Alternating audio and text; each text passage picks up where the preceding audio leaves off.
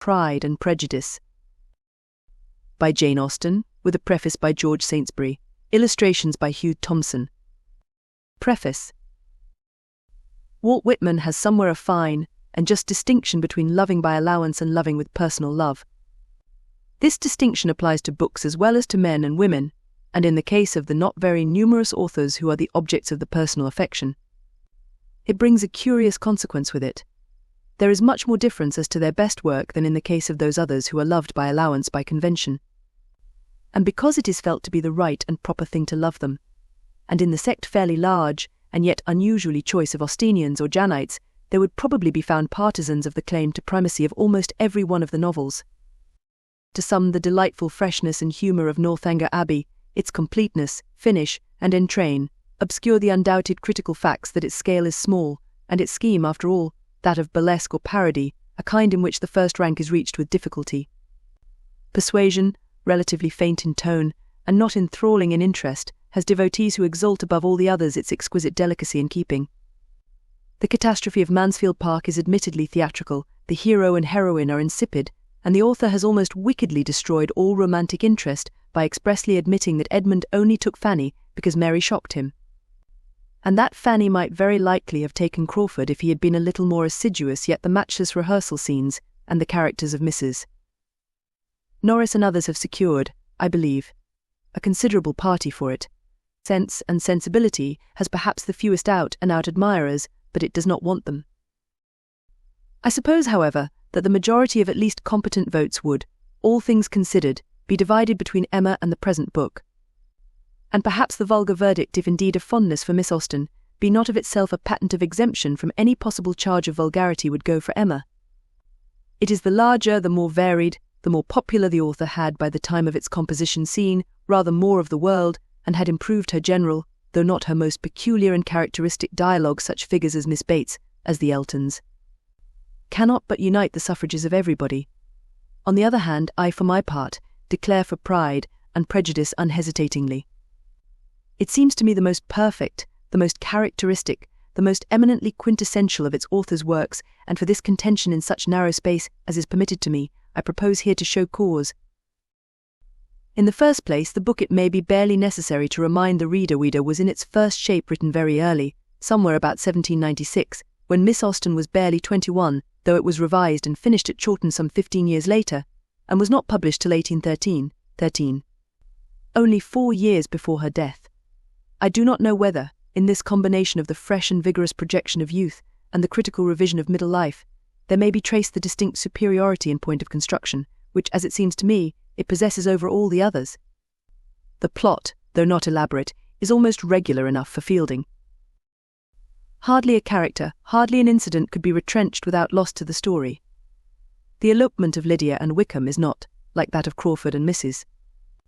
Rushworth, a coup de théâtre. It connects itself in the strictest way with the course of the story earlier, and brings about the denouement with complete propriety.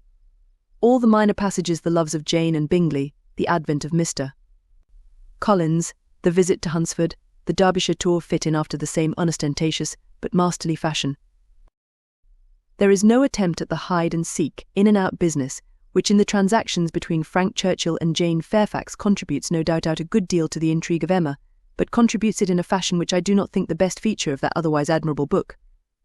Although Miss Austen always liked something of the misunderstanding kind, which afforded her opportunities for the display of the peculiar and incomparable talent to be noticed presently, she has been satisfied here with the perfectly natural occasions provided by the false account of Darcy's conduct given by Wickham, and by the awkwardness arising with equal naturalness from the gradual transformation of Elizabeth's own feelings from positive aversion to actual love. I do not know whether the all-grasping hand of the playwright has ever been laid upon Pride and Prejudice, and I dare say that, if it were, the situations would prove not startling or garish enough for the footlights, the character scheme too subtle and delicate for pit and gallery. But if the attempt were made, it would certainly not be hampered by any of those loosenesses of construction, which, sometimes disguised by the conveniences of which the novelist can avail himself, appear at once on the stage. I think, however, though the thought will doubtless seem heretical to more than one school of critics, that construction is not the highest merit, the choicest gift, of the novelist. It sets off his other gifts and graces most advantageously to the critical eye, and the want of it will sometimes mar those graces appreciably, though not quite consciously to eyes by no means ultra-critical. But a very badly built novel which excelled in pathetic or humorous character, or which displayed consummate command of dialogue, perhaps the rarest of all faculties, would be an infinitely better thing than a faultless plot acted and told by puppets with pebbles in their mouths. And despite the ability which Miss Austen has shown in working out the story, I for one should put Pride and Prejudice far lower if it did not contain what seemed to me the very masterpieces of Miss Austen's humour and of her faculty of character creation masterpieces, who may indeed admit John Thorpe, the Eltons, Mrs. Norris, and one or two others to their company, but who, in one instance certainly, and perhaps in others, are still superior to them. The characteristics of Miss Austen's humour are so subtle and delicate that they are, perhaps, at all times easier to apprehend than to express, and at any particular time likely to be differently apprehended by different persons. To me this humour seems to possess a greater affinity, on the whole, to that of Addison than to any other of the numerous species of this great British genus. The differences of scheme, of time, of subject, of literary convention are of course obvious enough. The difference of sex does not, perhaps, count for much, for there was a distinctly feminine element in Mr. Spectator. And in Jane Austen's genius there was, though nothing mannish, much that was masculine. But the likeness of quality consists in a great number of common subdivisions of quality: demureness, extreme minuteness of touch, avoidance of loud tones and glaring effects. Also there is in both a certain not inhuman or unamiable cruelty. It is the custom with those who judge grossly to contrast the good nature of Addison with the savagery of Swift, the mildness of Miss Austen with the boisterousness of Fielding and Smollett, even with the ferocious practical jokes that her immediate predecessor, Miss Burney, allowed without very much protest. Yet, both in Mr. Addison and in Miss Austen there is, though a restrained and well-mannered, an insatiable and ruthless delight in roasting and cutting up a fool. A man in the early 18th century, of course, could push this taste further than a lady in the early 19th, and no doubt Miss Austen's principles, as well as her heart, would have shrunk from such things as the letter from the unfortunate husband in The Spectator, who describes, with all the gusto and all the innocence in the world, how his wife and his friend induce him to play at blind man's buff. But another Spectator letter, that of the damsel of 14 who wishes to marry Mr. Shapely, and assures her selected mentor that he admires your spectators mightily, might have been written by a rather more ladylike and intelligent Lydia Bennet in the days of Lydia's great-grandmother. While, on the other hand, some I think unreasonably have found cynicism in touches of Miss Austen's own, such as her satire of Mrs. Musgrove's self-deceiving regrets over her son. But this word, cynical, is one of the most misused in the English language, especially when, by a glaring and gratuitous falsification of its original sense, it is applied, not to rough and snarling invective, but to gentle and oblique satire. If cynicism means the perception of the other side, the sense of the accepted hells beneath, the consciousness that motives are nearly always mixed, and that to seem is not identical with to be, if this be cynicism, then every man and woman who is not a fool, who does not care to live in a fool's paradise, who has knowledge of nature and the world and life, is a cynic. And in that sense Miss Austen certainly was one. She may even have been one in the further sense that, like her own Mr. Bennet, she took an Epicurean delight in dissecting, in displaying, in setting at work her fools and her mean persons. I think she did take this delight, and I do not think at all the worse of her for it as a woman, while she was immensely the better for it as an artist. In respect of her art generally, Mr. Goldwin Smith has truly observed that metaphor has been exhausted in depicting the perfection of it, combined with the narrowness of her field, and he has justly added that we need not go beyond her own comparison to the art of a miniature painter. To make this latter observation quite exact, we must not use the term miniature in its restricted sense, and must think rather of Memling at one end of the history of painting and Meissonier at the other, than of Cosway or any of his kind. And I am not so certain that I should myself use the word narrow in connection with her. If her world is a microcosm, the cosmic quality of it is at least as eminent as the littleness. She does not touch what she did not feel herself called to paint. I am not so sure that she could not have painted what she did not feel herself called to touch. It is at least remarkable that in 2 very short periods of writing, one of about 3 years, and another of not much more than 5, she executed 6 capital works, and has not left a single failure. It is possible that the romantic paste in her composition was defective. We must always remember that hardly anybody born in her decade, that of the 18th century 70s, independently exhibited the full romantic quality. Even Scott required hill and mountain and ballad, even Coleridge metaphysics and German, to enable them to chip the classical shell. Miss Austen was an English girl, brought up in a country retirement, at the time when ladies went back into the house, if there was a white frost which might pierce their kid shoes, when a sudden cold was the subject of the gravest fears, when their studies, their ways, their conduct was subject to all those fantastic limits and restrictions against which Mary Wollstonecraft protested with better general sense than particular taste or judgment. Miss Austen, too, drew back when the white frost touched her shoes, but I think she would have made a pretty good journey even in a black one. For if her knowledge was not very extended, she knew two things which only genius knows. The one was humanity and the other was art. On the first head she could not make a mistake. Her men, though limited, are true, and her women are, in the old sense, absolute. As to art, if she has never tried idealism, her realism is real to a degree which makes the false realism of our own day look merely dead alive. Take almost any Frenchman, except the late M. de Maupassant, and watch him laboriously piling up strokes in the hope of giving a complete impression. You get none. You are lucky if, discarding 2/3 of what he gives, you can shape a real impression out of the rest. But with Miss Austen the myriad, trivial, unforced strokes build up the picture like magic. Nothing is false, nothing is superfluous. When to take the present book only Mr. Collins changed his mind from Jane to Elizabeth while Mrs. Bennet was stirring the fire, and we know how Mrs. Bennet would have stirred the fire when Mr. Darcy brought his coffee cup back himself. The touch in each case is like that of Swift taller by the breadth of my nail, which impressed the half-reluctant Thackeray with just and outspoken admiration. Indeed, fantastic as it may seem, I should put Miss Austen as near to Swift in some ways as I have put her to Addison in others. This Swiftian quality appears in the present novel as it appears nowhere else in the character of the immortal, the ineffable Mr. Collins. Mr. Collins is really great, far greater than anything Addison ever did, almost great enough for Fielding or for Swift himself. It has been said that no one ever was like him. But in the first place, he was like him. He is there, alive, imperishable, more real than hundreds of prime ministers and archbishops of metals, semi-metals, and distinguished philosophers. In the second place, it is rash, I think, to conclude that an actual Mr. Collins was impossible or non-existent at the end of the 18th century.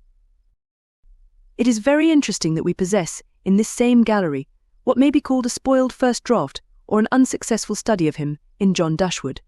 The formality, the underbreeding, the meanness are there, but the portrait is only half alive, and is felt to be even a little unnatural. Mr. Collins is perfectly natural and perfectly alive. In fact, for all the miniature, there is something gigantic in the way in which a certain side, and more than one, of humanity, and especially 18th century humanity, its Philistinism, its well-meaning but hide-bound morality, its formal pettiness, its grovelling respect for rank, its materialism, its selfishness, receives exhibition. I will not admit that one speech or one action of this inestimable man is incapable of being reconciled with reality, and I should not wonder if many of these words and actions are historically true. But the greatness of Mr. Collins could not have been so satisfactorily exhibited if his creatress had not adjusted so artfully to him the figures of Mr. Bennet and of Lady Catherine de Bourgh. The latter, like Mr. Collins himself, has been charged with exaggeration. There is, perhaps, a very faint shade of colour for the charge, but it seems to me very faint indeed. Even now I do not think that it would be impossible to find persons, especially female persons, not necessarily of noble birth, as overbearing, as self-centred, as neglectful of good manners, as Lady Catherine. 100 years ago, an earl's daughter, the lady powerful if not exactly bountiful of an out-of-the-way country parish, rich, long out of marital authority, and so forth, had opportunities of developing these agreeable characteristics which seldom present themselves now. As for Mr. Bennet, Miss Austen, and Mr. Darcy, and even Miss Elizabeth herself, were, I am inclined to think, rather hard on him for the impropriety of his conduct. His wife was evidently, and must always have been, a quite irreclaimable fool, and unless he had shot her or himself there was no way out of it for a man of sense and spirit but the ironic. From no other point of view is he open to any reproach, except for an excusable and not unnatural helplessness at the crisis of the elopement, and his utterances are the most acutely delightful in the consciously humorous kind, in the kind that we laugh with. Not at that even Miss Austen has put into the mouth of any of her characters. It is difficult to know whether he is most agreeable when talking to his wife, or when putting Mr. Collins through his paces, but the general sense of the world has probably been right in preferring to the first rank his consolation to the former when she maunders over the entail. My dear, do not give way to such gloomy thoughts. Let us hope for better things. Let us flatter ourselves that I may be the survivor and his inquiry to his colossal cousin as to the compliments which Mr. Collins has just related as made by himself to Lady Catherine. May I ask whether these pleasing attentions proceed from the impulse of the moment? Or are the result of previous study? These are the things which give Miss Austen's readers the pleasant shocks, the delightful thrills, which are felt by the readers of Swift, of Fielding, and we may here add, of Thackeray, as they are felt by the readers of no other English author of fiction outside of these four. The goodness of the minor characters in Pride and Prejudice has been already alluded to, and it makes a detailed dwelling on their beauties difficult in any space, and impossible in this. Mrs. Bennet we have glanced at, and it is not easy to say whether she is more exquisitely amusing or more horribly true. Much the same may be said of Kitty and Lydia, but it is not every author, even of genius, who would have differentiated with such unerring skill the effects of folly and vulgarity of intellect and disposition working upon the common weaknesses of woman at such different ages. With Mary, Miss Austen has taken rather less pains, though she has been even more unkind to her, not merely in the text, but as we learn from those interesting traditional appendices which Mr. Austen Leigh has given us, in dooming her privately to marry one of Mr. Phillips's clerks. The habits of first copying and then retailing moral sentiments, of playing and singing too long in public, are, no doubt, grievous and criminal, but perhaps poor Mary was rather the scapegoat of the sins of blue stockings in that Fordyce-belectured generation. It is at any rate difficult not to extend to her a share of the respect and affection and respect of a peculiar kind doubtless, with which one regards Mr. Collins, when she draws the moral of Lydia's fall. I sometimes wish that the exigencies of the story had permitted Miss Austen to unite these personages, and thus at once achieve a notable mating and soothe poor Mrs. Bennet's anguish over the entail. The Bingleys and the Gardiners and the Lucases, Miss Darcy and Miss de Bourgh, Jane, Wickham, and the rest, must pass without special comment, further than the remark that Charlotte Lucas, her egregious papa, though delightful, is just a little on the thither side of the line between comedy and farce, is a wonderfully clever study in drab of one kind, and that Wickham, though something of Miss Austen's hesitation of touch in dealing with young men appears, is a not much less notable sketch in drab of another.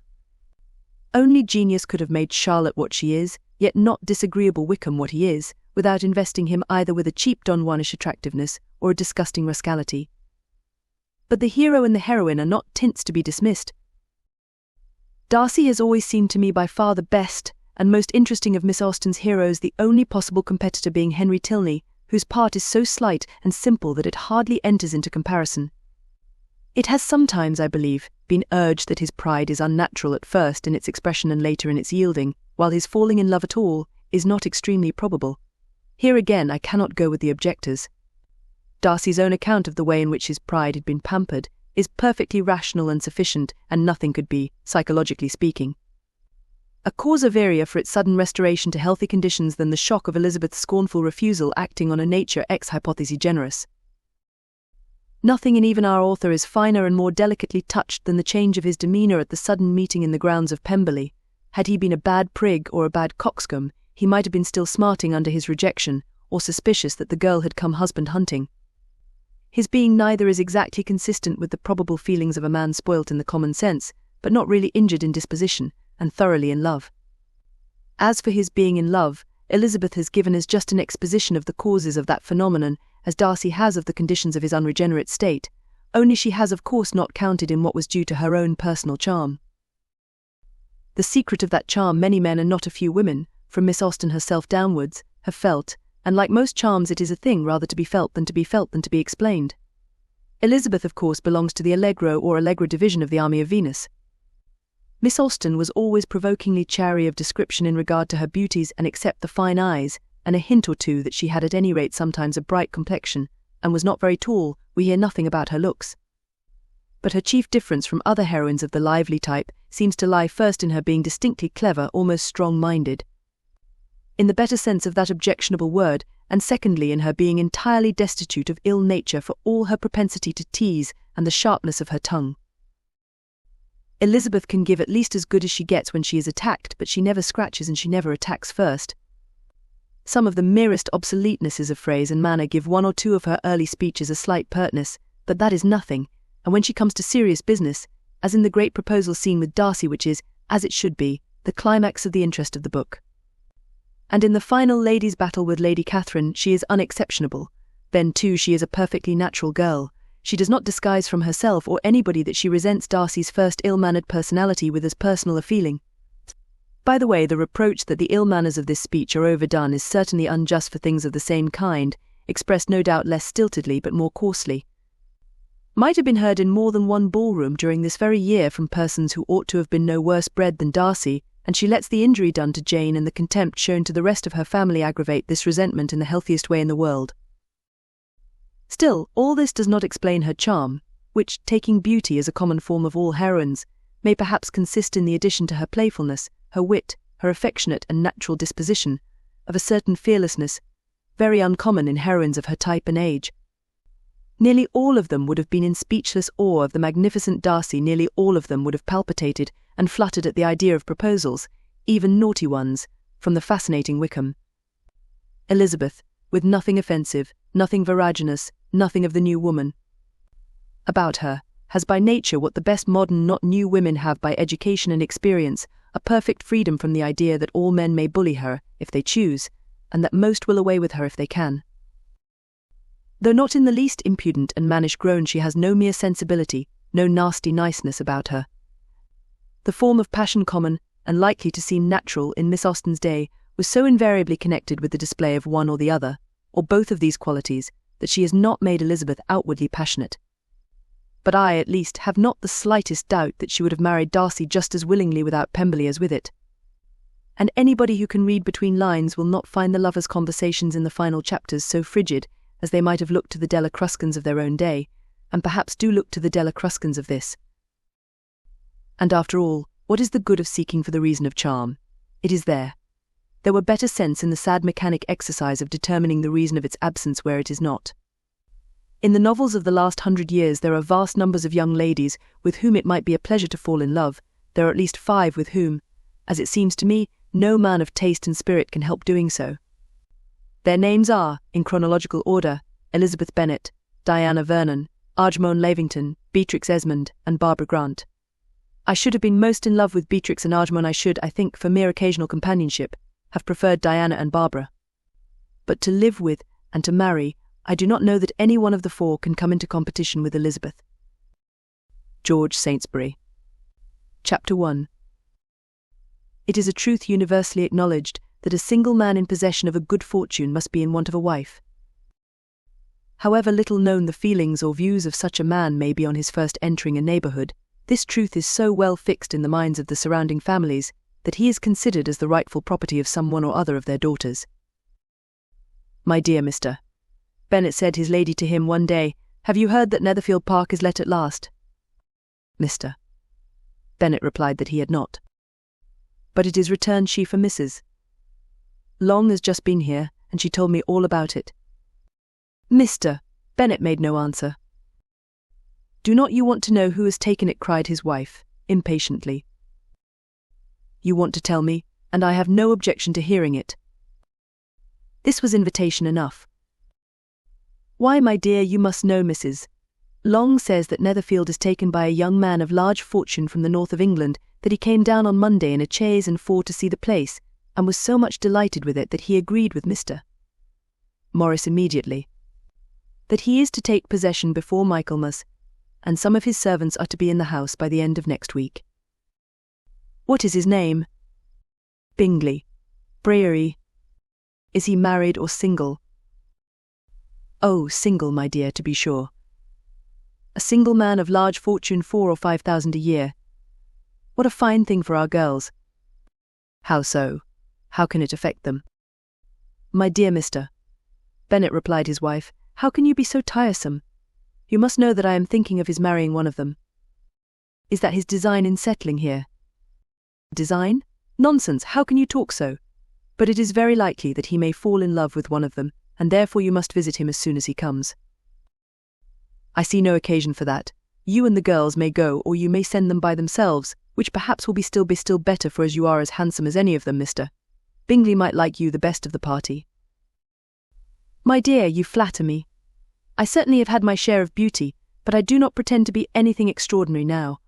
When a woman has 5 grown-up daughters, she ought to give over thinking of her own beauty." In such cases, a woman has not often much beauty to think of. But, my dear, you must indeed go and see Mr. Bingley when he comes into the neighbourhood. It is more than I engage for, I assure you. But consider your daughters. Only think what an establishment it would be for one of them. Sir William and Lady Lucas are determined to go, merely on that account, for in general, they visit no newcomers. Indeed, you must go, for it will be impossible for us to visit him, if you do not. You are over-scrupulous, surely. I dare say Mr.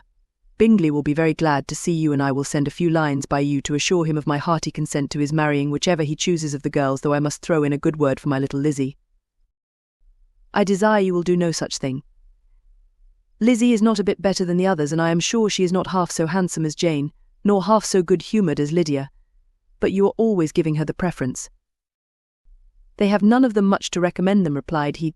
They are all silly and ignorant like other girls, but Lizzie has something more of quickness than her sisters. Mr. Bennet, how can you abuse your own children in such a way? You take delight in vexing me. You have no compassion on my poor nerves. You mistake me, my dear. I have a high respect for your nerves. They are my old friends. I have heard you mention them with consideration these 20 years at least. Ah, you do not know what I suffer. But I hope you will get over it, and live to see many young men of 4,000 a year come into the neighbourhood. It will be no use to us, if 20 such should come, since you will not visit them. Depend upon it, my dear, that when there are 20, I will visit them all. Mr. Bennet was so odd a mixture of quick parts, sarcastic humour, reserve and caprice, that the experience of 23 years had been insufficient to make his wife understand his character. Her mind was less difficult to develop. She was a woman of mean understanding, little information, and uncertain temper. When she was discontented, she fancied herself nervous. The business of her life was to get her daughters married. Its solace was visiting and news. Chapter 2. Bennet was among the earliest of those who waited on Mr. Bingley. He had always intended to visit him, though to the last always assuring his wife that he should not go until the evening after the visit was paid. She had no knowledge of it. It was then disclosed in the following manner. Observing his second daughter employed in trimming a hat, he suddenly addressed her with, I hope Mr. Bingley will like it, Lizzie. We are not in a way to know what Mr. Bingley likes, said her mother, resentfully, since we are not to visit.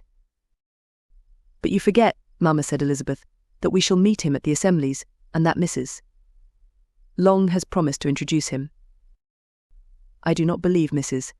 Long will do any such thing. She has 2 nieces of her own.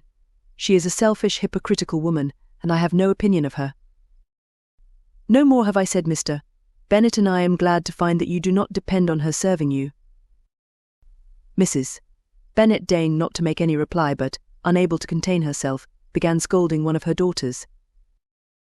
Don't keep coughing so, Kitty, for heaven's sake. Have a little compassion on my nerves. You tear them to pieces. Kitty has no discretion in her coughs, said her father. She times the mill. I do not cough for my own amusement, replied Kitty, fretfully. When is your next ball to be, Lizzie? Tomorrow fortnight. So it is, cried her mother, and Mrs. Long does not come back till the day before, so it will be impossible for her to introduce him, for she will not know him herself. Then, my dear, you may have the advantage of your friend and introduce Mr. Bingley to her. Impossible, Mr. Bennet. Impossible. When I am not acquainted with him myself, how can you be so teasing? I honour your circumspection. A fortnight's acquaintance is certainly very little. One cannot know what a man really is by the end of a fortnight. But if we do not venture, somebody else will, and after all, Mrs. Long and her nieces must stand their chance, and therefore, as she will think it an act of kindness, if you decline the office, I will take it on myself. The girls stared at their father. Mrs. Bennet said only, Nonsense, nonsense. What can be the meaning of that emphatic exclamation? Cried he. Do you consider the forms of introduction, and the stress that is laid on them, as nonsense? I cannot quite agree with you there. What say you, Mary? For you are a young lady of deep reflection, I know, and read great books, and make extracts. Mary wished to say something very sensible, but knew not how. While Mary is adjusting her ideas, he continued, let us return to Mr. Bingley. I am sick of Mr. Bingley, cried his wife. I am sorry to hear that, but why did you not tell me so before? If I had known as much this morning, I certainly would not have called on him. It is very unlucky, but as I have actually paid the visit, we cannot escape the acquaintance now. The astonishment of the ladies was just what he wished that of Mrs. Bennet, perhaps surpassing the rest, though when the first tumult of joy was over, she began to declare that it was what she had expected all the while. How good it was in you, my dear Mr. Bennet. But I knew I should persuade you at last. I was sure you loved your girls too well to neglect such an acquaintance. Well, how pleased I am, and it is such a good joke, too, that you should have gone this morning, and never said a word about it till now. Now, Kitty, you may cough as much as you choose, said Mr. Bennet, and as he spoke he left the room, fatigued with the raptures of his wife. What an excellent father you have, girls, said she, when the door was shut. I do not know how you will ever make him amends for his kindness, or me either, for that matter. At our time of life it is not so pleasant, I can tell you, to be making new acquaintances every day, but for your sakes we would do anything. Lydia, my love, though you are the youngest. I dare say Mr. Bingley will dance with you at the next ball. Oh, said Lydia, stoutly, I am not afraid, for though I am the youngest, I am the tallest. The rest of the evening was spent in conjecturing how soon he would return Mr. Bennet's visit, and determining when they should ask him to dinner. Chapter 3. Not all that Mrs. Bennet, however, with the assistance of her 5 daughters, could ask on the subject was sufficient to draw from her husband any satisfactory description of Mr. Bingley. They attacked him in various ways with barefaced questions, ingenious suppositions, and distant surmises, but he eluded the skill of them all, and they were at 11 last obliged to accept the second-hand intelligence of their neighbour, Lady Lucas. Her report was highly favourable. Sir William had been delighted with him. He was quite young, wonderfully handsome, extremely agreeable, and to crown the whole, he meant to be at the next assembly with a large party. Nothing could be more delightful. To be fond of dancing was a certain step towards falling in love, and very lively hopes of Mr. Bingley's heart were entertained. If I can but see one of my daughters happily settled at Netherfield, said Mrs. Bennet to her husband, and all the others equally well married, I shall have nothing to wish for. In a few days Mr. Bingley returned Mr. Bennet's visit, and sat about 10 minutes with him in his library. He had entertained hopes of being admitted to a sight of the young ladies, of whose beauty he had heard much, but he saw only the father. The ladies were somewhat more fortunate, for they had the advantage of ascertaining, from an upper window, that he wore a blue coat and rode a black horse. An invitation to dinner was soon afterwards dispatched, and already had Mrs. Bennet planned the courses that were to do credit to her housekeeping, when an answer arrived which deferred it all. Mr. Bingley was obliged to be in town the following day, and consequently unable to accept the honour of their invitation, etc. Mrs. Bennet was quite disconcerted. She could not imagine what business he could have in town so soon after his arrival in Hertfordshire, and she began to fear that he might always be flying about from one place to another, and never settled at Netherfield as he ought to be. Lady Lucas quieted her fears a little by starting the idea of his being gone to London only to get a large party for the ball, and a report soon followed that Mr. Bingley was to bring 12 ladies and 7 gentlemen with him to the assembly. The girls grieved over such a number of 13 ladies, but were comforted the day before the ball by hearing that, instead of 12, he had brought only 6 with him from London, his 5 sisters and a cousin. And when the party entered the assembly room, it consisted of only 5 altogether: Mr. Bingley, his 2 sisters, the husband of the eldest, and another young man. Mr. Bingley was good-looking and gentlemanlike. He had a pleasant countenance, and easy, unaffected manners. His sisters were fine women, with an air of decided fashion. His brother-in-law, Mr. Hurst, merely looked the gentleman, but his friend Mr. Darcy soon drew the attention of the room by his fine, tall person, handsome features, noble mien, and the report, which was in general circulation within 5 minutes after his entrance, of his having 10,000 a year. The gentleman pronounced him to be a fine figure of a man. The ladies declared he was much handsomer than Mr. Bingley, and he was looked at with great admiration for about half the evening, till his manners gave a disgust which turned the tide of his popularity, for he was discovered to be proud, to be above his company, and above being pleased. And not all his large estate in Derbyshire could save him from having a most forbidding, disagreeable countenance, and being unworthy to be compared with his friend. Mr.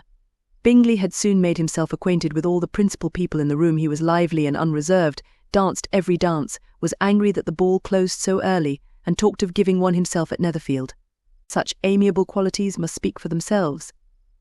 What a contrast between him and his friend, Mr.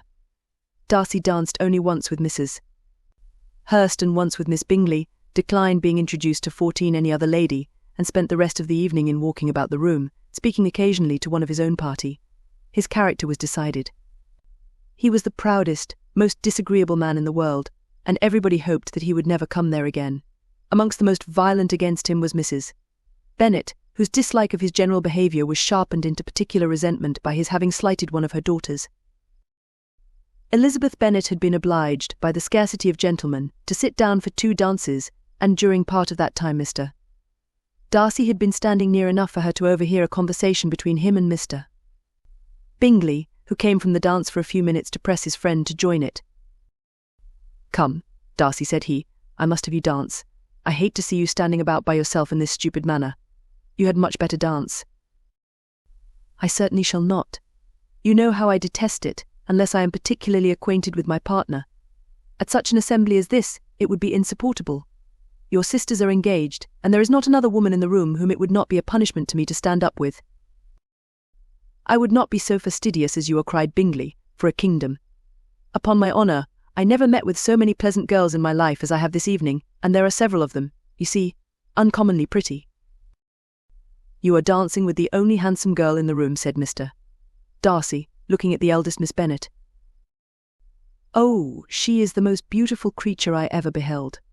15, but there is one of her sisters sitting down just behind you, who is very pretty, and I dare say very agreeable. Do let me ask my partner to introduce you." "Which do you mean?" And turning round, he looked for a moment at Elizabeth till, catching her eye, he withdrew his own, and coldly said, "She is tolerable but not handsome enough to tempt me, and I am in no humour at present to give consequence to young ladies who are slighted by other men. You had better return to your 16 partner and enjoy her smiles, for you are wasting your time with me." Mr. Bingley followed his advice. Mr. Darcy walked off, and Elizabeth remained with no very cordial feelings towards him. She told the story, however, with great spirit among her friends, for she had a lively, playful disposition which delighted in anything ridiculous. The evening altogether passed off pleasantly to the whole family. Mrs. Bennet had seen her eldest daughter much admired by the Netherfield party. Mr. Bingley had danced with her twice, and she had been distinguished by his sisters. Jane was as much gratified by this as her mother could be, though in a quieter way. Elizabeth felt Jane's pleasure. Mary had heard herself mentioned to Miss Bingley as the most accomplished girl in the neighbourhood, and Catherine and Lydia had been fortunate enough to be never without partners, which was all that they had yet learnt to care for at a ball. They returned, therefore, in good spirits to Longbourn, the village where they lived, and of which they were the principal inhabitants. They found Mr. Bennet still up. With a book, he was regardless of time, and on the present occasion he had a good deal of curiosity as to the event of an evening which had raised such splendid expectations. He had rather hoped that all his wife's views on the stranger would be disappointed, but he soon found that he had a very different story to hear. "Oh, my dear Mr. Bennet," as she entered the room, "we have had a most delightful evening, a most excellent ball. I wish you had been there. Jane was so admired, nothing could be like it. Everybody said how well she looked, and Mr. Bingley thought her quite beautiful, and danced with her twice. Only think of that, my dear. He's 17 actually danced with her twice, and she was the only creature in the room that he asked a second time. First of all he asked Miss Lucas. I was so vexed to see him stand up with her, but, however, he did not admire her at all indeed, nobody can, you know. And he seemed quite struck with Jane as she was going down the dance, so he inquired who she was, and got introduced, and asked her for the 2 next. Then, the 2 third he danced with Miss King, and the 2 fourth with Maria Lucas, and the 2 fifth with Jane again, and the 2 sixth with Lizzie, and the Boulanger.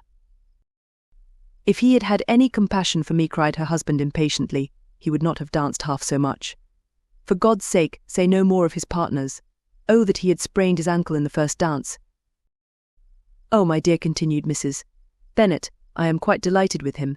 He is so excessively handsome, and his sisters are charming women. I never in my life saw anything more elegant than their dresses.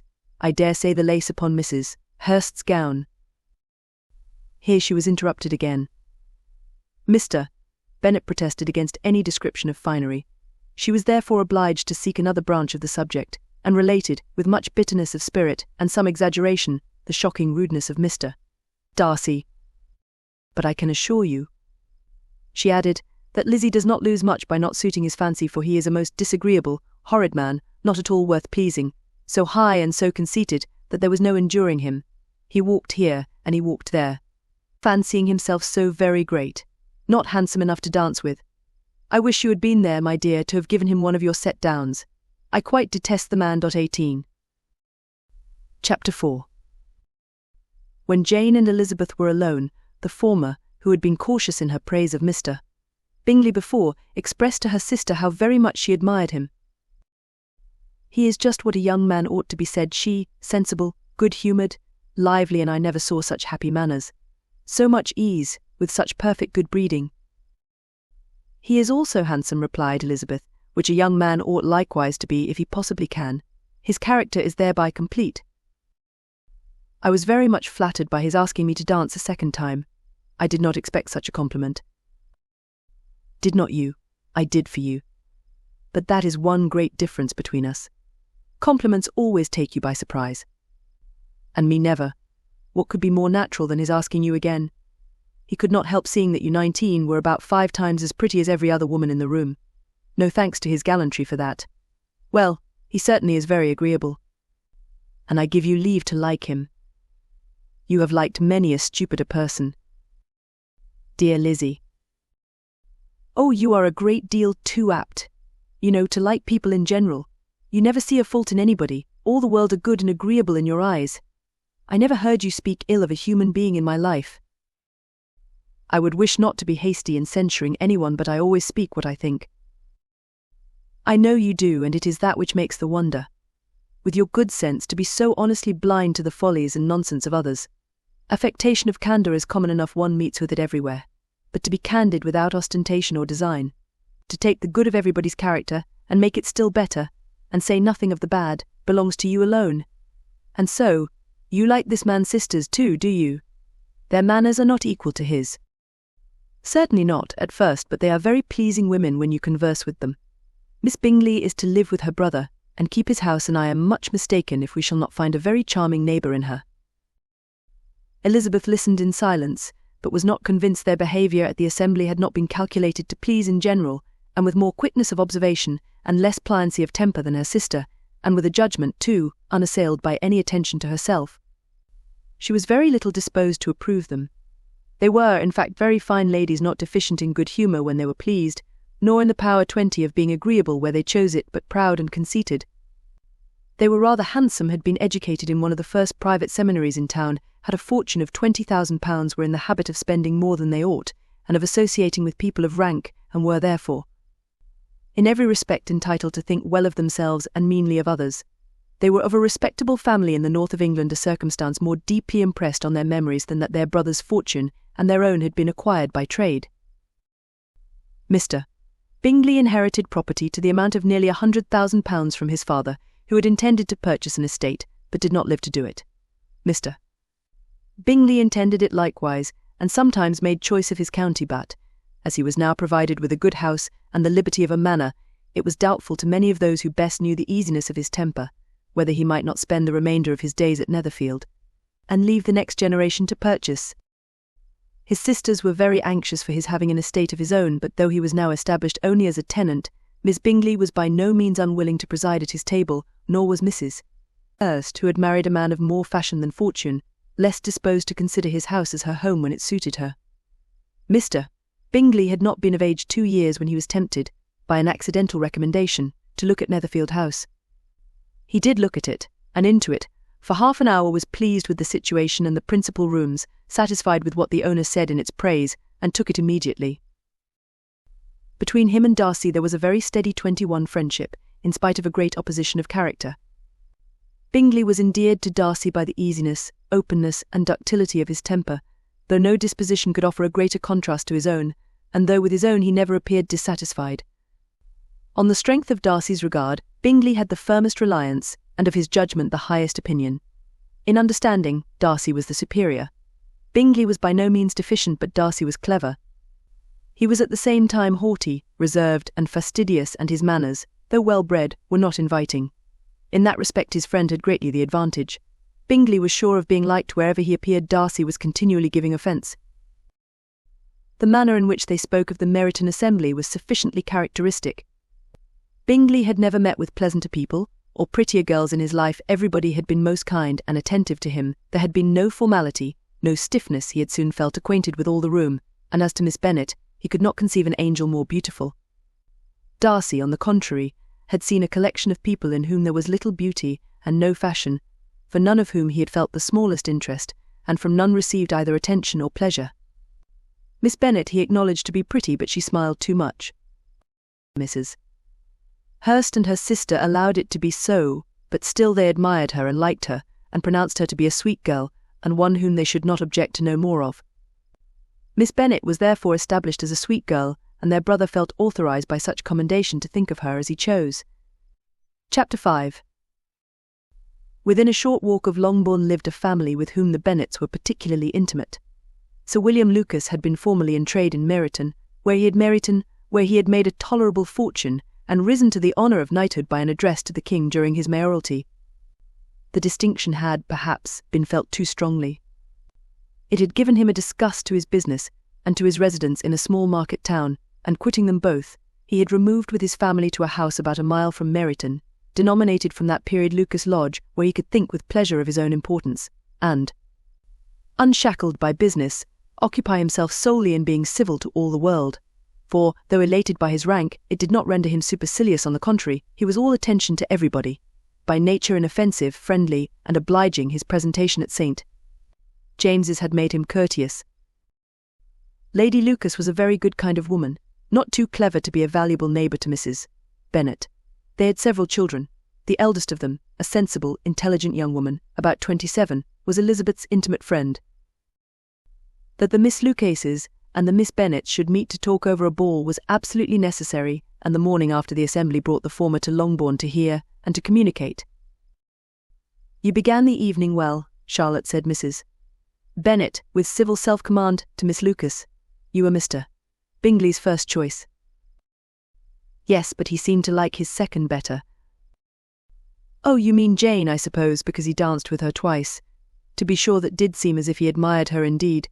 I rather believe he did. I heard something about it, but I hardly know what something about Mr. Robinson." "Perhaps you mean what I overheard between him and Mr. Robinson. Did not I mention it to you? Mr. Robinson's asking him how he liked our Meryton assemblies, and whether he did not think there were a great many pretty women in the room, and which he thought the prettiest. And his answering immediately to the last question, 'Oh, the eldest Miss Bennet. Beyond a doubt there cannot be two opinions on that point.' Upon my word. Well, that was very decided indeed. That does seem as if, but, however, it may all come to nothing, you know." "My overhearings were more to the purpose than yours," Eliza said. Charlotte. "Mr. Darcy is not so well worth listening to as his friend, is he? Poor Eliza. To be only just tolerable. I beg you will not put it into Lizzie's head to be vexed by his ill treatment, for he is such a disagreeable man that it would be quite a misfortune to be liked by him. Mrs. Long told me last night that he sat close to her for half an hour without once opening his lips." "Are you quite sure, ma'am? Is not there a little mistake?" said Jane. "I certainly saw Mr. Darcy speaking to her." Because she asked him at last how he liked Netherfield, and he could not help answering her, but she said he seemed very angry at being spoke to. "Miss Bingley told me," said Jane, "that he never speaks much, unless among his intimate acquaintance. With them, he is remarkably agreeable." "I do not believe a word of it, my dear. If he had been so very agreeable, he would have talked to Mrs. Long. But I can guess how it was. Everybody says that he is eat up with pride, and I dare say he had heard somehow that Mrs. Long does not keep a carriage, and had to come to the ball in a hack chaise. I do not mind his not talking to Mrs. Long," said Miss Lucas, "but I wish he had danced with Eliza." "Another time," Lizzie said her mother, "I would not dance with him, if I were you." "I believe, ma'am, I may safely promise you never to dance with him." "His pride," said Miss Lucas, "does not offend me so much as pride often does, because there is an excuse for it. One cannot wonder that so very fine a young man, with family fortune, everything in his favour, should think highly of himself, if I may so express it, He has a right to be proud." "That is very true," replied Elizabeth, "and I could easily forgive his pride if he had not mortified mine." "Pride," observed Mary, who piqued herself upon the solidity of her reflections, "is a very common failing, I believe. By all that I have ever read, I am convinced that it is very common indeed that human nature is particularly prone to it, and that there are very few of us who do not cherish a feeling of self-complacency on the score of some quality or other, real or imaginary. Vanity and pride are different things. Though the words are often used synonymously, a person may be proud without being vain. Pride relates more to our opinion of ourselves, vanity to what we would have others think of us. "If I were as rich as Mr. Darcy," cried a young Lucas, who came with his sisters, "I should not care how proud I was. I would keep a pack of foxhounds and drink a bottle of wine every day." "Then you would drink a great deal more than you ought," said Mrs. Bennet, "and if I were to see you at it, I should take away your bottle directly." The boy protested that she should not. She continued to declare that she would, and the argument ended only with the visit. Chapter 6. The ladies of Longbourn soon waited on those of Netherfield. The visit was returned in due form. Miss Bennet's pleasing manners grew on the good will of Mrs. Hurst and Miss Bingley, and though the mother was found to be intolerable, and the younger sisters not worth speaking to, a wish of being better acquainted with them was expressed towards the two eldest. By Jane this attention was received with the greatest pleasure, but Elizabeth still saw superciliousness in their treatment of everybody, hardly excepting even her sister, and could not like them, though their kindness to Jane, such as it was, had a value, as arising, in all probability, from the influence of their brother's admiration. It was generally evident, whenever they met, that he did admire her. And to her it was equally evident that Jane was yielding to the preference which she had begun to entertain for him from the first, and was in a way to be very much in love, but she considered with pleasure that it was not likely to be discovered by the world in general. Since Jane united with great strength of feeling, a composure of temper, and an uniform cheerfulness of manner, which would guard her from the suspicions of the impertinent. She mentioned this to her friend, Miss Lucas. "It may, perhaps, be pleasant," replied Charlotte, "to be able to impose on the public in such a case, but it is sometimes a disadvantage to be so very guarded. If a woman conceals her affection with the same skill from the object of it, she may lose the opportunity of fixing him, and it will then be but poor consolation to believe the world equally in the dark. There is so much of gratitude or vanity in almost every attachment that it is not safe to leave any to itself. We can all begin freely, a slight preference is natural enough. But there are very few of us who have heart enough to be really in love without encouragement. In 9 cases out of 10, a woman had better show more affection than she feels. Bingley likes your sister undoubtedly, but he may never do more than like her if she does not help him on. But she does help him on, as much as her nature will allow. If I can perceive her regard for him, he must be a simpleton indeed not to discover it too. Remember, Eliza, that he does not know Jane's disposition as you do. But if a woman is partial to a man, and does not endeavour to conceal it, he must find it out. Perhaps he must if he sees enough of her. But though Bingley and Jane meet tolerably often, it is never for many hours together, and as they always see each other in large mixed parties. It is impossible that every moment should be employed in conversing together. Jane should therefore make the most of every half-hour in which she can command his attention. When she is secure of him, there will be leisure for falling in love as much as she chooses. "Your plan is a good one," replied Elizabeth, "where nothing is in question but the desire of being well married, and if I were determined to get a rich husband, or any husband, I dare say I should adopt it. But these are not Jane's feelings. She is not acting by design. As yet she cannot even be certain of the degree of her own regard, nor of its reasonableness. She has known him only a fortnight. She danced 4 dances with him at Meryton. She saw him one morning at his own house, and has since dined in company with him 4 times. This is not quite enough to make her understand his character. Not as you represent it.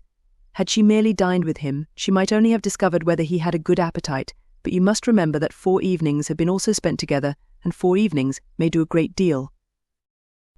Yes, these 4 evenings have enabled them to ascertain that they both like Vinction better than commerce, but with respect to any other leading characteristic, I do not imagine that much has been unfolded. "Well," said Charlotte, "I wish Jane success with all my heart, and if she were married to him tomorrow, I should think she had as good a chance of happiness as if she were to be studying his character for a 12-month. Happiness in marriage is entirely a matter of chance. If the dispositions of the parties are ever so well known to each other, or ever so similar beforehand, it does not advance their felicity in the least. They always continue to grow sufficiently unlike afterwards to have their share of vexation, and it is better to know as little as possible of the defects of the person with whom you are to pass your life. You make me laugh, Charlotte, but it is not sound. You know it is not sound, and that you would never act in this way yourself. Occupied in observing Mr. Bingley's attention to her sister, Elizabeth was far from suspecting that she was herself becoming an object of some interest in the eyes of his friend. Mr. Darcy had at first scarcely allowed her to be pretty. He had looked at her without admiration at the ball, and when they next met, he looked at her only to criticize. But no sooner had he made it clear to himself and his friends that she had hardly a good feature in her face, than he began to find it was rendered uncommonly intelligent by the beautiful expression of her dark eyes. To this discovery succeeded some others equally mortifying. Though he had detected with a critical eye more than one failure of perfect symmetry in her form, he was forced to acknowledge her figure to be light and pleasing, and in spite of his asserting that her manners were not those of the fashionable world, he was caught by their easy playfulness. And of this she was perfectly unaware. To her, he was only the man who made himself agreeable nowhere, and who had not thought her handsome enough to dance with.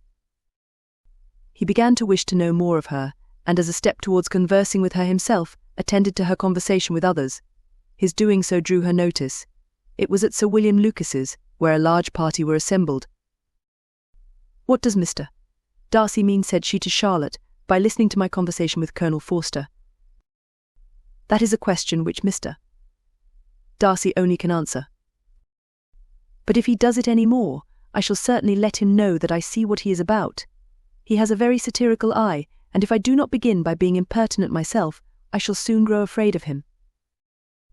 On his approaching them soon afterwards, though without seeming to have any intention of speaking, Miss Lucas defied her friend to mention such a subject to him, which immediately provoking Elizabeth to do it, she turned to him and said, "Did not you think, Mr.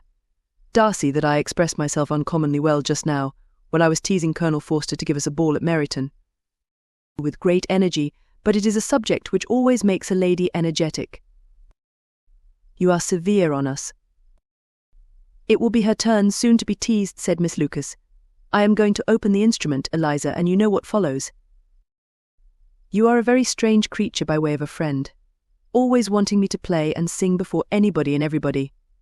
If my vanity had taken a musical turn, you would have been invaluable, but as it is, I would really rather not sit down before those who must be in the habit of hearing the very best performers." On Miss Lucas's persevering, however, she added, "Very well, if it must be so, it must," and gravely glancing at Mr. Darcy, "There is a very fine old saying, which everybody here is of course familiar with, keep your breath to cool your porridge. And I shall keep mine to swell my song." Her performance was pleasing, though by no means capital. After a song or two, and before she could reply to the entreaties of several that she would sing again, she was eagerly succeeded at the instrument by her sister Mary, who having, in consequence of being the only plain one in the family, worked hard for knowledge and accomplishments, was always impatient for display. Mary had neither genius nor taste, and though vanity had given her application, it had given her likewise a pedantic air and conceited manner, which would have injured a higher degree of excellence than she had reached. Elizabeth, easy and unaffected, had been listened to with much more pleasure, though not playing half so well, and Mary, at the end of a long concerto, was glad to purchase praise and gratitude by Scotch and Irish airs, at the request of her younger sisters, who with some of the Lucases and 2 or 3 officers joined eagerly in dancing at one end of the room. Mr. Darcy stood near them in silent indignation at such a mode of passing the evening, to the exclusion of all conversation, and was too much engrossed by his own thoughts to perceive that Sir William Lucas was his neighbour, till Sir William thus began. "What a charming amusement for young people this is, Mr. Darcy. There is nothing like dancing, after all. I consider it as one of the first refinements of polished societies." "Certainly, sir, and it has the advantage also of being in vogue amongst the less polished societies of the world. Every savage can dance." Sir William only smiled. "Your friend performs delightfully," he continued, after a pause, on seeing Bingley join the group, "and I doubt not that you are an adept in the science yourself, Mr. Darcy." "You saw me dance at Meryton, I believe, sir?" "Yes, indeed, and received no inconsiderable pleasure from the sight. Do you often dance at St. James's?" "Never, sir." "Che." Do you not think it would be a proper compliment to the place? It is a compliment which I never pay to any place if I can avoid it. You have a house in town, I conclude. Mr. Darcy bowed. I had once some thoughts of fixing in town myself, for I am fond of superior society, but I did not feel quite certain that the air of London would agree with Lady Lucas. He paused in hopes of an answer, but his companion was not disposed to make any, and Elizabeth at that instant moving towards them, he was struck with the notion of doing a very gallant thing, and called out to her. My dear Miss Eliza, why are not you dancing? Mr. Darcy, you must allow me to present this young lady to you as a very desirable partner. You cannot refuse to dance, I am sure, when so much beauty is before you. And taking her hand, he would have given it to Mr. Darcy, who, though extremely surprised, was not unwilling to receive it, when she instantly drew back, and said with some discomposure to Sir William, Indeed, sir, I have not the least intention of dancing. I entreat you not to suppose that I moved this way in order to beg for a partner. Mr. Darcy, with grave propriety, requested to be allowed the honour of her hand, but in vain. Elizabeth was determined, nor did Sir William at all shake her purpose by his attempt at persuasion. You excel so much in the dance, Miss Eliza, that it is cruel to deny me the happiness of seeing you, and though this gentleman dislikes the amusement in general, he can have no objection, I am sure, to oblige us for 1/2 hour. Mr. Darcy is all politeness, said Elizabeth, smiling. He is indeed, but considering the inducement, my dear Miss Eliza, we cannot wonder at his complaisance, for who would object to such a partner? Elizabeth looked archly, and turned away. Her resistance had not injured her with the gentleman, and he was thinking of her with some complacency, when thus accosted by Miss Bingley. I can guess the subject of your reverie. I should imagine not. You are considering how insupportable it would be to pass many evenings in this manner, in such society, and, indeed, I am quite of your opinion.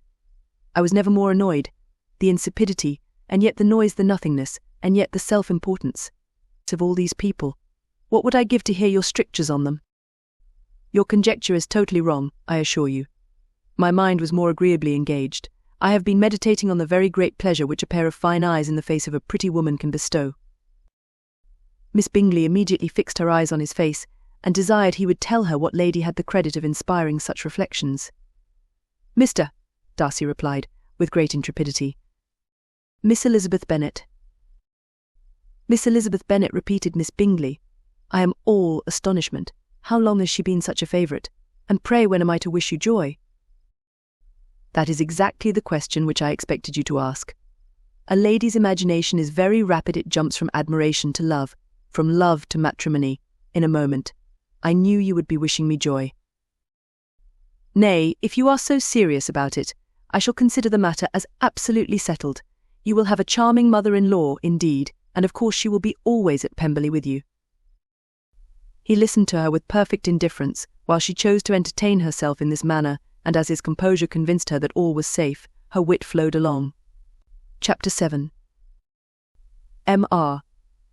Bennet's property consisted almost entirely in an estate of 2,000 a year, which, unfortunately for his daughters, was entailed, in default of heirs male, on a distant relation, and their mother's fortune, though ample for her situation in life, could but ill supply the deficiency of his. Her father had been an attorney in Meryton, and had left her £4,000. She had a sister married to a Mr. Phillips, who had been a clerk to their father and succeeded him in the business, and a brother settled in London in a respectable line of trade. The village of Longbourn was only 1 mile from Meryton, a most convenient distance for the young ladies, who were usually tempted thither 3 or 4 times a week, to pay their duty to their aunt, and to a milliner's shop just over the way. The 2 youngest of the family, Catherine and Lydia, were particularly frequent in these attentions. Their minds were more vacant than their sisters', and when nothing better offered, a walk to Meryton was necessary to amuse their morning hours and furnish conversation for the evening end. However bare of news the country in general might be, they always contrived to learn some from their aunt. At present, indeed, they were well supplied both with news and happiness by the recent arrival of a militia regiment in the neighbourhood. It was to remain the whole winter, and Meryton was the headquarters. Their visits to Mrs.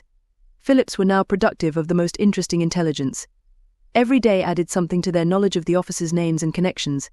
Their lodgings were not long a secret. and at length they began to know the officers themselves. Mr. Phillips visited them all, and this opened to his nieces a source of felicity unknown before. They could talk of nothing but officers, and Mr. Bingley's large fortune, the mention of which gave animation to their mother, was worthless in their eyes when opposed to the regimentals of an ensign. After listening one morning to their effusions on this subject, Mr. Bennet coolly observed, "From all that I can collect by your manner of talking, you must be two of the silliest girls in the country. I have suspected it sometime, but I am now convinced." Catherine was disconcerted, and made no answer, but Lydia, with perfect indifference, continued to express her admiration of Captain Carter, and her hope of seeing him in the course of the day, as he was going the next morning to London. "I am astonished, my dear," said Mrs. Bennet, "that you should be so ready to think your own children silly. If I wish to think slightingly of anybody's children, it should not be of my own, however. If my children are silly, I must hope to be always sensible of it. Yes, but as it happens, they are all of them very clever. This is the only point, I flatter myself, on which we do not agree. I had hoped that our sentiments coincided in every particular, but I must so far differ from you as to think our two youngest daughters uncommonly foolish. My dear Mr. Bennet, you must not expect such girls to have the sense of their father and mother. When they get to our age, I dare say they will not think about officers any more than we do. I remember the time when I liked to red coat myself very well, and indeed, so I do still at my heart. And if a smart young colonel with 5,000 or 6,000 a year should want one of my girls, I shall not say nay to him, and I thought Colonel Forster looked very becoming the other night, at Sir William's in his regimentals." "Mamma," cried Lydia, "my aunt says that Colonel Forster and Captain Carter do not go so often to Miss Watson's as they did when they first came. She sees them now very often standing in Clark's library." Mrs. Bennet was prevented replying by the entrance of the footman with a note for Miss Bennet. It came from Netherfield, and the servant waited for an answer. Mrs. Bennet's eyes sparkled with pleasure, and she was eagerly calling out, while her daughter read. "Well, Jane, who is it from? What is it about? What does he say? Well, Jane, make haste, and tell us make haste, my love." "It is from Miss Bingley," said Jane, and then read it aloud. "My dear friend, if you are not so compassionate as to dine today with Louisa and me, we shall be in danger of hating each other for the rest of our lives. For a whole day's tete-a-tete between two women can never end without a quarrel. Come as soon as you can on the receipt of this. My brother and the gentlemen are to dine with the officers. Yours ever, Caroline Bingley." "With the officers," cried Lydia. "I wonder my aunt did not tell us of that." "Dining out," said Mrs. Bennet. "That is very unlucky." "Can I have the carriage?" said Jane. "No, my dear, you had better go on horseback, because it seems likely to rain, and then you must stay all night." "That would be a good scheme," said Elizabeth, "if you were sure that they would not offer to send her home." "Oh, but the gentleman will have Mr. Bingley's chaise to go to Meryton, and the Hursts have no horses to theirs. I had much rather go in the coach." "But, my dear, your father cannot spare the horses, I am sure. They are wanted in the farm, Mr. Bennet, are not they?" "They are wanted in the farm much oftener than I can get them." "But if you have got them today," said Elizabeth, "my mother's purpose will be answered." She did at last extort from her father an acknowledgment that the horses were engaged. Jane was therefore obliged to go on horseback, and her mother attended her to the door with many cheerful prognostics of a bad day. Her hopes were answered. Jane had not been gone long before it rained hard. Her sisters were uneasy for her, but her mother was delighted. The rain continued the whole evening without intermission. Jane certainly could not come back. "This was a lucky idea of mine, indeed," said Mrs. Bennet, more than once, as if the credit of making it rain were all her own. Till the next morning, however, she was not aware of all the felicity of her contrivance. Breakfast was scarcely over when a servant from Netherfield brought the following note for Elizabeth. "My dearest Lizzie, I find myself very unwell this morning, which I suppose is to be imputed to my getting wet through yesterday. My kind friends will not hear of my returning home till I am better. They insist also on my seeing Mr. Jones, therefore do not be alarmed if you should hear of his having been to me, and, excepting a sore throat and a headache, there is not much the matter with me. Yours, etc." "Well, my dear," said Mr. Bennet, when Elizabeth had read the note aloud, If your daughter should have a dangerous fit of illness, if she should die, it would be a comfort to know that it was all in pursuit of Mr. Bingley, and under your orders."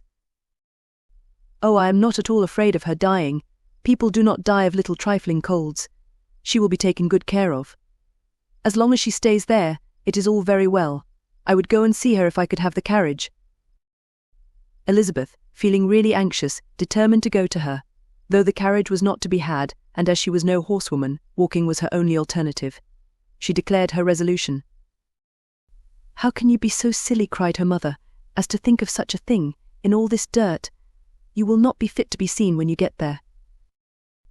"I shall be very fit to see Jane, which is all I want." "Is this a hint to me," Lizzie said her father, "to send for the horses?" "No, indeed. I do not wish to avoid the walk. The distance is nothing, when one has a motive only 3 miles. I shall be back by dinner." "I admire the activity of your benevolence," observed Mary, "but every impulse of feeling should be guided by reason and, in my opinion, exertion should always be in proportion to what is required." "We will go as far as Meryton with you," said Catherine and Lydia. Elizabeth accepted their company, and the 3 young ladies set off together. "If we make haste," said Lydia, as they walked along, "perhaps we may see something of Captain Carter before he goes." In Meryton they parted. The 2 youngest repaired to the lodgings of one of the officers' wives, and Elizabeth continued her walk alone, crossing field after field at a quick pace, jumping over stiles and springing over puddles with impatient activity, and finding herself at last within view of the house, with weary ankles, dirty stockings, and a face glowing with the warmth of exercise. She was shown into the breakfast parlour, where all but Jane were assembled, and where her appearance created a great deal of surprise. That she should have walked 3 miles so early in the day, in such dirty weather, and by herself, was almost incredible to Mrs. Austen and Miss Bingley, and Elizabeth was convinced that they held her in contempt for it. She was received, however, very politely by them, and in their brother's manners there was something better than politeness. There was good humour and kindness. Mr. Darcy said very little, and Mr. Hurst nothing at all. The former was divided between admiration of the brilliancy which exercise had given to her complexion and doubt as to the occasions justifying her coming so far alone. The latter was thinking only of his breakfast. Her inquiries after her sister were not very favourably answered. Miss Bennet had slept ill, and though up, was very feverish, and not well enough to leave her room. Elizabeth was glad to be taken to her immediately, and Jane, who had only been withheld by the fear of giving alarm or inconvenience, from expressing in her note how much she longed for such a visit, was delighted at her entrance. She was not equal, however, to much conversation, and when Miss Bingley left them together, could attempt little beside expressions of gratitude for the extraordinary kindness she was treated with. Elizabeth silently attended her. When breakfast was over, they were joined by the sisters, and Elizabeth began to like them herself, when she saw how much affection and solicitude they showed for Jane. The apothecary came, and having examined his patient, said, as might be supposed, that she had caught a violent cold, and that they must endeavour to get the better of it, advised her to return to bed, and promised her some draughts. The advice was followed readily, for the feverish symptoms increased, and her head ached acutely. Elizabeth did not quit her room for a moment, nor were the other ladies often absent, the gentlemen being out. They had in fact nothing to do elsewhere. When the clock struck 3, Elizabeth felt that she must go, and very unwillingly said so. Miss Bingley offered her the carriage, and she only wanted a little pressing to accept it, when Jane testified such concern at parting with her that Miss Bingley was obliged to convert the offer of the chaise into an invitation to remain at Netherfield for the present. Elizabeth most thankfully consented, and a servant was dispatched to Longbourn to acquaint the family with her stay and bring back a supply of clothes. Chapter 8. At 5 o'clock the 2 ladies retired to dress, and at 6:30 Elizabeth was summoned to dinner. To the civil inquiries which then poured in, and amongst which she had the pleasure of distinguishing the much superior solicitude of Mr. Bingley, she could not make a very favourable answer. Jane was by no means better. The sisters, on hearing this, repeated 3 or 4 times how much they were grieved, how shocking it was to have a bad cold, and how excessively they disliked being ill themselves, and then thought no more of the matter and their indifference towards Jane, when not immediately before them, restored Elizabeth to the enjoyment of all her original dislike. Their brother, indeed, was the only one of the party whom she could regard with any complacency. His anxiety for Jane was evident, and his attentions to herself most pleasing, and they prevented her feeling herself so much an intruder, as she believed she was considered by the others. She had very little notice from any but him. Miss Bingley was engrossed by Mr. Darcy, her sister scarcely less so, and as for Mr. Hurst, by whom Elizabeth sat, he was an indolent man, who lived only to eat, drink, and play at cards, who, when he found her prefer a plain dish to a ragout, had nothing to say to her. When dinner was over, she returned directly to Jane, and Miss Bingley began abusing her as soon as she was out of the room. Her manners were pronounced to be very bad indeed. A mixture of pride and impertinence. She had no conversation, no style, no taste, no beauty. Mrs. Hurst thought the same, and added, "She has nothing, in short, to recommend her, but being an excellent walker. I shall never forget her appearance this morning. She really looked almost wild." "She did indeed, Louisa. I could hardly keep my countenance. Very nonsensical to come at all. Why must she be scampering about the country? Because her sister had a cold. Her hair so untidy, so blowsy." "Yes, and her petticoat. I hope you saw her petticoat, 6 inches deep in mud, I am absolutely certain, and the gown which had been let down to hide it not doing its office." "Your picture may be very exact," Louisa said Bingley, "but this was all lost upon me. I thought Miss Elizabeth Bennet looked remarkably well when she came into the room this morning. Her dirty petticoat quite escaped my notice." "You observed it, Mr. Darcy, I am sure," said Miss Bingley, "and I am inclined to think that you would not wish to see your sister make such an exhibition." "Certainly not. To walk 3 miles, or 4 miles, or 5 miles, or whatever it is, above her ankles in dirt, and alone, quite alone. What could she mean by it? It seems to me to show an abominable sort of conceited independence, a most country-town indifference to decorum." "It shows an affection for her sister that is very pleasing," said Bingley. "I am afraid, Mr. Darcy," observed Miss Bingley, in a half-whisper, "that this adventure has rather affected your admiration of her fine eyes." "Not at all," he replied. They were brightened by the exercise. A short pause followed this speech, and Mrs. Hurst began again. "I have an excessive regard for Jane Bennet. She is really a very sweet girl, and I wish with all my heart she were well settled. But with such a father and mother, and such low connections, I am afraid there is no chance of it." "I think I have heard you say that their uncle is an attorney in Meryton." "Yes, and they have another, who lives somewhere near Cheapside." "That is capital," added her sister, and they both laughed heartily. "If they had uncles enough to fill all Cheapside," cried Bingley, "it would not make them one jot less agreeable." "But it must very materially lessen their chance of marrying men of any consideration in the world," replied Darcy. To this speech Bingley made no answer, but his sisters gave it their hearty assent, and indulged their mirth for some time at the expense of their dear friend's vulgar relations. With a renewal of tenderness, however, they repaired to her room on leaving the dining-parlour, and sat with her till summoned to coffee. She was still very poorly, and Elizabeth would not quit her at all, till late in the evening, when she had the comfort of seeing her asleep, and when it appeared to her rather right than pleasant that she should go downstairs herself.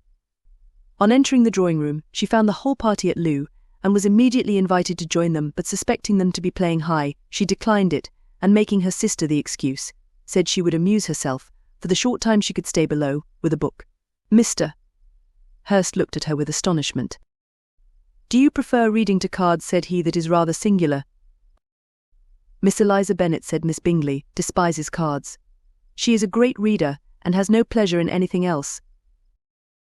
"I deserve neither such praise nor such censure," cried Elizabeth. "I am not a great reader, and I have pleasure in many things." "In nursing your sister I am sure you have pleasure," said Bingley, "and I hope it will soon be increased by seeing her quite well." Elizabeth thanked him from her heart, and then walked towards a table where a few books were lying. He immediately offered to fetch her others, all that his library afforded.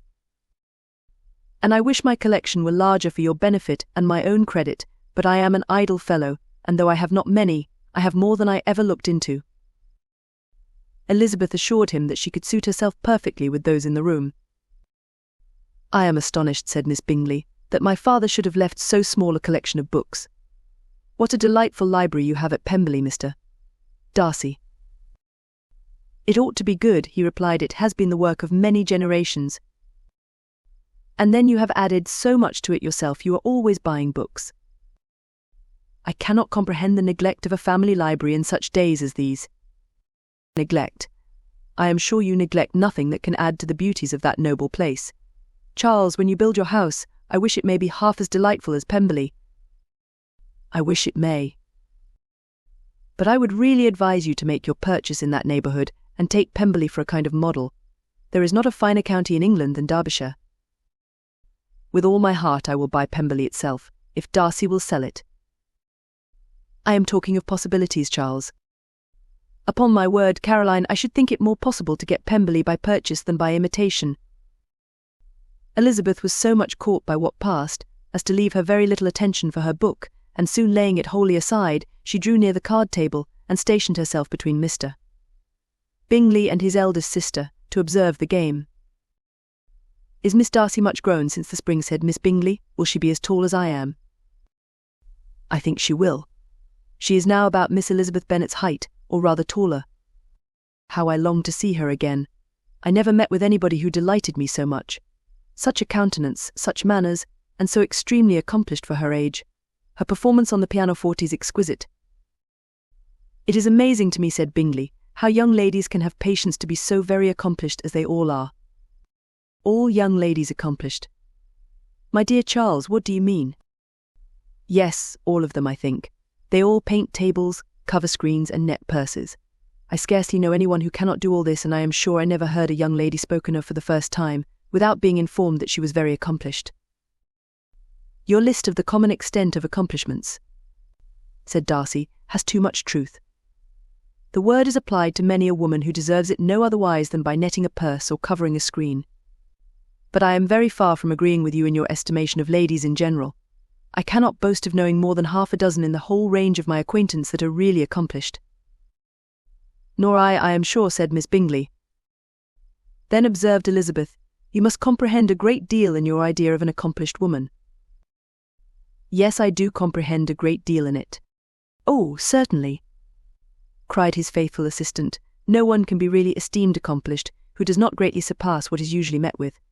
A woman must have a thorough knowledge of music, singing, drawing, dancing, and the modern languages to deserve the word, and, besides all this, she must possess a certain something in her air and manner of walking, the tone of her voice, her address and expressions, or the word will be but half deserved. All this she must possess, added Darcy, and to all she must yet add something more substantial in the improvement of her mind by extensive reading. I am no longer surprised at your knowing only 6 accomplished women. I rather wonder now at your knowing any. Are you so severe upon your own sex as to doubt the possibility of all this? I never saw such a woman. I never saw such capacity, and taste, and application and elegance, as you describe, united. Mrs. Hurst and Miss Bingley both cried out against the injustice of her implied doubt, and were both protesting that they knew many women who answered this description, when Mr. Hurst called them to order, with bitter complaints of their inattention to what was going forward. As all conversation was thereby at an end, Elizabeth soon afterwards left the room. Eliza Bennet, said Miss Bingley, when the door was closed on her, is one of those young ladies who seek to recommend themselves to the other sex by undervaluing their own, and with many men, I dare say it succeeds, but, in my opinion, it is a paltry device, a very mean art. Undoubtedly, replied Darcy, to whom this remark was chiefly addressed, there is meanness in all the arts which ladies sometimes condescend to employ for captivation. Whatever bears affinity to cunning is despicable. Miss Bingley was not so entirely satisfied with this reply as to continue the subject. Elizabeth joined them again only to say that her sister was worse, and that she could not leave her. Bingley urged Mr. Jones's being sent for immediately, while his sisters, convinced that no country advice could be of any service, recommended an express to town for one of the most eminent physicians. This she would not hear of, but she was not so unwilling to comply with their brother's proposal, and it was settled that Mr. Jones should be sent for early in the morning, if Miss Bennet were not decidedly better. Bingley was quite uncomfortable. His sisters declared that they were miserable. They solaced their wretchedness, however, by duets after supper, while he could find no better relief to his feelings than by giving his housekeeper directions that every possible attention might be paid to the sick lady and her sister. Chapter 9. Elizabeth passed the chief of the night in her sister's room, and in the morning had the pleasure of being able to send a tolerable answer to the inquiries which she very early received from Mr. Bingley by a housemaid, and some time afterwards from the two elegant ladies who waited on his sisters. In spite of this amendment, however, she requested to have a note sent to Longbourn, desiring her mother to visit Jane and form her own judgment of her situation. The note was immediately dispatched, and its contents as quickly complied with. Mrs. Bennet, accompanied by her two youngest girls, reached Netherfield soon after the family breakfast. Had she found Jane in any apparent danger, Mrs. Bennet would have been very miserable, but being satisfied on seeing her that her illness was not alarming, she had no wish of her recovering immediately, as her restoration to health would probably remove her from Netherfield. She would not listen, therefore, to her daughter's proposal of being carried home, neither did the apothecary, who arrived about the same time, think it at all advisable. After sitting a little while with Jane, on Miss Bingley's appearance and invitation, the mother and three daughters all attended her into the breakfast parlour. Bingley met them with hopes that Mrs. Bennet had not found Miss Bennet worse than she expected. "Indeed I have," so was her answer. "She is a great deal too ill to be moved. Mr. Jones says we must not think of moving her. We must trespass a little longer on your kindness." "Removed," cried Bingley. "It must not be thought of. My sister, I am sure, will not hear of her removal." "You may depend upon it, madam," said Miss Bingley, with cold civility, "that Miss Bennet shall receive every possible attention while she remains with us." Mrs. Bennet was profuse in her acknowledgments. "I am sure," she added, "if it was not for such good friends, I do not know what would become of her, for she is very ill indeed, and suffers a vast deal, though with the greatest patience in the world, which is always the way with her, for she has, without exception, the sweetest temper I ever met with. I often tell my other girls they are nothing to her. You have a sweet room here, Mr. Bingley, and a charming prospect over that gravel walk. I do not know a place in the country that is equal to Netherfield. You will not think of quitting it in a hurry, I hope, though you have but a short lease." "Whatever I do is done in a hurry," replied he, "and therefore if I should resolve to quit Netherfield, I should probably be off in 5 minutes. At present, however, I consider myself as quite fixed here." "That is exactly what I should have supposed of you," said Elizabeth. "You begin to comprehend me, do you?" cried he, turning towards her. "Oh yes, I understand you perfectly. I wish I might take this for a compliment, but to be so easily seen through, I am afraid, is pitiful. That is as it happens. It does not necessarily follow that a deep, intricate character is more or less estimable than such a one as yours." "Lizzie," cried her mother, "remember where you are, and do not run on in the wild manner that you are suffered to do at home." "I did not know before," continued Bingley, immediately, "that you were a studier of character. It must be an amusing study." "Yes, but intricate characters are the most amusing. They have at least that advantage." "The country," said Darcy, "can in general supply but few subjects for such a study. In a country neighbourhood you move in a very confined and unvarying society. But people themselves alter so much that there is something new to be observed in them for ever." "Yes, indeed," cried Mrs. Bennet, offended by his manner of mentioning a country neighbourhood. "I assure you there is quite as much of that going on in the country as in town." Everybody was surprised, and Darcy, after looking at her for a moment, turned silently away. Mrs. Bennet, who fancied she had gained a complete victory over him, continued her triumph. "I cannot see that London has any great advantage over the country, for my part, except the shops and public places. The country is a vast deal pleasanter, is not it, Mr. Bingley?" "When I am in the country," he replied, "I never wish to leave it, and when I am in town, it is pretty much the same. They have each their advantages, and I can be equally happy in either." That is because you have the right disposition." But that gentleman, looking at Darcy, seemed to think the country was nothing at all. "Indeed, mamma, you are mistaken," said Elizabeth, blushing for her mother. "You quite mistook Mr. Darcy. He only meant that there was not such a variety of people to be met with in the country as in town, which you must acknowledge to be true." "Certainly, my dear, nobody said there were, but as to not meeting with many people in this neighbourhood, I believe there are few neighbourhoods larger. I know we dine with 24 families." Nothing but concern for Elizabeth could enable Bingley to keep his countenance. His sister was less delicate, and directed her eye towards Mr. Darcy with a very expressive smile. Elizabeth, for the sake of saying something that might turn her mother's thoughts, now asked her if Charlotte Lucas had been at Longbourn since her coming away. "Yes, she called yesterday with her father. What an agreeable man Sir William is, Mr. Bingley is not he, so much the man of fashion, so genteel and so easy, he has always something to say to everybody. That is my idea of good breeding.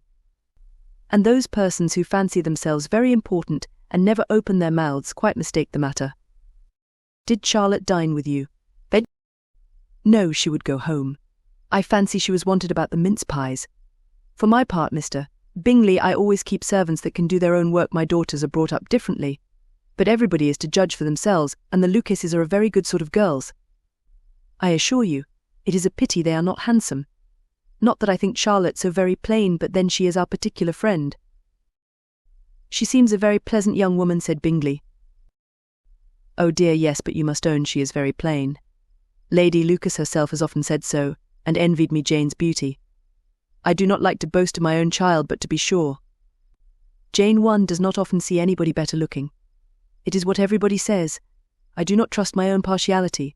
When she was only 15, there was a gentleman at my brother Gardiner's in town so much in love with her that my sister-in-law was sure he would make her an offer before we came away.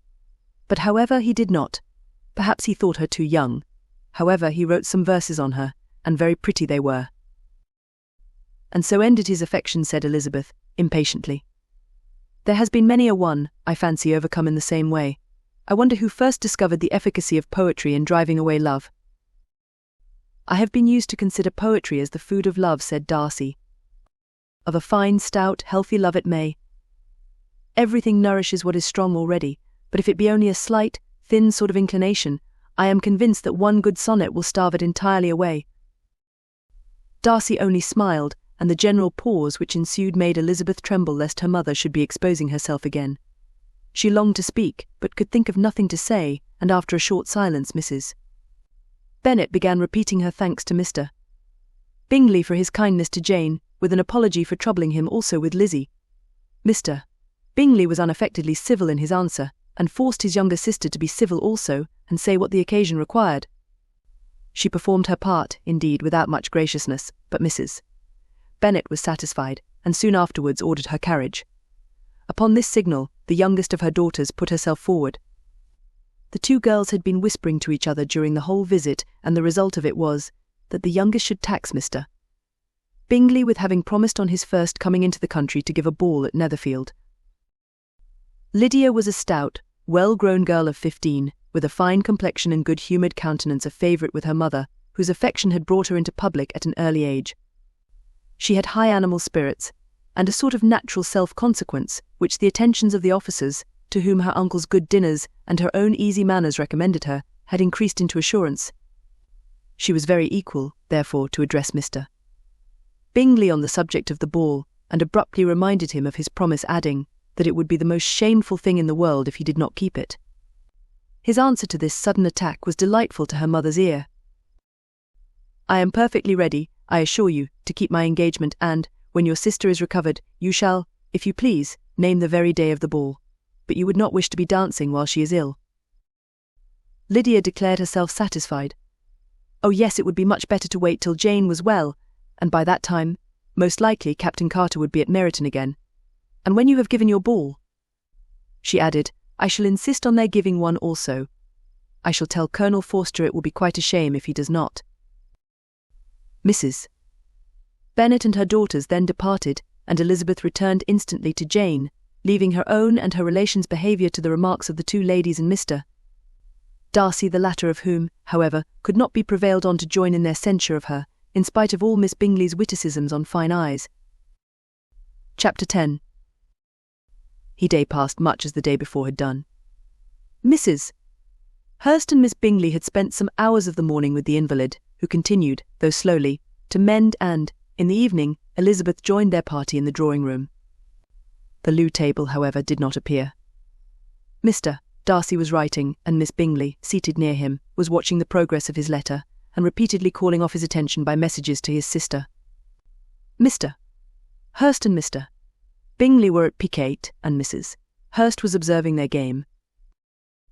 Elizabeth took up some needlework, and was sufficiently amused in attending to what passed between Darcy and his companion. The perpetual commendations of the lady either on his handwriting, or on the evenness of his lines, or on the length of his letter, with the perfect unconcern with which her praises were received, formed a curious dialogue, and was exactly in unison with her opinion of each. How delighted Miss Darcy will be to receive such a letter." He made no answer. "You write uncommonly fast." "You are mistaken. I write rather slowly." "How many letters you must have occasion to write in the course of a year. Letters of business, too. How odious I should think them." "It is fortunate, then, that they fall to my lot instead of to yours." "Pray tell your sister that I long to see her." "I have already told her so once, by your desire." "I am afraid you do not like your pen. Let me mend it for you. I mend pens remarkably well." "Thank you, but I always mend my own." "How can you contrive to write so even?" He was silent. "Tell your sister I am delighted to hear of her improvement on the harp, and pray let her know that I am quite in raptures with her beautiful little design for a table, and I think it infinitely superior to Miss Grantley's." "Will you give me leave to defer your raptures till I write again? At present I have not room to do them justice." "Oh, it is of no consequence. I shall see her in January. But do you always write such charming long letters to her, Mr. Darcy?" "They are generally long, but whether always charming, it is not for me to determine. It is a rule with me that a person who can write a long letter with ease cannot write ill." "That will not do for a compliment to Darcy," Caroline cried her brother, "because he does not write with ease. He studies too much for words of 4 syllables. Do not you, Darcy?" "My style of writing is very different from yours." "Oh," cried Miss Bingley, "Charles writes in the most careless way imaginable. He leaves out half his words and blots the rest. My ideas flow so rapidly that I have not time to express them, by which means my letters sometimes convey no ideas at all to my correspondents." "Your humility, Mr. Bingley," said Elizabeth, "must disarm reproof."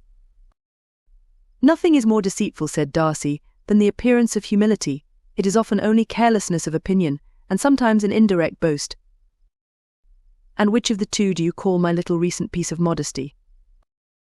"The indirect boast, for you are really proud of your defects in writing, because you consider them as proceeding from a rapidity of thought and carelessness of execution, which, if not estimable, you think at least highly interesting. The power of doing anything with quickness is always much prized by the possessor, and often without any attention to the imperfection of the performance. When you told Mrs. Bennet this morning that if you ever resolved on quitting Netherfield you should be gone in 5 minutes, you meant it to be a sort of panegyric, of compliment to yourself, and yet what is there so very laudable in a precipitance which must leave very necessary business undone, and can be of no real advantage to yourself or anyone else?" "Nay," cried Bingley, "this is too much, to remember at night all the foolish things that were said in the morning. And yet, upon my honour, I believed what I said of myself to be true, and I believe it at this moment, at least therefore. I did not assume the character of needless precipitance merely to show off before the ladies." "I dare say you believed it, but I am by no means convinced that you would be gone with such celerity.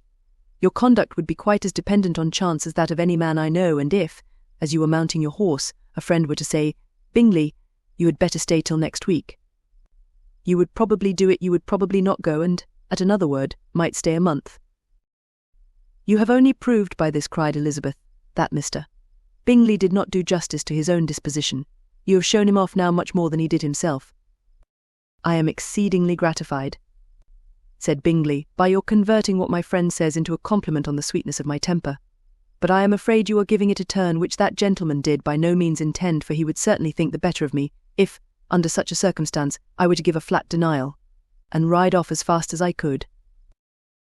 "Would Mr. Darcy then consider the rashness of your original intention as atoned for by your obstinacy in adhering to it?" "Upon my word, I cannot exactly explain the matter. Darcy must speak for himself." "You expect me to account for opinions which you choose to call mine, but which I have never acknowledged. Allowing the case, however, to stand according to your representation, you must remember, Miss Bennet, that the friend who is supposed to desire his return to the house, and the delay of his plan, has merely desired it, asked it without offering one argument in favour of its propriety. To yield readily easily to the persuasion of a friend is no merit with you.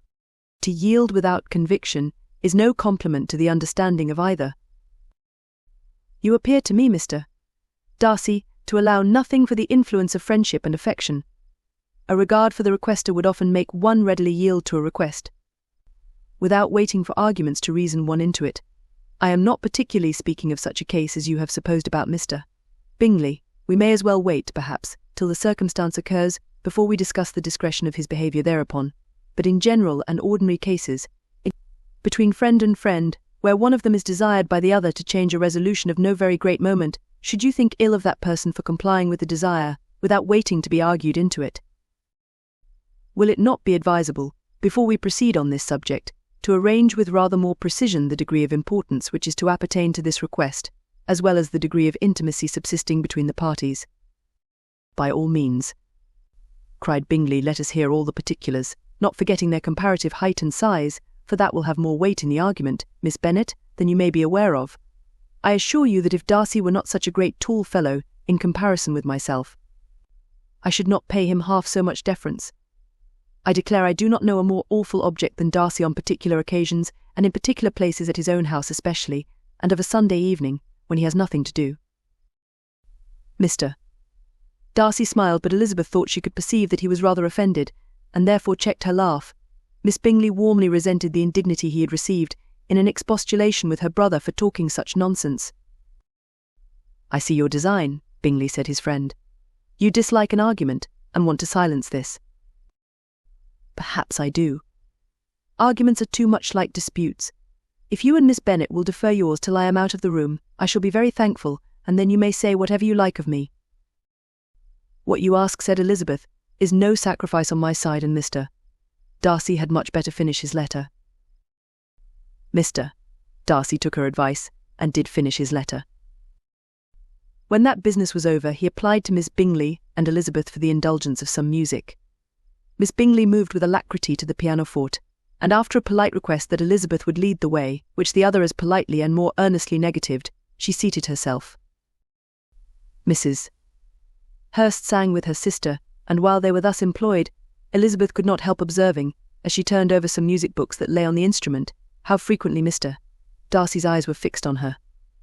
She hardly knew how to suppose that she could be an object of admiration to so great a man, and yet that he should look at her, because he disliked her, was still more strange.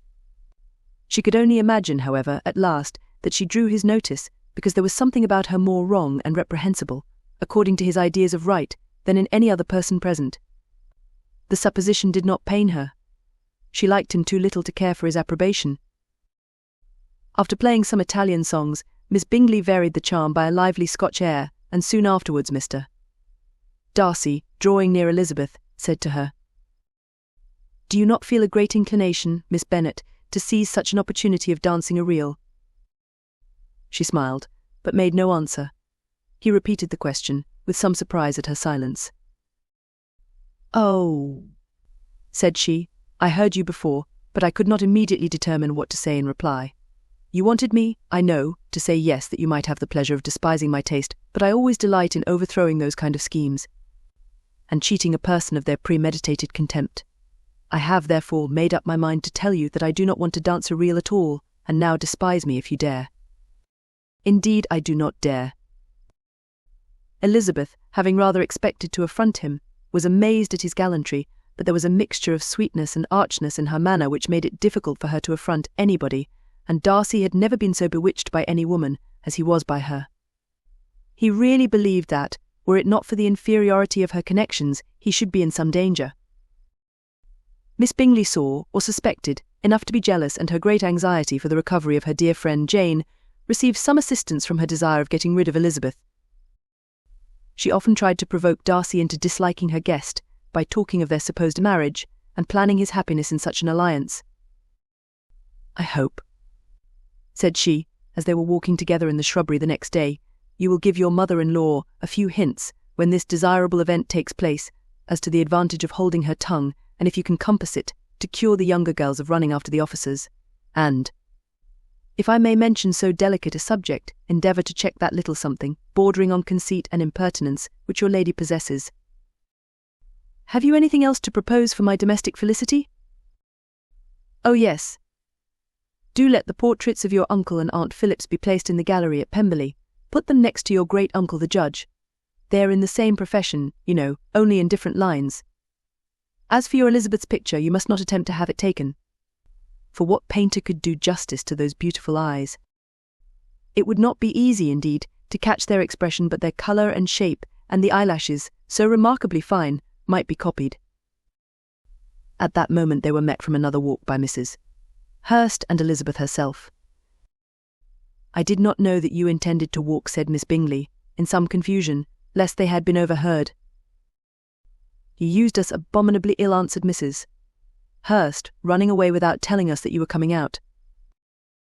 Then, taking the disengaged arm of Mr. Darcy, she left Elizabeth to walk by herself. The path just admitted 3. Mr. Darcy felt their rudeness, and immediately said, "This walk is not wide enough for our party. We had better go into the avenue." But Elizabeth, who had not the least inclination to remain with them, laughingly answered, "No, no, stay where you are. You are charmingly grouped, and appear to uncommon advantage. The picturesque would be spoilt by admitting a 4th. Goodbye." She then ran gaily off, rejoicing, as she rambled about, in the hope of being at home again in a day or 2. Jane was already so much recovered as to intend leaving her room for a couple of hours that evening. Chapter 11. When the ladies removed after dinner, Elizabeth ran up to her sister, and seeing her well guarded from cold, attended her into the drawing-room, where she was welcomed by her 2 friends with many professions of pleasure. And Elizabeth had never seen them so agreeable as they were during the hour which passed before the gentlemen appeared. Their powers of conversation were considerable. They could describe an entertainment with accuracy, relate an anecdote with humour, and laugh at their acquaintance with spirit. But when the gentlemen entered, Jane was no longer the first object. Miss Bingley's eyes were instantly turned towards Darcy, and she had something to say to him before he had advanced many steps. He addressed himself directly to Miss Bennet with a polite congratulation. Mr. Hurst also made her a slight bow, and said he was very glad, but diffuseness and warmth remained for Bingley's salutation. He was full of joy and attention. The first half-hour was spent in piling up the fire, lest she should suffer from the change of room, and she removed, at his desire, to the other side of the fireplace, that she might be farther from the door. He then sat down by her, and talked scarcely to anyone else. Elizabeth, at work in the opposite corner, saw it all with great delight. When tea was over, Mr. Hurst reminded his sister-in-law of the card-table, but in vain. She had obtained private intelligence that Mr. Darcy did not wish for cards, and Mr. Hurst soon found even his open petition rejected. She assured him that no one intended to play, and the silence of the whole party on the subject seemed to justify her. Mr. Hurst had, therefore, nothing to do but to stretch himself on one of the sofas and go to sleep. Darcy took up a book. Miss Bingley did the same, and Mrs. Hurst, principally occupied in playing with her bracelets and rings, joined now and then in her brother's conversation with Miss Bennet. Miss Bingley's attention was quite as much engaged in watching Mr. Darcy's progress through his book as in reading her own, and she was perpetually either making some inquiry or looking at his page. She could not win him, however, to any conversation. He merely answered her question and read on. At length, quite exhausted by the attempt to be amused with her own book, which she had only chosen because it was the 2nd volume of his, she gave a great yawn and said, "How pleasant it is to spend an evening in this way. I declare, after all, there is no enjoyment like reading. How much sooner one tires of anything than of a book. When I have a house of my own, I shall be miserable if I have not an excellent library." No one made any reply. She then yawned again, threw aside her book, and cast her eyes round the room in quest of some amusement, when, hearing her brother mentioning a ball to Miss Bennet, she turned suddenly towards him and said, "By the by, Charles, are you really serious in meditating a dance at Netherfield? I would advise you, before you determine on it, to consult the wishes of the present party. I am much mistaken if there are not some among us to whom a ball would be rather a punishment than a pleasure." "If you mean Darcy," cried her brother, "he may go to bed, if he chooses, before it begins, but as for the ball, it is quite a settled thing, and as soon as Nichols has made white soup enough I shall send round my cards." "I should like balls infinitely better," she replied, "if they were carried on in a different manner, but there is something insufferably tedious in the usual process of such a meeting. It would surely be much more rational if conversation instead of dancing made the order of the day." "Much more rational, my dear Caroline, I dare say, but it would not be near so much like a ball." Miss Bingley made no answer, and soon afterwards got up and walked about the room. Her figure was elegant, and she walked well, but Darcy, at whom it was all aimed, was still inflexibly studious. In the desperation of her feelings she resolved on one effort more, and turning to Elizabeth, said, Miss Eliza Bennet, let me persuade you to follow my example, and take a turn about the room. I assure you it is very refreshing after sitting so long in one attitude. Elizabeth was surprised, but agreed to it immediately. Miss Bingley succeeded no less in the real object of her civility. Mr. Darcy looked up. He was as much awake to the novelty of attention in that quarter as Elizabeth herself could be, and unconsciously closed his book. He was directly invited to join their party, but he declined it, observing that he could imagine but two motives for their choosing to walk up and down the room together, with either of which motives his joining them would interfere. What could he mean? She was dying to know what could be his meaning, and asked Elizabeth whether she could at all understand him. Not at all was her answer, but depend upon it, he means to be severe on us, and our surest way of disappointing him will be to ask nothing about it. Miss Bingley, however, was incapable of disappointing Mr. Darcy in anything, and persevered, therefore, in requiring an explanation of his two motives. "I have not the smallest objection to explaining them," said he, as soon as she allowed him to speak. "You either choose this method of passing the evening because you are in each other's confidence, and have secret affairs to discuss, or because you are conscious that your figures appear to the greatest advantage in walking. If the first, I should be completely in your way, and if the second, I can admire you much better as I sit by the fire." "Oh, shocking!" cried Miss Bingley. "I never heard anything so abominable. How shall we punish him for such a speech?" "Nothing so easy, if you have but the inclination," said Elizabeth. "We can all plague and punish one another, tease him, laugh at him. Intimate as you are, you must know how it is to be done." "But upon my honour I do not. I do assure you that my intimacy has not yet taught me that. Tease calmness of temper and presence of mind. No, I feel he may defy us there. And as to laughter, we will not expose ourselves, if you please, by attempting to laugh without a subject. Mr. Darcy may hug himself." "Mr. Darcy is not to be laughed at," cried Elizabeth. "That is an uncommon advantage, and uncommon I hope it will continue, for it would be a great loss to me to have many such acquaintance. I dearly love a laugh." "Miss Bingley," said he, "has given me credit for more than can be. The wisest and best of men, nay, the wisest and best of their actions, may be rendered ridiculous by a person whose first object in life is a joke." "Certainly," replied Elizabeth, "there are such people, but I hope I am not one of them. I hope I never ridicule what is wise or good. Follies and nonsense, whims and inconsistencies, do divert me, I own, and I laugh at them whenever I can. But these, I suppose, are precisely what you are without. Perhaps that is not possible for anyone, but it has been the study of my life to avoid those weaknesses which often expose a strong understanding to ridicule, such as vanity and pride. Yes, vanity is a weakness indeed, but pride, where there is a real superiority of mind, pride will be always under good regulation."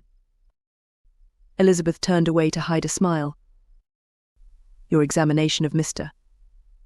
Darcy is over, I presume," said Miss Bingley, "and pray what is the result?" "I am perfectly convinced by it that Mr. Darcy has no defect. He owns it himself without disguise." "No," said Darcy, "I have made no such pretension.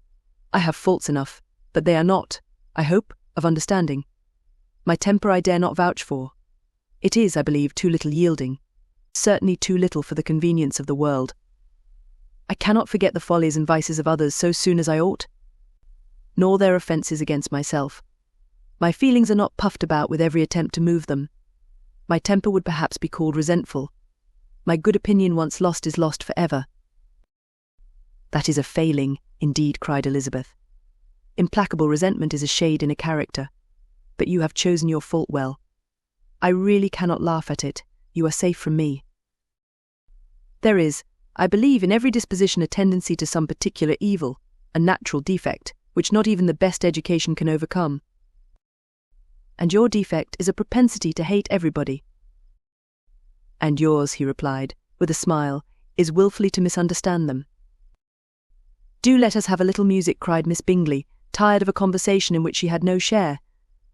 "Louisa, you will not mind my waking Mr. Hurst?"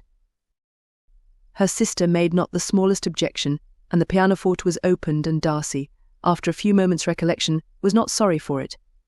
He began to feel the danger of paying Elizabeth too much attention. Chapter 12. In consequence of an agreement between the sisters, Elizabeth wrote the next morning to her mother, to beg that the carriage might be sent for them in the course of the day. But Mrs. Bennet, who had calculated on her daughters remaining at Netherfield till the following Tuesday, which would exactly finish Jane's week, could not bring herself to receive them with pleasure before. Her answer, therefore, was not propitious, at least not to Elizabeth's wishes, for she was impatient to get home. Mrs. Bennet sent them word that they could not possibly have the carriage before Tuesday, and in her postscript it was added that if Mr. Bingley and his sister pressed them to stay longer, she could spare them very well. Against staying longer, however, Elizabeth was positively resolved, nor did she much expect it would be asked, and fearful, on the contrary, of being considered as intruding themselves needlessly long, she urged Jane to borrow Mr. Bingley's carriage immediately, and at length it was settled that their original design of leaving Netherfield that morning should be mentioned, and the request made. The communication excited many professions of concern, and enough was said of wishing them to stay at least till the following day to work on Jane, until the morrow their going was deferred. Miss Bingley was then sorry that she had proposed the delay, for her jealousy and dislike of one sister much exceeded her affection for the other. The master of the house heard with real sorrow that they were to go so soon, and repeatedly tried to persuade Miss Bennet that it would not be safe for her, that she was not enough recovered, but Jane was firm where she felt herself to be right. To Mr. Darcy it was welcome intelligence Elizabeth had been at Netherfield long enough. She attracted him more than he liked, and Miss Bingley was uncivil to her, and more teasing than usual to himself. He wisely resolved to be particularly careful that no sign of admiration should now escape him, nothing that could elevate her, with the hope of influencing his felicity, sensible that, if such an idea had been suggested, his behaviour during the last day must have material weight in confirming or crushing it. Steady to his purpose, he scarcely spoke 10 words to her through the whole of Saturday, and though they were at one time left by themselves for half an hour, he adhered most conscientiously to his book, and would not even look at her. On Sunday, after morning service, the separation, so agreeable to almost all, took place. Miss Bingley's civility to Elizabeth increased at last very rapidly, as well as her affection for Jane, and when they parted, after assuring the latter of the pleasure it would always give her to see her either at Longbourn or Netherfield, and embracing her most tenderly, she even shook hands with the former. Elizabeth took leave of the whole party in the liveliest spirits. They were not welcomed home very cordially by their mother. Mrs. Bennet wondered at their coming, and thought them very wrong to give so much trouble, and was sure Jane would have caught cold again. But their father, though very laconic in his expressions of pleasure, was really glad to see them. He had felt their importance in the family circle. The evening conversation, when they were all assembled, had lost much of its animation, and almost all its sense, by the absence of Jane and Elizabeth. They found Mary, as usual, deep in the study of thorough bass and human nature, and had some new extracts to admire, and some new observations of threadbare morality to listen to. Catherine and Lydia had information for them of a different sort. Much had been done, and much had been said in the regiment since the preceding Wednesday. Several of the officers had dined lately with their uncle. A private had been flogged, and it had actually been hinted that Colonel Forster was going to be married. Chapter 13. "I hope, my dear," said Mr. Bennet to his wife, as they were at breakfast the next morning, "that you have ordered a good dinner today, because I have reason to expect an addition to our family party." "Who do you mean, my dear? I know of nobody that is coming, I am sure, unless Charlotte Lucas should happen to call in, and I hope my dinners are good enough for her. I do not believe she often sees such at home. The person of whom I speak is a gentleman and a stranger." Mrs. Bennet's eyes sparkled. "A gentleman and a stranger? It is Mr. Bingley, I am sure. Why, Jane, you never dropped a word of this, you sly thing. Well, I am sure I shall be extremely glad to see Mr. Bingley, but good Lord, how unlucky, there is not a bit of fish to be got today. Lydia, my love, ring the bell. I must speak to Hill this moment." "It is not Mr. Bingley," said her husband. "It is a person whom I never saw in the whole course of my life." This roused a general astonishment, and he had the pleasure of being eagerly questioned by his wife and 5 daughters at once. After amusing himself some time with their curiosity, he thus explained: "About a month ago I received this letter, and about a fortnight ago I answered it, for I thought it a case of some delicacy, and requiring early attention.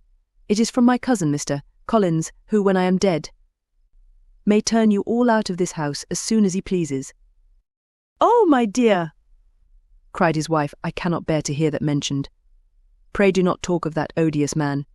I do think it is the hardest thing in the world, that your estate should be entailed away from your own children, and I am sure, if I had been you. I should have tried long ago to do something or other about it. Jane and Elizabeth attempted to explain to her the nature of an entail. They had often attempted it before, but it was a subject on which Mrs. Bennet was beyond the reach of reason, and she continued to rail bitterly against the cruelty of settling an estate away from a family of 5 daughters in favour of a man whom nobody cared anything about. "It certainly is a most iniquitous affair," said Mr. Bennet, "and nothing can clear Mr. Collins from the guilt of inheriting Longbourn. But if you will listen to his letter, you may, perhaps, be a little softened by his manner of expressing himself."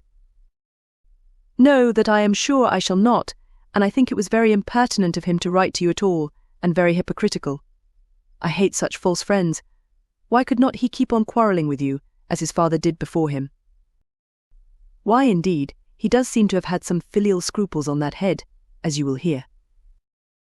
Hunsford, near Westerham, Kent, 15th October. Dear Sir, the disagreement subsisting between yourself and my late honoured father always gave me much uneasiness, and since I have had the misfortune to lose him, I have frequently wished to heal the breach, but for some time I was kept back by my own doubts, fearing lest it might seem disrespectful to his memory for me to be on good terms with anyone with whom it had always pleased him to be at variance. Here, Mrs. Bennet. My mind, however, is now made up on the subject, for, having received ordination at Easter, I have been so fortunate as to be distinguished by the patronage of the Right Honourable Lady Catherine de Bourgh, widow of Sir Louis de Bourgh, whose bounty and beneficence has preferred me to the valuable rectory of this parish, where it shall be my earnest endeavour to demean myself with grateful respect towards her ladyship, and be ever ready to perform those rites and ceremonies which are instituted by the Church of England. As a clergyman, moreover, I feel it my duty to promote and establish the blessing of peace in all families within the reach of my influence, and on these grounds I flatter myself that my present overtures of goodwill are highly commendable, and that the circumstance of my being next in the entail of Longbourn estate will be kindly overlooked on your side, and not lead you to reject the offered olive branch. I cannot be otherwise than concerned at being the means of injuring your amiable daughters, and beg leave to apologize for it, as well as to assure you of my readiness to make them every possible amends but of this hereafter. If you should have no objection to receive me into your house, I propose myself the satisfaction of waiting on you and your family Monday, November 18th, by 4 o'clock, and shall probably trespass on your hospitality till the Saturday se'night following, which I can do without any inconvenience, as Lady Catherine is far from objecting to my occasional absence on a Sunday, provided that some other clergyman is engaged to do the duty of the deity. I remain, dear sir, with respectful compliments to your lady and daughters, your well-wisher and friend, William Collins. At 4 o'clock, therefore, we may expect this peace-making gentleman, said Mr. Bennet, as he folded up the letter. He seems to be a most conscientious and polite young man, upon my word, and, I doubt not, will prove a valuable acquaintance, especially if Lady Catherine should be so indulgent as to let him come to us again. There is some sense in what he says about the girls, however, and if he is disposed to make them any amends, I shall not be the person to discourage him. Though it is difficult, said Jane, to guess in what way he can mean to make us the atonement he thinks our due, the wish is certainly to his credit. Elizabeth was chiefly struck with his extraordinary deference for Lady Catherine, and his kind intention of christening, marrying, and burying his parishioners whenever it were required. He must be an oddity, I think, said she. I cannot make him out. There is something very pompous in his style, and what can he mean by apologizing for being next in the entail? We cannot suppose he would help it, if he could. Can he be a sensible man, sir? No, my dear, I think not. I have great hopes of finding him quite the reverse. There is a mixture of servility and self-importance in his letter which promises well. I am impatient to see him. In point of composition, said Mary, his letter does not seem defective. The idea of the olive branch perhaps is not wholly new, yet I think it is well expressed. To Catherine and Lydia neither the letter nor its writer were in any degree interesting. It was next to impossible that their cousin should come in a scarlet coat, and it was now some weeks since they had received pleasure from the society of a man in any other colour. As for their mother, Mr. Collins's letter had done away much of her ill will, and she was preparing to see him with a degree of composure which astonished her husband and daughters. Mr. Collins was punctual to his time, and was received with great politeness by the whole family. Mr. Bennet indeed said little, but the ladies were ready enough to talk, and Mr. Collins seemed neither in need of encouragement nor inclined to be silent himself. He was a tall, heavy-looking young man of 25. His air was grave and stately, and his manners were very formal.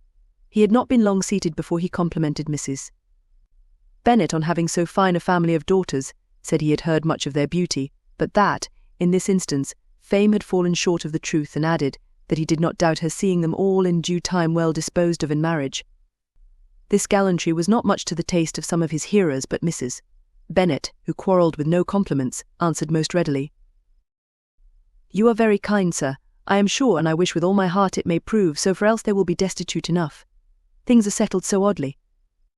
You allude, perhaps, to the entail of this estate." "Ah, sir, I do indeed. It is a grievous affair to my poor girls, you must confess. Not that I mean to find fault with you, for such things I know are all chance in this world. There is no knowing how estates will go when once they come to be entailed. I am very sensible, madam, of the hardship to my fair cousins, and could say much on the subject, but that I am cautious of appearing forward and precipitate. But I can assure the young ladies that I come prepared to admire them. At present I will not say more, but perhaps, when we are better acquainted." He was interrupted by a summons to dinner, and the girls smiled on each other. They were not the only objects of Mr. Collins's admiration. The hall, the dining room, and all its furniture were examined and praised, and his commendation of everything would have touched Mrs.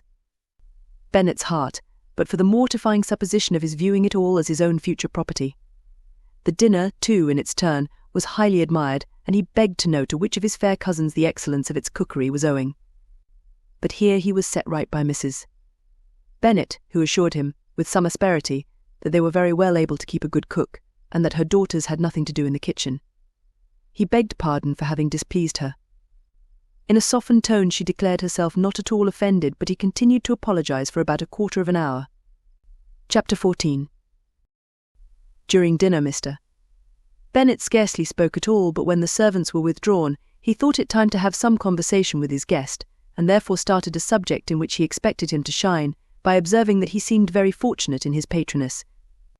Lady Catherine de Bourgh's attention to his wishes, and consideration for his comfort, appeared very remarkable. Mr. Bennet could not have chosen better. Mr. Collins was eloquent in her praise. The subject elevated him to more than usual solemnity of manner, and with a most important aspect he protested that he had never in his life witnessed such behaviour in a person of rank, such affability and condescension, as he had himself experienced from Lady Catherine. She had been graciously pleased to approve of both the discourses which he had already had the honour of preaching before her. She had also asked him twice to dine at Rosings, and had sent for him only the Saturday before, to make up her pool of quadrille in the evening. Lady Catherine was reckoned proud by many people he knew, but he had never seen anything but affability in her. She had always spoken to him, as she would to any other gentleman. She made not the smallest objection to his joining in the society of the neighbourhood, nor to his leaving his parish occasionally for a week or two to visit his relations. She had even condescended to advise him to marry as soon as he could, provided he chose with discretion, and had once paid him a visit in his humble parsonage, where she had perfectly approved all the alterations he had been making, and had even vouchsafed to suggest some herself. Some shelves in the closets upstairs. "That is all very proper and civil, I am sure," said Mrs. Bennet, "and I dare say she is a very agreeable woman. It is a pity that great ladies in general are not more like her. Does she live near you, sir?" "The garden in which stands my humble abode is separated only by a lane from Rosings Park, her ladyship's residence." "I think you said she was a widow, sir. Has she any family?" "She has one only daughter, the heiress of Rosings, and a very extensive property." "Ah," cried Mrs. Bennet, shaking her head, "then she is better off than many girls. And what sort of young lady is she? Is she handsome?" "She is a most charming young lady indeed. Lady Catherine herself says that, in point of true beauty, Miss de Bourgh is far superior to the handsomest of her sex, because there is that in her features which marks the young woman of distinguished birth. She is unfortunately of a sickly constitution, which has prevented her making that progress in many accomplishments which she could not otherwise have failed of, as I am informed by the lady who superintended her education, and who still resides with them. But she is perfectly amiable, and often condescends to drive by my humble abode in her little phaeton and ponies." "Has she been presented?" "I do not remember her name among the ladies at court. Her indifferent state of health unhappily prevents her being in town, and by that means, as I told Lady Catherine myself one day, has deprived the British court of its brightest ornament. Her ladyship seemed pleased with the idea, and you may imagine that I am happy on every occasion to offer those little delicate compliments which are always acceptable to ladies. I have more than once observed to Lady Catherine that her charming daughter seemed born to be a duchess, and that the most elevated rank, instead of giving her consequence, would be adorned by her. These are the kind of little things which please her ladyship, and it is a sort of attention which I conceive myself peculiarly bound to pay. You judge very properly, said Mr. Bennet, and it is happy for you that you possess the talent of flattering with delicacy. May I ask whether these pleasing attentions proceed from the impulse of the moment, or are the result of previous study? They arise chiefly from what is passing at the time, and though I sometimes amuse myself with suggesting and arranging such little elegant compliments as may be adapted to ordinary occasions, I always wish to give them as unstudied an air as possible. Mr. Bennet's expectations were fully answered. His cousin was as absurd as he had hoped, and he listened to him with the keenest enjoyment, maintaining at the same time the most resolute composure of countenance, and except in an occasional glance at Elizabeth, requiring no partner in his pleasure. By tea-time, however, the dose had been enough, and Mr. Bennet was glad to take his guest into the drawing-room again, and when tea was over, glad to invite him to read aloud to the ladies. Mr. Collins readily assented, and a book was produced, but on beholding it, for everything announced it to be from a circulating library, he started back, and, begging pardon, protested that he never read novels. Kitty stared at him, and Lydia exclaimed. Other books were produced, and after some deliberation he chose for Darcy's Sermons. Lydia gaped as he opened the volume, and before he had, with very monotonous solemnity, read 3 pages, she interrupted him with, "Do you know, Mamma, that my Uncle Phillips talks of turning away Richard, and if he does, Colonel Forster will hire him. My aunt told me so herself on Saturday. I shall walk to Meryton tomorrow to hear more about it, and to ask when Mr. Denny comes back from town." Lydia was bid by her 2 eldest sisters to hold her tongue, but Mr. Collins, much offended, laid aside his book, and said, "I have often observed how little young ladies are interested by books of a serious stamp, though written solely for their benefit. It amazes me, I confess, for certainly there can be nothing so advantageous to them as instruction, but I will no longer importune my young cousin." Then, turning to Mr.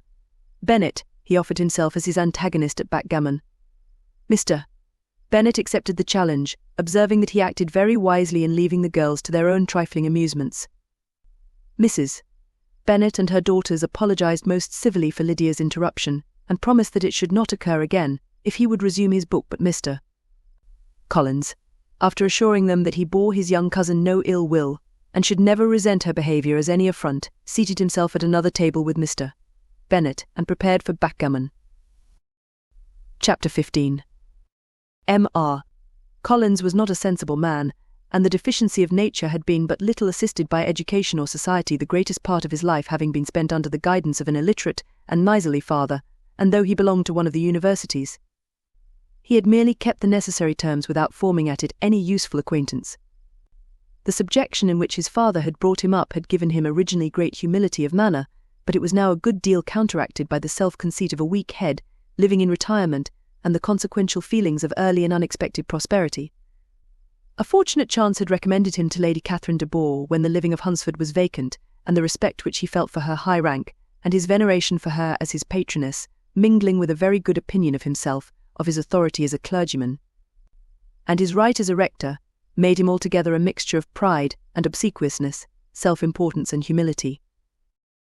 Having now a good house and a very sufficient income, he intended to marry, and in seeking a reconciliation with the Longbourn family he had a wife in view, as he meant to choose one of the daughters, if he found them as handsome and amiable as they were represented by common report. This was his plan of amends of atonement for inheriting their father's estate, and he thought it an excellent one, full of eligibility and suitableness, and excessively generous and disinterested on his own part. His plan did not vary on seeing them. Miss Bennet's lovely face confirmed his views, and established all his strictest notions of what was due to seniority, and for the first evening she was his settled choice. The next morning, however, made an alteration for, in a quarter of an hour's tete-a-tete with Mrs. Bennet before breakfast, a conversation beginning with his parsonage house, and leading naturally to the avowal of his hopes that a mistress for it might be found at Longbourn, produced from her, amid very complaisant smiles and general encouragement. a caution against the very Jane he had fixed on. As to her younger daughters, she could not take upon her to say, she could not positively answer, but she did not know of any prepossession her eldest daughter, she must just mention, she felt it incumbent on her to hint, was likely to be very soon engaged. Mr. Collins had only to change from Jane to Elizabeth, and it was soon done while Mrs. Bennet was stirring the fire. Elizabeth, equally next to Jane in birth and beauty, succeeded her, of course. Mrs. Bennet treasured up the hint, and trusted that she might soon have 2 daughters married, and the man whom she could not bear to speak of the day before was now high in her good graces. Lydia's intention of walking to Meryton was not forgotten. Every sister except Mary agreed to go with her, and Mr. Collins was to attend them, at the request of Mr. Bennet, who was most anxious to get rid of him, and have his library to himself, for thither Mr. Collins had followed him after breakfast, and there he would continue, nominally engaged with one of the largest folios in the collection, but really talking to Mr. Bennet, with little cessation, of his house and garden at Hunsford. Such doings discomposed Mr. Bennet exceedingly. In his library he had been always sure of leisure and tranquillity, and though prepared, as he told Elizabeth, to meet with folly and conceit in every other room in the house, he was used to be free from them there. His civility, therefore, was most prompt in inviting Mr. Collins to join his daughters in their walk, and Mr. Collins, being in fact much better fitted for a walker than a reader, was extremely well pleased to close his large book, and go. In pompous nothings on his side, and civil assents on that of his cousins, their time passed till they entered Meryton. The attention of the younger ones was then no longer to be gained by him. Their eyes were immediately wandering up the street in quest of the officers, and nothing less than a very smart bonnet, indeed, or a really new muslin in a shop window, could recall them. But the attention of every lady was soon caught by a young man whom they had never seen before, of most gentlemanlike appearance, walking with an officer on the other side of the way. The officer was the very Mr. Denny, concerning whose return from London Lydia came to inquire, and he bowed as they passed. All were struck with the stranger's air, all wondered who he could be, and Kitty and Lydia, determined if possible to find out, led the way across the street, under pretence of wanting something in an opposite shop, and fortunately had just gained the pavement when the 2 gentlemen, turning back, had reached the same spot. Mr. Denny addressed them directly, and entreated permission to introduce his friend Mr. Wickham, who had returned with him the day before from town, and he was happy to say, had accepted a commission in their corps. This was exactly as it should be, for the young man wanted only regimentals to make him completely charming. His appearance was greatly in his favour. He had all the best parts of beauty, a fine countenance, a good figure, and very pleasing address. The introduction was followed up on his side by a happy readiness of conversation, a readiness at the same time perfectly correct and unassuming, and the whole party were still standing and talking together very agreeably when the sound of horses drew their notice, and Darcy and Bingley were seen riding down the street. On distinguishing the ladies of the group, the 2 gentlemen came directly towards them, and began the usual civilities. Bingley was the principal spokesman, and Miss Bennet the principal object. He was then, he said, on his way to Longbourn on purpose to inquire after her. Mr. Darcy corroborated it with a bow, and was beginning to determine not to fix his eyes on Elizabeth, when they were suddenly arrested by the sight of the stranger, and Elizabeth, happening to see the countenance of both as they looked at each other, was all astonishment at the effect of the meeting. Both changed colour, one looked white, the other red. Mr. Wickham, after a few moments, touched his hat, a salutation which Mr. Darcy just deigned to return. What could be the meaning of it? It was impossible to imagine, it was impossible not to long to know. In another minute Mr. Bingley, but without seeming to have noticed what passed, took leave and rode on with his friend. Mr. Denny and Mr. Wickham walked with the young ladies to the door of Mr. Phillips's house, and then made their bows, in spite of Miss Lydia's pressing entreaties that they would come in, and even in spite of Mrs. Phillips's throwing up the parlour window, and loudly seconding the invitation. Mrs. Phillips was always glad to see her nieces, and the 2 eldest, from their recent absence, were particularly welcome, and she was eagerly expressing her surprise at their sudden return home, which, as their own carriage had not fetched them, she should have known nothing about, if she had not happened to see Mr. Jones's shopboy in the street, who had told her that they were not to send any more draughts to Netherfield, because the Miss Bennets were come away, when her civility was claimed towards Mr. Collins by Jane's introduction of him. She received him with her very best politeness, which he returned with as much more, apologizing for his intrusion, without any previous acquaintance with her, which he could not help flattering himself, however, might be justified by his relationship to the young ladies who introduced him to her notice. Mrs. Phillips was quite awed by such an excess of good breeding, but her contemplation of one stranger was soon put an end to by exclamations and inquiries about the other, of whom, however, she could only tell her nieces what they already knew, that Mr. Denny had brought him from London, and that he was to have a lieutenant's commission in the Shire. She had been watching him the last hour, she said, as he walked up and down the street, and had Mr.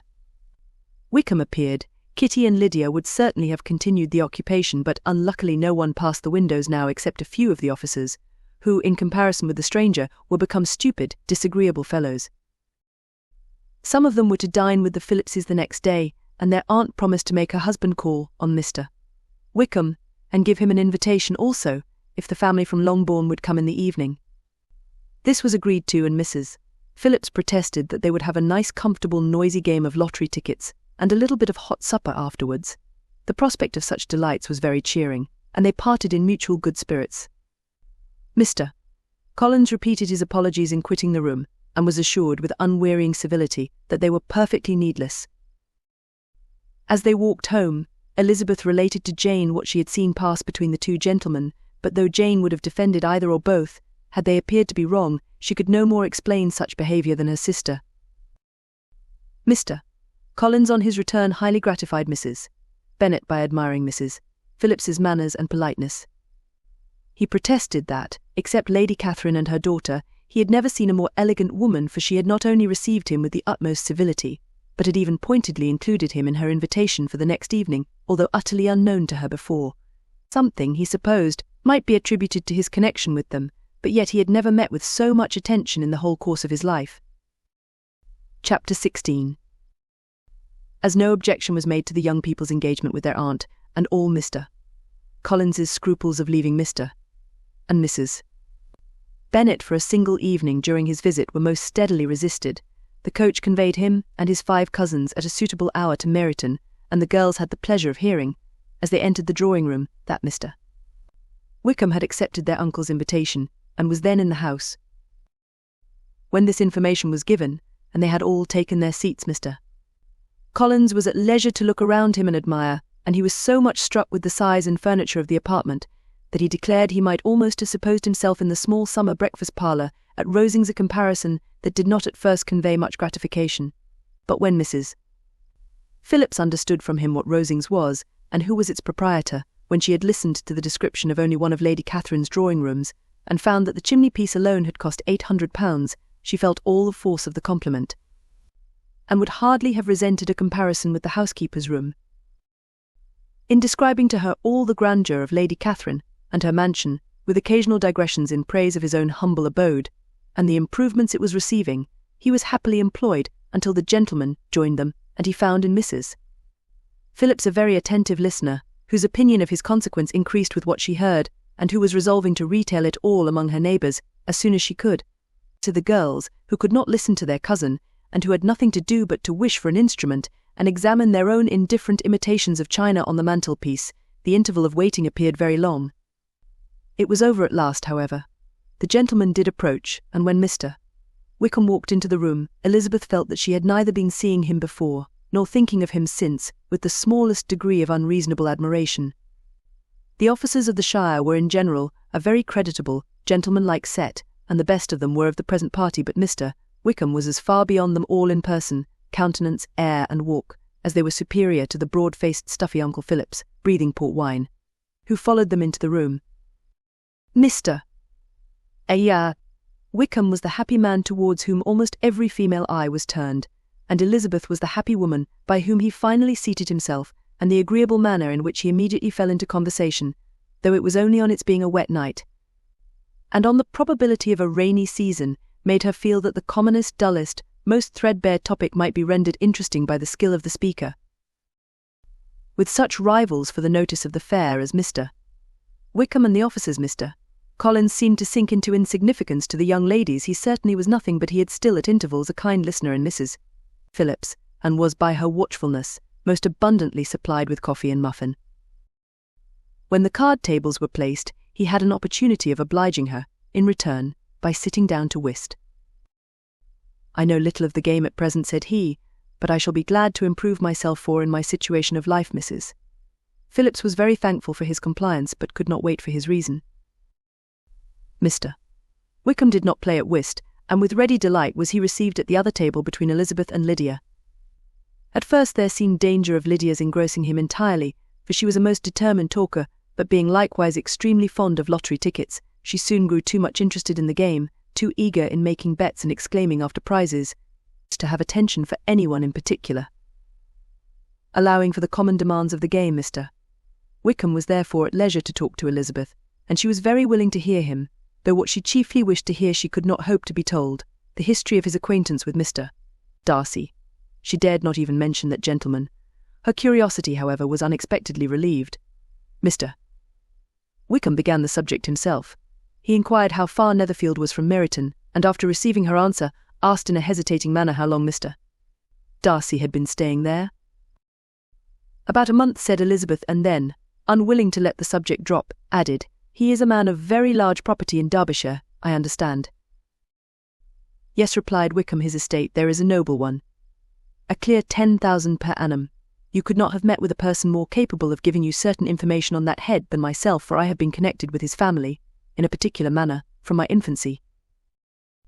Elizabeth could not but look surprised. "You may well be surprised, Miss Bennet, at such an assertion, after seeing, as you probably might, the very cold manner of our meeting yesterday. Are you much acquainted with Mr. "As much as I ever wished to be," cried Elizabeth, warmly. "I have spent 4 days in the same house with him, and I think him very disagreeable." "I have no right to give my opinion," said Wickham, "as to his being agreeable or otherwise. I am not qualified to form one. I have known him too long and too well to be a fair judge. It is impossible for me to be impartial. But I believe your opinion of him would in general astonish, and perhaps you would not express it quite so strongly anywhere else. Here you are in your own family." "Upon my word, I say no more here than I might say in any house in the neighbourhood, except Netherfield. He is not at all liked in Hertfordshire. Everybody is disgusted with his pride. You will not find him more favourably spoken of by anyone." "I cannot pretend to be sorry," said Wickham, after a short interruption, "that he or that any man should not be estimated beyond their deserts, but with him I believe it does not often happen. The world is blinded by his fortune and consequence, or frightened by his high and imposing manners, and sees him only as he chooses to be seen. I should take him, even on my slight acquaintance, to be an ill-tempered man." Wickham only shook his head. "I wonder," said he, "at the next opportunity of speaking, whether he is likely to be in this country much longer." "I do not at all know, but I heard nothing of his going away when I was at Netherfield. I hope your plans in favour of the Shire will not be affected by his being in the neighbourhood." "Oh no, it is not for me to be driven away by Mr. Darcy. If he wishes to avoid seeing me, he must go. We are not on friendly terms, and it always gives me pain to meet him, but I have no reason for avoiding him, but what I might proclaim to all the world a sense of very great ill-usage, and most painful regrets at his being what he is. His father, Miss Bennet, the late Mr. Darcy, was one of the best men that ever breathed, and the truest friend I ever had. And I can never be in company with this Mr. Darcy without being grieved to the soul by 1,000 tender recollections. His behaviour to myself has been scandalous, but I verily believe I could forgive him anything and everything, rather than his disappointing the hopes and disgracing the memory of his father."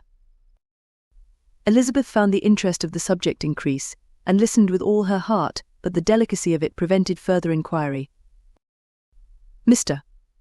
Wickham began to speak on more general topics, Meryton, the neighbourhood, the society, appearing highly pleased with all that he had yet seen, and speaking of the latter, especially, with gentle but very intelligible gallantry. It was the prospect of constant society, and good society, he added, which was my chief inducement to enter the Shire. I know it to be a most respectable, agreeable corps, and my friend Denny tempted me further by his account of their present quarters, and the very great attentions and excellent acquaintance Meryton had procured them. Society, I own, is necessary to me. I have been a disappointed man, and my spirits will not bear solitude. I must have employment and society. A military life is not what I was intended for, but circumstances have now made it eligible.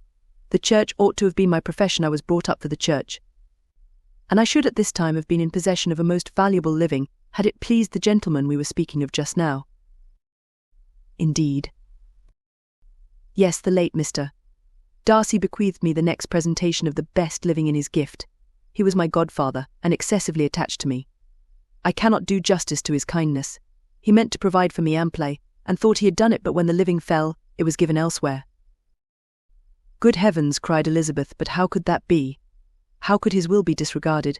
Why did not you seek legal redress? There was just such an informality in the terms of the bequest as to give me no hope from law. A man of honour could not have doubted the intention, but Mr. Darcy chose to doubt it, or to treat it as a merely conditional recommendation, and to assert that I had forfeited all claim to it by extravagance, imprudence, in short, anything or nothing. Certain it is that the living became vacant 2 years ago, exactly as I was of an age to hold it, and that it was given to another man, and no less certain is it that I cannot accuse myself of having really done anything to deserve to lose it. I have a warm, unguarded temper, and I may perhaps have sometimes spoken my opinion of him, and to him, too freely. I can recall nothing worse. But the fact is that we are very different sort of men, and that he hates me. This is quite shocking. He deserves to be publicly disgraced. Some time or other he will be, but it shall not be by me. Till I can forget his father, I can never defy or expose him.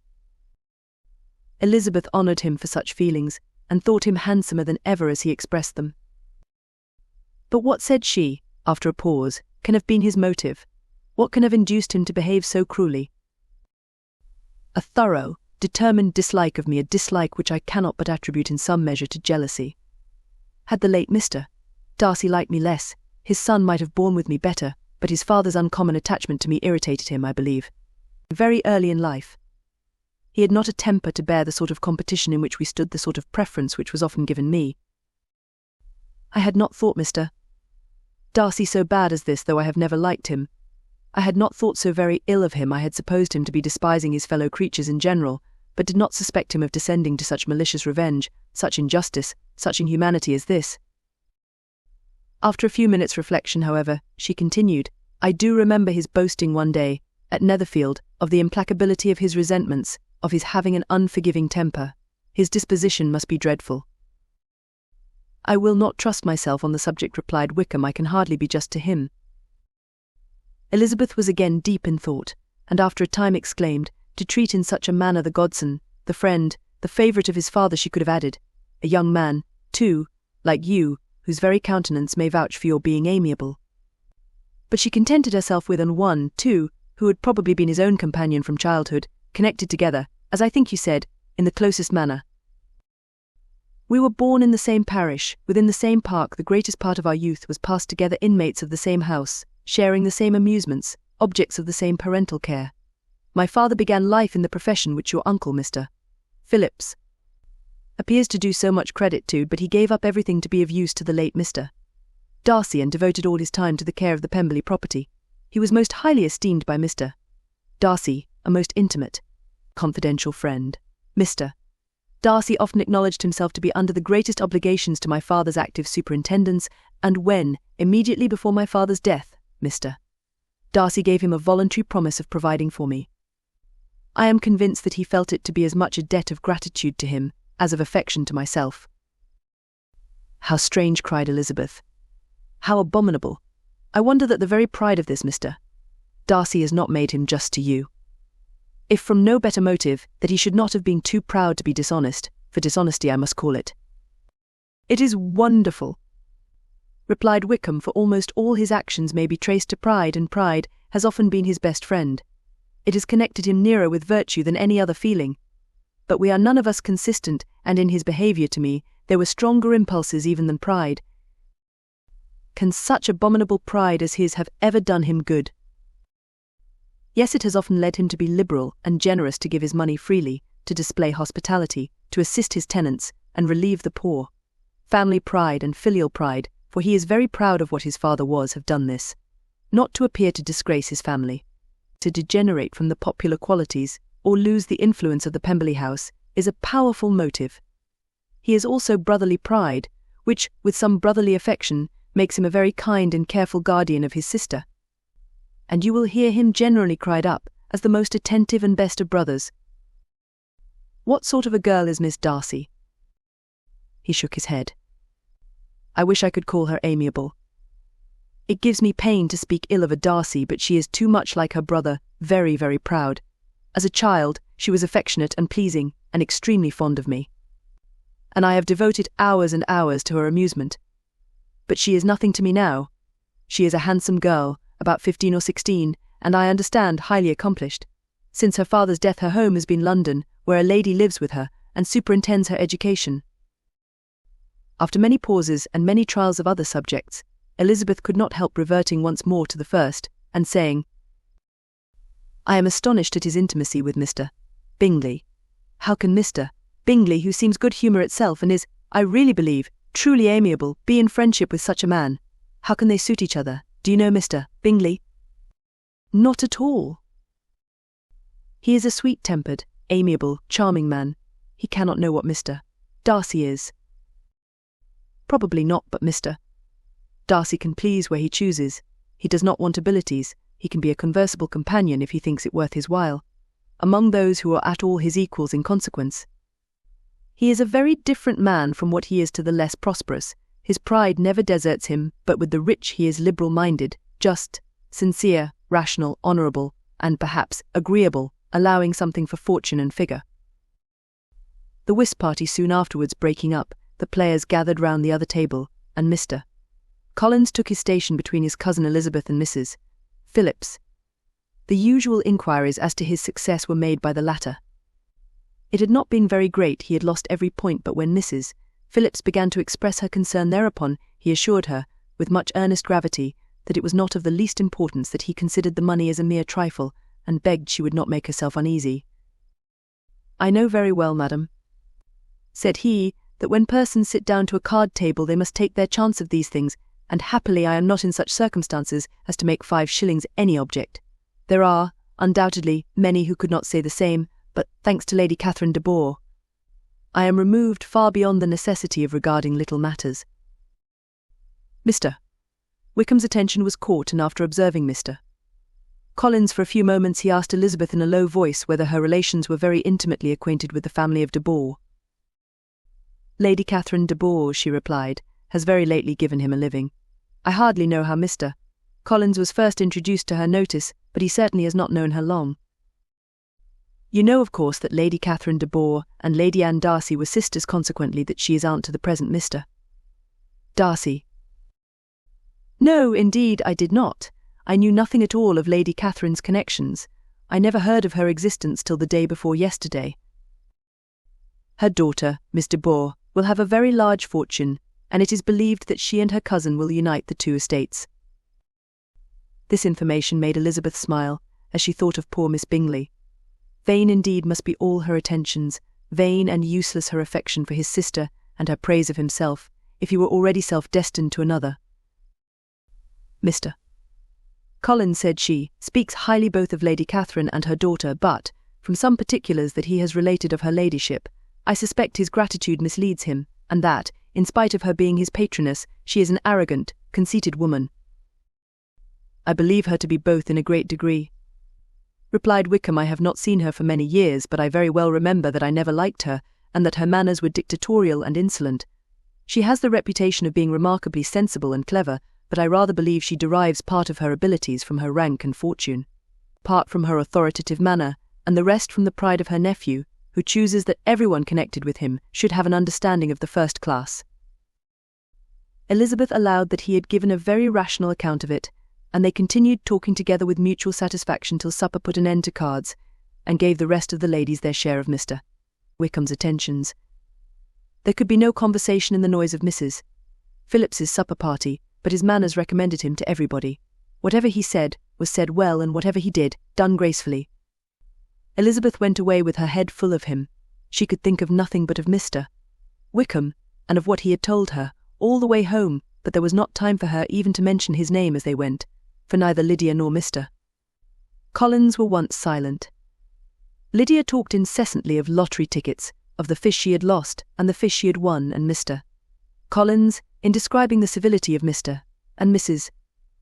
Phillips, protesting that he did not in the least regard his losses at whist, enumerating all the dishes at supper, and repeatedly fearing that he crowded his cousins, had more to say than he could well manage before the carriage stopped at Longbourn House. Chapter 17. Elizabeth related to Jane, the next day, what had passed between Mr.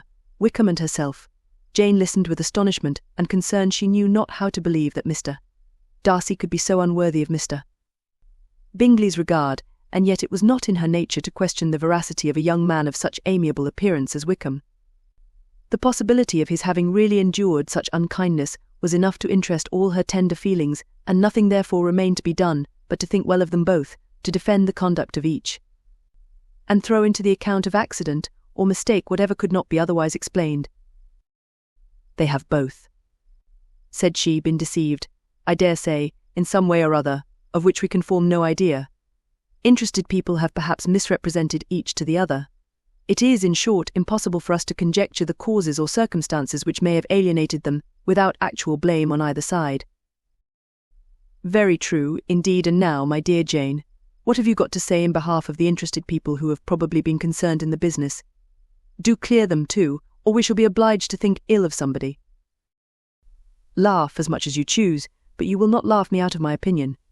My dearest Lizzie, do but consider in what a disgraceful light it places Mr. Darcy to be treating his father's favourite in such a manner. One whom his father had promised to provide for. It is impossible. No man of common humanity, no man who had any value for his character, could be capable of it. Can his most intimate friends be so excessively deceived in him? Oh no! I can much more easily believe Mr. Bingley's being imposed on than that Mr. Wickham should invent such a history of himself as he gave me last night, names, facts, everything mentioned without ceremony. If it be not so, let Mr. Darcy contradict it. Besides, there was truth in his looks. It is difficult, indeed it is distressing. One does not know what to think. I beg your pardon, one knows exactly what to think. But Jane could think with certainty on only one point, that Mr. Bingley, if he had been imposed on, would have much to suffer when the affair became public. The two young ladies were summoned from the shrubbery, where this conversation passed, by the arrival of some of the very persons of whom they had been speaking. Mr. Bingley and his sisters came to give their personal invitation for the long-expected ball at Netherfield, which was fixed for the following Tuesday. The two ladies were delighted to see their dear friend again, called it an age since they had met, and repeatedly asked what she had been doing with herself since their separation. To the rest of the family they paid little attention, avoiding Mrs. Bennet as much as possible, saying not much to Elizabeth, and nothing at all to the others. They were soon gone again, rising from their seats with an activity which took their brother by surprise, and hurrying off as if eager to escape from Mrs. Bennet's civilities. The prospect of the Netherfield ball was extremely agreeable to every female of the family. Mrs. Bennet chose to consider it as given in compliment to her eldest daughter, and was particularly flattered by receiving the invitation from Mr. Bingley himself, instead of a ceremonious card. Jane pictured to herself a happy evening in the society of her two friends, and the attentions of their brother, and Elizabeth thought with pleasure of dancing a great deal with Mr. Wickham, and of seeing a confirmation of everything in Mr. Darcy's look and behaviour. The happiness anticipated by Catherine and Lydia depended less on any single event or any particular person, for though they each, like Elizabeth, meant to dance half the evening with Mr. Wickham, he was by no means the only partner who could satisfy them, and a ball was, at any rate, a ball, and even Mary could assure her family that she had no disinclination for it. "While I can have my mornings to myself," said she, "it is enough. I think it is no sacrifice to join occasionally in evening engagements. Society has claims on us all, and I profess myself one of those who consider intervals of recreation and amusement as desirable for everybody." Elizabeth's spirits were so high on the occasion that though she did not often speak unnecessarily to Mr. Collins, she could not help asking him whether he intended to accept Mr. Bingley's invitation, and if he did, whether he would think it proper to join in the evening's amusement, and she was rather surprised to find that he entertained no scruple whatever on that head, and was very far from dreading a rebuke, either from the Archbishop or Lady Catherine de Bourgh, by venturing to dance. "I am by no means of opinion, I assure you," said he, "that a ball of this kind, given by a young man of character to respectable people, can have any evil tendency, and I am so far from objecting to dancing myself, that I shall hope to be honoured with the hands of all my fair cousins in the course of the evening. And I take this opportunity of soliciting yours, Miss Elizabeth, for the two first dances, especially a preference which I trust my cousin Jane will attribute to the right cause, and not to any disrespect for her." Elizabeth felt herself completely taken in. She had fully proposed being engaged by Wickham for those very dances, and to have Mr. Collins instead. Her liveliness had been never worse timed. There was no help for it, however. Mr. Wickham's happiness and her own was perforce delayed a little longer, and Mr. Collins's proposal accepted with as good a grace as she could. She was not the better pleased with his gallantry, from the idea it suggested of something more. It now first struck her that she was selected from among her sisters as worthy of being the mistress of Hunsford Parsonage, and of assisting to form a quadrille table at Rosings, in the absence of more eligible visitors. The idea soon reached to conviction, as she observed his increasing civilities towards herself, and heard his frequent attempt at a compliment on her wit and vivacity, and though more astonished than gratified herself by this effect of her charms. It was not long before her mother gave her to understand that the probability of their marriage was exceedingly agreeable to her. Elizabeth, however, did not choose to take the hint, being well aware that a serious dispute must be the consequence of any reply. Mr. Collins might never make the offer. Until he did, it was useless to quarrel about him. If there had not been a Netherfield ball to prepare for and talk of, the younger Miss Bennets would have been in a pitiable state at this time, for, from the day of the invitation to the day of the ball, there was such a succession of rain as prevented their walking to Meryton once. No aunt, no officers, no news could be sought after. The very shoe roses for Netherfield were got by proxy. Even Elizabeth might have found some trial of her patience in weather which totally suspended the improvement of her acquaintance with Mr. Wickham, and nothing less than a dance on Tuesday could have made such a Friday, Saturday, Sunday, and Monday endurable to Kitty and Lydia. Chapter 18. Till Elizabeth entered the drawing-room at Netherfield, and looked in vain for Mr. Wickham among the cluster of red coats there assembled, a doubt of his being present had never occurred to her. The certainty of meeting him had not been checked by any of those recollections that might not unreasonably have alarmed her. She had dressed with more than usual care, and prepared in the highest spirits for the conquest of all that remained unsubdued of his heart, trusting that it was not more than might be won in the course of the evening. But in an instant arose the dreadful suspicion of his being purposely omitted, for Mr. Darcy's pleasure in the Bingleys' invitation to the officers, and though this was not exactly the case, the absolute fact of his absence was pronounced by his friend Mr. Denny, to whom Lydia eagerly applied, and who told them that Wickham had been obliged to go to town on business the day before, and was not yet returned, adding, with a significant smile, "I do not imagine his business would have called him away just now, if he had not wished to avoid a certain gentleman here." This part of his intelligence, though unheard by Lydia, was caught by Elizabeth, and, as it assured her that Darcy was not less answerable for Wickham's absence than if her first surmise had been just, every feeling of displeasure against the former was so sharpened by immediate disappointment, that she could hardly reply with tolerable civility to the polite inquiries which he directly afterwards approached to make. Attention, forbearance, patience with Darcy was injury to Wickham. She was resolved against any sort of conversation with him, and turned away with a degree of ill humour which she could not wholly surmount even in speaking to Mr. Bingley, whose blind partiality provoked her. But Elizabeth was not formed for ill humour, and though every prospect of her own was destroyed for the evening, it could not dwell long on her spirits, and having told all her griefs to Charlotte Lucas, whom she had not seen for a week, she was soon able to make a voluntary transition to the oddities of her cousin, and to point him out to her particular notice. The two first dances, however, brought a return of distress. They were dances of mortification. Mr. Collins, awkward and solemn, apologizing instead of attending, and often moving wrong without being aware of it, gave her all the shame and misery which a disagreeable partner for a couple of dances can give. The moment of her release from him was ecstasy. She danced next with an officer, and had the refreshment of talking of Wickham, and of hearing that he was universally liked. When those dances were over, she returned to Charlotte Lucas, and was in conversation with her, when she found herself suddenly addressed by Mr. Darcy, who took her so much by surprise in his application for her hand, that, without knowing what she did, she accepted him. He walked away again immediately, and she was left to fret over her own want of presence of mind. Charlotte tried to console her. "I dare say you will find him very agreeable." "Heaven forbid. That would be the greatest misfortune of all. To find a man agreeable whom one is determined to hate. Do not wish me such an evil." When the dancing recommenced, however, and Darcy approached to claim her hand, Charlotte could not help cautioning her, in a whisper, not to be a simpleton, and allow her fancy for Wickham to make her appear unpleasant in the eyes of a man, oftentimes his consequence. Elizabeth made no answer, and took her place in the set, amazed at the dignity to which she was arrived in being allowed to stand opposite to Mr. Darcy, and reading in her neighbours' looks their equal amazement in beholding it. They stood for some time without speaking a word, and she began to imagine that their silence was to last through the 2 dances, and at first was resolved not to break it till suddenly fancying that it would be the greater punishment to her partner to oblige him to talk. She made some slight observation on the dance, he replied, and was again silent.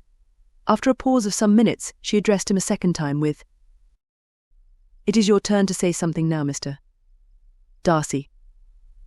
I talked about the dance, and you ought to make some kind of remark on the size of the room or the number of couples." He smiled, and assured her that whatever she wished him to say should be said. "Very well, that reply will do for the present. Perhaps, by and by, I may observe that private balls are much pleasanter than public ones, but now we may be silent." "Do you talk by rule, then, while you are dancing?" "Sometimes. One must speak a little, you know. It would look odd to be entirely silent for half an hour together, and yet, for the advantage of some, conversation ought to be so arranged as that they may have the trouble of saying as little as possible." "Are you consulting your own feelings in the present case, or do you imagine that you are gratifying mine?" "Both," replied Elizabeth archly, "for I have always seen a great similarity in the turn of our minds.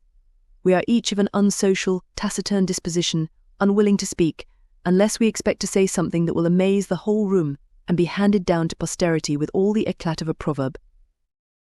"This is no very striking resemblance of your own character, I am sure," said he. "How near it may be to mine, I cannot pretend to say. You think it a faithful portrait, undoubtedly." "I must not decide on my own performance."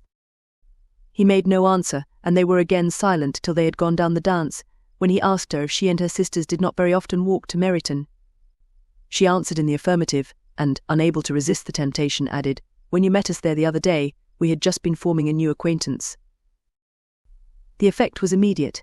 A deeper shade of hauteur overspread his features, but he said not a word, and Elizabeth, though blaming herself for her own weakness, could not go on. At length Darcy spoke, and in a constrained manner said, "Mr. Wickham is blessed with such happy manners as may ensure his making friends. Whether he may be equally capable of retaining them is less certain." "He has been so unlucky as to lose your friendship," replied Elizabeth, with emphasis, and in a manner which he is likely to suffer from all his life. Darcy made no answer, and seemed desirous of changing the subject. At that moment Sir William Lucas appeared close to them, meaning to pass through the set to the other side of the room, but, on perceiving Mr. Darcy, he stopped, with a bow of superior courtesy, to compliment him on his dancing and his partner. "I have been most highly gratified indeed, my dear sir. Such very superior dancing is not often seen. It is evident that you belong to the first circles. Allow me to say, however, that your fair partner does not disgrace you, and that I must hope to have this pleasure often repeated. Especially when a certain desirable event, my dear Miss Eliza glancing at her sister and Bingley, shall take place. What congratulations will then flow in! I appeal to Mr. Darcy, but let me not interrupt you. Sir, you will not thank me for detaining you from the bewitching converse of that young lady, whose bright eyes are also upbraiding me." The latter part of this address was scarcely heard by Darcy, but Sir William's allusion to his friend seemed to strike him forcibly, and his eyes were directed, with a very serious expression, towards Bingley and Jane, who were dancing together. Recovering himself, however, shortly he turned to his partner, and said, "Sir William's interruption has made me forget what we were talking of." "I do not think we were speaking at all." Sir William could not have interrupted any 2 people in the room who had less to say for themselves. "We have tried 2 or 3 subjects already without success, and what we are to talk of next I cannot imagine." "What think you of books?" said he, smiling. "Books? Oh no. I am sure we never read the same, or not with the same feelings." "I am sorry you think so, but if that be the case there can at least be no want of subject. We may compare our different opinions." "No, I cannot talk of books in a ballroom. My head is always full of something else." "The present always occupies you in such scenes, does it?" said he, with a look of doubt. "Yes, always," she replied, without knowing what she said, for her thoughts had wandered far from the subject, as soon afterwards appeared by her suddenly exclaiming, "I remember hearing you once say, Mr. Darcy, that you hardly ever forgave that your resentment, once created, was unappeasable. You are very cautious, I suppose, as to its being created." "I am," said he, with a firm voice. "And never allow yourself to be blinded by prejudice." "I hope not. It is particularly incumbent on those who never change their opinion to be secure of judging properly at first. May I ask to what these questions tend?" "Merely to the illustration of your character," said she, endeavouring to shake off her gravity. "I am trying to make it out." "And what is your success?" She shook her head. "I do not get on at all. I hear such different accounts of you as puzzle me exceedingly." "I can readily believe," answered he, gravely, "that reports may vary greatly with respect to me, and I could wish, Miss Bennet, that you were not to sketch my character at the present moment, as there is reason to fear that the performance would reflect no credit on either. But if I do not take your likeness now, I may never have another opportunity." "I would by no means suspend any pleasure of yours," he coldly replied. She said no more, and they went down the other dance and parted in silence, on each side dissatisfied, though not to an equal degree, for in Darcy's breast there was a tolerably powerful feeling towards her, which soon procured her pardon, and directed all his anger against another. They had not long separated when Miss Bingley came towards her, and with an expression of civil disdain, thus accosted her. "So, Miss Eliza, I hear you are quite delighted with George Wickham. Your sister has been talking to me about him, and asking me 1,000 questions, and I find that the young man forgot to tell you, among his other communications, that he was the son of old Wickham, the late Mr.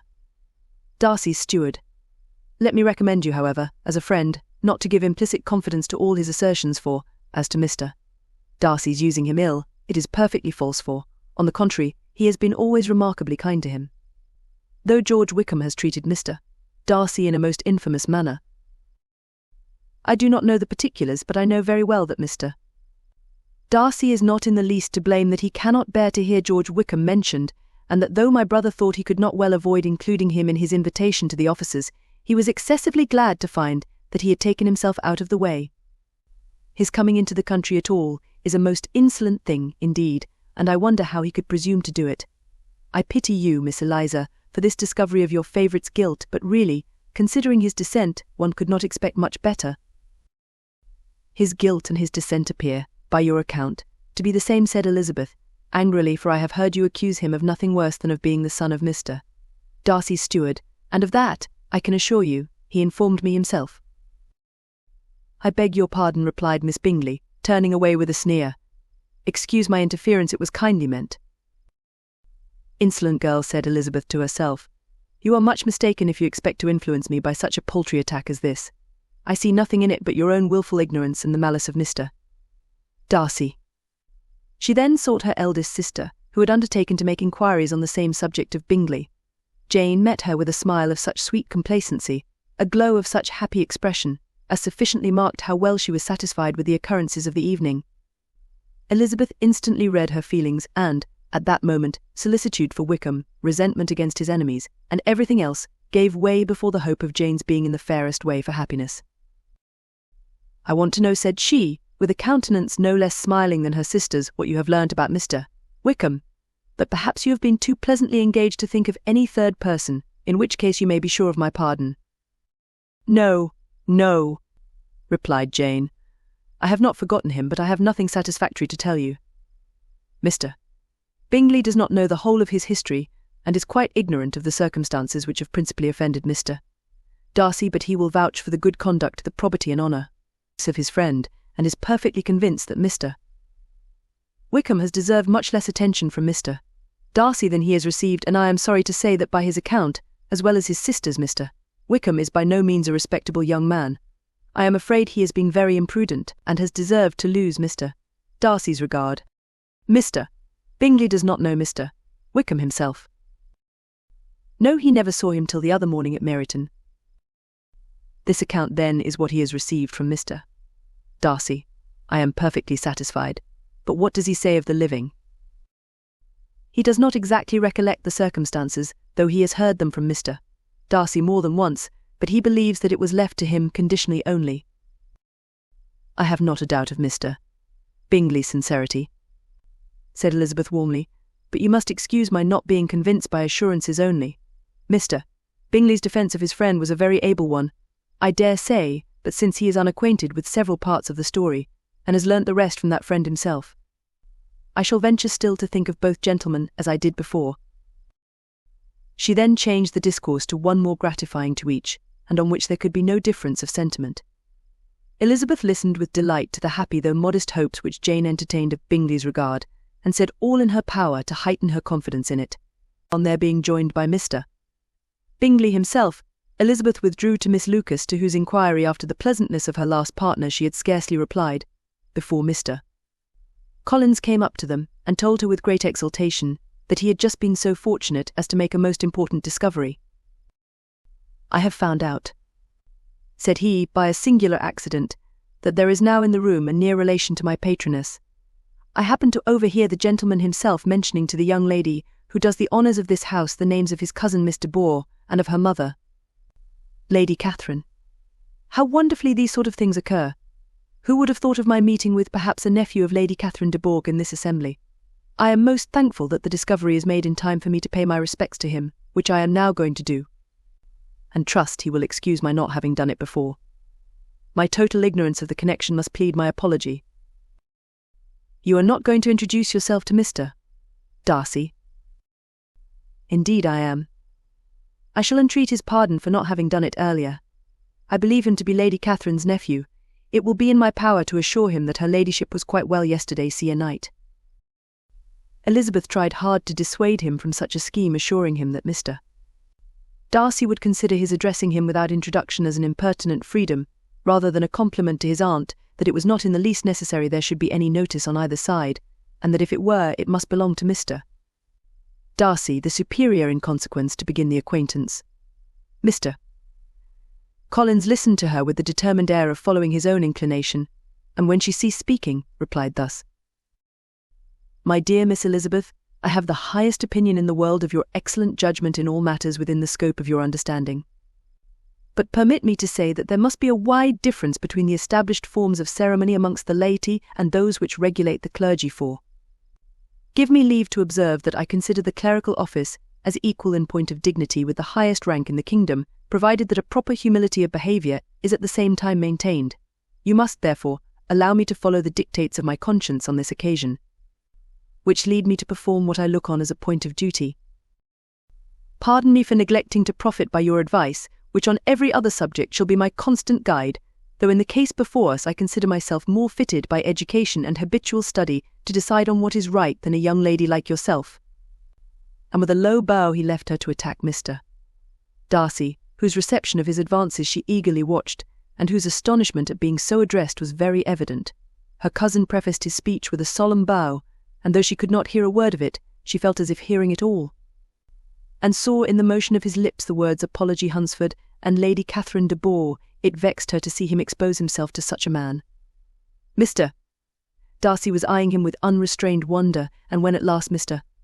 Collins allowed him to speak, replied with an air of distant civility, "Mr.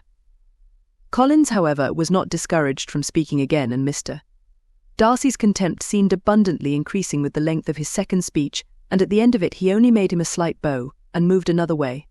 Mr. Collins then returned to Elizabeth. "I have no reason, I assure you," said he, "to be dissatisfied with my reception." Mr. Darcy seemed much pleased with the attention. He answered me with the utmost civility, and even paid me the compliment of saying that he was so well convinced of Lady Catherine's discernment as to be certain she could never bestow a favour unworthily. It was really a very handsome thought. Upon the whole, I am much pleased with him.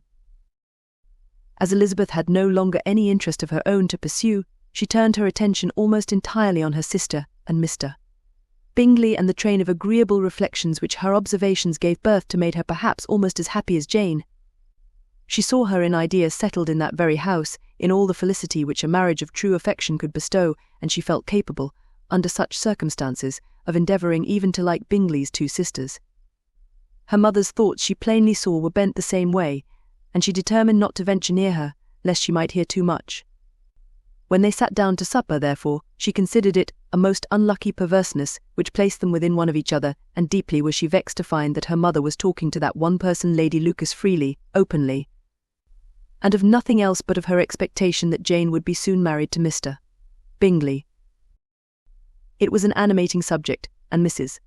Bennet seemed incapable of fatigue while enumerating the advantages of the match. His being such a charming young man, and so rich, and living but 3 miles from them, were the first points of self-gratulation, and then it was such a comfort to think how fond the two sisters were of Jane, and to be certain that they must desire the connection as much as she could do. It was, moreover, such a promising thing for her younger daughters, as Jane's marrying so greatly must throw them in the way of other rich men, and lastly, it was so pleasant at her time of life to be able to consign her single daughters to the care of their sister, that she might not be obliged to go into company more than she liked. It was necessary to make this circumstance a matter of pleasure, because on such occasions it is the etiquette, but no one was less likely than Mrs.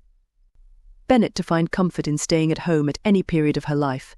She concluded with many good wishes that Lady Lucas might soon be equally fortunate, though evidently and triumphantly believing there was no chance of it. In vain did Elizabeth endeavour to check the rapidity of her mother's words, or persuade her to describe her felicity in a less audible whisper, for to her inexpressible vexation she could perceive that the chief of it was overheard by Mr.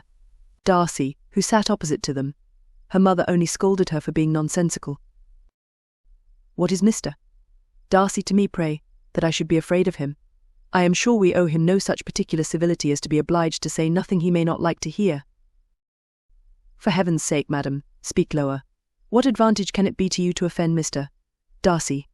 You will never recommend yourself to his friend by so doing." Nothing that she could say, however, had any influence. Her mother would talk of her views in the same intelligible tone. Elizabeth blushed and blushed again with shame and vexation. She could not help frequently glancing her eye at Mr. Darcy, though every glance convinced her of what she dreaded, for though he was not always looking at her mother, she was convinced that his attention was invariably fixed by her. The expression of his face changed gradually from indignant contempt to a composed and steady gravity. At length, however, Mrs. Bennet had no more to say, and Lady Lucas, who had been long yawning at the repetition of delights which she saw no likelihood of sharing, was left to the comforts of cold ham and chicken. Elizabeth now began to revive. But not long was the interval of tranquillity, for when supper was over, singing was talked of, and she had the mortification of seeing Mary, after very little entreaty, preparing to oblige the company. By many significant looks and silent entreaties did she endeavour to prevent such a proof of complaisance, but in vain. Mary would not understand them. Such an opportunity of exhibiting was delightful to her, and she began her song. Elizabeth's eyes were fixed on her, with most painful sensations, and she watched her progress through the several stanzas, with an impatience which was very ill rewarded at their close for Mary. On receiving amongst the thanks of the table the hint of a hope that she might be prevailed on to favour them again, after the pause of half a minute began another. Mary's powers were by no means fitted for such a display. Her voice was weak, and her manner affected. Elizabeth was in agonies. She looked at Jane to see how she bore it, but Jane was very composedly talking to Bingley. She looked at his two sisters, and saw them making signs of derision at each other, and at Darcy, who continued, however, impenetrably grave. She looked at her father to entreat his interference, lest Mary should be singing all night. He took the hint, and when Mary had finished her second song, said aloud, "That will do extremely well, child. You have delighted us long enough. Let the other young ladies have time to exhibit." Mary, though pretending not to hear, was somewhat disconcerted, and Elizabeth, sorry for her, and sorry for her father's speech, was afraid her anxiety had done no good. Others of the party were now applied to. "If I said Mr. Collins was so fortunate as to be able to sing, I should have great pleasure, I am sure, in obliging the company with an air, for I consider music as a very innocent diversion, and perfectly compatible with the profession of a clergyman. I do not mean, however, to assert that we can be justified in devoting too much of our time to music, for there are certainly other things to be attended to. The rector of a parish has much to do. In the first place, he must make such an agreement for tithes as may be beneficial to himself and not offensive to his patron. He must write his own sermons, and the time that remains will not be too much for his parish duties, and the care and improvement of his dwelling, which he cannot be excused from making as comfortable as possible. And I do not think it of light importance that he should have attentive and conciliatory manners towards everybody, especially towards those to whom he owes his preferment. I cannot acquit him of that duty, nor could I think well of the man who should omit an occasion of testifying his respect towards anybody connected with the family, and with a bow to Mr. Darcy, he concluded his speech, which had been spoken so loud as to be heard by half the room. Many stared, many smiled, but no one looked more amused than Mr. Bennet himself, while his wife seriously commended Mr. Collins for having spoken so sensibly, and observed in a half-whisper to Lady Lucas that he was a remarkably clever, good kind of young man. To Elizabeth it appeared that had her family made an agreement to expose themselves as much as they could during the evening, it would have been impossible for them to play their parts with more spirit or finer success. And happy did she think it for Bingley and her sister that some of the exhibition had escaped his notice, and that his feelings were not of a sort to be much distressed by the folly which he must have witnessed. That his two sisters and Mr. Darcy, however, should have such an opportunity of ridiculing her relations was bad enough, and she could not determine whether the silent contempt of the gentlemen or the insolent smiles of the ladies were more intolerable. The rest of the evening brought her little amusement. She was teased by Mr. Collins, who continued most perseveringly by her side, and though he could not prevail with her to dance with him again, put it out of her power to dance with others. In vain did she entreat him to stand up with somebody else, and offered to introduce him to any young lady in the room. He assured her that, as to dancing, he was perfectly indifferent to it, that his chief object was, by delicate attentions, to recommend himself to her, and that he should therefore make a point of remaining close to her the whole evening. There was no arguing upon such a project. She owed her greatest relief to her friend Miss Lucas, who often joined them, and good-naturedly engaged Mr. Collins's conversation to herself. She was at least free from the offence of Mr. Darcy's further notice, though often standing within a very short distance of her, quite disengaged, he never came near enough to speak. She felt it to be the probable consequence of her allusions to Mr. Wickham, and rejoiced in it. The Longbourn party were the last of all the company to depart, and by a manoeuvre of Mrs. Bennet had to wait for their carriage a quarter of an hour after everybody else was gone, which gave them time to see how heartily they were wished away by some of the family. Mrs. Hurst and her sister scarcely opened their mouths except to complain of fatigue, and were evidently impatient to have the house to themselves. They repulsed every attempt of Mrs. Bennet at conversation, and by so doing threw a languor over the whole party, which was very little relieved by the long speeches of Mr. Collins, who was complimenting Mr. Bingley and his sisters on the elegance of their entertainment, and the hospitality and politeness which had marked their behaviour to their guests. Darcy said nothing at all. Mr. Bennet, in equal silence, was enjoying the scene. Mr. Bingley and Jane were standing together a little detached from the rest, and talked only to each other. Elizabeth preserved as steady a silence as either Mrs. Hurst or Miss Bingley, and even Lydia was too much fatigued to utter more than the occasional exclamation of "Lord, how tired I am," accompanied by a violent yawn. When at length they arose to take leave, Mrs. Bennet was most pressingly civil in her hope of seeing the whole family soon at Longbourn, and addressed herself particularly to Mr. Bingley, to assure him how happy he would make them by eating a family dinner with them at any time, without the ceremony of a formal invitation.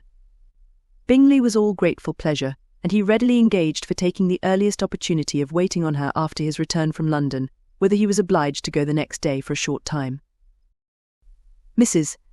Bennet was perfectly satisfied, and quitted the house under the delightful persuasion that, allowing for the necessary preparations of settlements, new carriages, and wedding clothes, she should undoubtedly see her daughter settled at Netherfield in the course of 3 or 4 months, of having another daughter married to Mr. Collins she thought with equal certainty, and with considerable, though not equal, pleasure. Elizabeth was the least dear to her of all her children, and though the man and the match were quite good enough for her, the worth of each was eclipsed by Mr. Bingley and Netherfield. Chapter 19. The next day opened a new scene at Longbourn. Mr. Collins made his declaration in form. Having resolved to do it without loss of time, as his leave of absence extended only to the following Saturday, and having no feelings of diffidence to make it distressing to himself, even at the moment, he set about it in a very orderly manner, with all the observances which he supposed a regular part of the business. On finding Mrs. Bennet, Elizabeth, and one of the younger girls together, soon after breakfast, he addressed the mother in these words. "May I hope, madam, for your interest with your fair daughter Elizabeth, when I solicit for the honour of a private audience with her in the course of this morning?" Before Elizabeth had time for anything but a blush of surprise, Mrs. Bennet instantly answered, "Oh dear, yes, certainly. I am sure Lizzie will be very happy. I am sure she can have no objection.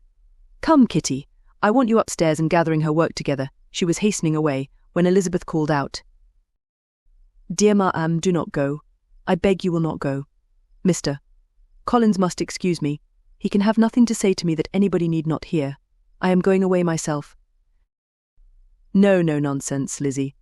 I desire you will stay where you are, and upon Elizabeth seeming really, with vexed and embarrassed looks, about to escape, she added, Lizzie, I insist upon your staying and hearing Mr. Collins. Elizabeth would not oppose such an injunction, and a moment's consideration making her also sensible that it would be wisest to get it over as soon and as quietly as possible, she sat down again, and tried to conceal, by incessant employment, the feelings which were divided between distress and diversion. Mrs. Bennet and Kitty walked off, and as soon as they were gone, Mr. Collins began. Believe me, my dear Miss Elizabeth, that your modesty, so far from doing you any disservice, rather adds to your other perfections. You would have been less amiable in my eyes, had there not been this little unwillingness. But allow me to assure you that I have your respected mother's permission for this address. You can hardly doubt the purport of my discourse, however your natural delicacy may lead you to dissemble. My attentions have been too marked to be mistaken. Almost as soon as I entered the house I singled you out as the companion of my future life. But before I am run away with by my feelings on this subject, perhaps it will be advisable for me to state my reasons for marrying, and moreover, for coming into Hertfordshire with the design of selecting a wife, as I certainly did. The idea of Mr. Collins, with all his solemn composure, being run away with by his feelings, made Elizabeth so near laughing that she could not use the short pause he allowed in any attempt to stop him farther, and he continued. My reasons for marrying are, first, that I think it a right thing for every clergyman in easy circumstances like myself to set the example of matrimony in his parish. Secondly, that I am convinced it will add very greatly to my happiness. And thirdly, which perhaps I ought to have mentioned earlier, that it is the particular advice and recommendation of the very noble lady whom I have the honour of calling patroness. Twice has she condescended to give me her opinion unasked too on this subject. And it was but the very Saturday night before I left Hunsford, between our pools at quadrille, while Mrs. Jenkinson was arranging Mr. Bore's footstool, that she said, Mr. Collins, you must marry. A clergyman like you must marry. Choose properly, choose a gentlewoman for my sake, and for your own let her be an active, useful sort of person, not brought up high, but able to make a small income go a good way. This is my advice. Find such a woman as soon as you can, bring her to Hunsford, and I will visit her. Allow me, by the way, to observe, my fair cousin, that I do not reckon the notice and kindness of Lady Catherine de Bourgh as among the least of the advantages in my power to offer. You will find her manners beyond anything I can describe, and your wit and vivacity, I think, must be acceptable to her, especially when tempered with the silence and respect which her rank will inevitably excite. Thus much for my general intention in favour of matrimony. It remains to be told why my views were directed to Longbourn instead of my own neighbourhood, where I assure you there are many amiable young women. But the fact is, that being, as I am, to inherit this estate after the death of your honoured father, who, however, may live many years longer, I could not satisfy myself without resolving to choose a wife from among his daughters, that the loss to them might be as little as possible when the melancholy event takes place which, however, as I have already said, may not be for several years. This has been my motive, my fair cousin, and I flatter myself it will not sink me in your esteem. And now nothing remains for me but to assure you in the most animated language of the violence of my affection. To fortune I am perfectly indifferent, and shall make no demand of that nature on your father, since I am well aware that it could not be complied with, and that £1,000 in the 4 per cents, which will not be yours till after your mother's decease, is all that you may ever be entitled to. On that head, therefore, I shall be uniformly silent, and you may assure yourself that no ungenerous reproach shall ever pass my lips when we are married. It was absolutely necessary to interrupt him now. You are too hasty, sir, she cried. You forget that I have made no answer. Let me do it without further loss of time. Accept my thanks for the compliment you are paying me. I am very sensible of the honour of your proposals, but it is impossible for me to do otherwise than decline them. I am not now to learn, replied Mr. Collins, with a formal wave of the hand, that it is usual with young ladies to reject the addresses of the man whom they secretly mean to accept, when he first applies for their favour, and that sometimes the refusal is repeated a second or even a third time. I am, therefore, by no means discouraged by what you have just said, and shall hope to lead you to the altar ere long. Upon my word, sir, cried Elizabeth, your hope is rather an extraordinary one after my declaration. I do assure you that I am not one of those young ladies, if such young ladies there are, who are so daring as to risk their happiness on the chance of being asked a second time. I am perfectly serious in my refusal. You could not make me happy, and I am convinced that I am the last woman in the world who would make you so. Nay, were your friend Lady Catherine to know me, I am persuaded she would find me in every respect ill-qualified for the situation. Were it certain that Lady Catherine would think so, said Mr. Collins, very gravely, but I cannot imagine that her ladyship would at all disapprove of you. And you may be certain that when I have the honour of seeing her again I shall speak in the highest terms of your modesty, economy, and other amiable qualifications. Indeed, Mr. Collins, all praise of me will be unnecessary.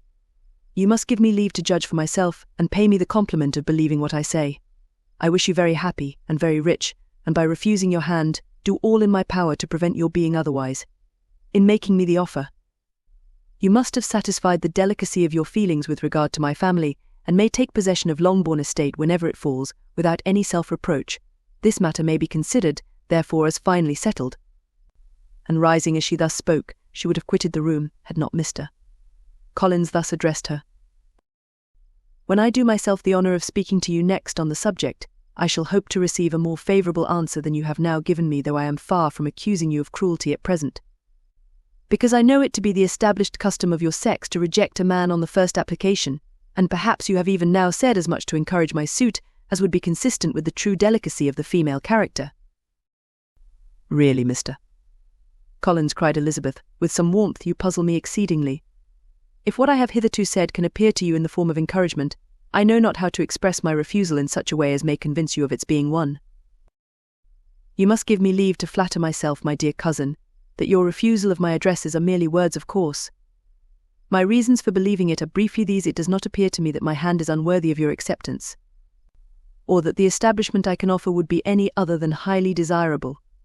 My situation in life, my connections with the family of de Bourgh, and my relationship to your own, are circumstances highly in my favour, and you should take it into further consideration that, in spite of your manifold attractions, it is by no means certain that another offer of marriage may ever be made you. Your portion is unhappily so small, that it will in all likelihood undo the effects of your loveliness and amiable qualifications. As I must, therefore, conclude that you are not serious in your rejection of me, I shall choose to attribute it to your wish of increasing my love by suspense, according to the usual practice of elegant females. I do assure you, sir, that I have no pretensions whatever to that kind of elegance which consists in tormenting a respectable man. I would rather be paid the compliment of being believed sincere. I thank you again and again for the honour you have done me in your proposals, but to accept them is absolutely impossible. My feelings in every respect forbid it. Can I speak plainer? Do not consider me now as an elegant female intending to plague you, but as a rational creature speaking the truth from her heart. You are uniformly charming, cried he, with an air of awkward gallantry, and I am persuaded that, when sanctioned by the express authority of both your excellent parents, my proposals will not fail of being acceptable.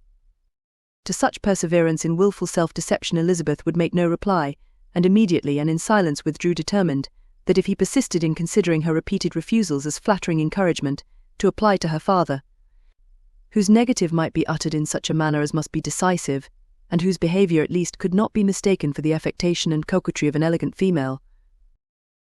Chapter 20. M.R. Collins was not left long to the silent contemplation of his successful love for Mrs. Bennet, having dawdled about in the vestibule to watch for the end of the conference, no sooner saw Elizabeth open the door, and with quick step pass her towards the staircase, than she entered the breakfast-room, and congratulated both him and herself in warm terms on the happy prospect of their nearer connection. Mr. Collins received and returned these felicitations with equal pleasure, and then proceeded to relate the particulars of their interview, with the result of which he trusted he had every reason to be satisfied, since the refusal which his cousin had steadfastly given him would naturally flow from her bashful modesty and the genuine delicacy of her character. This information, however, startled Mrs. Bennet. She would have been glad to be equally satisfied that her daughter had meant to encourage him by protesting against his proposals, but she dared not believe it, and could not help saying so. But depend upon it, Mr. Collins, she added, that Lizzie shall be brought to reason. I will speak to her about it myself directly. She is a very headstrong, foolish girl, and does not know her own interest, but I will make her know it. Pardon me for interrupting you, madam, cried Mr. Collins, but if she is really headstrong and foolish, I know not whether she would altogether be a very desirable wife to a man in my situation, who naturally looks for happiness in the marriage state. If, therefore, she actually persists in rejecting my suit, perhaps it were better not to force her into accepting me, because if liable to such defects of temper, she could not contribute much to my felicity." "Sir, you quite misunderstand me," said Mrs. Bennet, alarmed. "Lizzie is only headstrong in such matters as these. In everything else she is as good-natured a girl as ever lived. I will go directly to Mr. Bennet, and we shall very soon settle it with her, I am sure." She would not give him time to reply, but hurrying instantly to her husband, called out, as she entered the library, "Oh, Mr. Bennet, you are wanted immediately. We are all in an uproar. You must come and make Lizzie marry Mr. Collins, for she vows she will not have him, and if you do not make haste he will change his mind and not have her." Mr. Bennet raised his eyes from his book as she entered, and fixed them on her face with a calm unconcern, which was not in the least altered by her communication. "I have not the pleasure of understanding you," said he, when she had finished her speech. "Of what are you talking?" "And of Mr. Collins and Lizzie. Lizzie declares she will not have Mr. Collins, and Mr. Collins begins to say that he will not have Lizzie. And what am I to do on the occasion? It seems a hopeless business. Speak to Lizzie about it yourself. Tell her that you insist upon her marrying him. Let her be called down. She shall hear my opinion." Mrs. Bennet rang the bell, and Miss Elizabeth was summoned to the library. "Come here, child," cried her father as she appeared. "I have sent for you on an affair of importance. I understand that Mr. Collins has made you an offer of marriage. Is it true?" Elizabeth replied that it was. "Very well, and this offer of marriage you have refused?" "I have, sir. Very well. We now come to the point. Your mother insists upon your accepting it. Is it not so, Mrs. Bennet?" "Yes, or I will never see her again." "An unhappy alternative is before you, Elizabeth. From this day you must be a stranger to one of your parents. Your mother will never see you again if you do not marry Mr. Collins, and I will never see you again if you do." Elizabeth could not but smile at such a conclusion of such a beginning, but Mrs. Bennet, who had persuaded herself that her husband regarded the affair as she wished, was excessively disappointed. "What do you mean, Mr. Bennet, by talking in this way? You promised me to insist upon her marrying him." "My dear," replied her husband, "I have two small favours to request. First, that you will allow me the free use of my understanding on the present occasion, and secondly, of my room. I shall be glad to have the library to myself as soon as may be." Not yet, however, in spite of her disappointment in her husband, did Mrs. Bennet give up the point. She talked to Elizabeth again, and again coaxed and threatened her by turns. She endeavoured to secure Jane in her interest, but Jane, with all possible mildness, declined interfering, and Elizabeth, sometimes with real earnestness, and sometimes with playful gaiety, replied to her attacks. Though her manner varied, however, her determination never did. Mr. Collins, meanwhile, was meditating in solitude on what had passed. He thought too well of himself to comprehend on what motive his cousin could refuse him, and though his pride was hurt, he suffered in no other way. His regard for her was quite imaginary, and the possibility of her deserving her mother's reproach prevented his feeling any regret. While the family were in this confusion, Charlotte Lucas came to spend the day with them. She was met in the vestibule by Lydia, who, flying to her, cried in a half-whisper, "I am glad you are come. For there is such fun here. What do you think has happened this morning? Mr. Collins has made an offer to Lizzie, and she will not have him."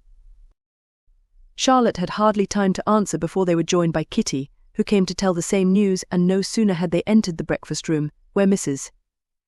Bennet was alone, than she likewise began on the subject, calling on Miss Lucas for her compassion, and entreating her to persuade her friend Lizzie to comply with the wishes of her family. "Pray do, my dear Miss Lucas," she added, in a melancholy tone, "for nobody is on my side, nobody takes part with me, I am cruelly used, nobody feels for my poor nerves." Charlotte's reply was spared by the entrance of Jane and Elizabeth. There she comes," continued Mrs. Bennet, looking as unconcerned as may be, and caring no more for us than if we were at York, provided she can have her own way. "But I tell you what, Miss Lizzie, if you take it into your head to go on refusing every offer of marriage in this way, You will never get a husband at all, and I am sure I do not know who is to maintain you when your father is dead. I shall not be able to keep you, and so I warn you. I have done with you from this very day. I told you in the library, you know, that I should never speak to you again. And you will find me as good as my word. I have no pleasure in talking to undutiful children. Not that I have much pleasure, indeed, in talking to anybody. People who suffer as I do from nervous complaints can have no great inclination for talking. Nobody can tell what I suffer, but it is always so. Those who do not complain are never pitied. Her daughters listened in silence to this effusion, sensible that any attempt to reason with or soothe her would only increase the irritation. She talked on, therefore, without interruption from any of them till they were joined by Mr. Collins, who entered with an air more stately than usual, and on perceiving whom, she said to the girls, "Now, I do insist upon it, that you, all of you, hold your tongues and let Mr. Collins and me have a little conversation together." Elizabeth passed quietly out of the room, Jane and Kitty followed, but Lydia stood her ground, determined to hear all she could, and Charlotte, detained first by the civility of Mr. Collins, whose inquiries after herself and all her family were very minute, and then by a little curiosity, satisfied herself with walking to the window and pretending not to hear. In a doleful voice, Mrs. Bennet thus began the projected conversation. "Oh, Mr. Collins." "My dear madam," replied he, "let us be for ever silent on this point. Far be it from me." He presently continued, in a voice that marked his displeasure, "to resent the behaviour of your daughter.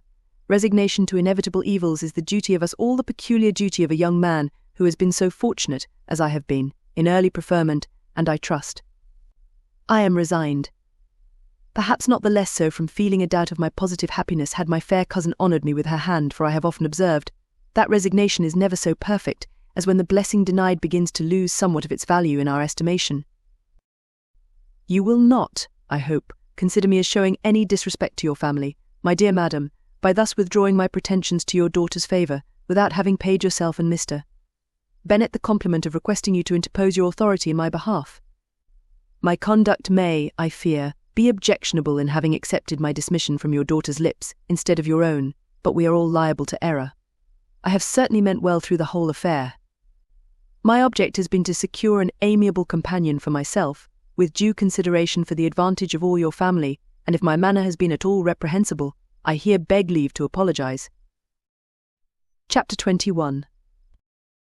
The discussion of Mr. Collins's offer was now nearly at an end, and Elizabeth had only to suffer from the uncomfortable feelings necessarily attending it, and occasionally from some peevish allusion of her mother.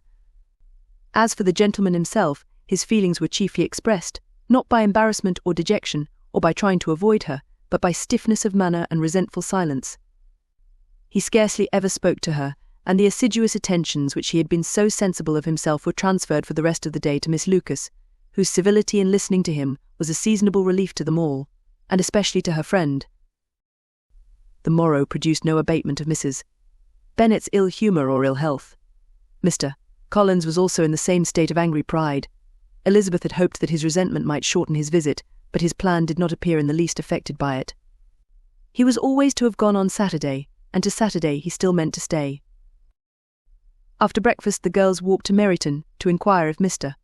Wickham were returned, and to lament over his absence from the Netherfield ball. He joined them on their entering the town, and attended them to their aunt's, where his regret and vexation and the concern of everybody were well talked over. To Elizabeth, however, he voluntarily acknowledged that the necessity of his absence had been self-imposed. I found, said he, as the time drew near, that I had better not meet Mr. Darcy, that to be in the same room, the same party with him for so many hours together, might be more than I could bear, and that scenes might arise unpleasant to more than myself. She highly approved his forbearance, and they had leisure for a full discussion of it, and for all the commendations which they civilly bestowed on each other, as Wickham and another officer walked back with them to Longbourn, and during the walk he particularly attended to her.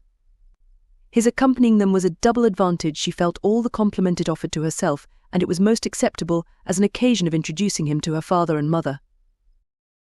Soon after their return, a letter was delivered to Miss Bennet. It came from Netherfield, and was opened immediately. The envelope contained a sheet of elegant, little, hot-pressed paper, well covered with a lady's fair, flowing hand, and Elizabeth saw her sister's countenance change as she read it, and saw her dwelling intently on some particular passages. Jane recollected herself soon and, putting the letter away, tried to join, with her usual cheerfulness, in the general conversation, but Elizabeth felt an anxiety on the subject which drew off her attention, even from Wickham, and no sooner had he and his companion taken leave than a glance from Jane invited her to follow her upstairs. When they had gained their own room, Jane, taking out her letter, said, "This is from Caroline Bingley. What it contains has surprised me a good deal. The whole party have left Netherfield by this time, and are on their way to town, and without any intention of coming back again. You shall hear what she says." She then read the first sentence aloud, which comprised the information of their having just resolved to follow their brother to town directly, and of their meaning to dine that day in Grosvenor Street, where Mr. Hurst had a house. The next was in these words: "I do not pretend to regret anything I shall leave in Hertfordshire, except your society, my dearest friend, but we will hope, at some future period, to enjoy many returns of that delightful intercourse we have known, and in the meanwhile may lessen the pain of separation by a very frequent and most unreserved correspondence. I depend on you for that." To these high-flown expressions Elizabeth listened with all the insensibility of distrust, and though the suddenness of their removal surprised her, she saw nothing in it really to lament. It was not to be supposed that their absence from Netherfield would prevent Mr. Bingley's being there, and as to the loss of their society, she was persuaded that Jane must soon cease to regard it in the enjoyment of his. "It is unlucky," said she, after a short pause, "that you should not be able to see your friends before they leave the country. But may we not hope that the period of future happiness, to which Miss Bingley looks forward, may arrive earlier than she is aware, and that the delightful intercourse you have known as friends will be renewed with yet greater satisfaction as sisters? Mr. Bingley will not be detained in London by them. Caroline decidedly says that none of the party will return into Hertfordshire this winter. I will read it to you.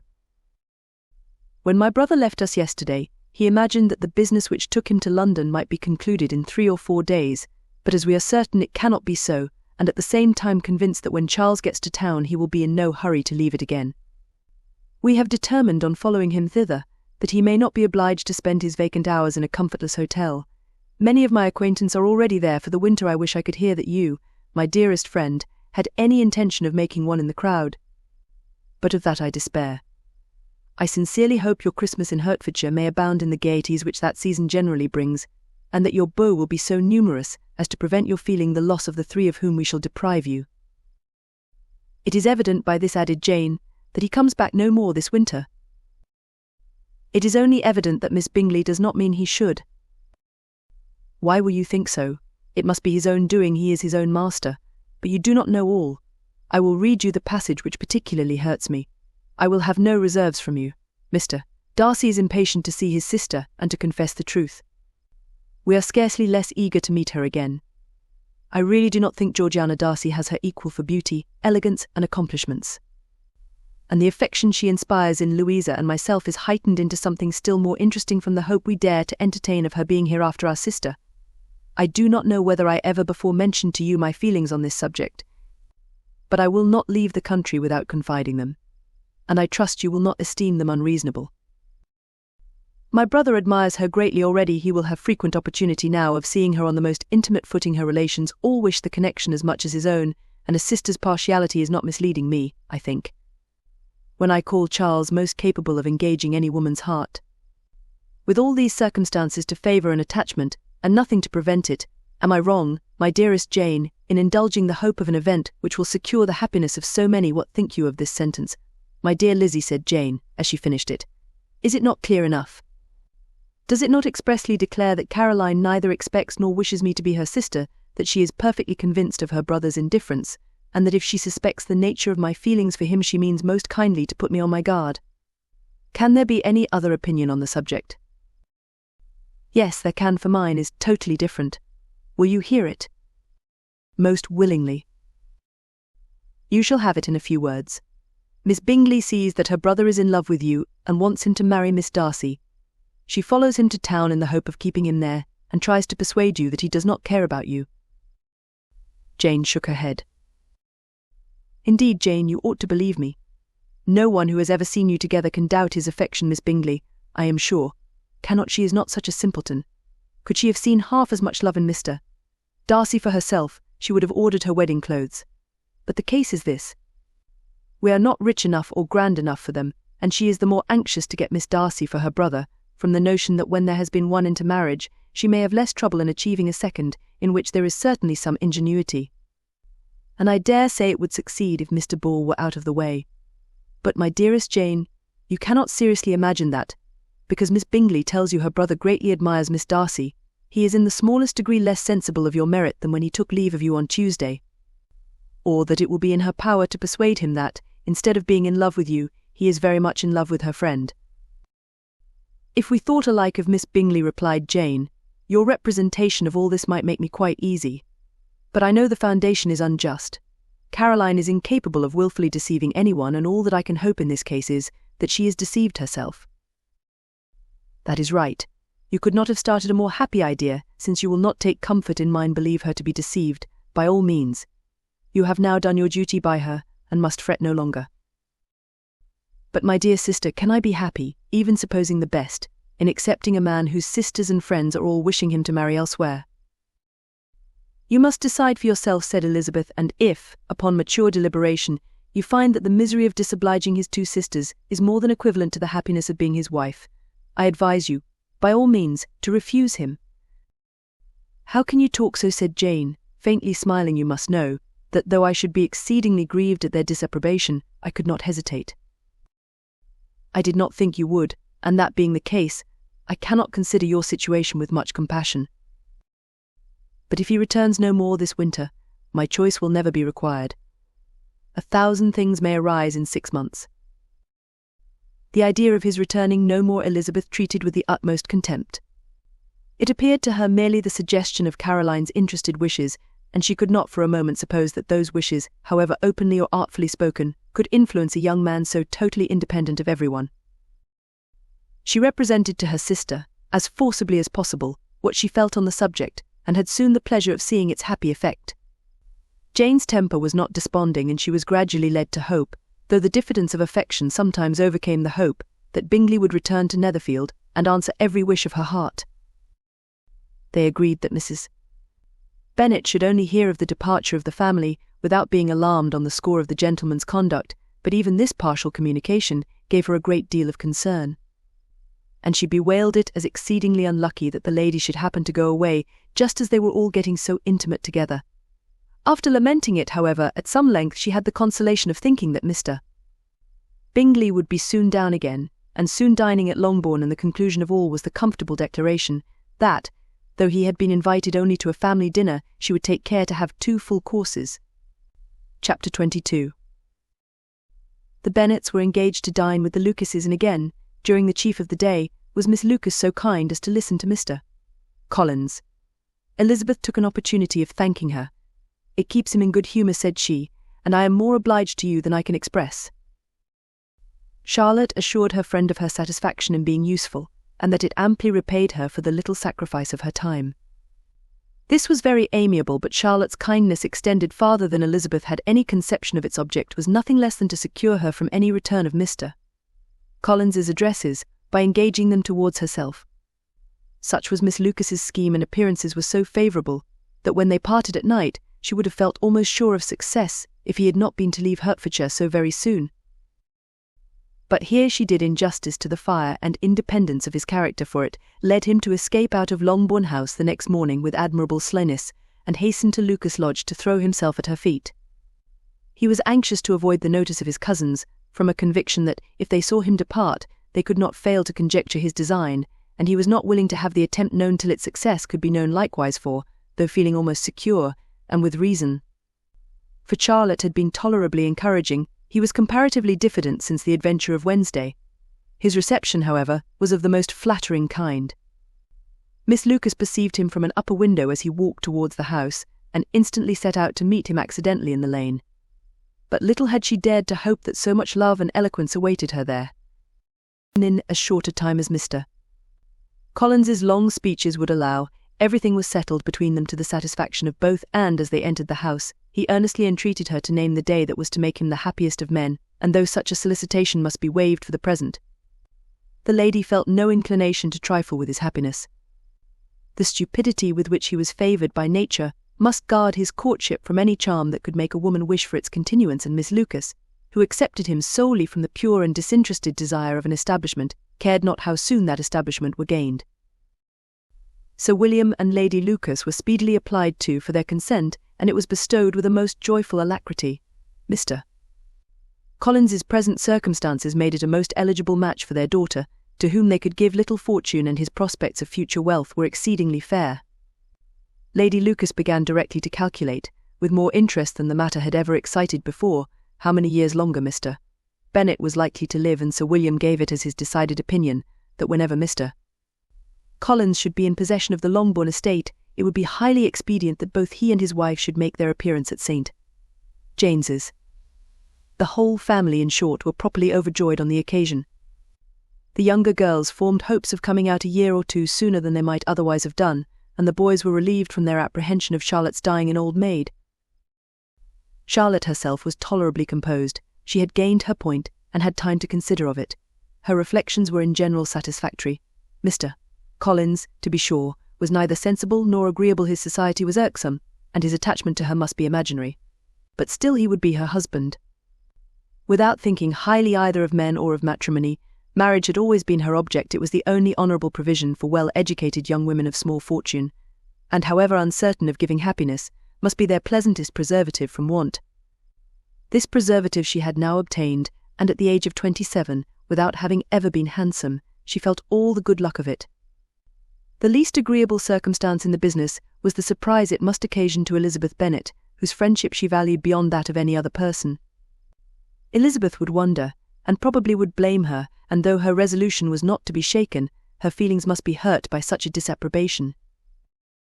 She resolved to give her the information herself, and therefore charged Mr. Collins, when he returned to Longbourn to dinner, to drop no hint of what had passed before any of the family.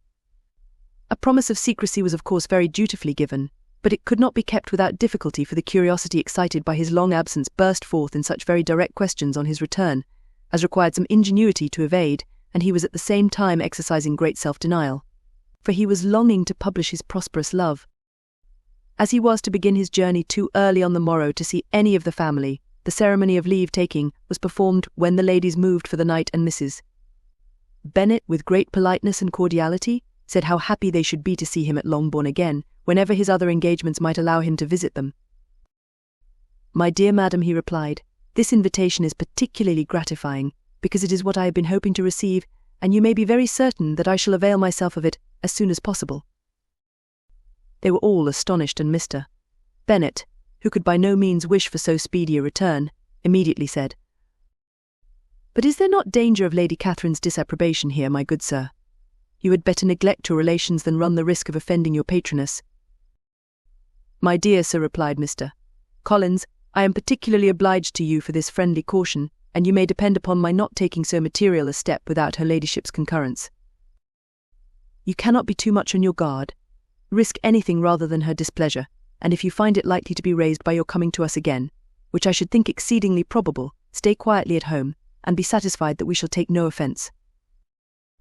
Believe me, my dear sir, my gratitude is warmly excited by such affectionate attention, and depend upon it, you will speedily receive from me a letter of thanks for this, as well as for every other mark of your regard during my stay in Hertfordshire.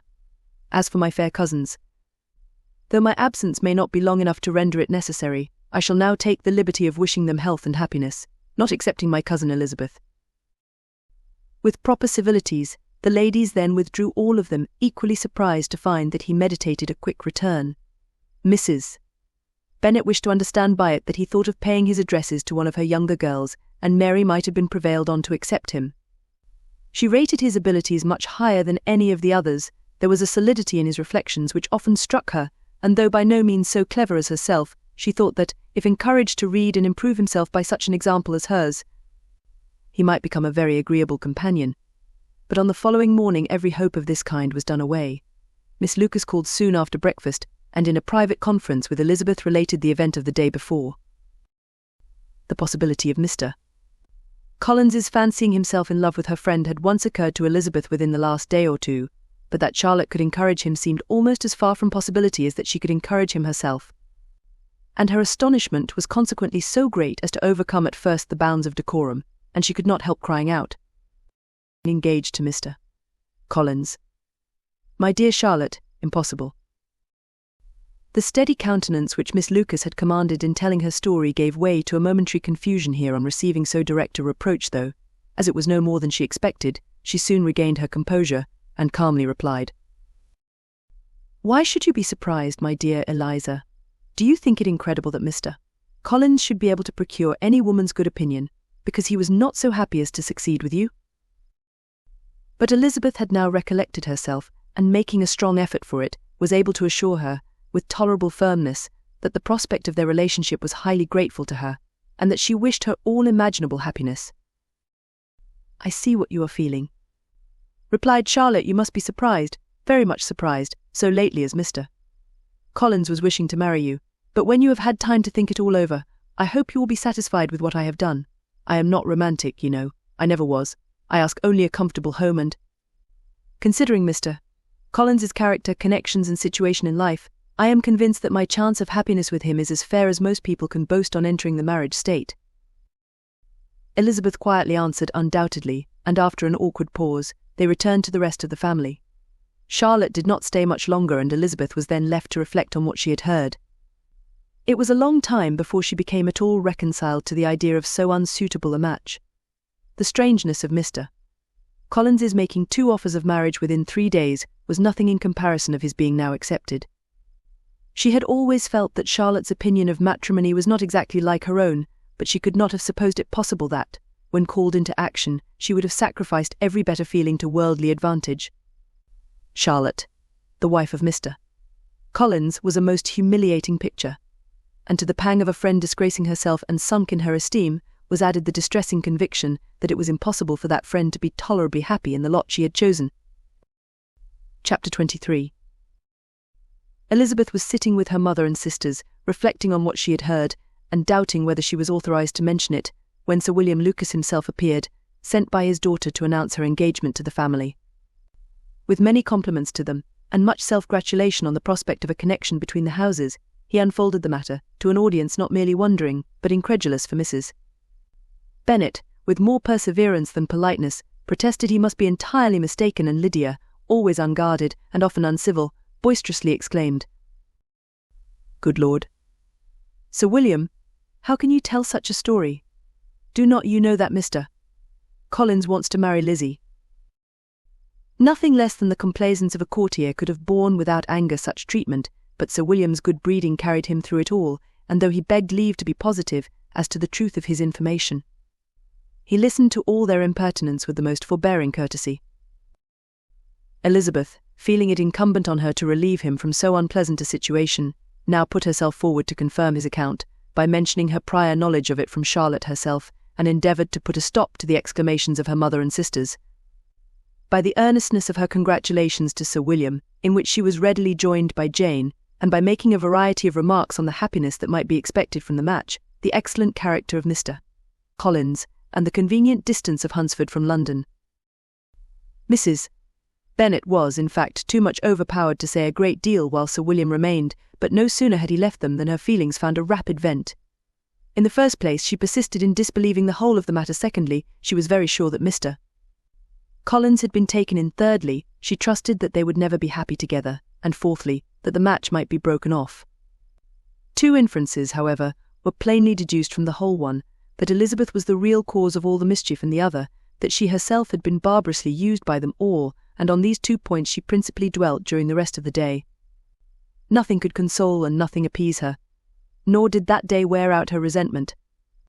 A week elapsed before she could see Elizabeth without scolding her. A month passed away before she could speak to Sir William or Lady Lucas without being rude, and many months were gone before she could at all forgive their daughter. Mr. Bennet's emotions were much more tranquil on the occasion, and such as he did experience he pronounced to be of a most agreeable sort, for it gratified him, he said, to discover that Charlotte Lucas, whom he had been used to think tolerably sensible, was as foolish as his wife, and more foolish than his daughter.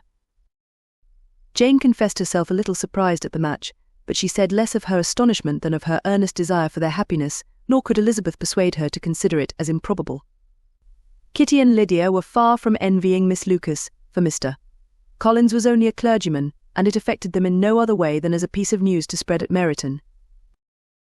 Lady Lucas could not be insensible of triumph on being able to retort on Mrs. Bennet the comfort of having a daughter well married, and she called at Longbourn rather oftener than usual to say how happy she was, though Mrs. Bennet's sour looks and ill-natured remarks might have been enough to drive happiness away. Between Elizabeth and Charlotte there was a restraint which kept them mutually silent on the subject, and Elizabeth felt persuaded that no real confidence could ever subsist between them again. Her disappointment in Charlotte made her turn with fonder regard to her sister, of whose rectitude and delicacy she was sure her opinion could never be shaken, and for whose happiness she grew daily more anxious, as Bingley had now been gone a week, and nothing was heard of his return. Jane had sent Caroline an early answer to her letter, and was counting the days till she might reasonably hope to hear again. The promised letter of thanks from Mr. Collins arrived on Tuesday, addressed to their father, and written with all the solemnity of gratitude which a 12 months' abode in the family might have prompted. After discharging his conscience on that head, he proceeded to inform them, with many rapturous expressions, of his happiness in having obtained the affection of their amiable neighbour, Miss Lucas, and then explained that it was merely with the view of enjoying her society that he had been so ready to close with their kind wish of seeing him again at Longbourn, whither he hoped to be able to return on Monday fortnight for Lady Catherine, he added, so heartily approved his marriage, that she wished it to take place as soon as possible, which he trusted would be an unanswerable argument with his amiable Charlotte to name an early day for making him the happiest of men. Mr. Collins's return into Hertfordshire was no longer a matter of pleasure to Mrs. Bennet. On the contrary, she was as much disposed to complain of it as her husband. It was very strange that he should come to Longbourn instead of to Lucas Lodge. It was also very inconvenient and exceedingly troublesome. She hated having visitors in the house while her health was so indifferent, and lovers were of all people the most disagreeable. Such were the gentle murmurs of Mrs. Bennet, and they gave way only to the greater distress of Mr. Bingley's continued absence. Neither Jane nor Elizabeth were comfortable on this subject. Day after day passed away without bringing any other tidings of him than the report which shortly prevailed in Meryton of his coming no more to Netherfield the whole winter, a report which highly incensed Mrs. Bennet, and which she never failed to contradict as a most scandalous falsehood. Even Elizabeth began to fear not that Bingley was indifferent, but that his sisters would be successful in keeping him away, unwilling as she was to admit an idea so destructive to Jane's happiness, and so dishonourable to the stability of her lover. She could not prevent its frequently recurring. The united efforts of his two unfeeling sisters, and of his overpowering friend, assisted by the attractions of Miss Darcy and the amusements of London, might be too much, she feared, for the strength of his attachment. As for Jane, her anxiety under this suspense was, of course, more painful than Elizabeth's, but whatever she felt she was desirous of concealing, and between herself and Elizabeth, therefore the subject was never alluded to. But as no such delicacy restrained her mother, an hour seldom passed in which she did not talk of Bingley, express her impatience for his arrival, or even require Jane to confess that if he did not come back she should think herself very ill-used. It needed all Jane's steady mildness to bear these attacks with tolerable tranquillity. Mr. Collins returned most punctually on the Monday fortnight, but his reception at Longbourn was not quite so gracious as it had been on his first introduction. He was too happy, however, to need much attention, and luckily for the others, the business of love-making relieved them from a great deal of his company. The chief of every day was spent by him at Lucas Lodge, and he sometimes returned to Longbourn only in time to make an apology for his absence before the family went to bed. Mrs. Bennet was really in a most pitiable state. The very mention of anything concerning the match threw her into an agony of ill humour, and wherever she went she was sure of hearing it talked of. The sight of Miss Lucas was odious to her. As her successor in that house, she regarded her with jealous abhorrence. Whenever Charlotte came to see them, she concluded her to be anticipating the hour of possession, and whenever she spoke in a low voice to Mr.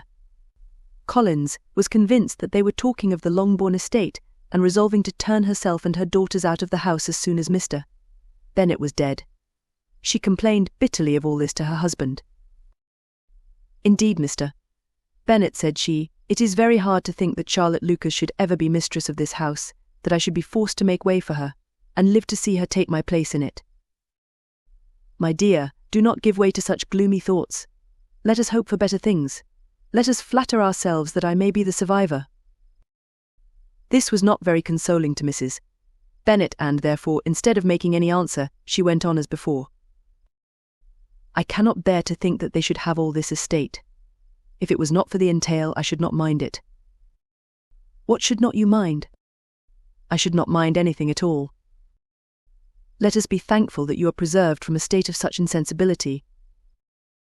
I never can be thankful, Mr. Bennet, for anything about the entail.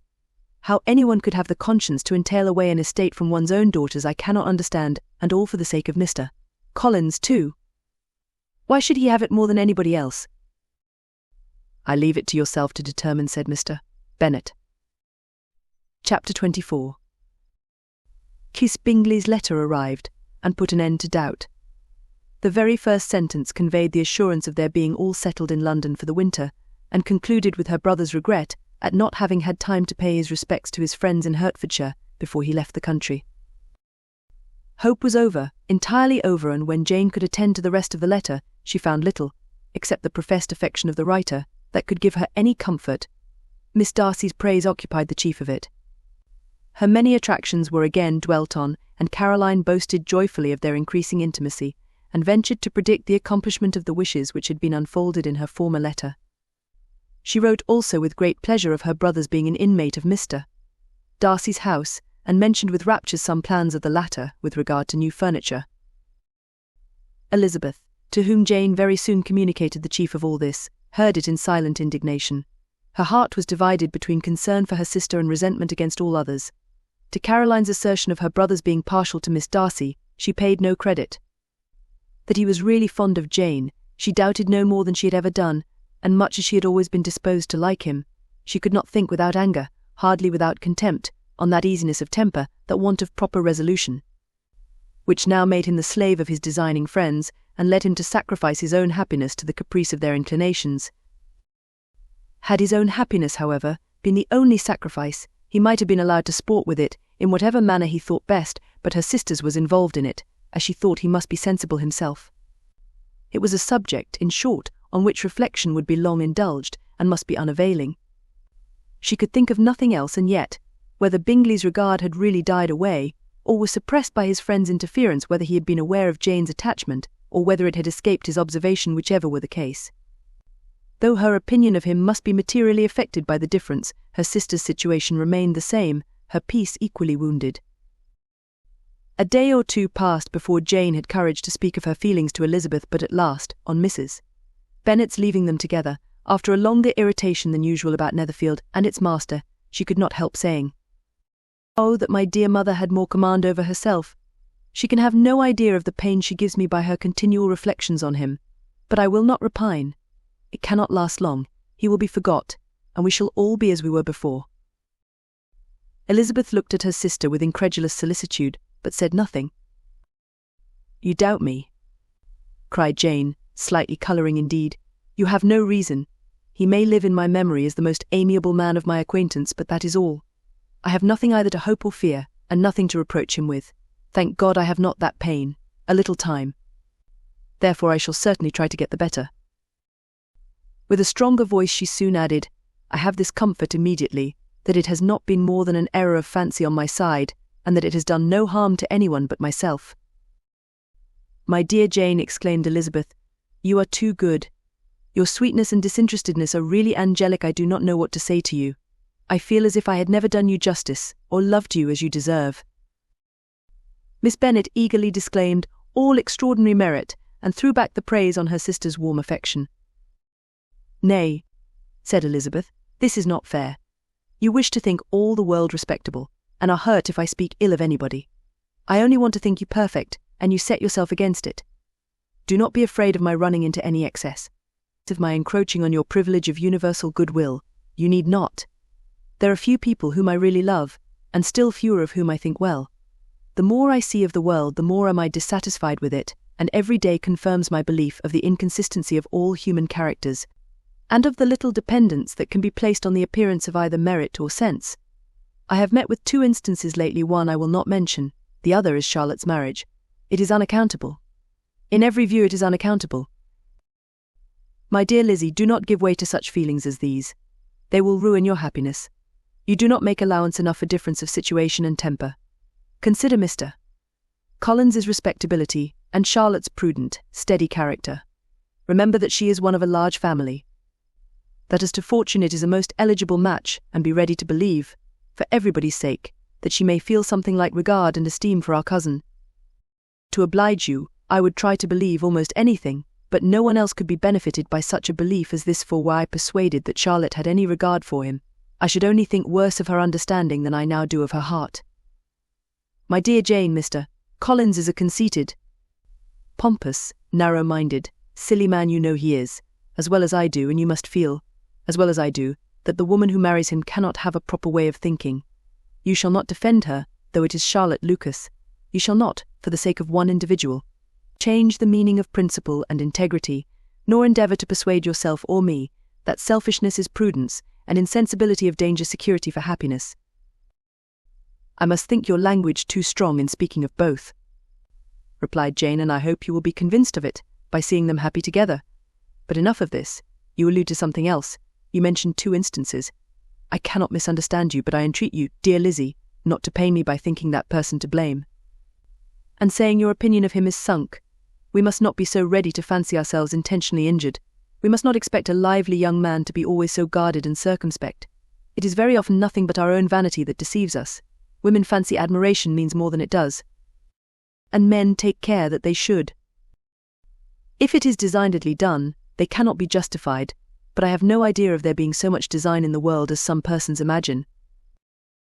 I am far from attributing any part of Mr. Bingley's conduct to design, said Elizabeth, but without scheming to do wrong, or to make others unhappy, there may be error and there may be misery. Thoughtlessness, want of attention to other people's feelings, and want of resolution will do the business. And do you impute it to either of those? Yes, to the last. But if I go on I shall displease you by saying what I think of persons you esteem. Stop me whilst you can. You persist, then, in supposing his sisters influence him?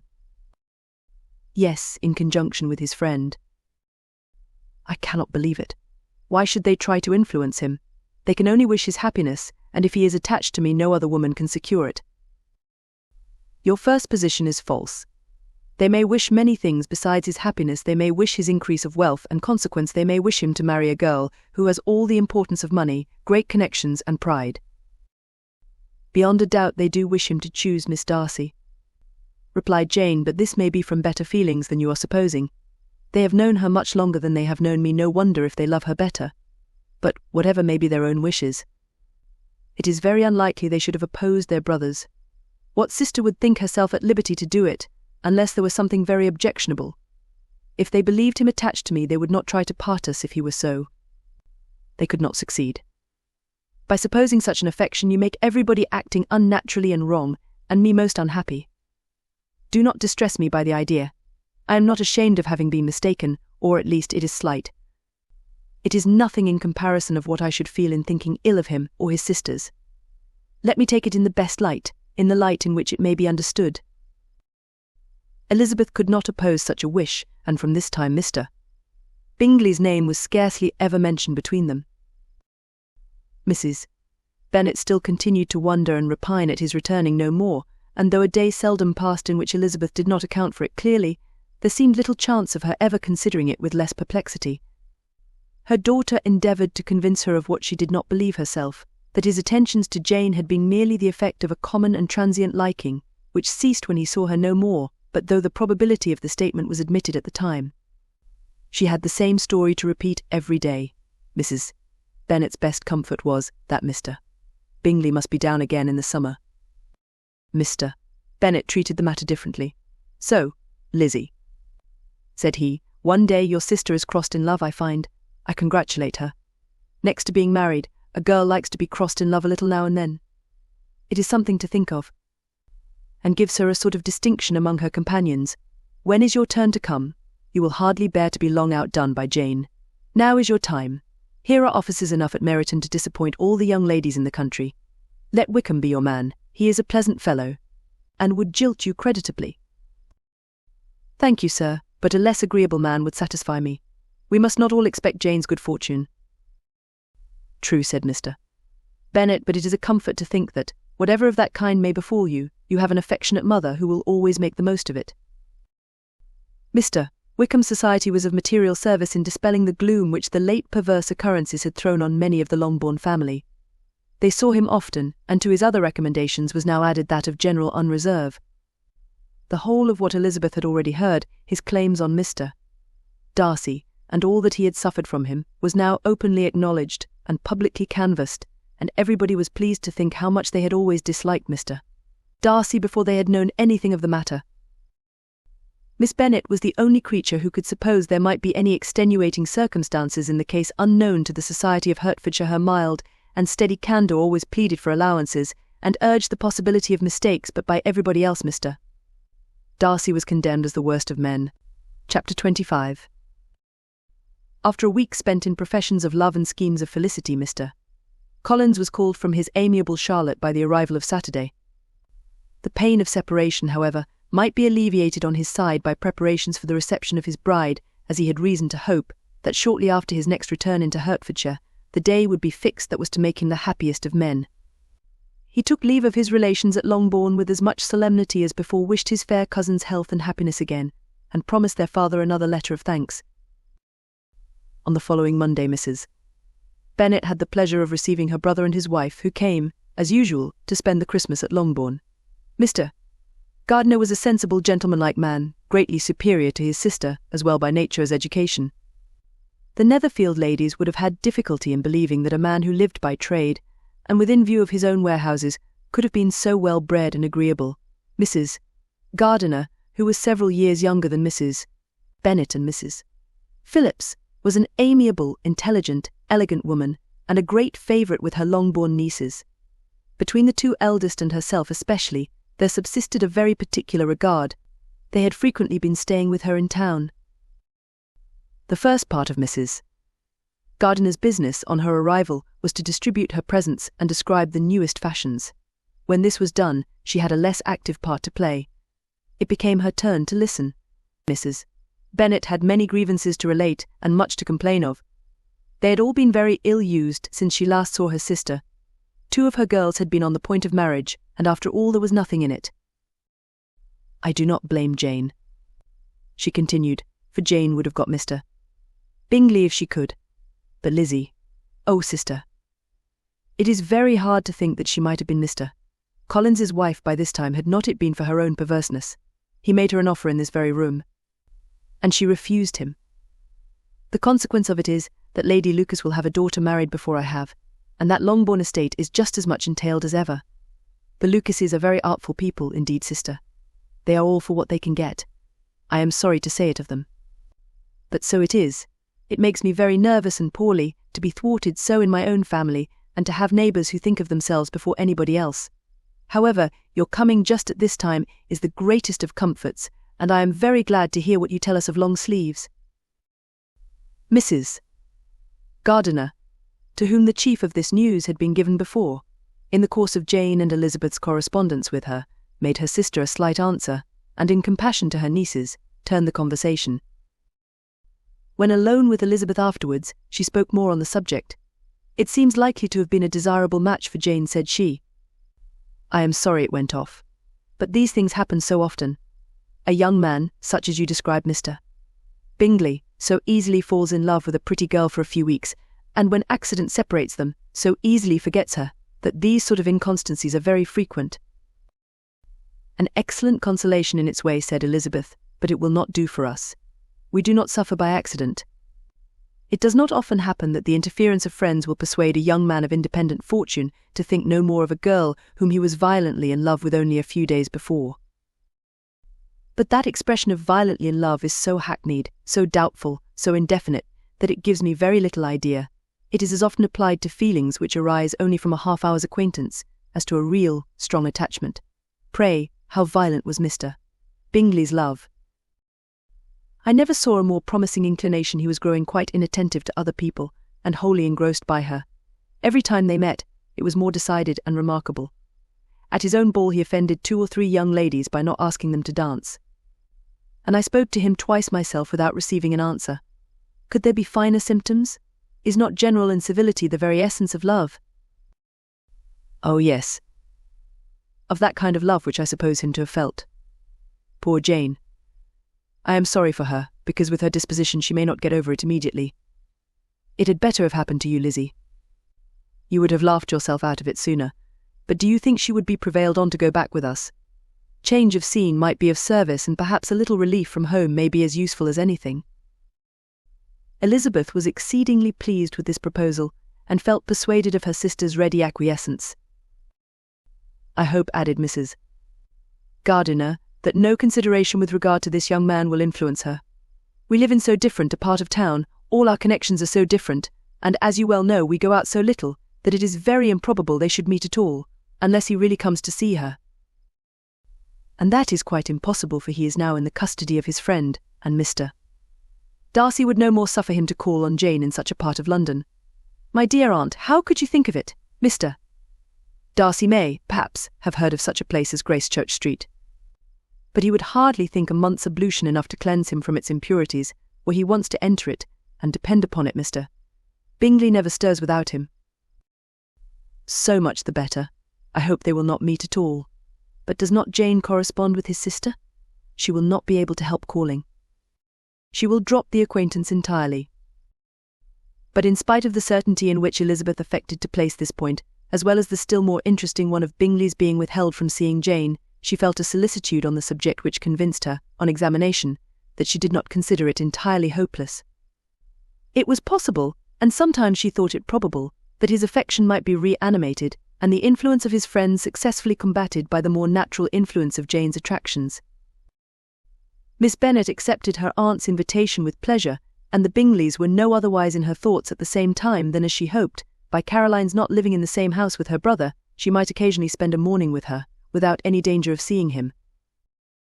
The Gardiners stayed a week at Longbourn, and what with the Phillipses, the Lucases, and the officers, there was not a day without its engagement. Mrs. Bennet had so carefully provided for the entertainment of her brother and sister that they did not once sit down to a family dinner. When the engagement was for home, some of the officers always made part of it, of which officers Mr. Wickham was sure to be one, and on these occasions Mrs. Gardiner, rendered suspicious by Elizabeth's warm commendation of him, narrowly observed them both. Without supposing them, from what she saw, to be very seriously in love, their preference of each other was plain enough to make her a little uneasy, and she resolved to speak to Elizabeth on the subject before she left Hertfordshire, and represent to her the imprudence of encouraging such an attachment. To Mrs. Gardiner, Wickham had one means of affording pleasure, unconnected with his general powers. About 10 or a dozen years ago, before her marriage, she had spent a considerable time in that very part of Derbyshire to which he belonged. They had, therefore, many acquaintance in common, and, though Wickham had been little there since the death of Darcy's father, 5 years before, it was yet in his power to give her fresher intelligence of her former friends than she had been in the way of procuring. Mrs. Gardiner had seen Pemberley, and known the late Mr. Darcy by character perfectly well. Here, consequently, was an inexhaustible subject of discourse. In comparing her recollection of Pemberley with the minute description which Wickham could give, and in bestowing her tribute of praise on the character of its late possessor, she was delighting both him and herself. On being made acquainted with the present Mr. Darcy's treatment of him, she tried to remember something of that gentleman's reputed disposition, when quite a lad, which might agree with it, and was confident, at last, that she recollected having heard Mr. Fitzwilliam Darcy formerly spoken of as a very proud, ill-natured boy. Chapter 26.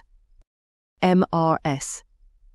Gardiner's caution to Elizabeth was punctually and kindly given on the first favourable opportunity of speaking to her alone. After honestly telling her what she thought, she thus went on. "You are too sensible a girl, Lizzie, to fall in love merely because you are warned against it, and therefore I am not afraid of speaking openly. Seriously, I would have you be on your guard. Do not involve yourself, or endeavour to involve him, in an affection which the want of fortune would make so very imprudent. I have nothing to say against him. He is a most interesting young man, and if he had the fortune he ought to have, I should think you could not do better. But as it is, you must not let your fancy run away with you. You have sense, and we all expect you to use it. Your father would depend on your resolution and good conduct, I am sure. You must not disappoint your father." "My dear aunt, this is being serious indeed." "Yes, and I hope to engage you to be serious likewise." "Well then, you need not be under any alarm. I will take care of myself, and of Mr. Wickham too. He shall not be in love with me, if I can prevent it." "Elizabeth, you are not serious now." "I beg your pardon. I will try again. At present I am not in love with Mr. Wickham. No, I certainly am not. But he is, beyond all comparison, the most agreeable man I ever saw, and if he becomes really attached to me, I believe it will be better that he should not. I see the imprudence of it. That abominable Mr. Darcy. My father's opinion of me does me the greatest honour, and I should be miserable to forfeit it. My father, however, is partial to Mr. Wickham. In short, my dear aunt, I should be very sorry to be the means of making any of you unhappy, but since we see, every day, that where there is affection young people are seldom withheld, by immediate want of fortune, from entering into engagements with each other, how can I promise to be wiser than so many of my fellow creatures, if I am tempted? Or how am I even to know that it would be wiser to resist? All that I can promise you, therefore, is not to be in a hurry. I will not be in a hurry to believe myself his first object. When I am in company with him, I will not be wishing. In short, I will do my best. Perhaps it will be as well if you discourage his coming here so very often. At least you should not remind your mother of inviting him. As I did the other day, said Elizabeth, with a conscious smile. Very true. It will be wise in me to refrain from that.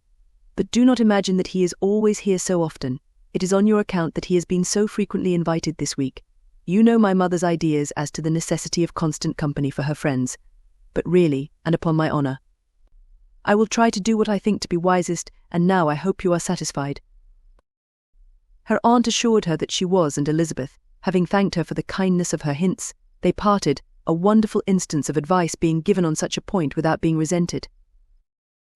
Mr.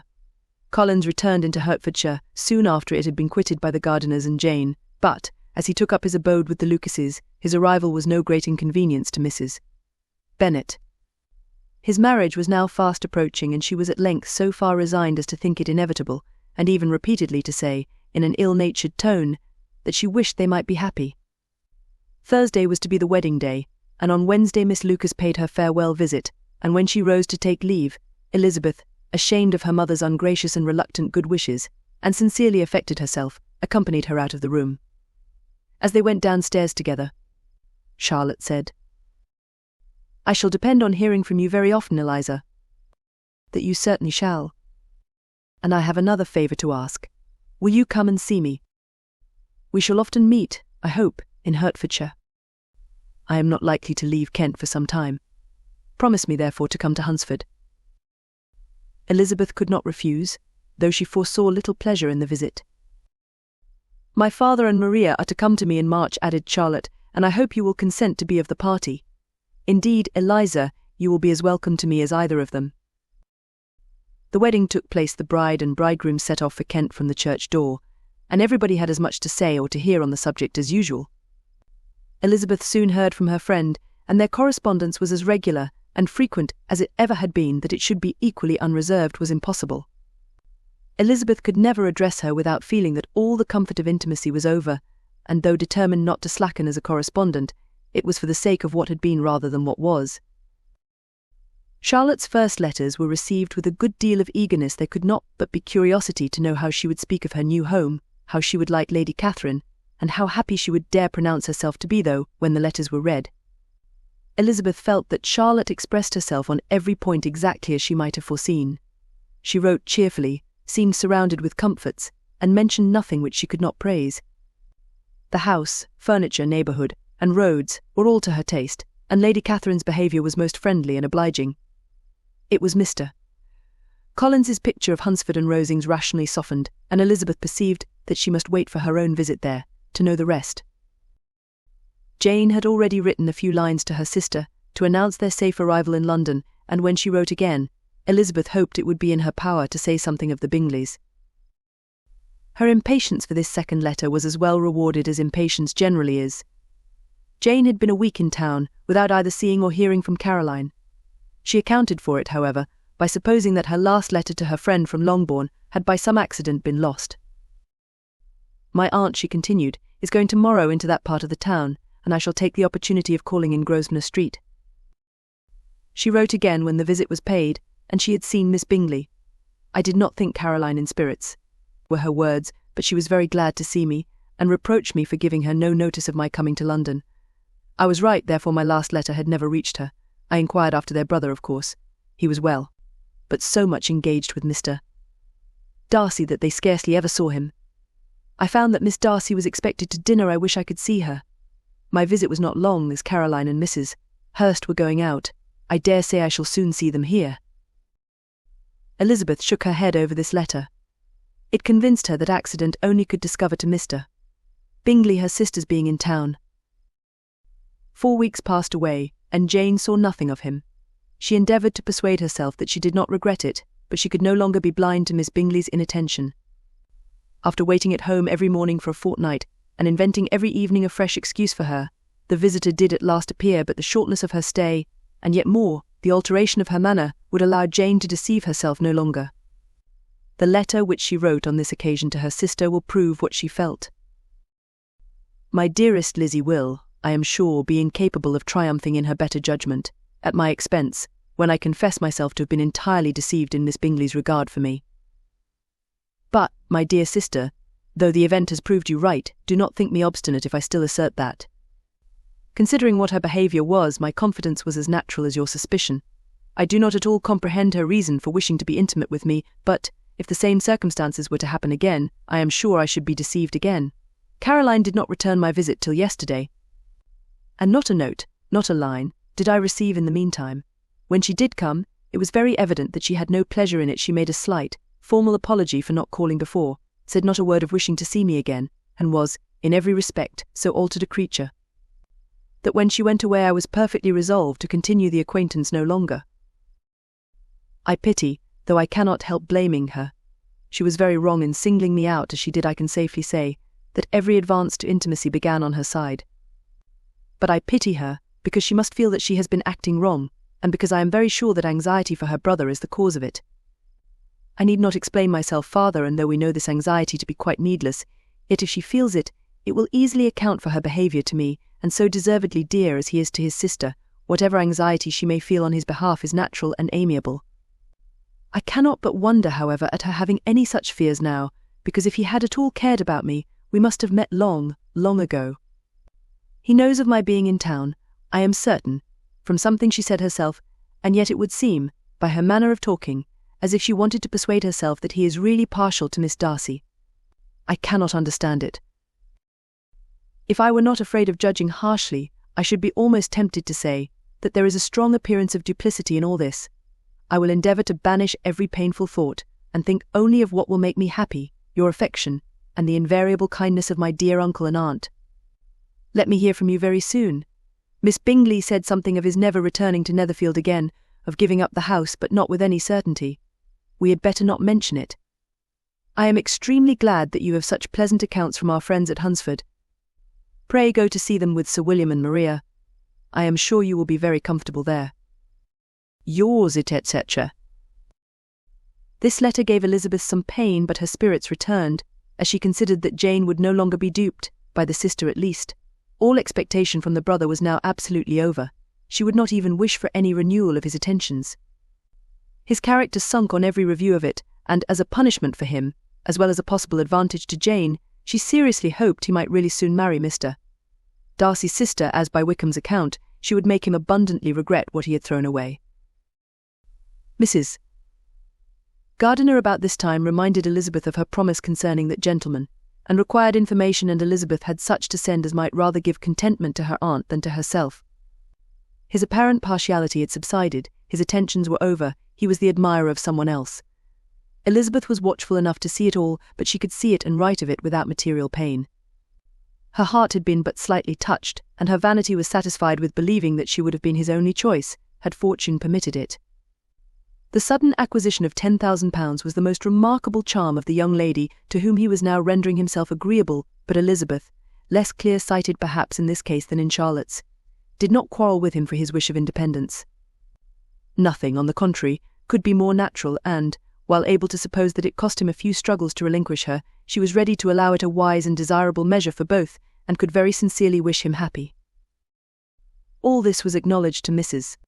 Gardiner, and after relating the circumstances, she thus went on: I am now convinced, my dear aunt, that I have never been much in love, for, had I really experienced that pure and elevating passion, I should at present detest his very name, and wish him all manner of evil.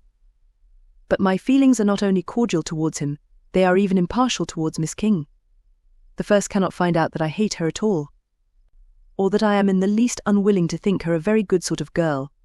There can be no love in all this.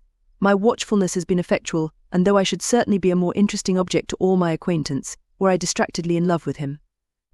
I cannot say that I regret my comparative insignificance. Importance may sometimes be purchased too dearly. Kitty and Lydia take his defection much more to heart than I do. They are young in the ways of the world, and not yet open to the mortifying conviction that handsome young men must have something to live on as well as the plain. Chapter 27. With no greater events than these in the Longbourn family, and otherwise diversified by little beyond the walks to Meryton, sometimes dirty and sometimes cold, did January and February pass away. March was to take Elizabeth to Hunsford. She had not at first thought very seriously of going thither, but Charlotte, she soon found, was depending on the plan, and she gradually learned to consider it herself with greater pleasure as well as greater certainty. Absence had increased her desire of seeing Charlotte again, and weakened her disgust of Mr. Collins. There was novelty in the scheme, and as, with such a mother and such uncompanionable sisters, home could not be faultless, a little change was not unwelcome for its own sake. The journey would, moreover, give her a peep at Jane, and, in short, as the time drew near, she would have been very sorry for any delay. Everything, however, went on smoothly, and was finally settled according to Charlotte's first sketch. She was to accompany Sir William and his second daughter. The improvement of spending a night in London was added in time, and the plan became as perfect as plan could be. The only pain was in leaving her father, who would certainly miss her, and who, when it came to the point, so little liked her going that he told her to write to him, and almost promised to answer her letter. The farewell between herself and Mr. Wickham was perfectly friendly on his side even more. His present pursuit could not make him forget that Elizabeth had been the first to excite and to deserve his attention, the first to listen and to pity, the first to be admired, and in his manner of bidding her adieu, wishing her every enjoyment, reminding her of what she was to expect in Lady Catherine de Bourgh, and trusting their opinion of her, their opinion of everybody, would always coincide. There was a solicitude, an interest, which she felt must ever attach her to him with a most sincere regard, and she parted from him convinced that, whether married or single, he must always be her model of the amiable and pleasing. Her fellow travellers the next day were not of a kind to make her think him less agreeable. Sir William Lucas, and his daughter Maria, a good-humoured girl, but as empty-headed as himself, had nothing to say that could be worth hearing, and were listened to with about as much delight as the rattle of the chaise. Elizabeth loved absurdities, but she had known Sir William's too long.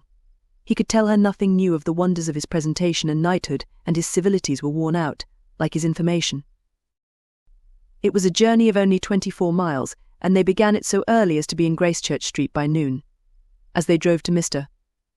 Gardiner's door, Jane was at a drawing-room window watching their arrival. When they entered the passage, she was there to welcome them, and Elizabeth, looking earnestly in her face, was pleased to see it healthful and lovely as ever. On the stairs were a troop of little boys and girls, whose eagerness for their cousin's appearance would not allow them to wait in the drawing-room, and whose shyness, as they had not seen her for a 12-month, prevented their coming lower. All was joy and kindness. The day passed most pleasantly away, the morning in bustle and shopping, and the evening at one of the theatres. Elizabeth then contrived to sit by her aunt.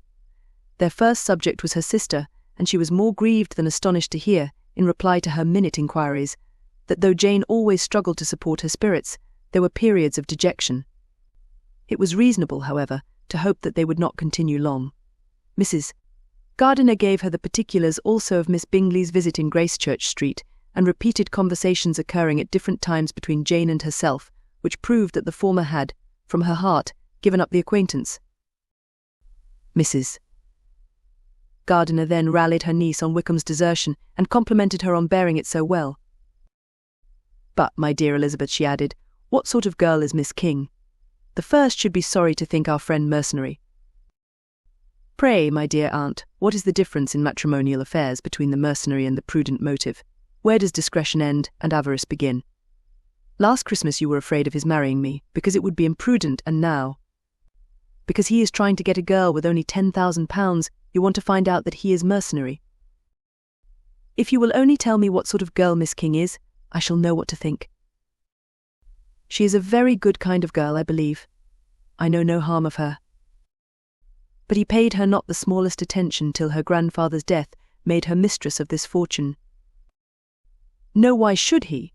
If it were not allowable for him to gain my affections because I had no money, what occasion could there be for making love to a girl whom he did not care about, and who was equally poor? But there seems indelicacy in directing his attentions towards her so soon after this event.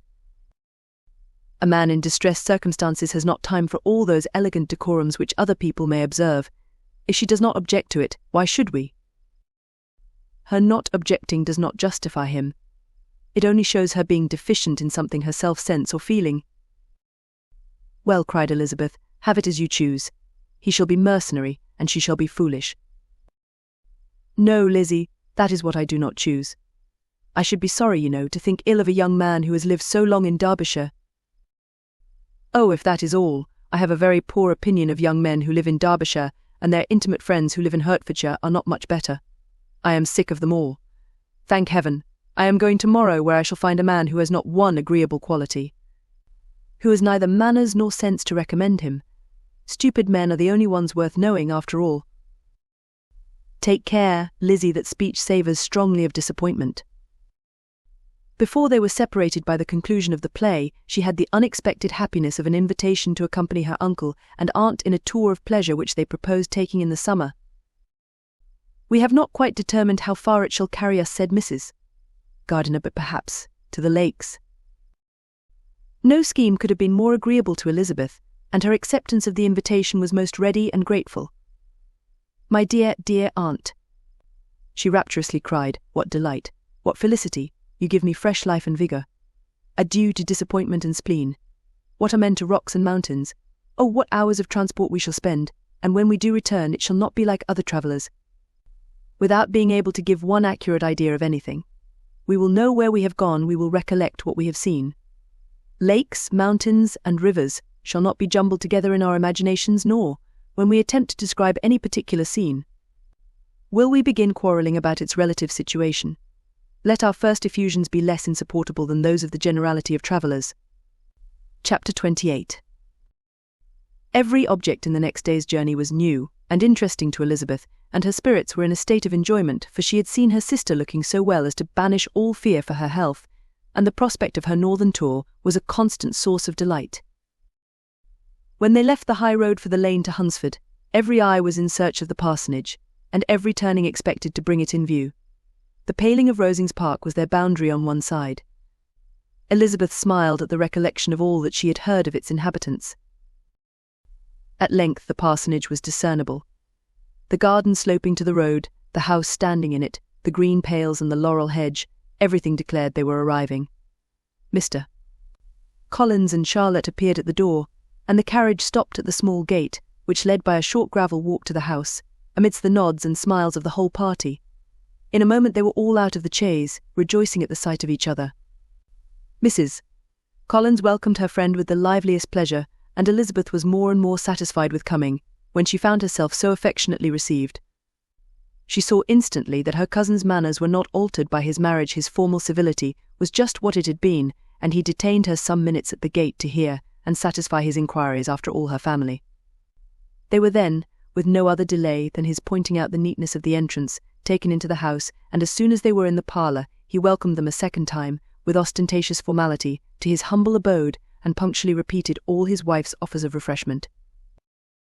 Elizabeth was prepared to see him in his glory, and she could not help fancying that in displaying the good proportion of the room, its aspect, and its furniture, he addressed himself particularly to her, as if wishing to make her feel what she had lost in refusing him. But though everything seemed neat and comfortable, she was not able to gratify him by any sigh of repentance, and rather looked with wonder at her friend, that she could have so cheerful an air with such a companion. When Mr.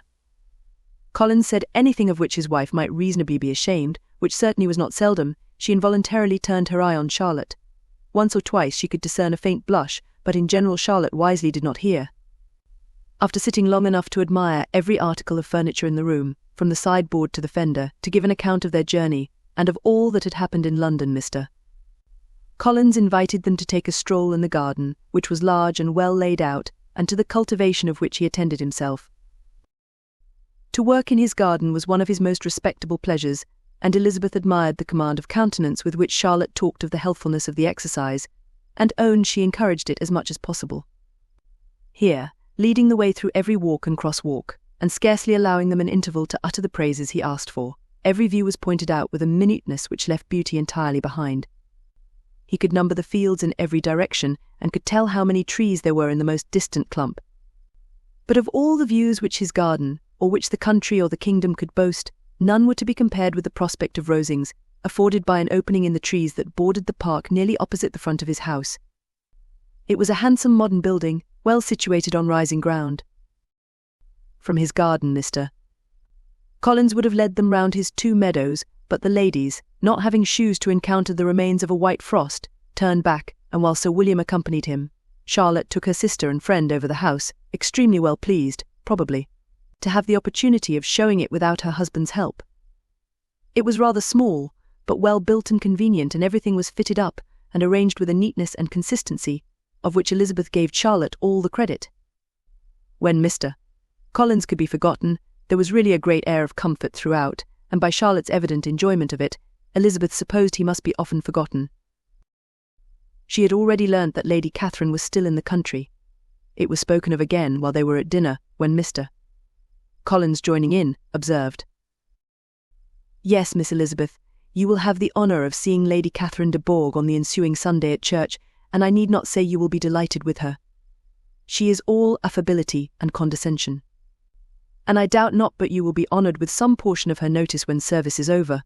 I have scarcely any hesitation in saying that she will include you and my sister Maria in every invitation with which she honours us during your stay here. Her behaviour to my dear Charlotte is charming. We dine at Rosings twice every week, and are never allowed to walk home. Her ladyship's carriage is regularly ordered for us. I should say, one of her ladyship's carriages, for she has several. Lady Catherine is a very respectable, sensible woman, indeed, added Charlotte, and a most attentive neighbour." "Very true, my dear, that is exactly what I say. She is the sort of woman whom one cannot regard with too much deference." The evening was spent chiefly in talking over Hertfordshire news, and telling again what had been already written, and when it closed, Elizabeth, in the solitude of her chamber, had to meditate upon Charlotte's degree of contentment, to understand her address in guiding, and composure in bearing with, her husband, and to acknowledge that it was all done very well. She had also to anticipate how her visit would pass, the quiet tenor of their usual employments, the vexatious interruptions of Mr. Collins, and the gaieties of their intercourse with Rosings. A lively imagination soon settled it all. About the middle of the next day, as she was in her room getting ready for a walk, a sudden noise below seemed to speak the whole house in confusion, and, after listening a moment, she heard somebody running upstairs in a violent hurry, and calling loudly after her. She opened the door, and met Maria in the landing-place, who, breathless with agitation, cried out, "Oh, my dear Eliza, pray make haste and come into the dining-room, for there is such a sight to be seen. I will not tell you what it is. Make haste, and come down this moment." Elizabeth asked questions in vain. Maria would tell her nothing more, and down they ran into the dining-room, which fronted the lane. In quest of this wonder, it was 2 ladies, stopping in a low phaeton at the garden gate. "And is this all?" cried Elizabeth. "I expected at least that the pigs were got into the garden, and here is nothing but Lady Catherine and her daughter." "Ella." "My dear," said Maria, quite shocked at the mistake, "it is not Lady Catherine. The old lady is Mrs. Jenkinson, who lives with them. The other is Miss de Bourgh. Only look at her. She is quite a little creature. Who would have thought she could be so thin and small? She is abominably rude to keep Charlotte out of doors in all this wind. Why does she not come in?" "Oh, Charlotte says she hardly ever does. It is the greatest of favours when Miss de Bourgh comes in." "I like her appearance," said Elizabeth, struck with other ideas. "She looks sickly and cross. Yes, she will do for him very well. She will make him a very proper wife." Mr. Collins and Charlotte were both standing at the gate in conversation with the ladies, and Sir William, to Elizabeth's high diversion, was stationed in the doorway in earnest contemplation of the greatness before him, and constantly bowing whenever Miss de Bourgh looked that way. At length there was nothing more to be said. The ladies drove on, and the others returned into the house. Mr. Collins no sooner saw the 2 girls than he began to congratulate them on their good fortune, which Charlotte explained by letting them know that the whole party was asked to dine at Rosings the next day. Chapter 29. M.R. Collins's triumph, in consequence of this invitation, was complete. The power of displaying the grandeur of his patroness to his wondering visitors, and of letting them see her civility towards himself and his wife, was exactly what he had wished for. and that an opportunity of doing it should be given so soon was such an instance of Lady Catherine's condescension as he knew not how to admire enough. "I confess," said he, "that I should not have been at all surprised by her ladyship's asking us on Sunday to drink tea and spend the evening at Rosings. I rather expected, from my knowledge of her affability, that it would happen. But who could have foreseen such an attention as this? Who could have imagined that we should receive an invitation to dine there, an invitation, moreover, including the whole party so immediately after your arrival?" "I am the less surprised at what has happened," replied Sir William, "from that knowledge of what the manners of the great really are, which my situation in life has allowed me to acquire. About the court, such instances of elegant breeding are not uncommon. Scarcely anything was talked of the whole day or next morning but their visit to Rosings. Mr. Collins was carefully instructing them in what they were to expect, that the sight of such rooms, so many servants, and so splendid a dinner might not wholly overpower them. When the ladies were separating for the toilette, he said to Elizabeth, "Do not make yourself uneasy, my dear cousin, about your apparel. Lady Catherine is far from requiring that elegance of dress in us which becomes herself and daughter. I would advise you merely to put on whatever of your clothes is superior to the rest. There is no occasion for anything more. Lady Catherine will not think the worse of you for being simply dressed. She likes to have the distinction of rank preserved." While they were dressing, he came 2 or 3 times to their different doors, to recommend their being quick, as Lady Catherine very much objected to be kept waiting for her dinner. Such formidable accounts of her ladyship and her manner of living quite frightened Maria Lucas, who had been little used to company, and she looked forward to her introduction at Rosings with as much apprehension as her father had done to his presentation at St. James's. As the weather was fine, they had a pleasant walk of about half a mile across the park. Every park has its beauty and its prospects, and Elizabeth saw much to be pleased with, though she could not be in such raptures as Mr. Collins expected the scene to inspire, and was but slightly affected by his enumeration of the windows in front of the house, and his relation of what the glazing altogether had originally cost Sir Louis de Bourgh. When they ascended the steps to the hall, Maria's alarm was every moment increasing, and even Sir William did not look perfectly calm. Elizabeth's courage did not fail her. She had heard nothing of Lady Catherine that spoke her awful from any extraordinary talents or miraculous virtue, and the mere stateliness of money and rank she thought she could witness without trepidation. From the entrance hall, of which Mr. Collins pointed out, with a rapturous air, the fine proportion and finished ornaments, they followed the servants through an antechamber to the room where Lady Catherine, her daughter, and Mrs. Jenkinson were sitting. Her ladyship, with great condescension, arose to receive them, and as Mrs. Collins had settled it with her husband that the office of introduction should be hers, it was performed in a proper manner, without any of those apologies and thanks which he would have thought necessary. In spite of having been at St. James's, Sir William was so completely awed by the grandeur surrounding him that he had but just courage enough to make a very low bow and take his seat without saying a word, and his daughter, frightened almost out of her senses, sat on the edge of her chair, not knowing which way to look. Elizabeth found herself quite equal to the scene, and could observe the 3 ladies before her composedly. Lady Catherine was a tall, large woman, with strongly marked features, which might once have been handsome. Her air was not conciliating, nor was her manner of receiving them such as to make her visitors forget their inferior rank. She was not rendered formidable by silence, but whatever she said was spoken in so authoritative a tone as marked her self-importance, and brought Mr. Wickham immediately to Elizabeth's mind, and from the observation of the day altogether, she believed Lady Catherine to be exactly what he had represented. When, after examining the mother, in whose countenance and deportment she soon found some resemblance of Mr. Darcy, she turned her eyes on the daughter, she could almost have joined in Maria's astonishment at her being so thin and so small. There was neither in figure nor face any likeness between the ladies. Miss de Bourgh was pale and sickly. Her features, though not plain, were insignificant, and she spoke very little, except in a low voice, to Mrs. Jenkinson, in whose appearance there was nothing remarkable, and who was entirely engaged in listening to what she said and placing a screen in the proper direction before her eyes. After sitting a few minutes, they were all sent to one of the windows to admire the view, Mr. Collins attending them to point out its beauties, and Lady Catherine kindly informing them that it was much better worth looking at in the summer. The dinner was exceedingly handsome, and there were all the servants, and all the articles of plate which Mr. Collins had promised, and as he had likewise foretold, he took his seat at the bottom of the table, by her ladyship's desire, and looked as if he felt that life could furnish nothing greater. He carved and ate and praised with delighted alacrity, and every dish was commended first by him, and then by Sir William, who was now enough recovered to echo whatever his son-in-law said, in a manner which Elizabeth wondered Lady Catherine could bear. But Lady Catherine seemed gratified by their excessive admiration, and gave most gracious smiles, especially when any dish on the table proved a novelty to them. The party did not supply much conversation. Elizabeth was ready to speak whenever there was an opening, but she was seated between Charlotte and Mr. Bore, the former of whom was engaged in listening to Lady Catherine, and the latter said not a word to her all the dinner time. Mrs.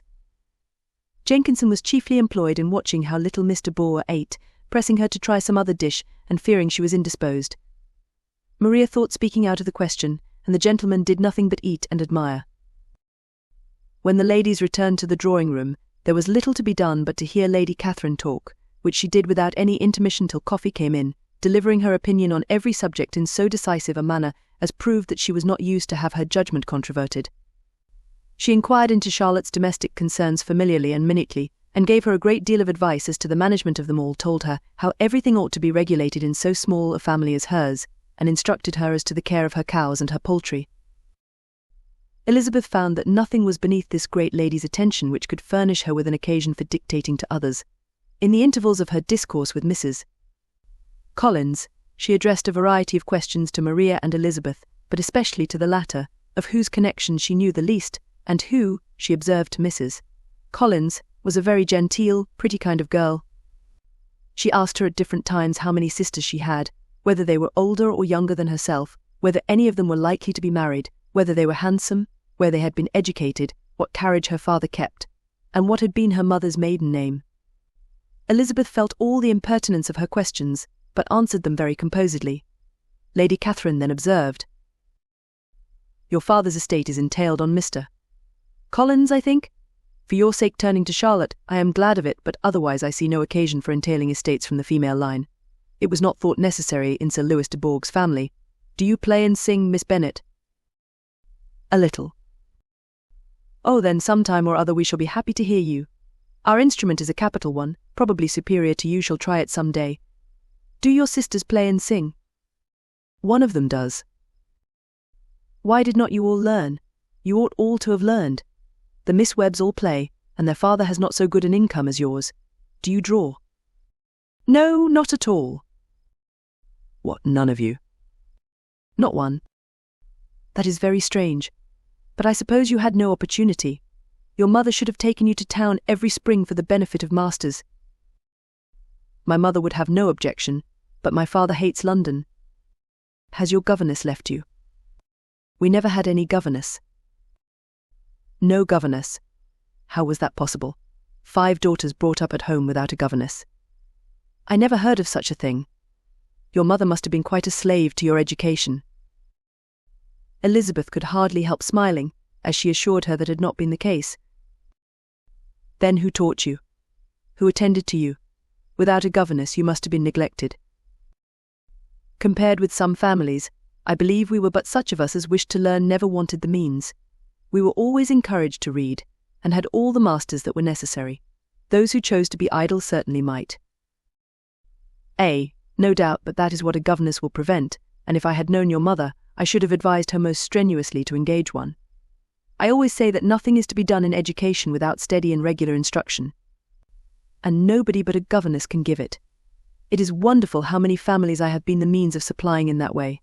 I am always glad to get a young person well placed out. 4 nieces of Mrs. Jenkinson are most delightfully situated through my means.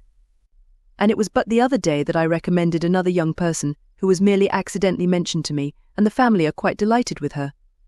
Mrs. Collins, did I tell you of Lady Metcalfe's calling yesterday to thank me? She finds Miss Pope a treasure. Lady Catherine, said she.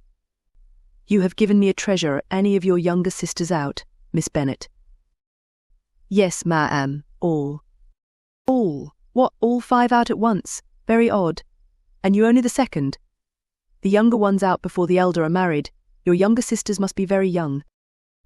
Yes, my youngest is not 16. Perhaps she is full young to be much in company. But really, ma'am, I think it would be very hard upon younger sisters that they should not have their share of society and amusement.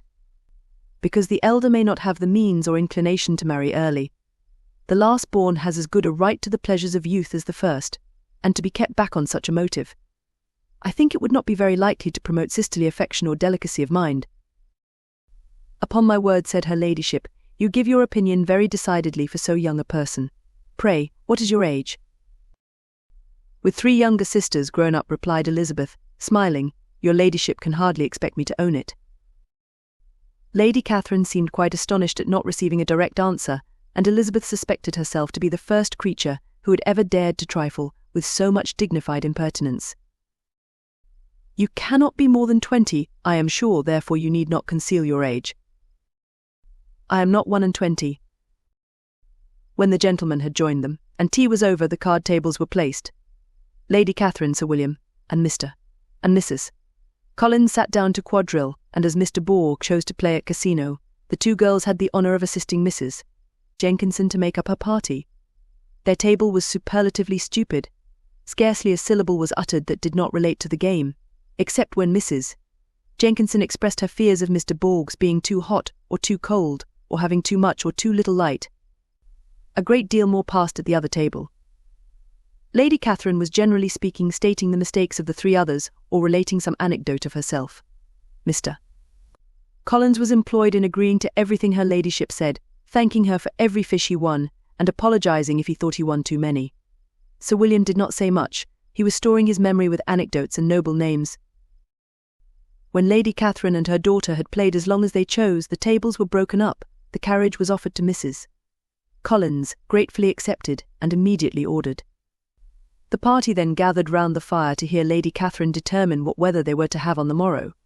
From these instructions they were summoned by the arrival of the coach, and with many speeches of thankfulness on Mr.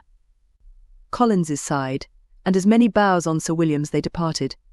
As soon as they had driven from the door, Elizabeth was called on by her cousin to give her opinion of all that she had seen at Rosings, which, for Charlotte's sake, she made more favourable than it really was. But her commendation, though costing her some trouble, could by no means satisfy Mr. Collins, and he was very soon obliged to take her ladyship's praise into his own hands. Chapter 30. Sir William stayed only a week at Hunsford, but his visit was long enough to convince him of his daughter's being most comfortably settled, and of her possessing such a husband and such a neighbour as were not often met with. While Sir William was with them, Mr. Collins devoted his mornings to driving him out in his gig, and showing him the country, but when he went away, the whole family returned to their usual employments, and Elizabeth was thankful to find that they did not see more of her cousin by the alteration. For the chief of the time between breakfast and dinner was now passed by him, either at work in the garden, or in reading and writing, and looking out of window in his own book-room, which fronted the road. The room in which the ladies sat was backwards. Elizabeth at first had rather wondered that Charlotte should not prefer the dining parlour for common use. It was a better-sized room, and had a pleasanter aspect, but she soon saw that her friend had an excellent reason for what she did, for Mr.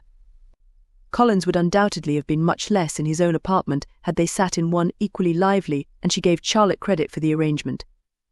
From the drawing-room they could distinguish nothing in the lane, and were indebted to Mr. Collins for the knowledge of what carriages went along, and how often especially Mr. Bore drove by in her phaeton, which he never failed coming to inform them of, though it happened almost every day. She not unfrequently stopped at the parsonage, and had a few minutes' conversation with Charlotte, but was scarcely ever prevailed on to get out. Very few days passed in which Mr. Collins did not walk to Rosings, and not many in which his wife did not think it necessary to go likewise, until Elizabeth recollected that there might be other family livings to be disposed of. She could not understand the sacrifice of so many hours. Now and then they were honoured with a call from her ladyship, and nothing escaped her observation that was passing in the room during these visits.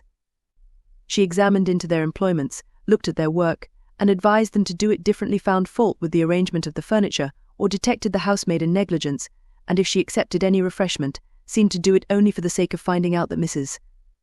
Collins's joints of meat were too large for her family. Elizabeth soon perceived that though this great lady was not in the commission of the peace for the county, she was a most active magistrate in her own parish, the minutest concerns of which were carried to her by Mr. Collins, and whenever any of the cottagers were disposed to be quarrelsome, discontented, or too poor, she sallied forth into the village to settle their differences, silence their complaints, and scold them into harmony and plenty.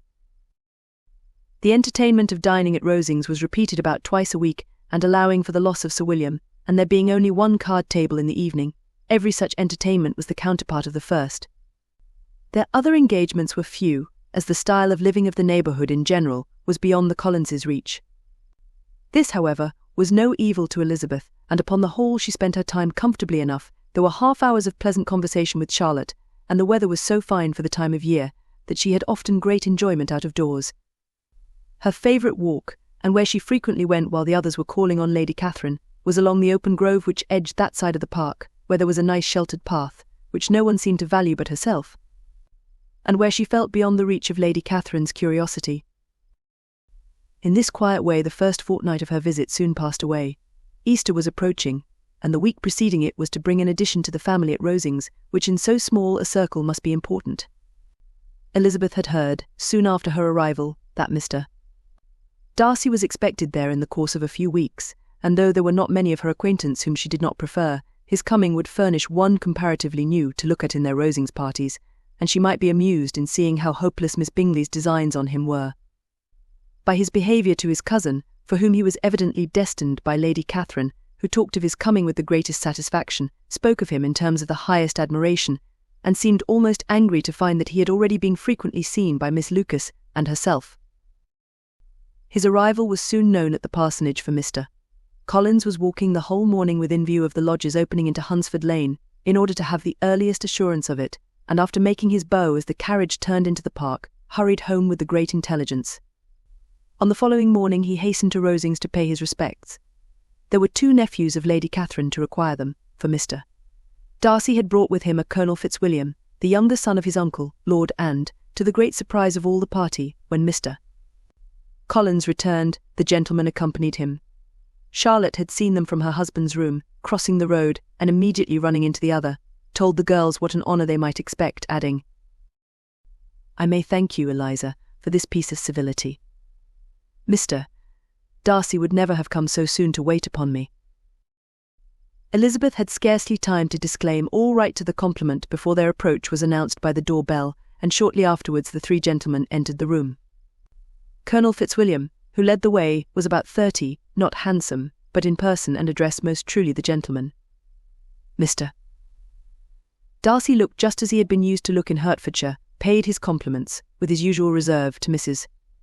Collins, and whatever might be his feelings towards her friend, met her with every appearance of composure. Elizabeth merely courtesied to him, without saying a word.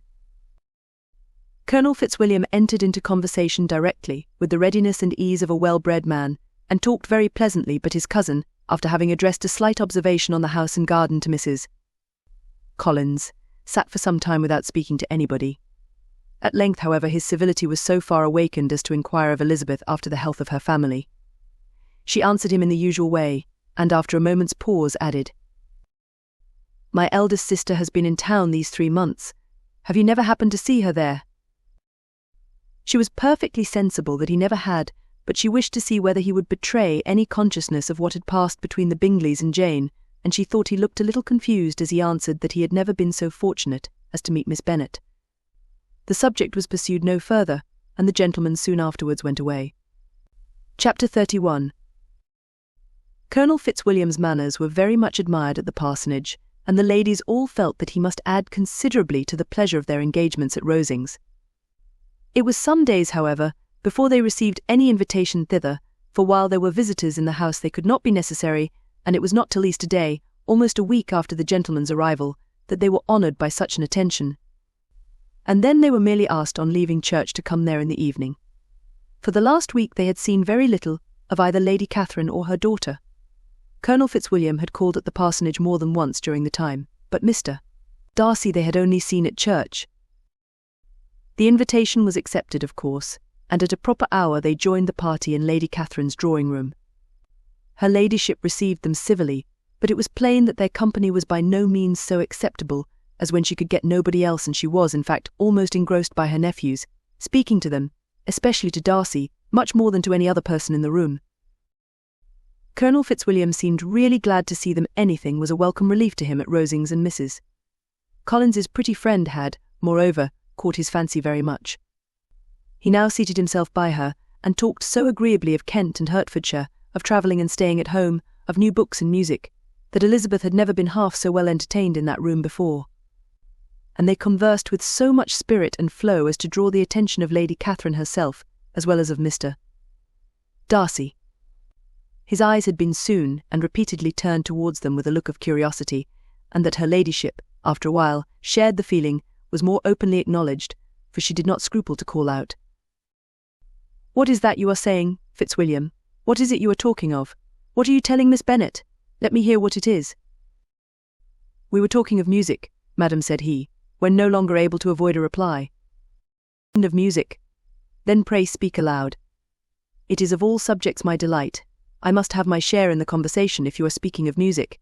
There are few people in England, I suppose, who have more true enjoyment of music than myself, or a better natural taste.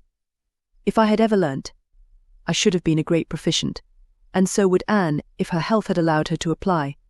I am confident that she would have performed delightfully. How does Georgiana get on, Darcy?" Mr. Darcy spoke with affectionate praise of his sister's proficiency.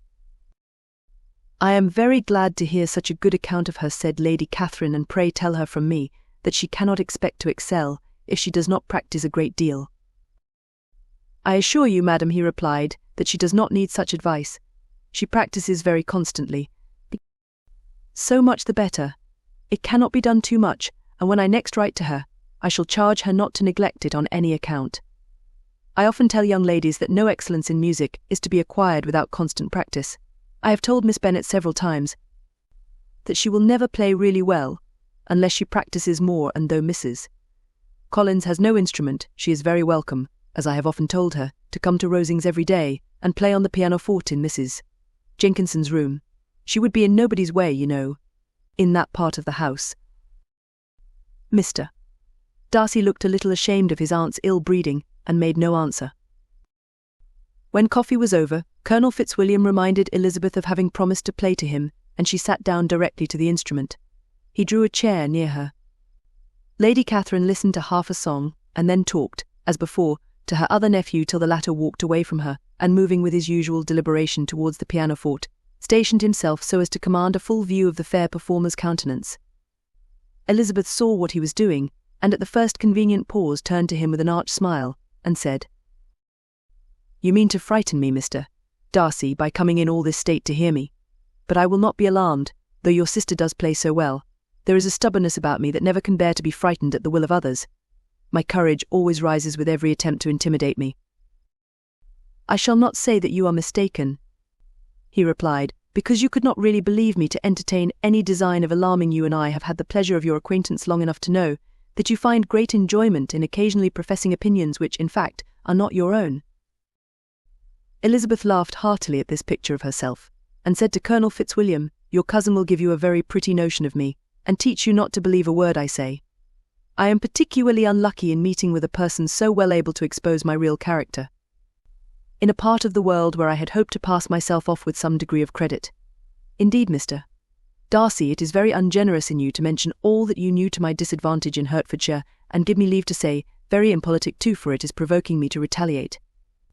And such things may come out as will shock your relations to hear." "I am not afraid of you," said he, smilingly. "Pray let me hear what you have to accuse him of," cried Colonel Fitzwilliam. "I should like to know how he behaves among strangers." "You shall hear, then, but prepare for something very dreadful. The first time of my ever seeing him in Hertfordshire, you must know, was at a ball, and at this ball, what do you think he did? He danced only 4 dances. I am sorry to pain you, but so it was. He danced only 4 dances. Though gentlemen were scarce, and, to my certain knowledge, more than one young lady was sitting down in want of a partner. Mr. Darcy, you cannot deny the fact. I had not at that time the honour of knowing any lady in the assembly beyond my own party." "True, and nobody can ever be introduced in a ballroom. Well, Colonel Fitzwilliam, what do I play next? My fingers wait your orders." "Perhaps," said Darcy, "I should have judged better had I sought an introduction, but I am ill qualified to recommend myself to strangers." "Shall we ask your cousin the reason of this?" said Elizabeth, still addressing Colonel Fitzwilliam. "Shall we ask him why a man of sense and education, and who has lived in the world, is ill qualified to recommend himself to strangers?" "I can answer your question," said Fitzwilliam, without applying to him. "It is because he will not give himself the trouble." I certainly have not the talent which some people possess, said Darcy, of conversing easily with those I have never seen before. I cannot catch their tone of conversation, or appear interested in their concerns, as I often see done. My fingers, said Elizabeth, do not move over this instrument in the masterly manner which I see so many women's do. They have not the same force or rapidity, and do not produce the same expression. But then I have always supposed it to be my own fault because I would not take the trouble of practicing. It is not that I do not believe my fingers as capable as any other woman's of superior execution. Darcy smiled and said, You are perfectly right. You have employed your time much better. No one admitted to the privilege of hearing you can think anything wanting. We neither of us perform to strangers. Here they were interrupted by Lady Catherine, who called out to know what they were talking of. Elizabeth immediately began playing again. Lady Catherine approached, and after listening for a few minutes, said to Darcy, Miss Bennet would not play at all amiss if she practised more, and could have the advantage of a London master. She has a very good notion of fingering, though her taste is not equal to Anne's. Anne would have been a delightful performer, had her health allowed her to learn. Elizabeth looked at Darcy, to see how cordially he assented to his cousin's praise, but neither at that moment, nor at any other, could she discern any symptom of love, and from the whole of his behaviour to Mr. Bourg, she derived this comfort for Miss Bingley, that he might have been just as likely to marry her, had she been his relation. Lady Catherine continued her remarks on Elizabeth's performance, mixing with them many instructions on execution and taste. Elizabeth received them with all the forbearance of civility, and at the request of the gentleman remained at the instrument till her ladyship's carriage was ready to take them all home. Chapter 32. Elizabeth was sitting by herself the next morning, and writing to Jane, while Mrs. Collins and Maria were gone on business into the village, when she was startled by a ring at the door, the certain signal of a visitor. As she had heard no carriage, she thought it not unlikely to be Lady Catherine, and under that apprehension was putting away her half-finished letter, that she might escape all impertinent questions, when the door opened, and to her very great surprise Mr. Darcy and Mr. Darcy only entered the room. He seemed astonished too on finding her alone, and apologized for his intrusion, by letting her know that he had understood all the ladies to be within. They then sat down, and when her inquiries after Rosings were made, seemed in danger of sinking into total silence. It was absolutely necessary, therefore, to think of something, and in this emergency recollecting when she had seen him last in Hertfordshire, and feeling curious to know what he would say on the subject of their hasty departure, she observed, How very suddenly you all quitted Netherfield last November, Mr. Darcy. It must have been a most agreeable surprise to Mr. Bingley to see you all after him so soon, for, if I recollect right, he went but the day before. He and his sisters were well, I hope, when you left London. Perfectly so, I thank you. She found that she was to receive no other answer, and after a short pause added, I think I have understood that Mr.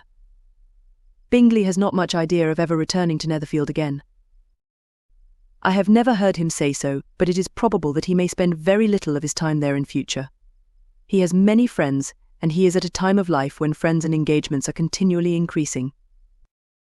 If he means to be but little at Netherfield, it would be better for the neighbourhood that he should give up the place entirely, for then we might possibly get a settled family there. But perhaps Mr. Bingley did not take the house so much for the convenience of the neighbourhood as for his own, and we must expect him to keep or quit it on the same principle. I should not be surprised, said Darcy, if he were to give it up as soon as any eligible purchase offers. Elizabeth made no answer. She was afraid of talking longer of his friend, and, having nothing else to say, was now determined to leave the trouble of finding a subject to him. He took the hint and soon began with, This seems a very comfortable house. Lady Catherine, I believe, did a great deal to it when Mr. Collins first came to Hunsford. I believe she did, and I am sure she could not have bestowed her kindness on a more grateful object. Mr. Collins appears very fortunate in his choice of a wife. Yes, indeed, his friends may well rejoice in his having met with one of the very few sensible women who would have accepted him, or have made him happy if they had. My friend has an excellent understanding, though I am not certain that I consider her marrying Mr. Collins as the wisest thing she ever did.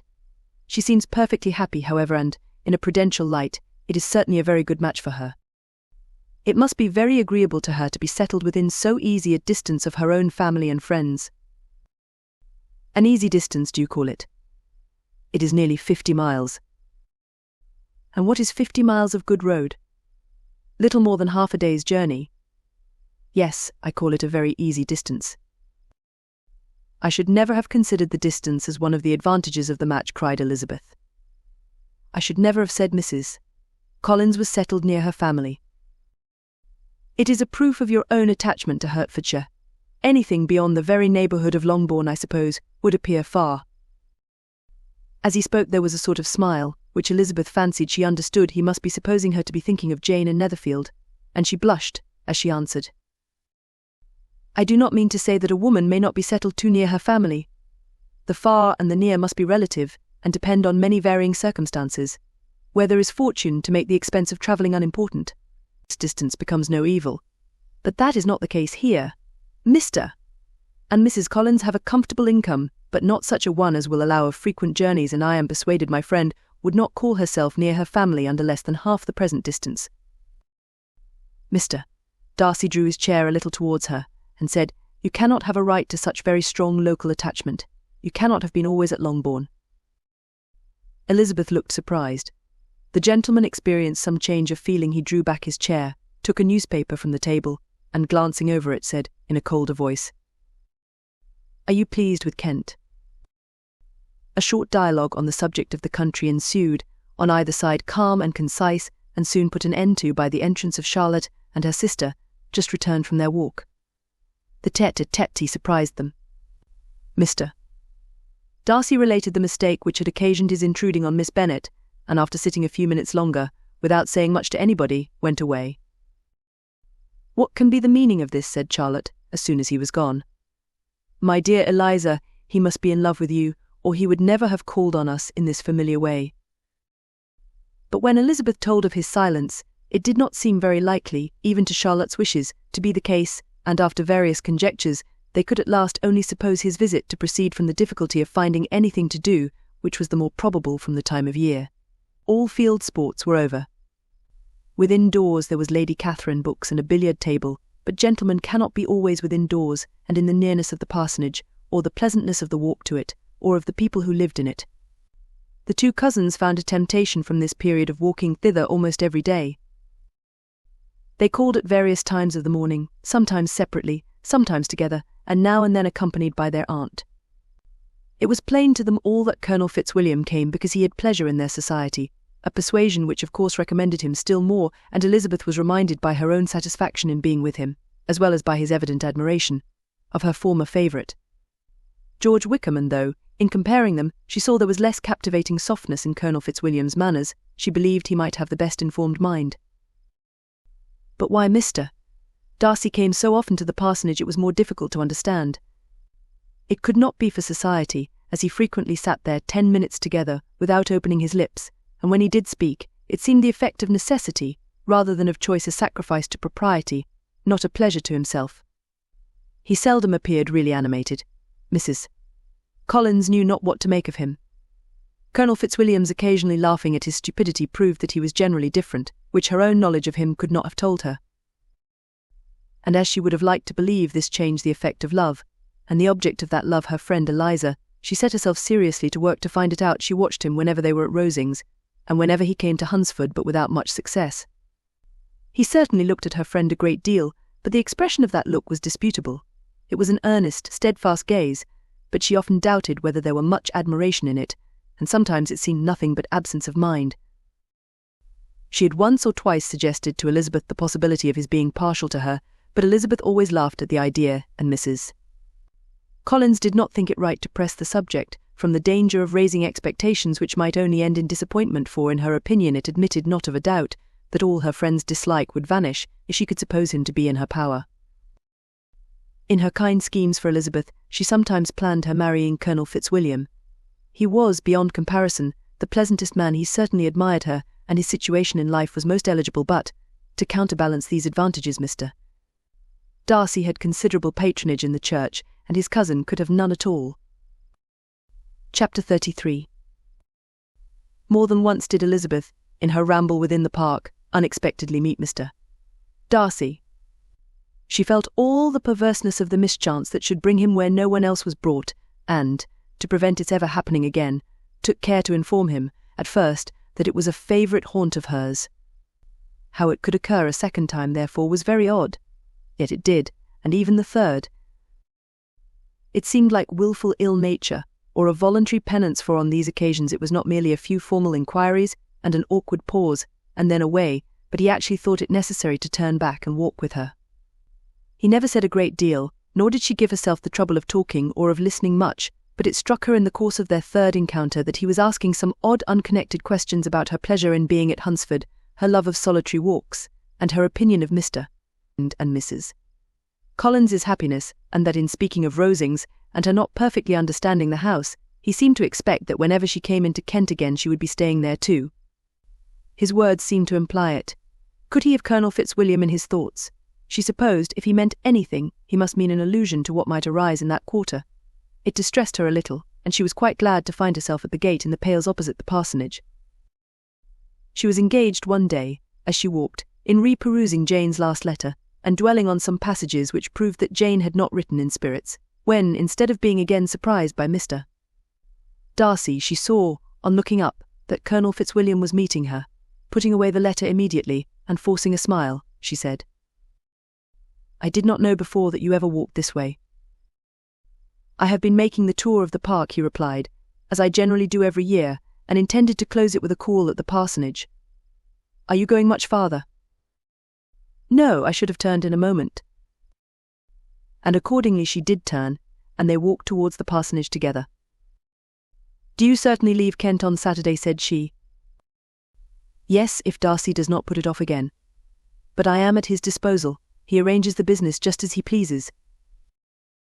And if not able to please himself in the arrangement, he has at least great pleasure in the power of choice. I do not know anybody who seems more to enjoy the power of doing what he likes than Mr. Darcy." "He likes to have his own way, very well," replied Colonel Fitzwilliam. "But so we all do. It is only that he has better means of having it than many others, because he is rich, and many others are poor. I speak feelingly. A younger son, you know, must be inured to self-denial and dependence.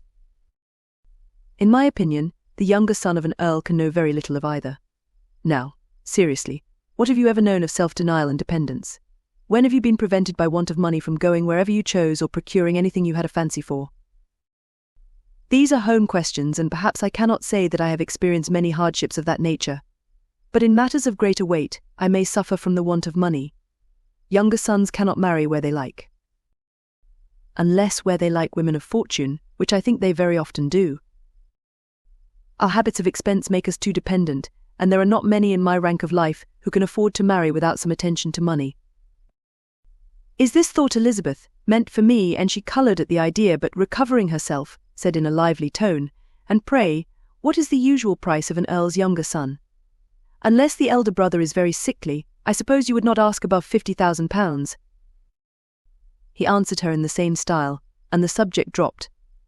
To interrupt a silence which might make him fancy her affected with what had passed, she soon afterwards said, "I imagine your cousin brought you down with him chiefly for the sake of having somebody at his disposal. I wonder he does not marry, to secure a lasting convenience of that kind, but perhaps his sister does as well for the present, and as she is under his sole care, he may do what he likes with her." "No," said Colonel Fitzwilliam, "that is an advantage which he must divide with me.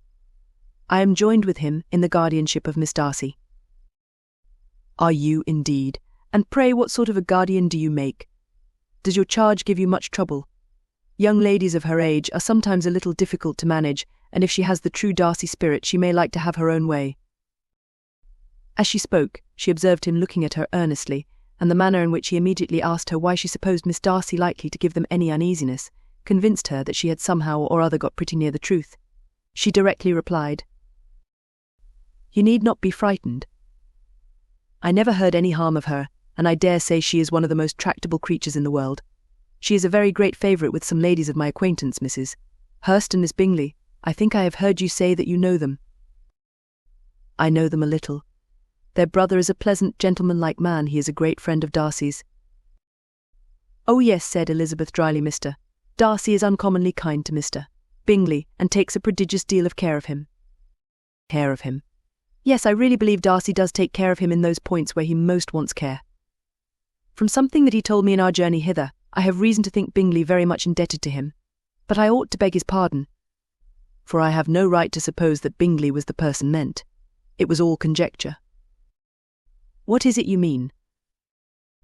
"It is a circumstance which Darcy, of course, could not wish to be generally known, because if it were to get round to the lady's family it would be an unpleasant thing. You may depend upon my not mentioning it. And remember that I have not much reason for supposing it to be Bingley. What he told me was merely this, that he congratulated himself on having lately saved a friend from the inconveniences of a most imprudent marriage, but without mentioning names or any other particulars. And I only suspected it to be Bingley from believing him the kind of young man to get into a scrape of that sort, and from knowing them to have been together the whole of last summer." "Did Mr. Darcy give you his reasons for this interference?" "I understood that there were some very strong objections against the lady." "And what arts did he use to separate them?" "He did not talk to me of his own arts," said Fitzwilliam, smiling. "He only told me what I have now told you." Elizabeth made no answer, and walked on, her heart swelling with indignation. After watching her a little, Fitzwilliam asked her why she was so thoughtful.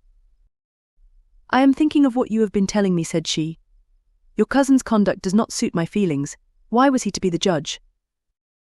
"You are rather disposed to call his interference officious." "I do not see what right Mr. Darcy had to decide on the propriety of his friend's inclination, or why, upon his own judgment alone, he was to determine and direct in what manner that friend was to be happy. But," she continued, recollecting herself, "as we know none of the particulars, it is not fair to condemn him. It is not to be supposed that there was much affection in the case." "That is not an unnatural surmise," said Fitzwilliam, "but it is lessening the honour of my cousin's triumph very sadly." This was spoken jestingly, but it appeared to her so just a picture of Mr. Darcy that she would not trust herself with an answer, and therefore, abruptly changing the conversation, talked on indifferent matters till they reached the parsonage. There, shut into her own room, as soon as their visitor left them, she could think without interruption of all that she had heard. It was not to be supposed that any other people could be meant than those with whom she was connected. There could not exist in the world two men over whom Mr. Darcy could have such boundless influence. That he had been concerned in the measures taken to separate Mr. Bingley and Jane, she had never doubted, but she had always attributed to Miss Bingley the principal design and arrangement of them. If his own vanity, however, did not mislead him, he was the cause his pride and caprice were the cause of all that Jane had suffered, and still continued to suffer. He had ruined for a while every hope of happiness for the most affectionate, generous heart in the world, and no one could say how lasting an evil he might have inflicted. There were some very strong objections against the lady, were Colonel Fitzwilliam's words, and these strong objections probably were her having one uncle who was a country attorney, and another who was in business in London. To Jane herself, she exclaimed, there could be no possibility of objection, all loveliness and goodness as she is, her understanding excellent, her mind improved, and her manners captivating. Neither could anything be urged against my father, who, though with some peculiarities, has abilities which Mr. Darcy himself need not disdain, and respectability which he will probably never reach. When she thought of her mother, indeed, her confidence gave way a little, but she would not allow that any objections there had material weight with Mr. Darcy, whose pride, she was convinced, would receive a deeper wound from the want of importance in his friends' connections than from their want of sense, and she was quite decided, at last, that he had been partly governed by this worse kind of pride, and partly by the wish of retaining Mr. Bingley for his sister. The agitation and tears which the subject occasioned brought on a headache, and it grew so much worse towards the evening that, added to her unwillingness to see Mr.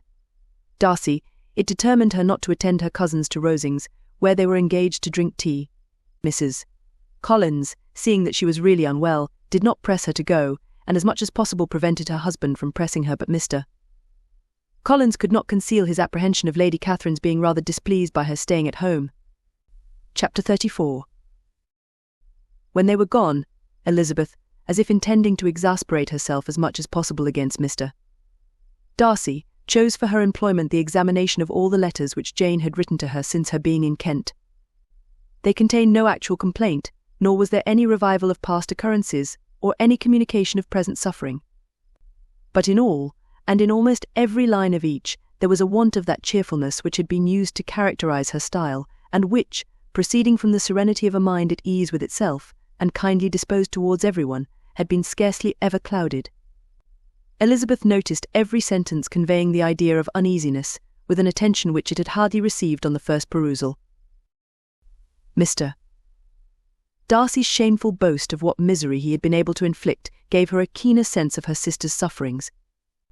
It was some consolation to think that his visit to Rosings was to end on the day after the next, and a still greater that in less than a fortnight she should herself be with Jane again, and enabled to contribute to the recovery of her spirits by all that affection could do.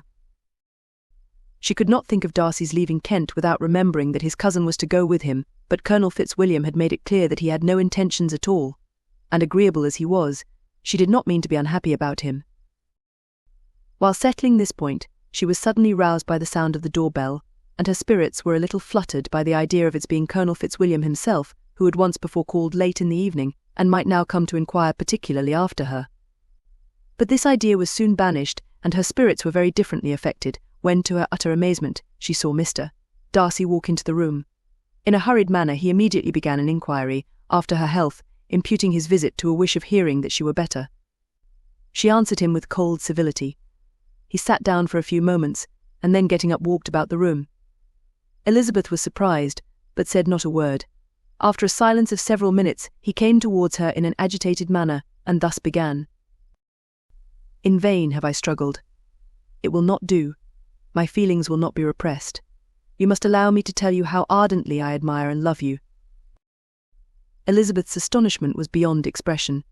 She stared, coloured, doubted, and was silent.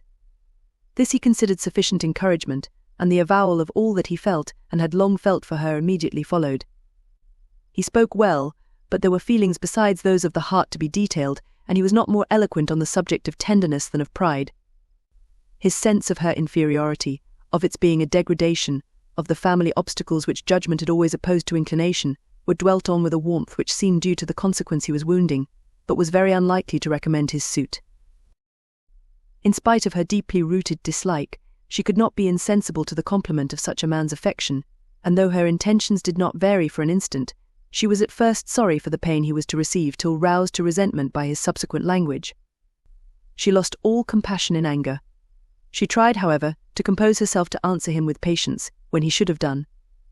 He concluded with representing to her the strength of that attachment which in spite of all his endeavours he had found impossible to conquer, and with expressing his hope that it would now be rewarded by her acceptance of his hand. As he said this she could easily see that he had no doubt of a favourable answer. He spoke of apprehension and anxiety, but his countenance expressed real security. Such a circumstance could only exasperate farther, and when he ceased the colour rose into her cheeks, and she said, "In such cases as this it is, I believe, the established mode to express a sense of obligation for the sentiments avowed, however unequally they may be returned. It is natural that obligation should be felt, and if I could feel gratitude, I would now thank you. But I cannot. I have never desired your good opinion, and you have certainly bestowed it most unwillingly. I am sorry to have occasioned pain to anyone. It has been most unconsciously done, however, and I hope will be of short duration. The feelings which you tell me have long prevented the acknowledgement of your regard can have little difficulty in overcoming it after this explanation." Mr. Darcy, who was leaning against the mantelpiece with his eyes fixed on her face, seemed to catch her words with no less resentment than surprise. His complexion became pale with anger, and the disturbance of his mind was visible in every feature. He was struggling for the appearance of composure, and would not open his lips till he believed himself to have attained it. The pause was to Elizabeth's feelings dreadful. At length, in a voice of forced calmness, he said, "And this is all the reply which I am to have the honour of expecting. I might, perhaps, wish to be informed why, with so little endeavour at civility, I am thus rejected. But it is of small importance."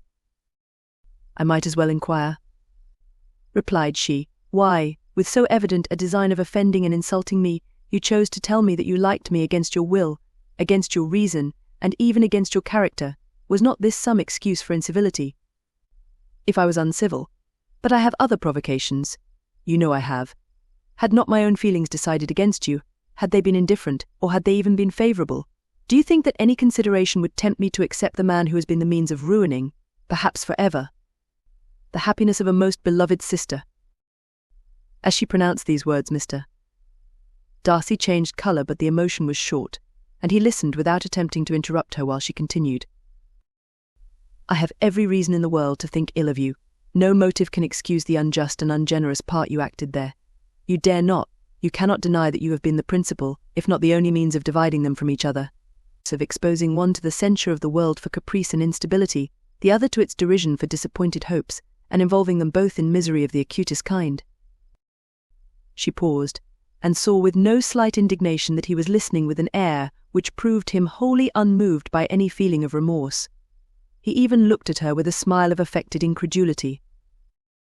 "Can you deny that you have done it?" she repeated.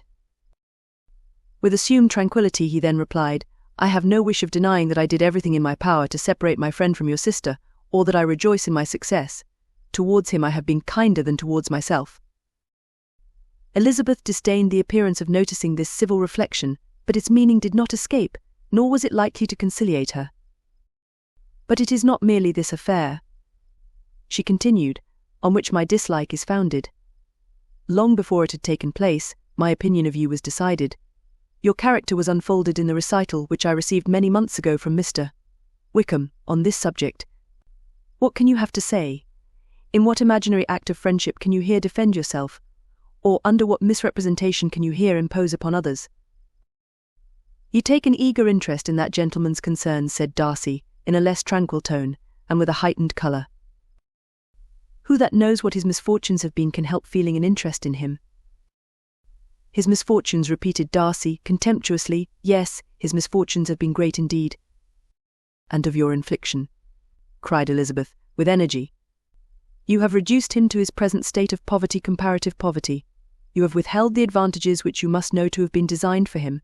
You have deprived the best years of his life of that independence which was no less his due than his desert. You have done all this, and yet you can treat the mention of his misfortunes with contempt and ridicule. And this," cried Darcy, as he walked with quick steps across the room, "is your opinion of me.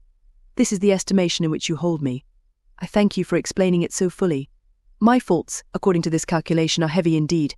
But perhaps," added he, stopping in his walk, and turning towards her, "these offences might have been overlooked, had not your pride been hurt by my honest confession of the scruples that had long prevented my forming any serious design.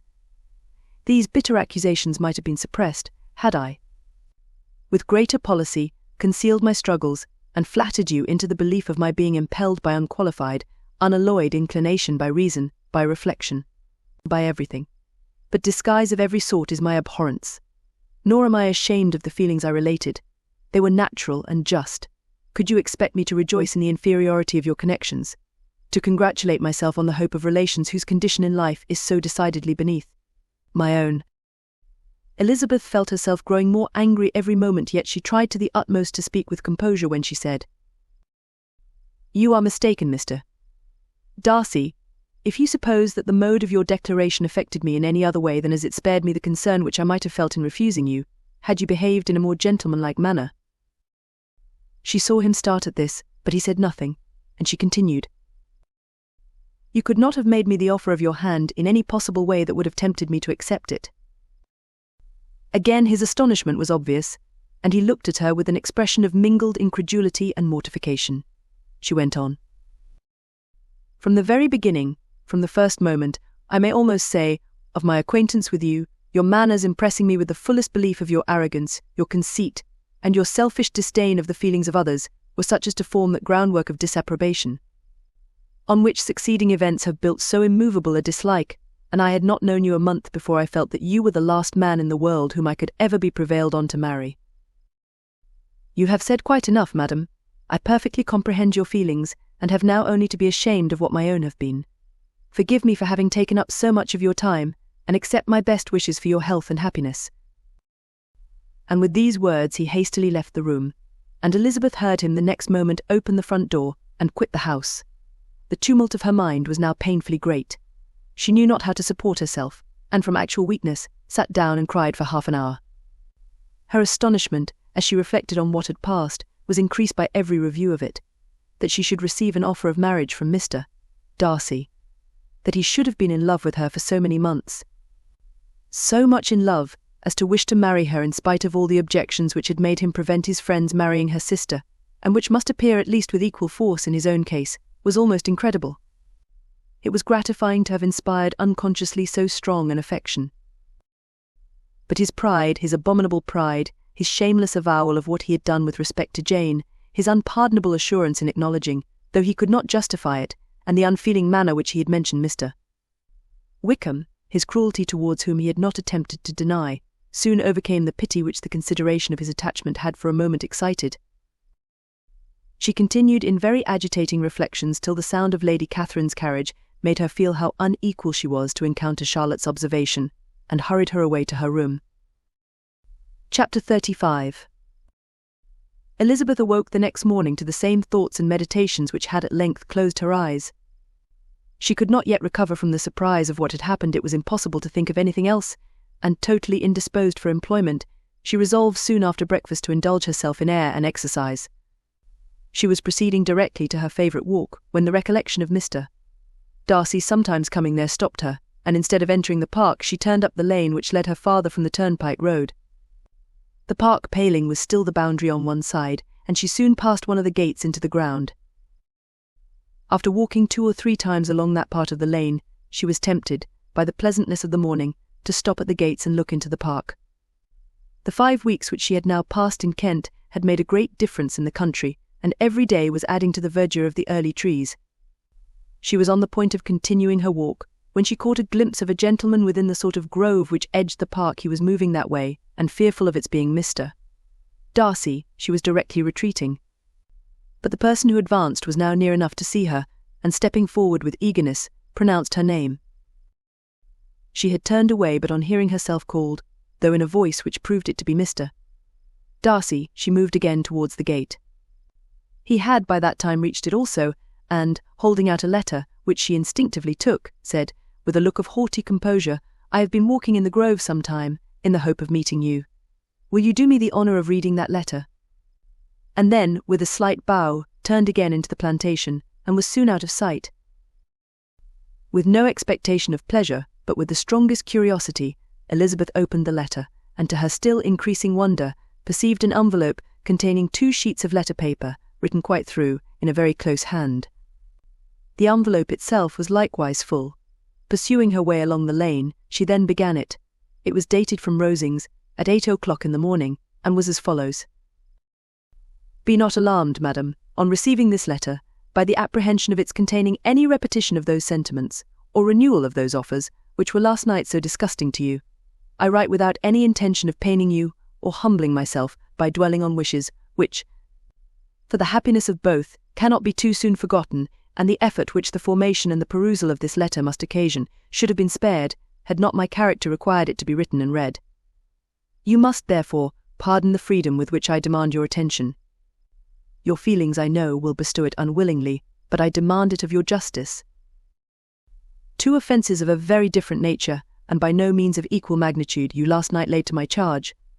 The first mentioned was, that regardless of the sentiments of either, I had detached Mr. Bingley from your sister, and the other, that I had, in defiance of various claims, in defiance of honour and humanity, ruined the immediate prosperity, and blasted the prospects of Mr.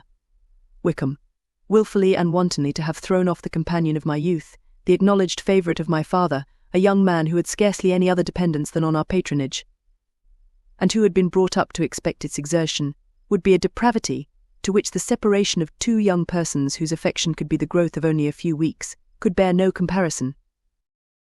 But from the severity of that blame which was last night so liberally bestowed, respecting each circumstance, I shall hope to be in future secured, when the following account of my actions and their motives has been read.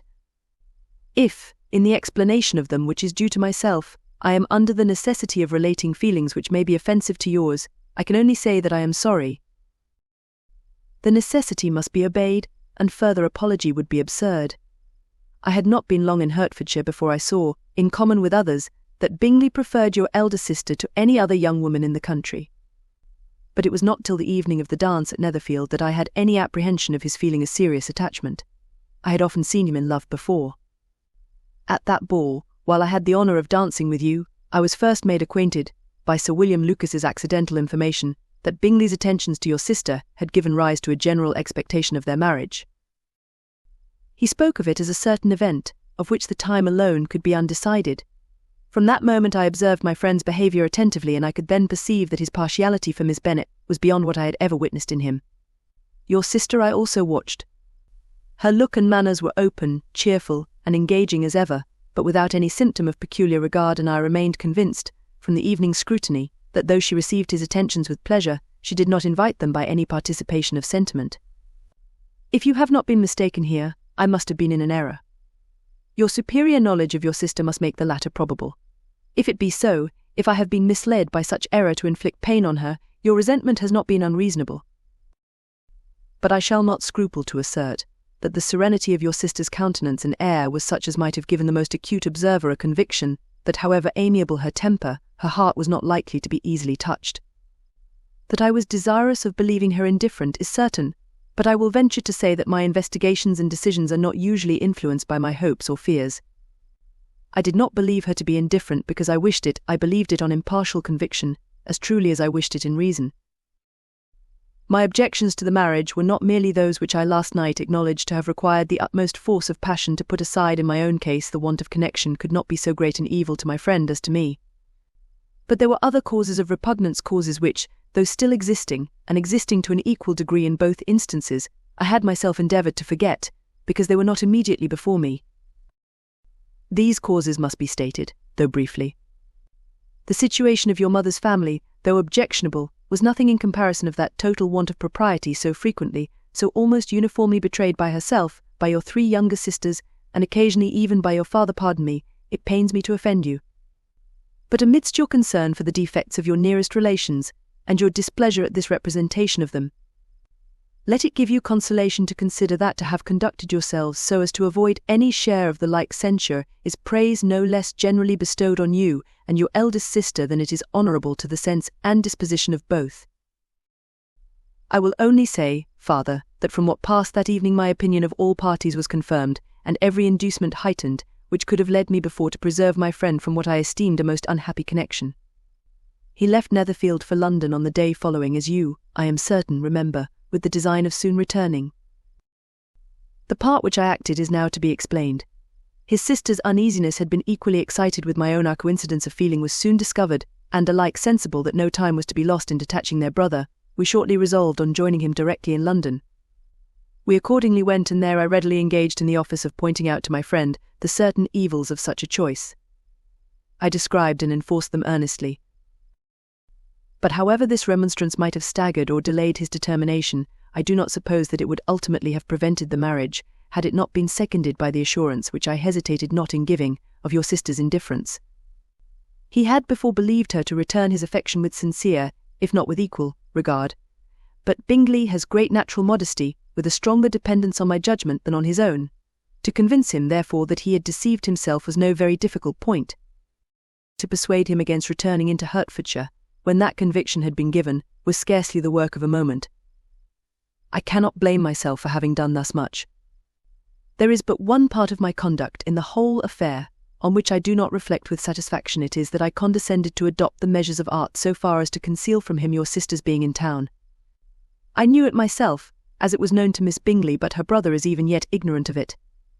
That they might have met without ill consequences, perhaps, probable, but his regard did not appear to me enough extinguished for him to see her without some danger.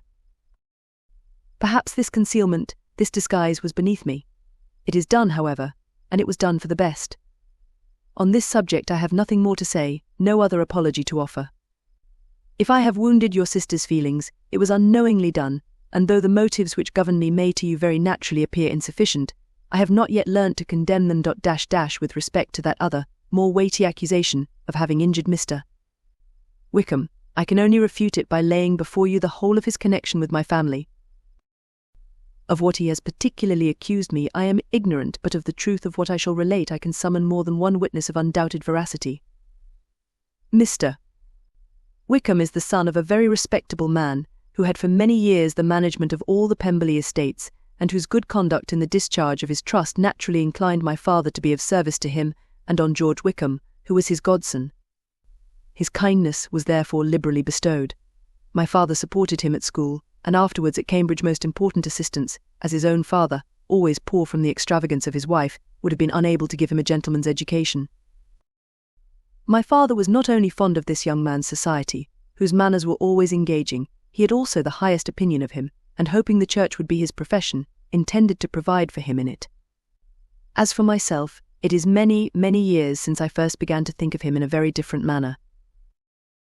The vicious propensities, the want of principle, which he was careful to guard from the knowledge of his best friend, could not escape the observation of a young man of nearly the same age with himself, and who had opportunities of seeing him in unguarded moments, which Mr.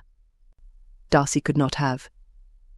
Here again I shall give you pain to what degree you only can tell, but whatever may be the sentiments which Mr. Wickham has created, a suspicion of their nature shall not prevent me from unfolding his real character. It adds even another motive. My excellent father died about 5 years ago, and his attachment to Mr. Wickham was to the last so steady that in his will he particularly recommended it to me to promote his advancement in the best manner that his profession might allow, and if he took orders, desired that a valuable family living might be his as soon as it became vacant. There was also a legacy of £1,000. His own father did not long survive mine, and within half a year from these events Mr. Wickham wrote to inform me that, having finally resolved against taking orders, he hoped I should not think it unreasonable for him to expect some more immediate pecuniary advantage, in lieu of the preferment, by which he could not be benefited. He had some intention, he added, of studying the law, and I must be aware that the interest of £1,000 would be a very insufficient support therein. I rather wished than believed him to be sincere, but, at any rate, was perfectly ready to accede to his proposal. I knew that Mr. Wickham ought not to be a clergyman. The business was therefore soon settled. He resigned all claim to assistance in the church, were it possible that he could ever be in a situation to receive it, and accepted in return £3,000. All connection between us seemed now dissolved. I thought too ill of him to invite him to Pemberley, or admit his society in town.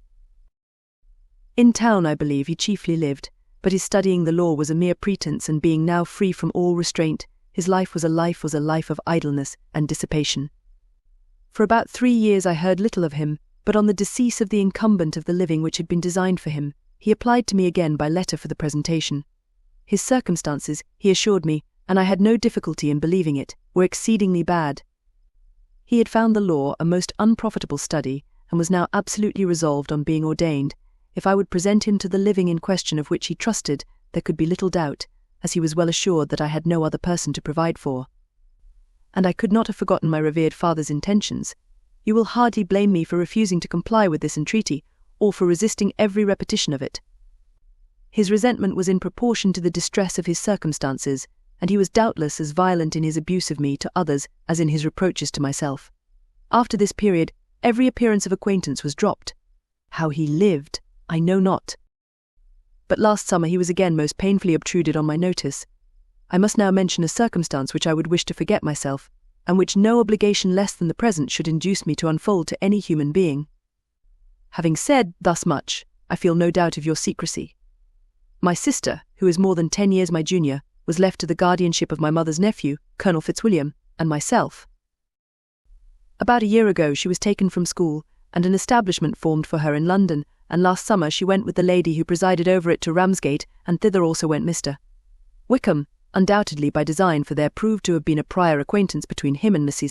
Yonge, in whose character we were most unhappily deceived, and by her connivance and aid he so far recommended himself to Georgiana, whose affectionate heart retained a strong impression of his kindness to her as a child, that she was persuaded to believe herself in love, and to consent to an elopement.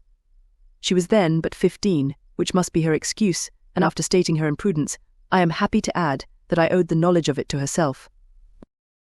I joined them unexpectedly a day or two before the intended elopement, and then Georgiana, unable to support the idea of grieving and offending a brother whom she almost looked up to as a father, acknowledged the whole to me. You may imagine what I felt and how I acted. Regard for my sister's credit and feelings prevented any public exposure, but I wrote to Mr. Wickham, who left the place immediately, and Mrs. Yonge was of course removed from her charge. Mr. Wickham's chief object was unquestionably my sister's fortune, which is £30,000, but I cannot help supposing that the hope of revenging himself on me was a strong inducement. His revenge would have been complete indeed. This, madam, is a faithful narrative of every event in which we have been concerned together, and if you do not absolutely reject it as false, you will, I hope, acquit me henceforth of cruelty towards Mr. Wickham. I know not in what manner, under what form of falsehood, he has imposed on you, but his success is not perhaps to be wondered at, ignorant as you previously were of everything concerning either. Detection could not be in your power, and suspicion certainly not in your inclination.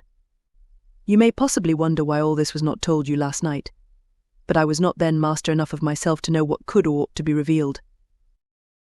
For the truth of everything here related, I can appeal more particularly to the testimony of Colonel Fitzwilliam, who, from our near relationship and constant intimacy, and still more as one of the executors of my father's will, has been unavoidably acquainted with every particular of these transactions. If your abhorrence of me should make my assertions valueless, you cannot be prevented by the same cause from confiding in my cousin, and that there may be the possibility of consulting him. I shall endeavour to find some opportunity of putting this letter in your hands in the course of the morning. I will only add, God bless you. Chapter 36. Elizabeth, when Mr. Darcy gave her the letter, did not expect it to contain a renewal of his offers. She had formed no expectation at all of its contents. But such as they were, it may be well supposed how eagerly she went through them, and what a contrariety of emotion they excited. Her feelings as she read were scarcely to be defined. With amazement did she first understand that he believed any apology to be in his power, and steadfastly was she persuaded that he could have no explanation to give, which a just sense of shame would not conceal. With a strong prejudice against everything he might say, she began his account of what had happened at Netherfield.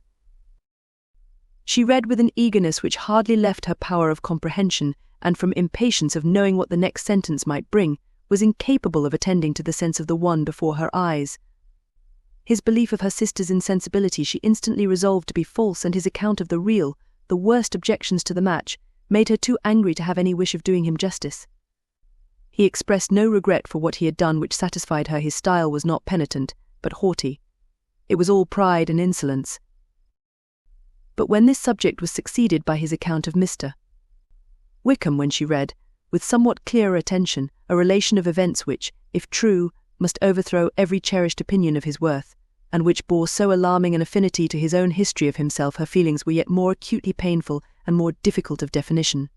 Astonishment, apprehension, and even horror oppressed her. She wished to discredit it entirely, repeatedly exclaiming, "This must be false. This cannot be. This must be the grossest falsehood." And when she had gone through the whole letter, though scarcely knowing anything of the last page or two, put it hastily away, protesting that she would not regard it, that she would never look in it again. In this perturbed state of mind, with thoughts that could rest on nothing, she walked on, but it would not do. In half a minute the letter was unfolded again, and collecting herself as well as she could, she again began the mortifying perusal of all that related to Wickham, and commanded herself so far as to examine the meaning of every sentence. The account of his connection with the Pemberley family was exactly what he had related himself, and the kindness of the late Mr. Darcy, though she had not before known its extent, agreed equally well with his own words. So far each recital confirmed the other, but when she came to the will, the difference was great. What Wickham had said of the living was fresh in her memory, and as she recalled his very words, it was impossible not to feel that there was gross duplicity on one side or the other, and for a few moments she flattered herself that her wishes did not err.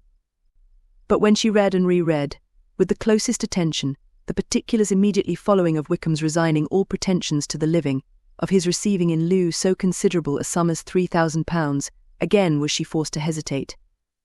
She put down the letter, weighed every circumstance with what she meant to be impartiality, deliberated on the probability of each statement, but with little success. On both sides it was only assertion. And again she read on, but every line proved more clearly that the affair, which she had believed it impossible that any contrivance could so represent as to render Mr. Darcy's conduct in it less than infamous, was capable of a turn which must make him entirely blameless throughout the whole. The extravagance and general profligacy which he scrupled not to lay to Mr. Wickham's charge exceedingly shocked her, the more so as she could bring no proof of its injustice. She had never heard of him before his entrance into the Shire militia, in which he had engaged at the persuasion of the young man, who, on meeting him accidentally in town, had there renewed a slight acquaintance. Of his former way of life, nothing had been known in Hertfordshire but what he told himself. As to his real character, had information been in her power, she had never felt a wish of inquiring. His countenance, voice, and manner had established him at once in the possession of every virtue. She tried to recollect some instance of goodness, some distinguished trait of integrity or benevolence, that might rescue him from the attacks of Mr. Darcy, or at least, by the predominance of virtue, atone for those casual errors under which she would endeavour to class what Mr. Darcy had described as the idleness and vice of many years' continuance, but no such recollection befriended her. She could see him instantly before her, in every charm of air and address, but she could remember no more substantial good than the general approbation of the neighbourhood, and the regard which his social powers had gained him in the mess. After pausing on this point a considerable while, she once more continued to read, but alas! The story which followed, of his designs on Miss Darcy, received some confirmation from what had passed between Colonel Fitzwilliam and herself only the morning before. And at last she was referred for the truth of every particular to Colonel Fitzwilliam himself, from whom she had previously received the information of his near concern in all his cousin's affairs, and whose character she had no reason to question. At one time she had almost resolved on applying to him, but the idea was checked by the awkwardness of the application, and at length wholly banished by the conviction that Mr. Darcy would never have hazarded such a proposal, if he had not been well assured of his cousin's corroboration. She perfectly remembered everything that had passed in conversation between Wickham and herself in their first evening at Mr. Phillips's. Many of his expressions were still fresh in her memory. She was now struck with the impropriety of such communications to a stranger, and wondered it had escaped her before. She saw the indelicacy of putting himself forward, as he had done, and the inconsistency of his professions with his conduct. She remembered that he had boasted of having no fear of seeing Mr. Darcy, that Mr. Darcy might leave the country, but that he should stand his ground, yet he had avoided the Netherfield ball the very next week. She remembered, also, that till the Netherfield family had quitted the country, he had told his story to no one but herself, but that after their removal, it had been everywhere discussed that he had then no reserves, no scruples in sinking Mr. Darcy's character, though he had assured her that respect for the father would always prevent his exposing the son. How differently did everything now appear in which he was concerned. His attentions to Miss King were now the consequence of views solely and hatefully mercenary, and the mediocrity of her fortune proved no longer the moderation of his wishes, but his eagerness to grasp at anything. His behaviour to herself could now have had no tolerable motive. He had either been deceived with regard to her fortune, or had been gratifying his vanity by encouraging the preference which she believed she had most incautiously shown. Every lingering struggle in his favour grew fainter, and in further justification of Mr. Darcy, she could not but allow that Mr.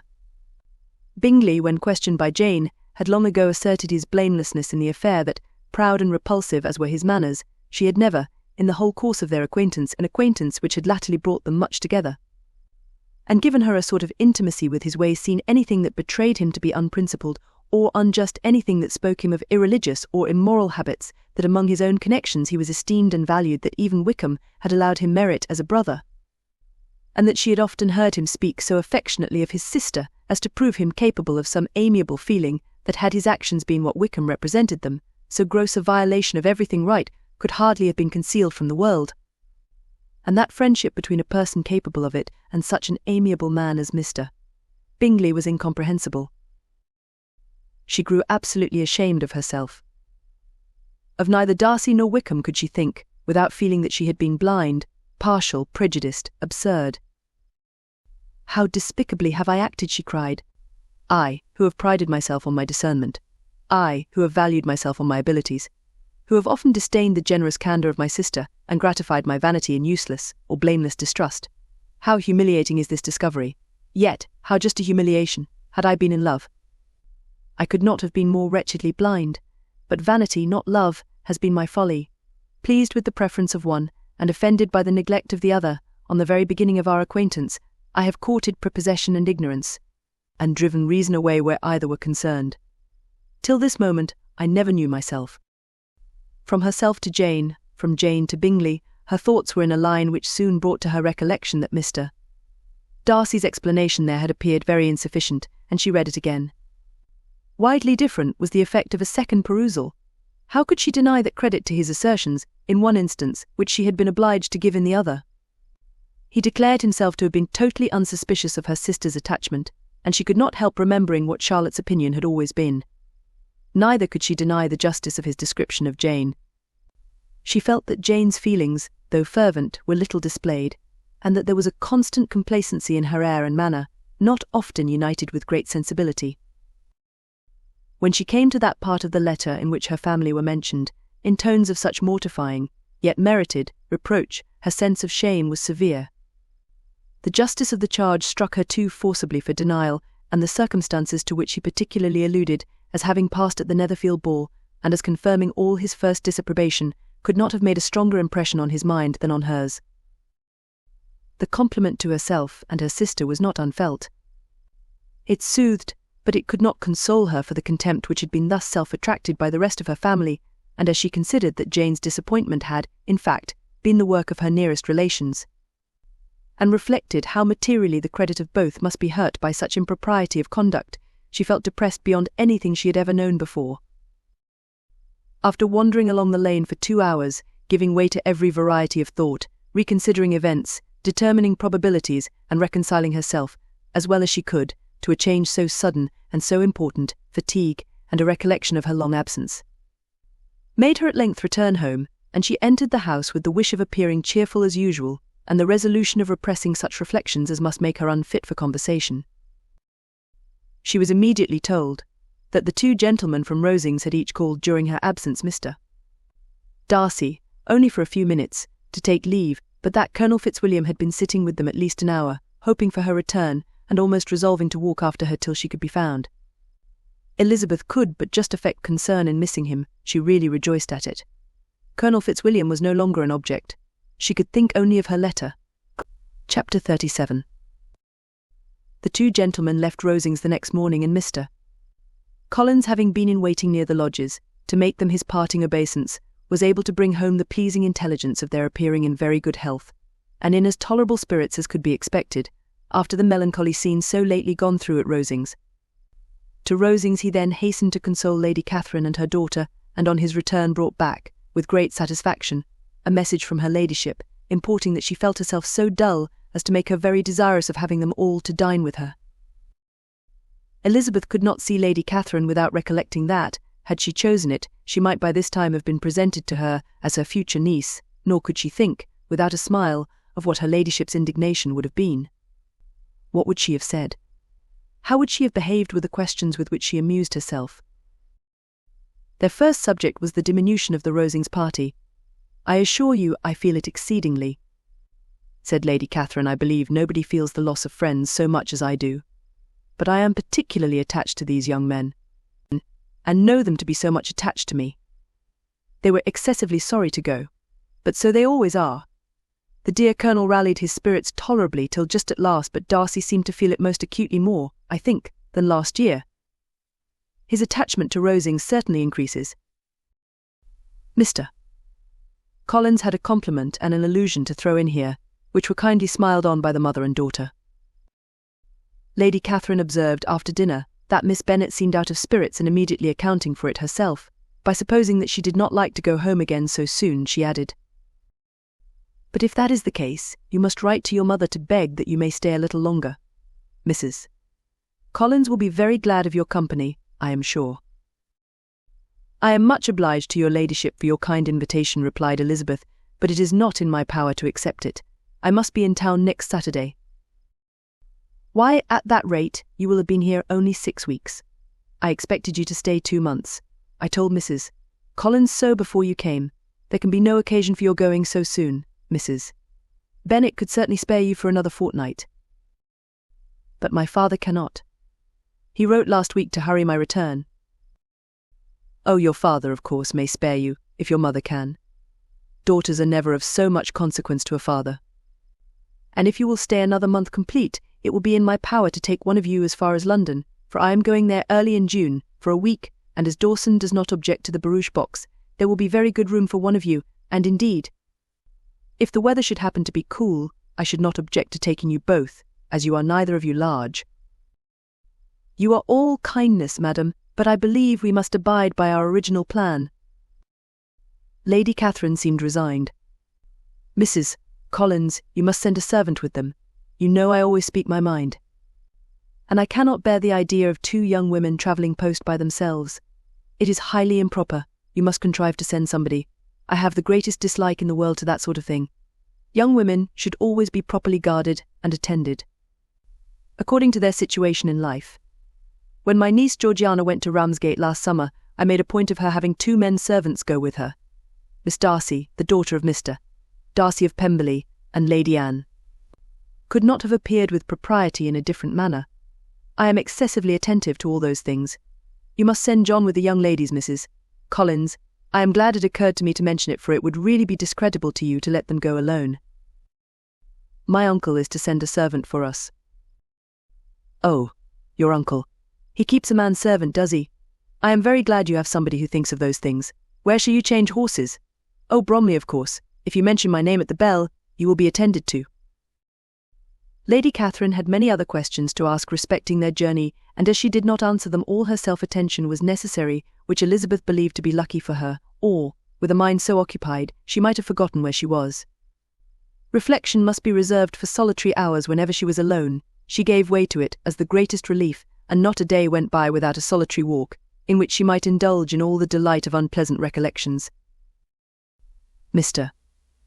Darcy's letter she was in a fair way of soon knowing by heart. She studied every sentence, and her feelings towards its writer were at times widely different. When she remembered the style of his address, she was still full of indignation, but when she considered how unjustly she had condemned and upbraided him, her anger was turned against herself, and his disappointed feelings became the object of compassion. His attachment excited gratitude, his general character respect, but she could not approve him, nor could she for a moment repent her refusal, or feel the slightest inclination ever to see him again. In her own past behaviour, there was a constant source of vexation and regret, and in the unhappy defects of her family, a subject of yet heavier chagrin. They were hopeless of remedy. Her father, contented with laughing at them, would never exert himself to restrain the wild giddiness of his youngest daughters, and her mother, with manners so far from right herself, was entirely insensible of the evil. Elizabeth had frequently united with Jane in an endeavour to check the imprudence of Catherine and Lydia, but while they were supported by their mother's indulgence, what chance could there be of improvement? Catherine, weak-spirited, irritable, and completely under Lydia's guidance, had been always affronted by their advice, and Lydia, self-willed and careless, would scarcely give them a hearing. They were ignorant, idle, and vain. While there was an officer in Meryton, they would flirt with him, and while Meryton was within a walk of Longbourn, they would be going there for ever. Anxiety on Jane's behalf was another prevailing concern, and Mr. Darcy's explanation, by restoring Bingley to all her former good opinion, heightened the sense of what Jane had lost. His affection was proved to have been sincere, and his conduct cleared of all blame, unless any could attach to the implicitness of his confidence in his friend. How grievous then was the thought that, of a situation so desirable in every respect, so replete with advantage, so promising for happiness, Jane had been deprived, by the folly and indecorum of her own family. When to these recollections was added the development of Wickham's character, it may be easily believed that the happy spirits which had seldom been depressed before were now so much affected as to make it almost impossible for her to appear tolerably cheerful. Their engagements at Rosings were as frequent during the last week of her stay as they had been at first. The very last evening was spent there, and her ladyship again inquired minutely into the particulars of their journey, gave them directions as to the best method of packing, and was so urgent on the necessity of placing gowns in the only right way, that Maria thought herself obliged, on her return, to undo all the work of the morning and pack her trunk afresh. When they parted, Lady Catherine, with great condescension, wished them a good journey, and invited them to come to Hunsford again next year, and Miss de Bourgh exerted herself so far as to courtesy and hold out her hand to both. Chapter 38. On Saturday morning, Elizabeth and Mr. Collins met for breakfast a few minutes before the others appeared, and he took the opportunity of paying the parting civilities which he deemed indispensably necessary. "I know not, Miss Elizabeth," said he, "whether Mrs. Collins has yet expressed her sense of your kindness in coming to us, but I am very certain you will not leave the house without receiving her thanks for it. The favour of your company has been much felt. I assure you, we know how little there is to tempt anyone to our humble abode. Our plain manner of living, our small rooms and few domestics, and the little we see of the world, must make Hunsford extremely dull to a young lady like yourself. But I hope you will believe us grateful for the condescension, and that we have done everything in our power to prevent you spending your time unpleasantly." Elizabeth was eager with her thanks and assurances of happiness. She had spent 6 weeks with great enjoyment, and the pleasure of being with Charlotte, and the kind attention she had received, must make her feel the obliged. Mr. Collins was gratified, and with a more smiling solemnity replied, "It gives me the greatest pleasure to hear that you have passed your time not disagreeably. We have certainly done our best, and most fortunately having it in our power to introduce you to very superior society, and from our connection with Rosings. the frequent means of varying the humble home scene, I think we may flatter ourselves that your Hunsford visit cannot have been entirely irksome. Our situation with regard to Lady Catherine's family is, indeed, the sort of extraordinary advantage and blessing which few can boast. You see on what a footing we are. You see how continually we are engaged there. In truth, I must acknowledge that, with all the disadvantages of this humble parsonage, I should not think anyone abiding in it an object of compassion, while they are sharers of our intimacy at Rosings. Words were insufficient for the elevation of his feelings, and he was obliged to walk about the room, while Elizabeth tried to unite civility and truth in a few short sentences. You may, in fact, carry a very favourable report of us into Hertfordshire, my dear cousin. I flatter myself, at least, that you will be able to do so. Lady Catherine's great attentions to Mrs. Collins you have been a daily witness of, and altogether I trust it does not appear that your friend has drawn an unfortunate, but on this point it will be as well to be silent. Only let me assure you, my dear Miss Elizabeth, that I can from my heart most cordially wish you equal felicity in marriage. My dear Charlotte and I have but one mind and one way of thinking. There is in everything a most remarkable resemblance of character and ideas between us. We seem to have been designed for each other. Elizabeth could safely say that it was a great happiness where that was the case, and with equal sincerity could add that she firmly believed and rejoiced in his domestic comforts. She was not sorry, however, to have the recital of them interrupted by the entrance of the lady from whom they sprang. Poor Charlotte! It was melancholy to leave her to such society. But she had chosen it with her eyes open, and though evidently regretting that her visitors were to go, she did not seem to ask for compassion. Her home and her housekeeping, her parish and her poultry, and all their dependent concerns, had not yet lost their charms. At length the chaise arrived, the trunks were fastened on, the parcels placed within, and it was pronounced to be ready. After an affectionate parting between the friends, Elizabeth was attended to the carriage by Mr. Collins, and as they walked down the garden, he was commissioning her with his best respects to all her family, not forgetting his thanks for the kindness he had received at Longbourn in the winter, and his compliments to Mr. and Mrs. Gardiner, though unknown. He then handed her in, Maria followed, and the door was on the point of being closed, when he suddenly reminded them, with some consternation, that they had hitherto forgotten to leave any message for the ladies of Rosings. But he added, "You will of course wish to have your humble respects delivered to them, with your grateful thanks for their kindness to you while you have been here." Elizabeth made no objection. The door was then allowed to be shut, and the carriage drove off. "Good gracious," cried Maria, after a few minutes' silence, "it seems but a day or two since we first came. And yet how many things have happened." "A great many indeed," said her companion, with a sigh. "We have dined 9 times at Rosings, besides drinking tea there twice. How much I shall have to tell?" Elizabeth privately added, "and how much I shall have to conceal." Their journey was performed without much conversation, or any alarm, and within 4 hours of their leaving Hunsford they reached Mr. Gardiner's house, where they were to remain a few days. Jane looked well, and Elizabeth had little opportunity of studying her spirits, amidst the various engagements which the kindness of her aunt had reserved for them. But Jane was to go home with her, and at Longbourn there would be leisure enough for observation. It was not without an effort, meanwhile, that she could wait even for Longbourn, before she told her sister of Mr. Darcy's proposals. To know that she had the power of revealing what would so exceedingly astonish Jane, and must, at the same time, so highly gratify whatever of her own vanity she had not yet been able to reason away, was such a temptation to openness as nothing could have conquered. But the state of indecision in which she remained as to the extent of what she should communicate, and her fear, if she once entered on the subject, of being hurried into repeating something of Bingley, which might only grieve her sister further. Chapter 39.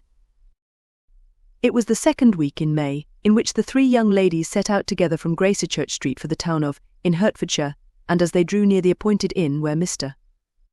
Bennet's carriage was to meet them, they quickly perceived, in token of the coachman's punctuality, both Kitty and Lydia looking out of a dining-room upstairs. These 2 girls had been above an hour in the place, happily employed in visiting an opposite milliner, watching the sentinel on guard, and dressing a salad and cucumber. After welcoming their sisters, they triumphantly displayed a table set out with such cold meat as an inn larder usually affords, exclaiming, "Is not this nice? Is not this an agreeable surprise?" "And we mean to treat you all," added Lydia, "but you must lend us the money, for we have just spent ours at the shop out there." Then showing her purchases, "Look here, I have bought this bonnet. I do not think it is very pretty, but I thought I might as well buy it as not. I shall pull it to pieces as soon as I get home, and see if I can make it up any better." And when her sisters abused it as ugly, she added, with perfect unconcern, "Oh, but there were 2 or 3 much uglier in the shop, and when I have bought some prettier coloured satin to trim it with fresh, I think it will be very tolerable. Besides, it will not much signify what one wears this summer, after the Shire have left Meryton, and they are going in a fortnight." "Are they indeed?" cried Elizabeth, with the greatest satisfaction. "They are going to be encamped near Brighton, and I do so want Papa to take us all there for the summer. It would be such a delicious scheme, and I dare say would hardly cost anything at all. Mamma would like to go, too, of all things. Only think what a miserable summer else we shall have." "Yes," thought Elizabeth, "that would be a delightful scheme, indeed, and completely do for us at once. Good heaven, Brighton and a whole campful of soldiers, to us, who have been overset already by one poor regiment of militia, and the monthly balls of Meryton." "Now I have got some news for you," said Lydia, as they sat down to table. "What do you think? It is excellent news, capital news, and about a certain person that we all like." Jane and Elizabeth looked at each other, and the waiter was told that he need not stay. Lydia laughed and said, "Ay, that is just like your formality and discretion. You thought the waiter must not hear, as if he cared. I dare say he often hears worse things said than I am going to say, but he is an ugly fellow. I am glad he is gone. I never saw such a long chin in my life. Well, but now for my news. It is about dear Wickham, too good for the waiter, is not it? There is no danger of Wickham's marrying Mary King, there's for you. She is gone down to her uncle at Liverpool, gone to stay. Wickham is safe. And Mary King is safe," added Elizabeth, "safe from a connection imprudent as to fortune. She is a great fool for going away, if she liked him." "But I hope there is no strong attachment on either side," said Jane. "I am sure there is not on his. I will answer for it, he never cared 3 straws about her. Who could about such a nasty little freckled thing?" Elizabeth was shocked to think that, however incapable of such coarseness of expression herself, the coarseness of the sentiment was little other than her own breast had formerly harboured and fancied liberal. As soon as all had ate, and the elder ones paid, the carriage was ordered, and after some contrivance, the whole party, with all their boxes, work-bags and parcels, and the unwelcome addition of Kitty's and Lydia's purchases, were seated in it. "How nicely we are crammed in," cried Lydia. "I am glad I brought my bonnet, if it is only for the fun of having another bandbox. Well, now let us be quite comfortable and snug, and talk and laugh all the way home, and in the first place, let us hear what has happened to you all since you went away. Have you seen any pleasant men? Have you had any flirting? I was in great hopes that one of you would have got a husband before you came back. Jane will be quite an old maid soon. I declare, she is almost 23. Lord, how ashamed I should be of not being married before 23. My Aunt Phillips wants you so to get husbands you can't think. She says Lizzie had better have taken Mr. Collins. But I do not think there would have been any fun in it. Lord, how I should like to be married before any of you. And then I would chaperon you about to all the balls. Dear me. We had such a good piece of fun the other day at Colonel Forster's. Kitty and me were to spend the day there, and Mrs. Forster promised to have a little dance in the evening. By the by, Mrs. Forster and me are such friends, and so she asked the 2 Harringtons to come, but Harriet was ill, and so Pen was forced to come by herself, and then, what do you think we did? We dressed up Chamberlain in woman's clothes, on purpose to pass for a lady. Only think what fun. Not a soul knew of it, but Colonel and Mrs. Forster and Kitty and me, except my aunt, for we were forced to borrow one of her gowns, and you cannot imagine how well he looked. When Denny, and Wickham, and Pratt, and 2 or 3 more of the men came in, they did not know him in the least. Lord, how I laughed, and so did Mrs. Forster. I thought I should have died, and that made the men suspect something, and then they soon found out what was the matter. With such kind of histories of their parties and good jokes did Lydia, assisted by Kitty's hints and additions, endeavour to amuse her companions all the way to Longbourn. Elizabeth listened as little as she could, but there was no escaping the frequent mention of Wickham's name. Their reception at home was most kind. Mrs. Bennet rejoiced to see Jane in undiminished beauty, and more than once during dinner did Mr. Bennet say voluntarily to Elizabeth, "I am glad you are come back, Lizzie." Their party in the dining-room was large, for almost all the Lucases came to meet Maria, and hear the news, and various were the subjects which occupied them. Lady Lucas was inquiring of Maria, across the table, after the welfare and poultry of her eldest daughter, Mrs. Bennet was doubly engaged, on one hand collecting an account of the present fashions from Jane, who sat some way below her, and on the other, retailing them all to the younger Miss Lucases, and Lydia, in a voice rather louder than any other person's, was enumerating the various pleasures of the morning to anybody who would hear her. "Oh, Mary," said she, "I wish you had gone with us, for we had such fun. As we went along, Kitty and me drew up all the blinds, and pretended there was nobody in the coach, and I should have gone so all the way, if Kitty had not been sick, and when we got to the George, I do think we behaved very handsomely. For we treated the other three with the nicest cold luncheon in the world, and if you would have gone, we would have treated you too. And then, when we came away, it was such fun. I thought we never should have got into the coach. I was ready to die of laughter. And then we were so merry all the way home. We talked and laughed so loud that anybody might have heard us 10 miles off." To this, Mary very gravely replied, "Far be it from me, my dear sister, to depreciate such pleasures. They would doubtless be congenial with the generality of female minds, but I confess they would have no charms for me. I should infinitely prefer a book." But of this answer Lydia heard not a word. She seldom listened to anybody for more than half a minute, and never attended to Mary at all. In the afternoon Lydia was urgent with the rest of the girls to walk to Meryton, and see how everybody went on, but Elizabeth steadily opposed the scheme. It should not be said that the Miss Bennets could not be at home half a day before they were in pursuit of the officers. There was another reason, too, for her opposition. She dreaded seeing Wickham again, and was resolved to avoid it as long as possible. The comfort to her, of the regiment's approaching removal, was indeed beyond expression. In a fortnight they were to go, and once gone, she hoped there could be nothing more to plague her on his account. She had not been many hours at home before she found that the Brighton scheme, of which Lydia had given them a hint at the inn, was under frequent discussion between her parents.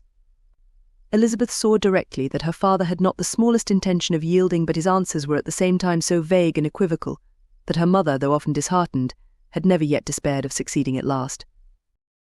Chapter 40.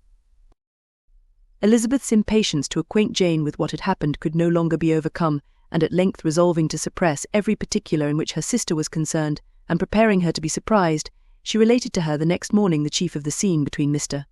Darcy and herself. Miss Bennet's astonishment was soon lessened by the strong sisterly partiality which made any admiration of Elizabeth appear perfectly natural, and all surprise was shortly lost in other feelings. She was sorry that Mr. Darcy should have delivered his sentiments in a manner so little suited to recommend them, but still more was she grieved for the unhappiness which her sister's refusal must have given him. His being so sure of succeeding was wrong, said she, and certainly ought not to have appeared, but consider how much it must increase his disappointment. Indeed, replied Elizabeth, I am heartily sorry for him, but he has other feelings which will probably soon drive away his regard for me. You do not blame me, however, for refusing him. Blame you? Oh no! But you blame me for having spoken so warmly of Wickham. No, I do not know that you were wrong in saying what you did. But you will know it when I have told you what happened the very next day. She then spoke of the letter, repeating the whole of its contents as far as they concerned George Wickham. What a stroke was this for poor Jane, who would willingly have gone through the world without believing that so much wickedness existed in the whole race of mankind as was here collected in one individual. Nor was Darcy's vindication, though grateful to her feelings, capable of consoling her for such discovery. Most earnestly did she labour to prove the probability of error, and seek to clear one, without involving the other. This will not do, said Elizabeth. You never will be able to make both of them good for anything. Take your choice, but you must be satisfied with only one. There is but such a quantity of merit between them, just enough to make one good sort of man, and of late it has been shifting about pretty much. For my part, I am inclined to believe it all Mr. Darcy's, but you shall do as you choose. It was some time, however, before a smile could be extorted from Jane. I do not know when I have been more shocked, said she. Wickham so very bad. It is almost past belief, and poor Mr. Darcy. Dear Lizzie, only consider what he must have suffered, such a disappointment, and with the knowledge of your ill opinion too, and having to relate such a thing of his sister, it is really too distressing. I am sure you must feel it so. Oh no, my regret and compassion are all done away by seeing you so full of both. I know you will do him such ample justice, that I am growing every moment more unconcerned and indifferent. Your profusion makes me saving, and if you lament over him much longer, my heart will be as light as a feather. Poor Wickham. There is such an expression of goodness in his countenance, such an openness and gentleness in his manner. There certainly was some great mismanagement in the education of those two young men. One has got all the goodness, and the other all the appearance of it. I never thought Mr. Darcy so deficient in the appearance of it as you used to do. And yet I meant to be uncommonly clever in taking so decided a dislike to him, without any reason. It is such a spur to one's genius, such an opening for wit, to have a dislike of that kind. One may be continually abusive without saying anything just, but one cannot be always laughing at a man without now and then stumbling on something witty. Lizzie, when you first read that letter, I am sure you could not treat the matter as you do now. Indeed, I could not. I was uncomfortable enough. I was very uncomfortable, I may say unhappy. And with no one to speak to of what I felt, no Jane to comfort me, and say that I had not been so very weak and vain and nonsensical, as I knew I had. Oh, how I wanted you! How unfortunate that you should have used such very strong expressions in speaking of Wickham to Mr. Darcy, for now they do appear wholly undeserved. Certainly, but the misfortune of speaking with bitterness is a most natural consequence of the prejudices I had been encouraging. There is one point on which I want your advice. I want to be told whether I ought, or ought not, to make our acquaintance in general understand Wickham's character. Miss Bennet paused a little, and then replied, Surely there can be no occasion for exposing him so dreadfully. What is your own opinion? That it ought not to be attempted. Mr. Darcy has not authorized me to make his communication public. On the contrary, every particular relative to his sister was meant to be kept as much as possible to myself, and if I endeavour to undeceive people as to the rest of his conduct, who will believe me? The general prejudice against Mr. Darcy is so violent that it would be the death of half the good people in Meryton to attempt to place him in an amiable light. I am not equal to it. Wickham will soon be gone, and therefore it will not signify to anybody here what he really is. Some time hence it will be all found out, and then we may laugh at their stupidity in not knowing it before. At present I will say nothing about it. You are quite right. To have his errors made public might ruin him for ever. He is now, perhaps, sorry for what he has done, and anxious to re-establish a character. We must not make him desperate. The tumult of Elizabeth's mind was allayed by this conversation. She had got rid of two of the secrets which had weighed on her for a fortnight, and was certain of a willing listener in Jane, whenever she might wish to talk again of either. But there was still something lurking behind, of which prudence forbade the disclosure. She dared not relate the other half of Mr. Darcy's letter, nor explain to her sister how sincerely she had been valued by his friend. Here was knowledge in which no one could partake, and she was sensible that nothing less than a perfect understanding between the parties could justify her in throwing off this last encumbrance of mystery. And then, said she, if that very improbable event should ever take place, I shall merely be able to tell what Bingley may tell in a much more agreeable manner himself. The liberty of communication cannot be mine till it has lost all its value. She was now, on being settled at home, at leisure to observe the real state of her sister's spirits. Jane was not happy. She still cherished a very tender affection for Bingley.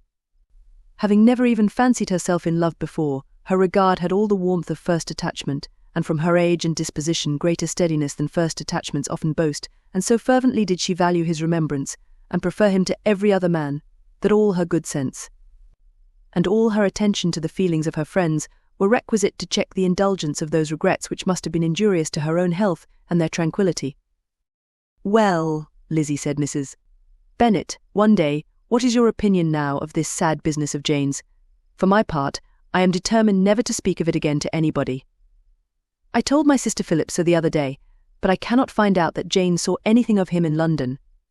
Well, he is a very undeserving young man, and I do not suppose there is the least chance in the world of her ever getting him now. There is no talk of his coming to Netherfield again in the summer, and I have inquired of everybody too, who is likely to know. I do not believe that he will ever live at Netherfield any more. Oh well, it is just as he chooses. Nobody wants him to come, though I shall always say that he used my daughter extremely ill, and if I was her, I would not have put up with it. Well, my comfort is I am sure Jane will die of a broken heart, and then he will be sorry for what he has done. But as Elizabeth could not receive comfort from any such expectation, she made no answer. Well, Lizzie, continued her mother, soon afterwards, and so the Collinses live very comfortable, do they? Well, well, I only hope it will last. And what sort of table do they keep? Charlotte is an excellent manager, I dare say, if she is half as sharp as her mother. She is saving enough. There is nothing extravagant in their housekeeping, I dare say. No, nothing at all.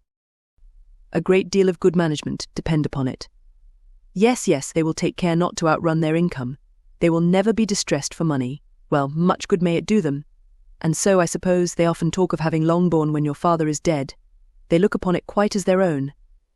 I dare say, whenever that happens. It was a subject which they could not mention before me. No, it would have been strange if they had. But I make no doubt they often talk of it between themselves. Well, if they can be easy with an estate that is not lawfully their own, so much the better. I should be ashamed of having one that was only entailed on me. Chapter 41. The first week of their return was soon gone. The second began. It was the last of the regiment's stay in Meryton, and all the young ladies in the neighbourhood were drooping apace. The dejection was almost universal. The elder Miss Bennets alone were still able to eat, drink and sleep, and pursue the usual course of their employments. Very frequently were they reproached for this insensibility by Kitty and Lydia, whose own misery was extreme, and who could not comprehend such hard-heartedness in any of the family. Good heaven! What is to become of us? What are we to do, would they often exclaim in the bitterness of woe. How can you be smiling so, Lizzie? Their affectionate mother shared all their grief. She remembered what she had herself endured on a similar occasion 25 years ago. I am sure, said she, I cried for 2 days together when Colonel Miller's regiment went away. I thought I should have broke my heart. I am sure I shall break mine, said Lydia. If one could but go to Brighton, observed Mrs. Bennet. Oh yes, if one could but go to Brighton. But Papa is so disagreeable. A little sea bathing would set me up for ever. And my Aunt Phillips is sure it would do me a great deal of good, added Kitty. Such were the kind of lamentations resounding perpetually through Longbourn House. Elizabeth tried to be diverted by them, but all sense of pleasure was lost in shame. She felt anew the justice of Mr. Darcy's objections, and never had she before been so much disposed to pardon his interference in the views of his friend.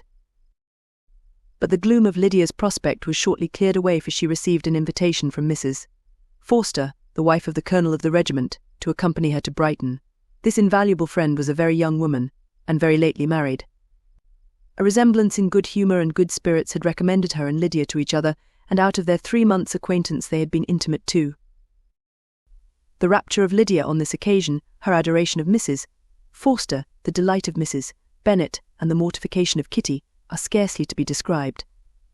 Wholly inattentive to her sister's feelings, Lydia flew about the house in restless ecstasy, calling for everyone's congratulations, and laughing and talking with more violence than ever. Whilst the luckless Kitty continued in the parlour repining at her fate in terms as unreasonable as her accent was peevish. I cannot see why Mrs. Forster should not ask me as well as Lydia, said she, though I am not her particular friend. I have just as much right to be asked as she has, and more too, for I am 2 years older. In vain did Elizabeth attempt to make her reasonable, and Jane to make her resigned. As for Elizabeth herself, this invitation was so far from exciting in her the same feelings as in her mother and Lydia, that she considered it as the death warrant of all possibility of common sense for the latter, and detestable as such a step must make her, were it known. She could not help secretly advising her father not to let her go. She represented to him all the improprieties of Lydia's general behaviour, the little advantage she could derive from the friendship of such a woman as Mrs. Forster, and the probability of her being yet more imprudent with such a companion at Brighton, where the temptations must be greater than at home. He heard her attentively, and then said, Lydia will never be easy till she has exposed herself in some public place or other, and we can never expect her to do it with so little expense or inconvenience to her family as under the present circumstances.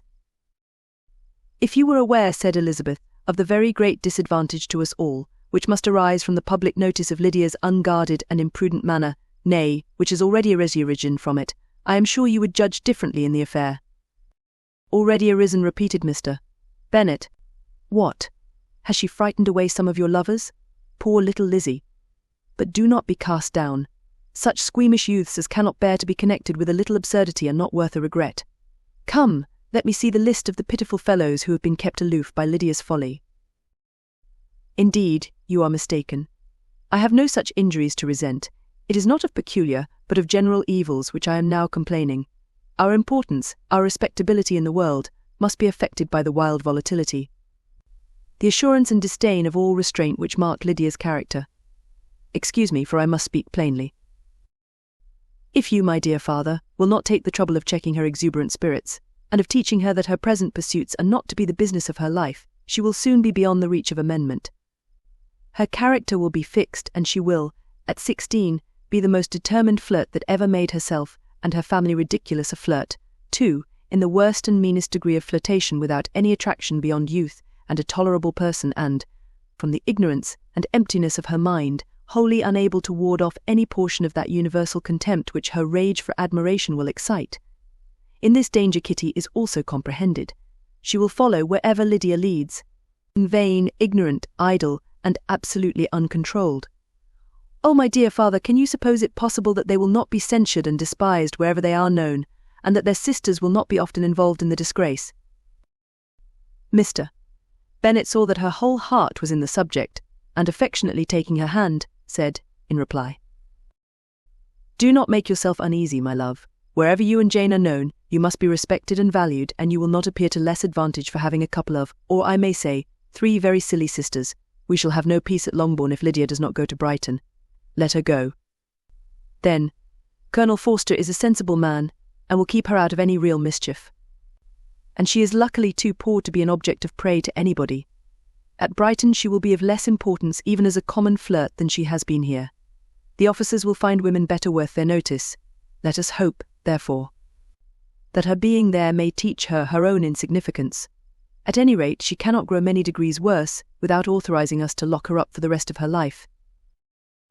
With this answer Elizabeth was forced to be content, but her own opinion continued the same, and she left him disappointed and sorry. It was not in her nature, however, to increase her vexations by dwelling on them. She was confident of having performed her duty, and to fret over unavoidable evils, or augment them by anxiety, was no part of her disposition. Had Lydia and her mother known the substance of her conference with her father, their indignation would hardly have found expression in their united volubility. In Lydia's imagination, a visit to Brighton comprised every possibility of earthly happiness. She saw, with the creative eye of fancy, the streets of that gay bathing-place covered with officers. She saw herself the object of attention to tens and to scores of them at present unknown. She saw all the glories of the camp, its tents stretched forth in beauteous uniformity of lines, crowded with the young and the gay, and dazzling with scarlet, and to complete the view, she saw herself seated beneath the tent, tenderly flirting with at least 6 officers at once. Had she known that her sister sought to tear her from such prospects and such realities as these, what would have been her sensations? They could have been understood only by her mother, who might have felt nearly the same. Lydia's going to Brighton was all that consoled her for the melancholy conviction of her husband's never intending to go there himself. But they were entirely ignorant of what had passed, and their raptures continued, with little intermission, to the very day of Lydia's leaving home. Elizabeth was now to see Mr. Wickham for the last time. Having been frequently in company with him since her return, agitation was pretty well over the agitations of former partiality, entirely so. She had even learnt to detect, in the very gentleness which had first delighted her, an affectation and a sameness to disgust and weary. In his present behaviour to herself, moreover, she had a fresh source of displeasure for the inclination he soon testified of renewing those attentions which had marked the early part of their acquaintance could only serve, after what had since passed, to provoke her. She lost all concern for him in finding herself thus selected as the object of such idle and frivolous gallantry, and while she steadily repressed it, could not but feel the reproof contained in his believing that however long, and for whatever cause, his attentions had been withdrawn, her vanity would be gratified, and her preference secured, at any time, by their renewal. On the very last day of the regiment's remaining in Meryton, he dined, with others of the officers, at Longbourn, and so little was Elizabeth disposed to part from him in good humour, that, on his making some inquiry as to the manner in which her time had passed at Hunsford, she mentioned Colonel Fitzwilliam's and Mr. Darcy's having both spent 3 weeks at Rosings, and asked him if he were acquainted with the former. He looked surprised, displeased, alarmed, but, with a moment's recollection, and a returning smile, replied that he had formerly seen him often, and after observing that he was a very gentlemanlike man, asked her how she had liked him. Her answer was warmly in his favour. With an air of indifference, he soon afterwards added, "How long did you say that he was at Rosings?" "Nearly 3 weeks." "And you saw him frequently?" "Yes, almost every day." "His manners are very different from his cousin's." "Yes, very different, but I think Mr. Darcy improves on acquaintance." "Indeed," cried Wickham, with a look which did not escape her. "And pray may I ask," but checking himself, he added, in a gayer tone, "is it in address that he improves? Has he deigned to add aught of civility to his ordinary style? For I dare not hope," he continued, in a lower and more serious tone, "that he is improved in essentials." "Oh no," said Elizabeth. "In essentials I believe he is very much what he ever was." While she spoke, Wickham looked as if scarcely knowing whether to rejoice over her words or to distrust their meaning. There was a something in her countenance which made him listen with an apprehensive and anxious attention, while she added, "When I said that he improved on acquaintance, I did not mean that either his mind or manners were in a state of improvement, but that, from knowing him better, his disposition was better understood." Wickham's alarm now appeared in a heightened complexion and agitated look. For a few minutes he was silent till, shaking off his embarrassment, he turned to her again, and said in the gentlest of accents, "You, who so well know my feelings towards Mr. Darcy, will readily comprehend how sincerely I must rejoice that he is wise enough to assume even the appearance of what is right. His pride in that direction may be of service, if not to himself, to many others, for it must deter him from such foul misconduct as I have suffered by. I only fear that the sort of cautiousness to which you, I imagine, have been alluding, is merely adopted on his visits to his aunt, of whose good opinion and judgment he stands much in awe. His fear of her has always operated, I know, when they were together, and a good deal is to be imputed to his wish of forwarding the match with Mr. Bore, which I am certain he has very much at heart." Elizabeth could not repress a smile at this, but she answered only by a slight inclination of the head. She saw that he wanted to engage her on the old subject of his grievances, and she was in no humour to indulge him. The rest of the evening passed with the appearance, on his side, of usual cheerfulness, but with no further attempt to distinguish Elizabeth, and they parted at last with mutual civility, and possibly a mutual desire of never meeting again. When the party broke up, Lydia returned with Mrs. Forster to Meryton, from whence they were to set out early the next morning. The separation between her and her family was rather noisy than pathetic. Kitty was the only one who shed tears, but she did weep from vexation and envy. Mrs. Bennet was diffuse in her good wishes for the felicity of her daughter, and impressive in her injunctions that she would not miss the opportunity of enjoying herself as much as possible, advice which there was every reason to believe would be attended to, and, in the clamorous happiness of Lydia herself in bidding farewell, the more gentle adieus of her sisters were uttered without being heard. Chapter 42. Had Elizabeth's opinion been all drawn from her own family, she could not have formed a very pleasing picture of conjugal felicity or domestic comfort. Her father, captivated by youth and beauty, and that appearance of good humour which youth and beauty generally give, had married a woman whose weak understanding and illiberal mind had very early in their marriage put an end to all real affection for her. Respect, esteem, and confidence had vanished for ever, and all his views of domestic happiness were overthrown. But Mr. Bennet was not of a disposition to seek comfort for the disappointment which his own imprudence had brought on in any of those pleasures which too often console the unfortunate for their folly or their vice. He was fond of the country and of books, and from these tastes had arisen his principal enjoyments. To his wife he was very little otherwise indebted than as her ignorance and folly had contributed to his amusement. This is not the sort of happiness which a man would in general wish to owe to his wife, but where other powers of entertainment are wanting, the true philosopher will derive benefit from such as are given.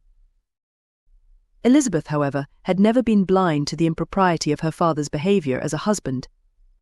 She had always seen it with pain, but respecting his abilities, and grateful for his affectionate treatment of herself, she endeavoured to forget what she could not overlook, and to banish from her thoughts that continual breach of conjugal obligation and decorum which, in exposing his wife to the contempt of her own children, was so highly reprehensible.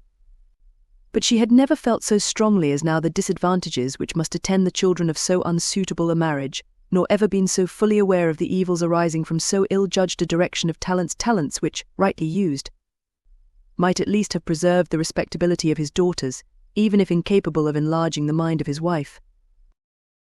When Elizabeth had rejoiced over Wickham's departure, she found little other cause for satisfaction in the loss of the regiment.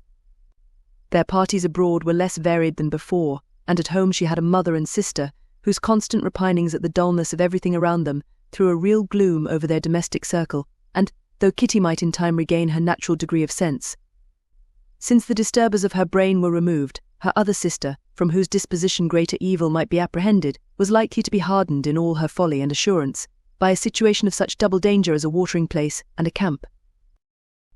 Upon the whole, therefore, she found, what has been sometimes found before, that an event to which she had looked forward with impatient desire did not, in taking place, bring all the satisfaction she had promised herself.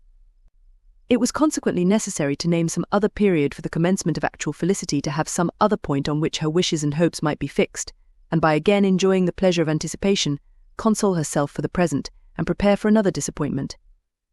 Her tour to the lakes was now the object of her happiest thoughts. It was her best consolation for all the uncomfortable hours which the discontentedness of her mother and Kitty made inevitable, and could she have included Jane in the scheme, every part of it would have been perfect. But it is fortunate, thought she, that I have something to wish for.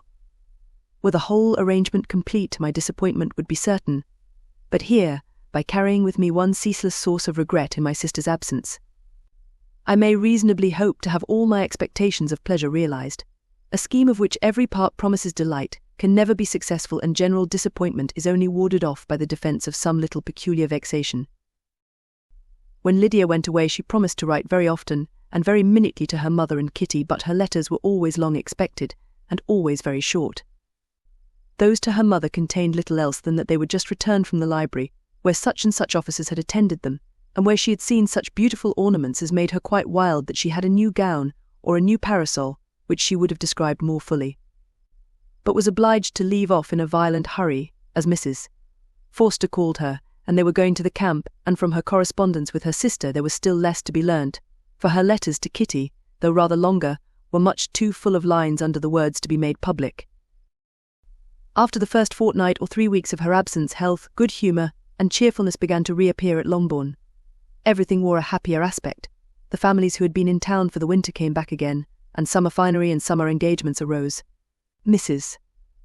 Bennet was restored to her usual querulous serenity, and by the middle of June Kitty was so much recovered as to be able to enter Meryton without tears, an event of such happy promise as to make Elizabeth hope that by the following Christmas she might be so tolerably reasonable as not to mention an officer above once a day, unless, by some cruel and malicious arrangement at the War Office, another regiment should be quartered in Meryton.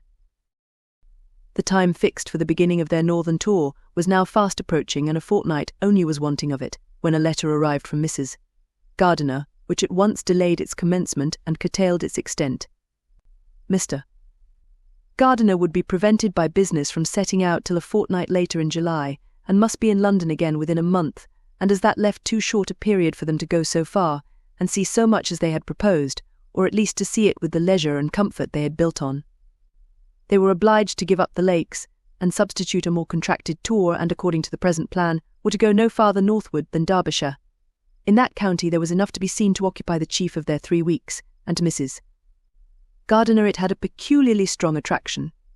The town where she had formerly passed some years of her life, and where they were now to spend a few days, was probably as great an object of her curiosity as all the celebrated beauties of Matlock, Chatsworth, Doverdale, or the Peak. Elizabeth was excessively disappointed. She had set her heart on seeing the lakes, and still thought there might have been time enough. But it was her business to be satisfied, and certainly her temper to be happy, and all was soon right again. With the mention of Derbyshire, there were many ideas connected. It was impossible for her to see the word without thinking of Pemberley and its owner, but surely, said she, I may enter his county with impunity, and rob it of a few petrified spars, without his perceiving me.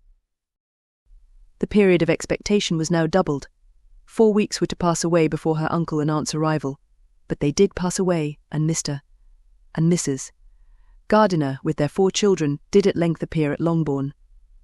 The children, 2 girls of 6 and 8 years old, and 2 younger boys, were to be left under the particular care of their cousin Jane, who was the general favourite, and whose steady sense and sweetness of temper exactly adapted her for attending to them, in every way teaching them, playing with them, and loving them. The Gardiners stayed only one night at Longbourn, and set off the next morning with Elizabeth in pursuit of novelty and amusement. One enjoyment was certain, that of suitableness, as companions a suitableness which comprehended health and temper, to bear inconveniences, cheerfulness, to enhance every pleasure and affection and intelligence, which might supply it among themselves if there were disappointments abroad. It is not the object of this work to give a description of Derbyshire, nor of any of the remarkable places through which their route thither lay. Oxford, Blenheim, Warwick, Kenilworth, Birmingham, etc., are sufficiently known. A small part of Derbyshire is all the present concern. To the little town of Lambton, the scene of Mrs. Gardiner's former residence, and where she had lately learned that some acquaintance still remained, they bent their steps, after having seen all the principal wonders of the country, and within 5 miles of Lambton, Elizabeth found, from her aunt, that Pemberley was situated. It was not in their direct road, nor more than a mile or 2 out of it. In talking over their route the evening before, Mrs. Gardiner expressed an inclination to see the place again. Mr. Gardiner declared his willingness, and Elizabeth was applied to for her approbation. "My love, should not you like to see a place of which you have heard so much?" said her aunt. "A place, too, with which so many of your acquaintance are connected. Wickham passed all his youth there, you know." Elizabeth was distressed. She felt that she had no business at Pemberley, and was obliged to assume a disinclination for seeing it. She must own that she was tired of great houses after going over so many. She really had no pleasure in fine carpets or satin curtains. Mrs. Gardiner abused her stupidity. "If it were merely a fine house richly furnished," said she, "I should not care about it myself, but the grounds are delightful. They have some of the finest woods in the country." Elizabeth said no more, but her mind could not acquiesce. The possibility of meeting Mr. Darcy, while viewing the place, instantly occurred. It would be dreadful. She blushed at the very idea, and thought it would be better to speak openly to her aunt than to run such a risk. But against this there were objections, and she finally resolved that it could be the last resource if her private inquiries as to the absence of the family were unfavourably answered. Accordingly, when she retired at night, she asked the chambermaid whether Pemberley were not a very fine place, what was the name of its proprietor, and, with no little alarm, whether the family were down for the summer? A most welcome negative followed the last question, and her alarms being now removed, she was at leisure to feel a great deal of curiosity to see the house herself, and when the subject was revived the next morning, and she was again applied to, could readily answer, and with a proper air of indifference, that she had not really any dislike to the scheme. To Pemberley, therefore, they were to go. Chapter 43. Elizabeth, as they drove along, watched for the first appearance of Pemberley Woods with some perturbation, and when at length they turned in at the lodge, her spirits were in a high flutter. The park was very large, and contained great variety of ground. They entered it in one of its lowest points, and drove for some time through a beautiful wood stretching over a wide extent. Elizabeth's mind was too full for conversation, but she saw and admired every remarkable spot and point of view. They gradually ascended for 1/2 mile, and then found themselves at the top of a considerable eminence, where the wood ceased, and the eye was instantly caught by Pemberley House, situated on the opposite side of the valley, into which the road with some abruptness wound. It was a large, handsome stone building, standing well on rising ground, and backed by a ridge of high woody hills, and in front a stream of some natural importance was swelled into greater, but without any artificial appearance. Its banks were neither formal nor falsely adorned. Elizabeth was delighted. She had never seen a place for which nature had done more, or where natural beauty had been so little counteracted by an awkward taste. They were all of them warm in their admiration, and at that moment she felt that to be mistress of Pemberley might be something. They descended the hill, crossed the bridge, and drove to the door, and, while examining the nearer aspect of the house, all her apprehension of meeting its owner returned. She dreaded lest the chambermaid had been mistaken. On applying to see the place, they were admitted into the hall, and Elizabeth, as they waited for the housekeeper, had leisure to wonder at her being where she was. The housekeeper came a respectable-looking elderly woman, much less fine, and more civil than she had any notion of finding her. They followed her into the dining parlour. It was a large, well-proportioned room, handsomely fitted up. Elizabeth, after slightly surveying it, went to a window to enjoy its prospect. The hill, crowned with wood, from which they had descended, receiving increased abruptness from the distance, was a beautiful object. Every disposition of the ground was good, and she looked on the whole scene, the river, the trees scattered on its banks, and the winding of the valley, as far as she could trace it, with delight. As they passed into other rooms, these objects were taking different positions, but from every window there were beauties to be seen. The rooms were lofty and handsome, and their furniture suitable to the fortune of their proprietor, but Elizabeth saw, with admiration of his taste, that it was neither gaudy nor uselessly fine, with less of splendour, and more real elegance than the furniture of Rosings. And of this place, thought she, I might have been mistress. With these rooms I might have now been familiarly acquainted. Instead of viewing them as a stranger, I might have rejoiced in them as my own, and welcomed to them as visitors my uncle and aunt. But no. Recollecting herself, that could never be my uncle and aunt would have been lost to me, I should not have been allowed to invite them. This was a lucky recollection, it saved her from something like regret. She longed to inquire of the housekeeper whether her master were really absent, but had not courage for it. At length, however, the question was asked by her uncle, and she turned away with alarm, while Mrs. Reynolds replied that he was adding, but we expect him tomorrow, with a large party of friends. How rejoiced was Elizabeth that their own journey had not by any circumstance been delayed a day. Her aunt now called her to look at a picture. She approached and saw the likeness of Mr. Wickham, suspended, amongst several other miniatures, over the mantelpiece. Her aunt asked her, smilingly, how she liked it. The housekeeper came forward and told them it was the picture of a young gentleman, the son of her late master's steward, who had been brought up by him at his own expense. He is now gone into the army, she added, but I am afraid he has turned out very wild. Mrs. Gardiner looked at her niece with a smile, but Elizabeth could not return it. And that, said Mrs. Reynolds, pointing to another of the miniatures, is my master and very like him.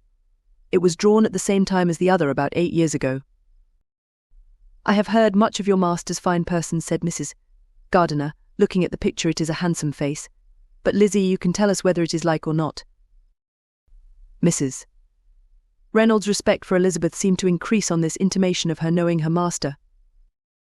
Does that young lady know Mr. Darcy? Elizabeth coloured, and said, a little. And do not you think him a very handsome gentleman, ma'am? Yes, very handsome. I am sure I know none so handsome, but in the gallery upstairs you will see a finer, larger picture of him than this. This room was my late master's favourite room, and these miniatures are just as they used to be then. He was very fond of them. This accounted to Elizabeth for Mr. Wickham's being among them. Mrs. Reynolds then directed their attention to one of Miss Darcy, drawn when she was only 8 years old. And is Miss Darcy as handsome as her brother, said Mr. Gardiner. Oh yes, the handsomest young lady that ever was seen, and so accomplished. She plays and sings all day long. In the next room is a new instrument just come down for her, a present from my master. She comes here tomorrow with him. Mr. Gardiner, whose manners were easy and pleasant, encouraged her communicativeness by his questions and remarks. Mrs. Reynolds, either from pride or attachment, had evidently great pleasure in talking of her master and his sister. Is your master much at Pemberley in the course of the year? Not so much as I could wish, sir, but I dare say he may spend half his time here, and Miss Darcy is always down for the summer months. Except, thought Elizabeth, when she goes to Ramsgate. If your master would marry, you might see more of him. Yes, sir, but I do not know when that will be. I do not know who is good enough for him. Mr. and Mrs. Gardiner smiled. Elizabeth could not help saying, it is very much to his credit, I am sure, that you should think so. I say no more than the truth, and what everybody will say that knows him, replied the other. Elizabeth thought this was going pretty far, and she listened with increasing astonishment as the housekeeper added, I have never had a cross word from him in my life, and I have known him ever since he was 4 years old. This was praise of all others most extraordinary, most opposite to her ideas. That he was not a good-tempered man had been her firmest opinion. Her keenest attention was awakened. She longed to hear more, and was grateful to her uncle for saying, there are very few people of whom so much can be said. You are lucky in having such a master. Yes, sir, I know I am. If I were to go through the world, I could not meet with a better. But I have always observed that they who are good-natured when children are good-natured when they grow up, and he was always the sweetest-tempered, most generous-hearted boy in the world. Elizabeth almost stared at her. Can this be Mr. Darcy, thought she. His father was an excellent man, said Mrs. Gardiner. Yes, ma'am, that he was indeed, and his son will be just like him, just as affable to the poor. Elizabeth listened, wondered, doubted, and was impatient for more. Mrs. Reynolds could interest her on no other point. She related the subjects of the pictures, the dimensions of the rooms, and the price of the furniture in vain. Mr. Gardiner, highly amused by the kind of family prejudice to which he attributed her excessive commendation of her master, soon led again to the subject, and she dwelt with energy on his many merits as they proceeded together up the great staircase. "He is the best landlord, and the best master," said she, "that ever lived. Not like the wild young men nowadays who think of nothing but themselves. There is not one of his tenants or servants but what will give him a good name. Some people call him proud, but I am sure I never saw anything of it, to my fancy. It is only because he does not rattle away like other young men." In what an amiable light does this place him, thought Elizabeth. This fine account of him, whispered her aunt as they walked, is not quite consistent with his behaviour to our poor friend. Perhaps we might be deceived. That is not very likely, our authority was too good. On reaching the spacious lobby above, they were shown into a very pretty sitting room, lately fitted up with greater elegance and lightness than the apartments below, and were informed that it was but just done to give pleasure to Miss Darcy, who had taken a liking to the room, when last at Pemberley. "He is certainly a good brother," said Elizabeth, as she walked towards one of the windows. Mrs. Reynolds anticipated Miss Darcy's delight when she should enter the room, "and this is always the way with him," she added. "Whatever can give his sister any pleasure is sure to be done in a moment. There is nothing he would not do for her." The picture gallery and 2 or 3 of the principal bedrooms were all that remained to be shown.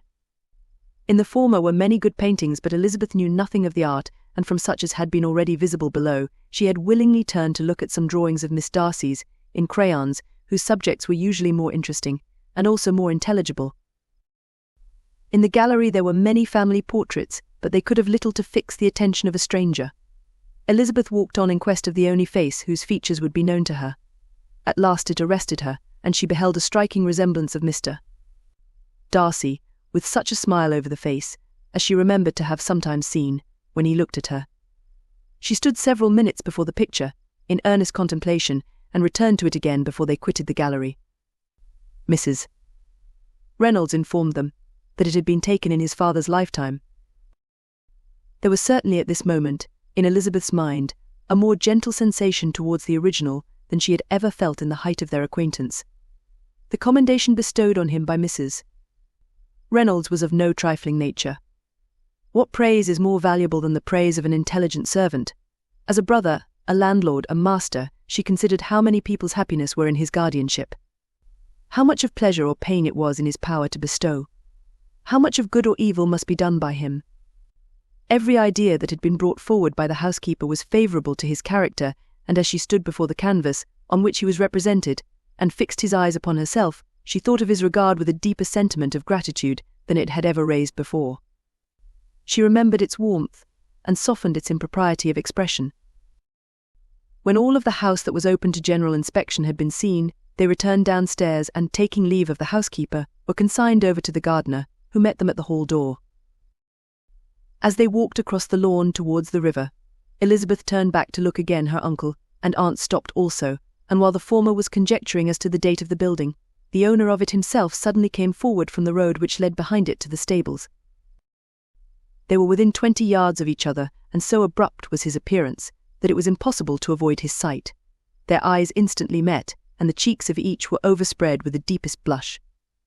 He absolutely started, and for a moment seemed immovable from surprise, but shortly recovering himself, advanced towards the party, and spoke to Elizabeth, if not in terms of perfect composure, at least of perfect civility. She had instinctively turned away, but stopping on his approach, received his compliments with an embarrassment impossible to be overcome. Had his first appearance, or his resemblance to the picture they had just been examining, been insufficient to assure the other two that they now saw Mr. Darcy, the gardener's expression of surprise, on beholding his master, must immediately have told it. They stood a little aloof while he was talking to their niece, who, astonished and confused, scarcely dared lift her eyes to his face, and knew not what answer she returned to his civil inquiries after her family. Amazed at the alteration of his manner since they last parted, Every sentence that he uttered was increasing her embarrassment, and every idea of the impropriety of her being found there recurring to her mind.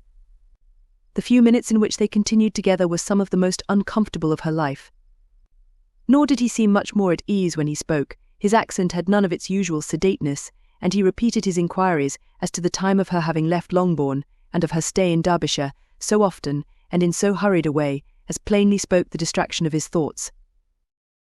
At length, every idea seemed to fail him, and after standing a few moments without saying a word, he suddenly recollected himself, and took leave. The others then joined her, and expressed their admiration of his figure, but Elizabeth heard not a word, and wholly engrossed by her own feelings, followed them in silence. She was overpowered by shame and vexation. Her coming there was the most unfortunate, the most ill-judged thing in the world. How strange must it appear to him! In what a disgraceful light might it not strike so vain a man!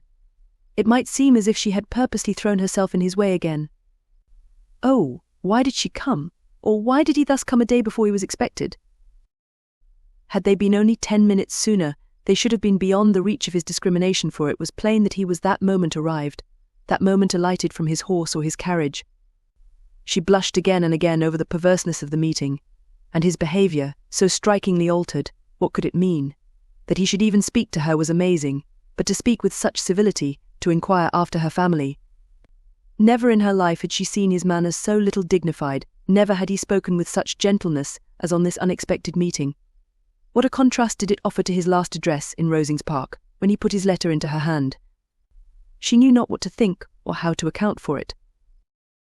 They had now entered a beautiful walk by the side of the water, and every step was bringing forward a nobler fall of ground, or a finer reach of the woods to which they were approaching, but it was some time before Elizabeth was sensible of any of it, and, though she answered mechanically to the repeated appeals of her uncle and aunt, and seemed to direct her eyes to such objects as they pointed out, she distinguished no part of the scene.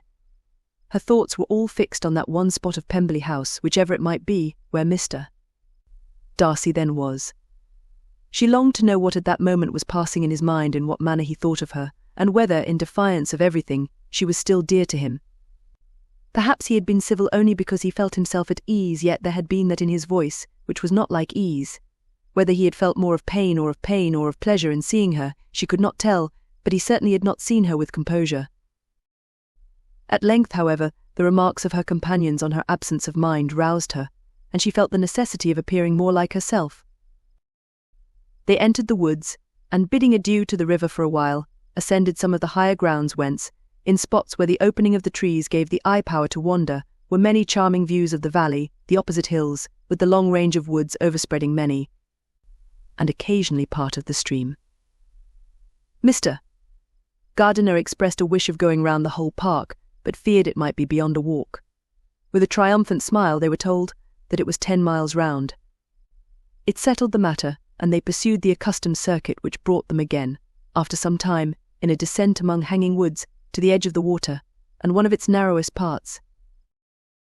They crossed it by a simple bridge. In character with the general air of the scene, it was a spot less adorned than any they had yet visited, and the valley, here contracted into a glen, allowed room only for the stream, and a narrow walk amidst the rough coppice wood which bordered it. Elizabeth longed to explore its windings, but when they had crossed the bridge, and perceived their distance from the house, Mrs. Gardiner, who was not a great walker, could go no farther, and thought only of returning to the carriage as quickly as possible. Her niece was, therefore, obliged to submit, and they took their way towards the house on the opposite side of the river, in the nearest direction, but their progress was slow, for Mr.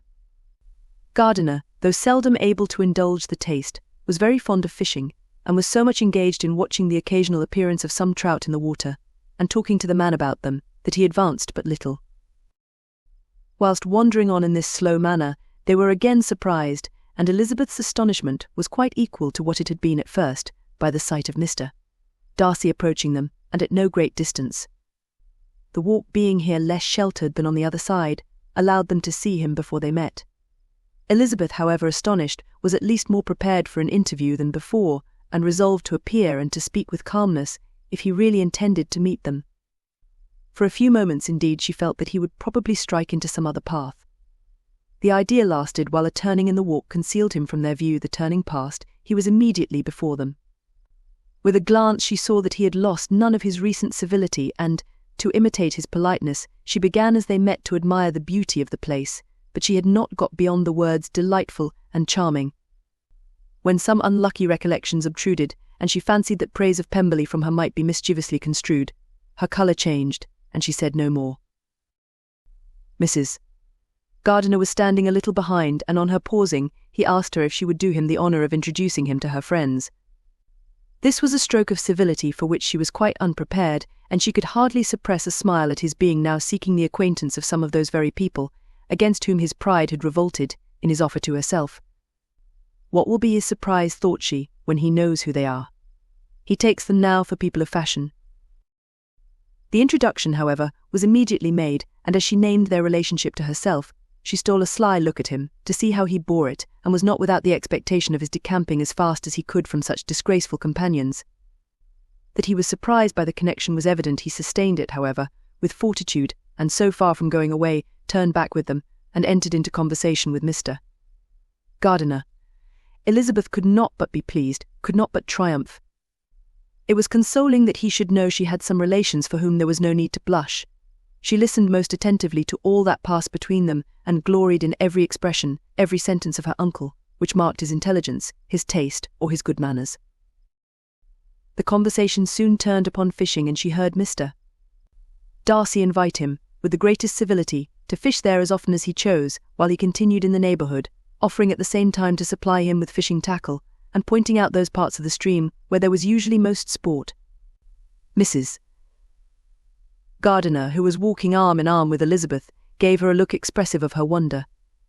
Elizabeth said nothing, but it gratified her exceedingly. The compliment must be all for herself. Her astonishment, however, was extreme, and continually was she repeating, "Why is he so altered? From what can it proceed? It cannot be for me. It cannot be for my sake that his manners are thus softened. My reproofs at Hunsford could not work such a change as this. It is impossible that he should still love me." After walking some time in this way, the two ladies in front, the two gentlemen behind, on resuming their places, after descending to the brink of the river for the better inspection of some curious water plant, there chanced to be a little alteration. It originated in Mrs. Gardiner, who, fatigued by the exercise of the morning, found Elizabeth's arm inadequate to her support, and consequently preferred her husband's. Mr. Darcy took her place by her niece, and they walked on together. After a short silence, the lady first spoke. She wished him to know that she had been assured of his absence before she came to the place, and accordingly began by observing that his arrival had been very unexpected for your housekeeper.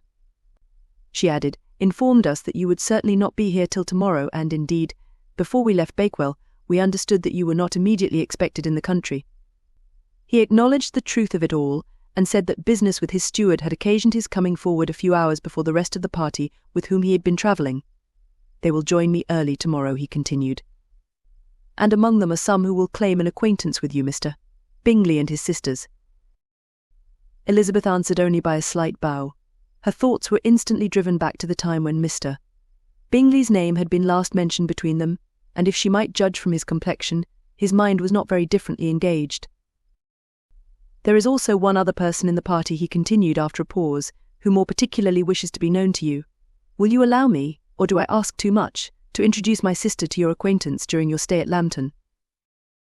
The surprise of such an application was great indeed. It was too great for her to know in what manner she acceded to it. She immediately felt that whatever desire Miss Darcy might have of being acquainted with her must be the work of her brother, and without looking farther, it was satisfactory, it was gratifying to know that his resentment had not made him think really ill of her. They now walked on in silence, each of them deep in thought. Elizabeth was not comfortable, that was impossible, but she was flattered and pleased. His wish of introducing his sister to her was a compliment of the highest kind. They soon outstripped the others, and when they had reached the carriage, Mr. and Mrs. Gardiner were half a quarter of a mile behind. He then asked her to walk into the house, but she declared herself not tired, and they stood together on the lawn. At such a time much might have been said, and silence was very awkward. She wanted to talk, but there seemed an embargo on every subject. At last she recollected that she had been travelling, and they talked of Matlock and Doverdale with great perseverance. Yet time and her aunt moved slowly, and her patience and her ideas were nearly worn out before the tete-a-tete was over. On Mr. and Mrs. Gardiner's coming up, they were all pressed to go into the house and take some refreshment, but this was declined, and they parted on each side with the utmost politeness. Mr. Darcy handed the ladies into the carriage, and when it drove off, Elizabeth saw him walking slowly towards the house. The observations of her uncle and aunt now began, and each of them pronounced him to be infinitely superior to anything they had expected. "He is perfectly well behaved, polite, and unassuming," said her uncle. "There is something a little stately in him, to be sure," replied her aunt, "but it is confined to his air, and is not unbecoming. I can now say with the housekeeper, that though some people may call him proud, I have seen nothing of it. I was never more surprised than by his behaviour to us. It was more than civil, it was really attentive, and there was no necessity for such attention. His acquaintance with Elizabeth was very trifling."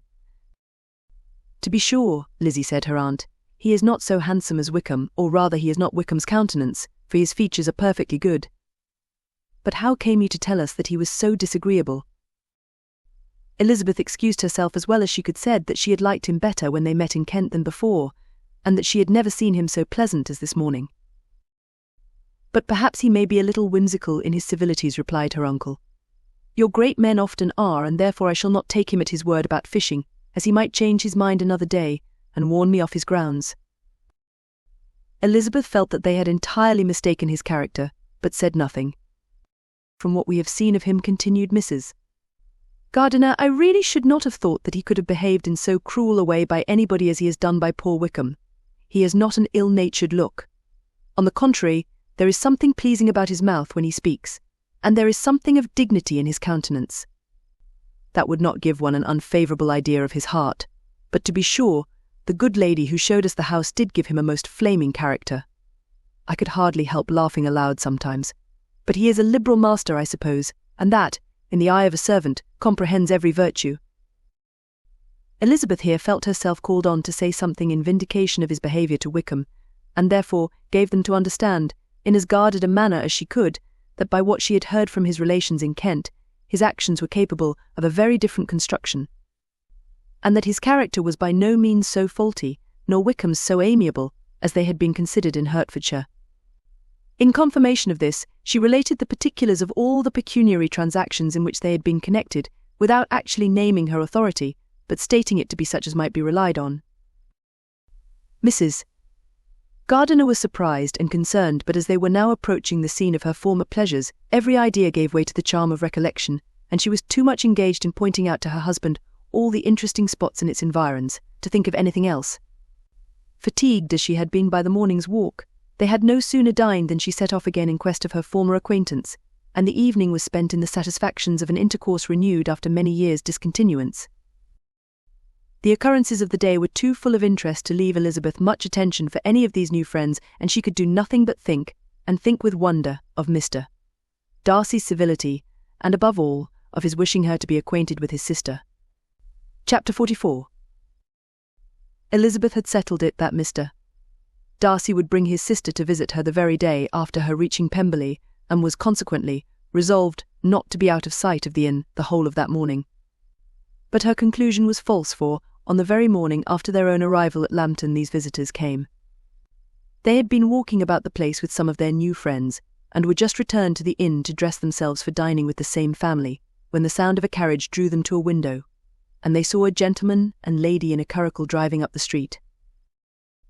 Elizabeth, immediately recognizing the livery, guessed what it meant, and imparted no small degree of surprise to her relations by acquainting them with the honour which she expected.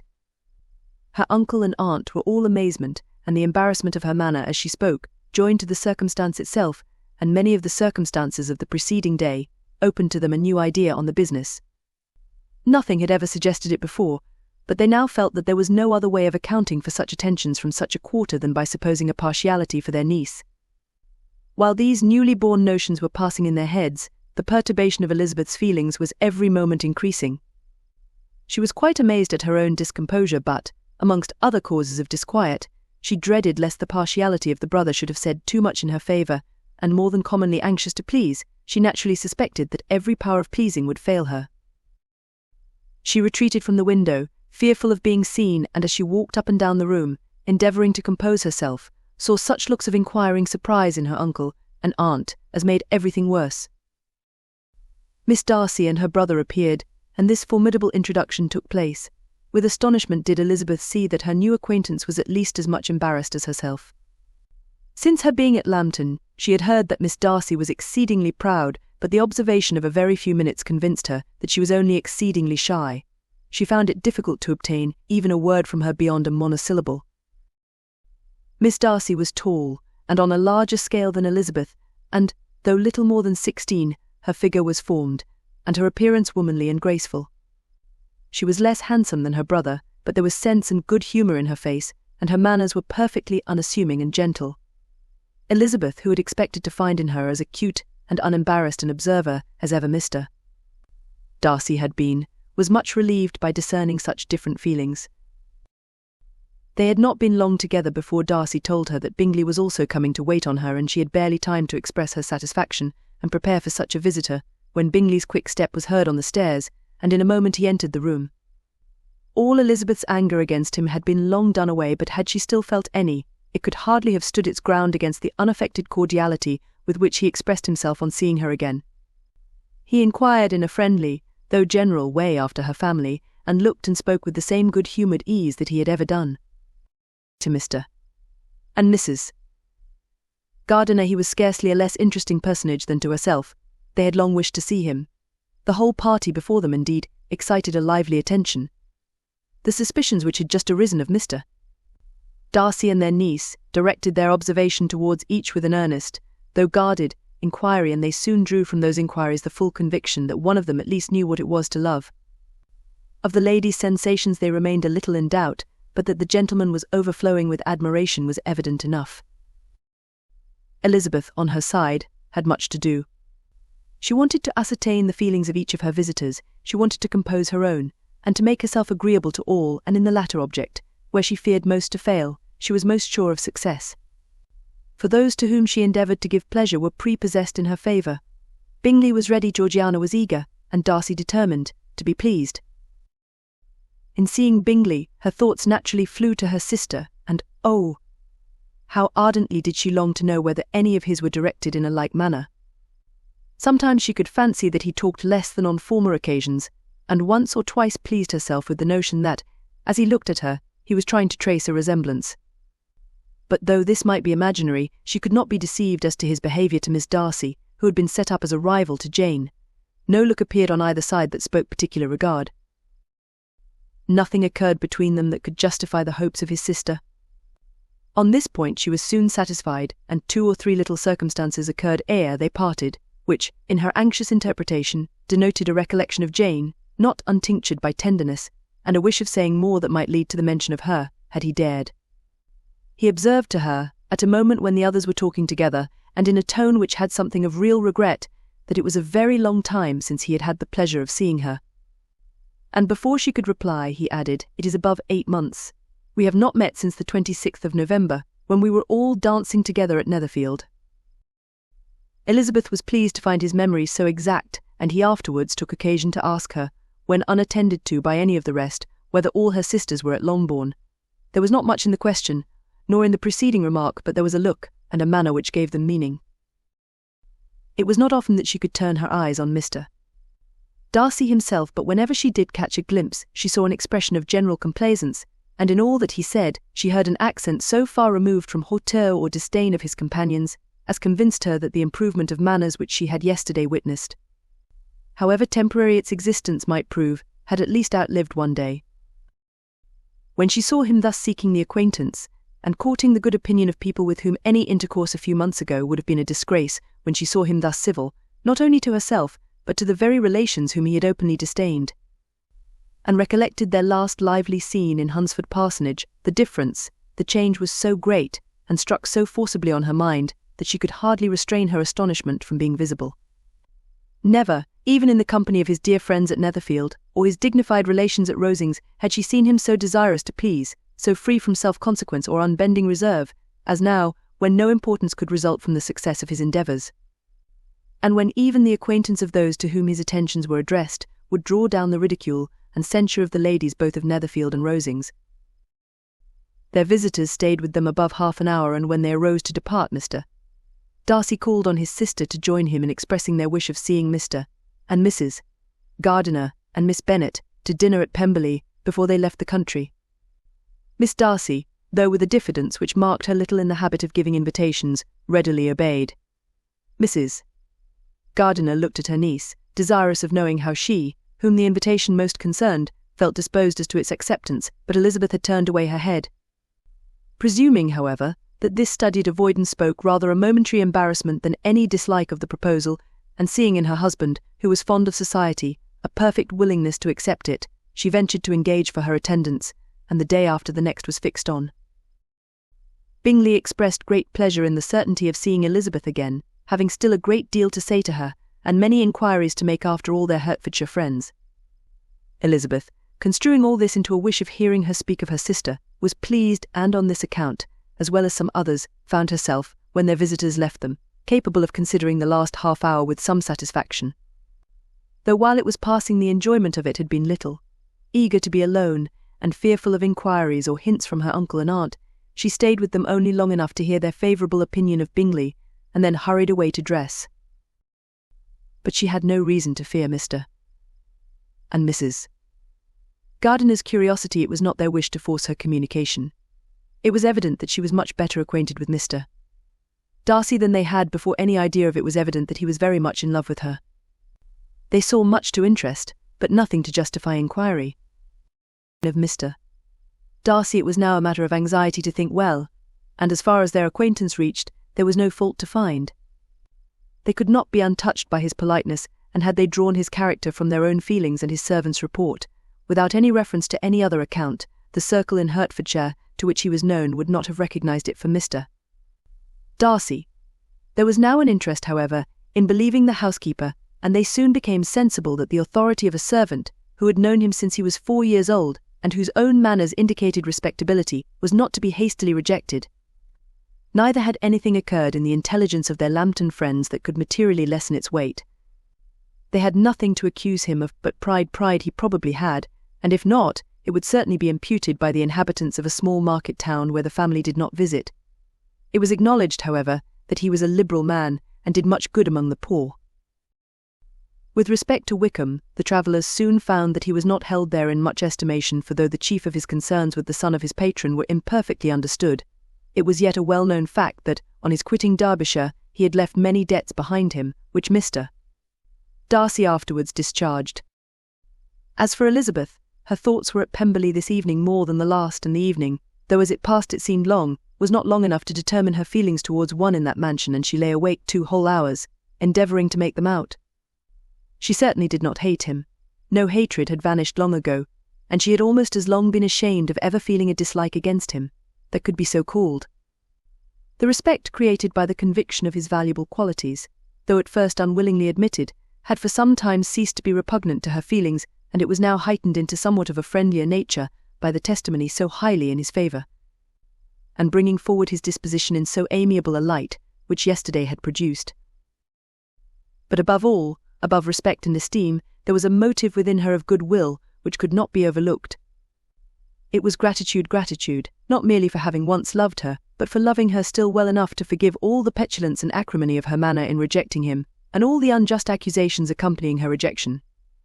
He who, she had been persuaded, would avoid her as his greatest enemy seemed, on this accidental meeting, most eager to preserve the acquaintance, and without any indelicate display of regard, or any peculiarity of manner, where their 2 selves only were concerned, was soliciting the good opinion of her friends, and bent on making her known to his sister. Such a change in a man of so much pride excited not only astonishment but gratitude, for to love, ardent love, it must be attributed, and as such, its impression on her was of a sort to be encouraged, as by no means unpleasing, though it could not be exactly defined.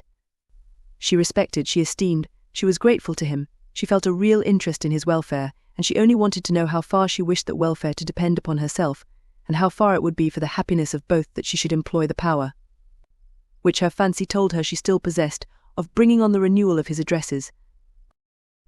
It had been settled in the evening between the aunt and niece that such a striking civility as Miss Darcy's, in coming to them on the very day of her arrival at Pemberley, for she had reached it only to a late breakfast, ought to be imitated, though it could not be equalled, by some exertion of politeness on their side, and, consequently, that it would be highly expedient to wait on her at Pemberley the following morning.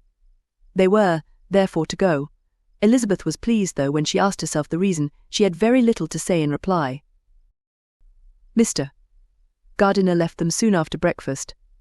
The fishing scheme had been renewed the day before, and a positive engagement made of his meeting some of the gentlemen at Pemberley by noon.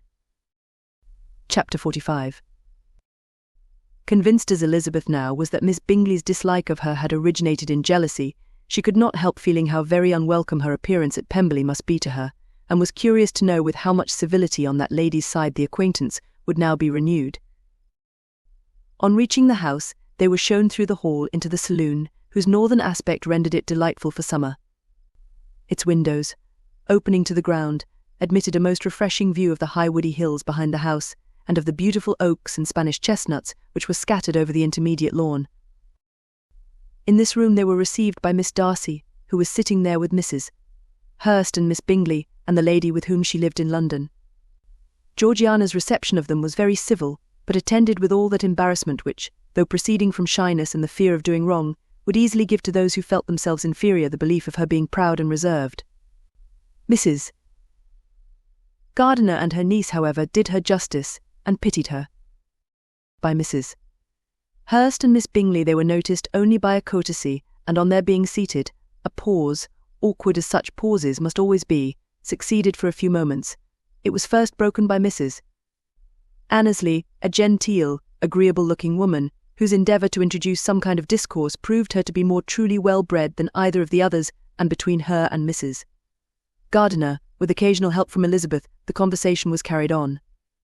Miss Darcy looked as if she wished for courage enough to join in it, and sometimes did venture a short sentence, when there was least danger of its being heard. Elizabeth soon saw that she was herself closely watched by Miss Bingley, and that she could not speak a word, especially to Miss Darcy, without calling her attention. This observation would not have prevented her from trying to talk to the latter, had they not been seated at an inconvenient distance, but she was not sorry to be spared the necessity of saying much her own thoughts were employing her. She expected every moment that some of the gentlemen would enter the room she wished, she feared, that the master of the house might be amongst them, and whether she wished or feared it most, she could scarcely determine. After sitting in this manner a quarter of an hour, without hearing Miss Bingley's voice, Elizabeth was roused by receiving from her a cold inquiry after the health of her family. She answered with equal indifference and brevity, and the other said no more. The next variation which their visit afforded was produced by the entrance of servants with cold meat, cake, and a variety of all the finest fruits in season, but this did not take place till after many a significant look and smile from Mrs. Annesley to Miss Darcy had been given, to remind her of her post. There was now employment for the whole party, for though they could not all talk, they could all eat, and the beautiful pyramids of grapes, nectarines, and peaches soon collected them round the table. While thus engaged, Elizabeth had a fair opportunity of deciding whether she most feared or wished for the appearance of Mr. Darcy, by the feelings which prevailed on his entering the room, and then, though but a moment before she had believed her wishes to predominate, she began to regret that he came. He had been some time with Mr. Gardiner, who with 2 or 3 other gentlemen from the house, was engaged by the river, and had left him only on learning that the ladies of the family intended a visit to Georgiana that morning. No sooner did he appear, than Elizabeth wisely resolved to be perfectly easy and unembarrassed a resolution the more necessary to be made, but perhaps not the more easily kept, because she saw that the suspicions of the whole party were awakened against them, and that there was scarcely an eye which did not watch his behaviour when he first came into the room. In no countenance was attentive curiosity so strongly marked as in Miss Bingley's, in spite of the smiles which overspread her face whenever she spoke to one of its objects for jealousy had not yet made her desperate, and her attentions to Mr. Darcy were by no means over. Miss Darcy, on her brother's entrance, exerted herself much more to talk, and Elizabeth saw that he was anxious for his sister and herself to get acquainted, and forwarded, as much as possible, every attempt at conversation on either side. Miss Bingley saw all this likewise, and in the imprudence of anger, took the first opportunity of saying, with sneering civility, "Pray, Miss Eliza, are not the shire militia removed from Meryton? There must be a great loss to your family." In Darcy's presence she dared not mention Wickham's name, but Elizabeth instantly comprehended that he was uppermost in her thoughts, and the various recollections connected with him gave her a moment's distress, but exerting herself vigorously to repel the ill-natured attack. She presently answered the question in a tolerably disengaged tone. While she spoke, an involuntary glance showed her Darcy with a heightened complexion, earnestly looking at her, and his sister overcome with confusion and unable to lift up her eyes. Had Miss Bingley known what pain she was then giving her beloved friend, she undoubtedly would have refrained from the hint, but she had merely intended to discompose Elizabeth by bringing forward the idea of a man to whom she believed her partial, to make her betray a sensibility which might injure her in Darcy's opinion, and perhaps to remind the latter of all the follies and absurdities by which some part of her family were connected with that corps. Not a syllable had ever reached her of Miss Darcy's meditated elopement. To no creature had it been revealed, where secrecy was possible, except to Elizabeth, and from all Bingley's connections her brother was particularly anxious to conceal it, from that very wish which Elizabeth had long ago attributed to him, of their becoming hereafter her own. He had certainly formed such a plan, and without meaning that it should affect his endeavour to separate him from Miss Bennet, it is probable that it might add something to his lively concern for the welfare of his friend. Elizabeth's collected behaviour, however, soon quieted his emotion, and as Miss Bingley, vexed and disappointed, dared not approach nearer to Wickham, Georgiana also recovered in time, though not enough to be able to speak any more. Her brother, whose eyes she feared to meet, scarcely recollected her interest in the affair, and the very circumstance which had been designed to turn his thoughts from Elizabeth seemed to have fixed them on her more and more cheerfully. Their visit did not continue long after the question and answer above mentioned, and while Mr. Darcy was attending them to their carriage, Miss Bingley was venting her feelings in criticisms on Elizabeth's person, behaviour and dress. But Georgiana would not join her. Her brother's recommendation was enough to ensure her favour. His judgment could not err, and he had spoken in such terms of Elizabeth as to leave Georgiana without the power of finding her otherwise than lovely and amiable. When Darcy returned to the saloon, Miss Bingley could not help repeating to him some part of what she had been saying to his sister. "How very ill Eliza Bennet looks this morning, Mr. Darcy," she cried. "I never in my life saw anyone so much altered as she is since the winter. She has grown so brown and coarse. Louisa and I were agreeing that we should not have known her again." However little Mr.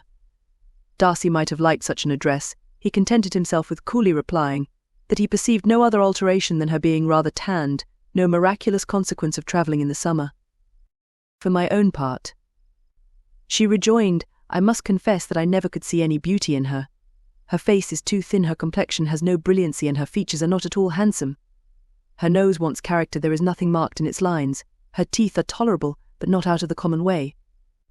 And as for her eyes, which have sometimes been called so fine, I never could perceive anything extraordinary in them. They have a sharp, shrewish look, which I do not like at all, and in her air altogether, there is a self-sufficiency without fashion, which is intolerable." Persuaded as Miss Bingley was that Darcy admired Elizabeth, this was not the best method of recommending herself, but angry people are not always wise, and in seeing him at last look somewhat nettled, she had all the success she expected. He was resolutely silent, however, and, from a determination of making him speak, she continued. "I remember, when we first knew her in Hertfordshire, how amazed we all were to find that she was a reputed beauty, and I particularly recollect your saying one night, after they had been dining at Netherfield, 'She a beauty. I should as soon call her mother a wit, but afterwards she seemed to improve on you, and I believe you thought her rather pretty at one time.'" "Yes," replied Darcy, who could contain himself no longer, "but that was only when I first knew her, for it is many months since I have considered her as one of the handsomest women of my acquaintance." He then went away, and Miss Bingley was left to all the satisfaction of having forced him to say what gave no one any pain but herself. Mrs. Gardiner and Elizabeth talked of all that had occurred during their visit, as they returned, except what had particularly interested them both. The looks and behaviour of everybody they had seen were discussed, except of the person who had mostly engaged their attention. They talked of his sister, his friends, his house, his fruit, of everything but himself, yet Elizabeth was longing to know what Mrs. Gardiner thought of him, and Mrs. Gardiner would have been highly gratified by her niece's beginning the subject. Chapter 46. Elizabeth had been a good deal disappointed in not finding a letter from Jane on their first arrival at Lambton, and this disappointment had been renewed on each of the mornings that had now been spent there, but on the third her repining was over, and her sister justified by the receipt of 2 letters from her at once, on one of which was marked that it had been missent elsewhere. Elizabeth was not surprised at it, as Jane had written the direction remarkably ill. They had just been preparing to walk as the letters came in, and her uncle and aunt, leaving her to enjoy them in quiet, set off by themselves. The one missent must be first attended to. It had been written 5 days ago, The beginning contained an account of all their little parties and engagements, with such news as the country afforded, but the latter half, which was dated a day later, and written in evident agitation, gave more important intelligence. It was to this effect. Since writing the above, dearest Lizzie, something has occurred of a most unexpected and serious nature, but I am afraid of alarming you. Be assured that we are all well. What I have to say relates to poor Lydia. An express came at 12 last night, just as we were all gone to bed, from Colonel Forster, to inform us that she was gone off to Scotland with one of his officers to own the truth with Wickham. Imagine our surprise. To Kitty, however, it does not seem so wholly unexpected. I am very sorry, so imprudent a match on both sides. But I am willing to hope the best, and that his character has been misunderstood. Thoughtless and indiscreet, I can easily believe him, but this step, and let us rejoice over it, marks nothing bad at heart. His choice is disinterested at least. For he must know my father can give her nothing. Our poor mother is sadly grieved. My father bears it better. How thankful am I that we never let them know what has been said against him. We must forget it ourselves. They were off Saturday night about 12, as is conjectured, but were not missed till yesterday morning at 8. The express was sent off directly. My dear Lizzie, they must have passed within 10 miles of us. Colonel Forster gives us reason to expect him here soon. Lydia left a few lines for his wife, informing her of their intention. I must conclude, for I cannot be long from my poor mother. I am afraid you will not be able to make it out, but I hardly know what I have written. Without allowing herself time for consideration, and scarcely knowing what she felt, Elizabeth, on finishing this letter, instantly seized the other, and opening it with the utmost impatience, read as follows. It had been written a day later than the conclusion of the first. By this time, my dearest sister, you have received my hurried letter. I wish this may be more intelligible, but though not confined for time, my head is so bewildered that I cannot answer for being coherent. Dearest Lizzie, I hardly know what I would write, but I have bad news for you. And it cannot be delayed. Imprudent as a marriage between Mr. Wickham and our poor Lydia would be, we are now anxious to be assured it has taken place, for there is but too much reason to fear they are not gone to Scotland. Colonel Forster came yesterday, having left Brighton the day before, not many hours after the express, though Lydia's short letter to Mrs. F. gave them to understand that they were going to Gretna Green. Something was dropped by Denny expressing his belief that W. never intended to go there or to marry Lydia at all, which was repeated to Colonel F., who, instantly taking the alarm, set off from B., intending to trace their route. He did trace them easily to Clapham, but no farther, for on entering that place, they removed into a hackney coach and dismissed the chaise that brought them from Epsom. All that is known after this is that they were seen to continue the London road. I know not what to think. After making every possible inquiry on that side of London, Colonel F. came on into Hertfordshire, anxiously renewing them at all the turnpikes and at the inns in Barnet and Hatfield, but without any success. No such people had been seen to pass through. With the kindest concern he came on to Longbourn, and broke his apprehensions to us in a manner most creditable to his heart. I am sincerely grieved for him and Mrs. F., but no one can throw any blame on them. Our distress, my dear Lizzie, is very great. My father and mother believe the worst, but I cannot think so ill of him. Many circumstances might make it more eligible for them to be married privately in town than to pursue their first plan, and even if he could form such a design against a young woman of Lydia's connections, which is not likely, can I suppose her so lost to everything? Impossible. I grieve to find, however, that Colonel F. is not disposed to depend upon their marriage. He shook his head when I expressed my hopes, and said he feared W. was not a man to be trusted. My poor mother is really ill, and keeps her room.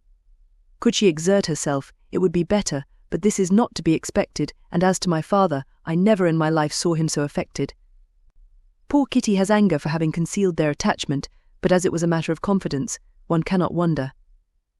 I am truly glad, dearest Lizzie, that you have been spared something of these distressing scenes, but now, as the first shock is over, shall I own that I long for your return. I am not so selfish, however, as to press for it if inconvenient. Adieu. I take up my pen again to do what I have just told you I would not, but circumstances are such that I cannot help earnestly begging you all to come here as soon as possible. I know my dear uncle and aunt so well that I am not afraid of requesting it, though I have still something more to ask of the former. My father is going to London with Colonel Forster instantly to try to discover her. What he means to do, I am sure I know not, but his excessive distress will not allow him to pursue any measure in the best and safest way, and Colonel Forster is obliged to be at Brighton again tomorrow evening. In such an exigence my uncle's advice and assistance would be everything in the world. He will immediately comprehend what I must feel, and I rely upon his goodness." "Oh. Where is my uncle?" cried Elizabeth, darting from her seat as she finished the letter, in eagerness to follow him, without losing a moment of the time so precious. But as she reached the door, it was opened by a servant, and Mr. Darcy appeared. Her pale face and impetuous manner made him start, and before he could recover himself enough to speak, she, in whose mind every idea was superseded by Lydia's situation, hastily exclaimed, "I beg your pardon, but I must leave you. I must find Mr. Gardiner this moment on business that cannot be delayed. I have not an instant to lose." "Good God! What is the matter?" cried he, with more feeling than politeness. Then recollecting himself, "I will not detain you a minute, but let me, or let the servant, go after Mr. and Mrs. Gardiner. You are not well enough, you cannot go yourself." Elizabeth hesitated, but her knees trembled under her, and she felt how little would be gained by her attempting to pursue them. Calling back the servant, therefore, she commissioned him, though in so breathless an accent as made her almost unintelligible, to fetch his master and mistress home instantly. On his quitting the room, she sat down, unable to support herself, and looking so miserably ill that it was impossible for Darcy to leave her, or to refrain from saying, in a tone of gentleness and commiseration, "Let me call your maid. Is there nothing you could take to give you present relief? A glass of wine, shall I get you one? You are very ill." "No, I thank you," she replied, endeavouring to recover herself. "There is nothing the matter with me. I am quite well. I am only distressed by some dreadful news which I have just received from Longbourn." She burst into tears as she alluded to it, and for a few minutes could not speak another word. Darcy, in wretched suspense, could only say something indistinctly of his concern, and observe her in compassionate silence. At length she spoke again. "I have just had a letter from Jane, with such dreadful news. It cannot be concealed from anyone. My youngest sister has left all her friends, has eloped, has thrown herself into the power of Mr. Wickham. They are gone off together from Brighton. You know him too well to doubt the rest. She has no money, no connections, nothing that can tempt him to. She is lost for ever." Darcy was fixed in astonishment. "When I consider," she added, in a yet more agitated voice, "that I might have prevented it, I who knew what he was. Had I but explained some part of it, only some part of what I learnt, to my own family. Had his character been known, this could not have happened. But it is all too late now."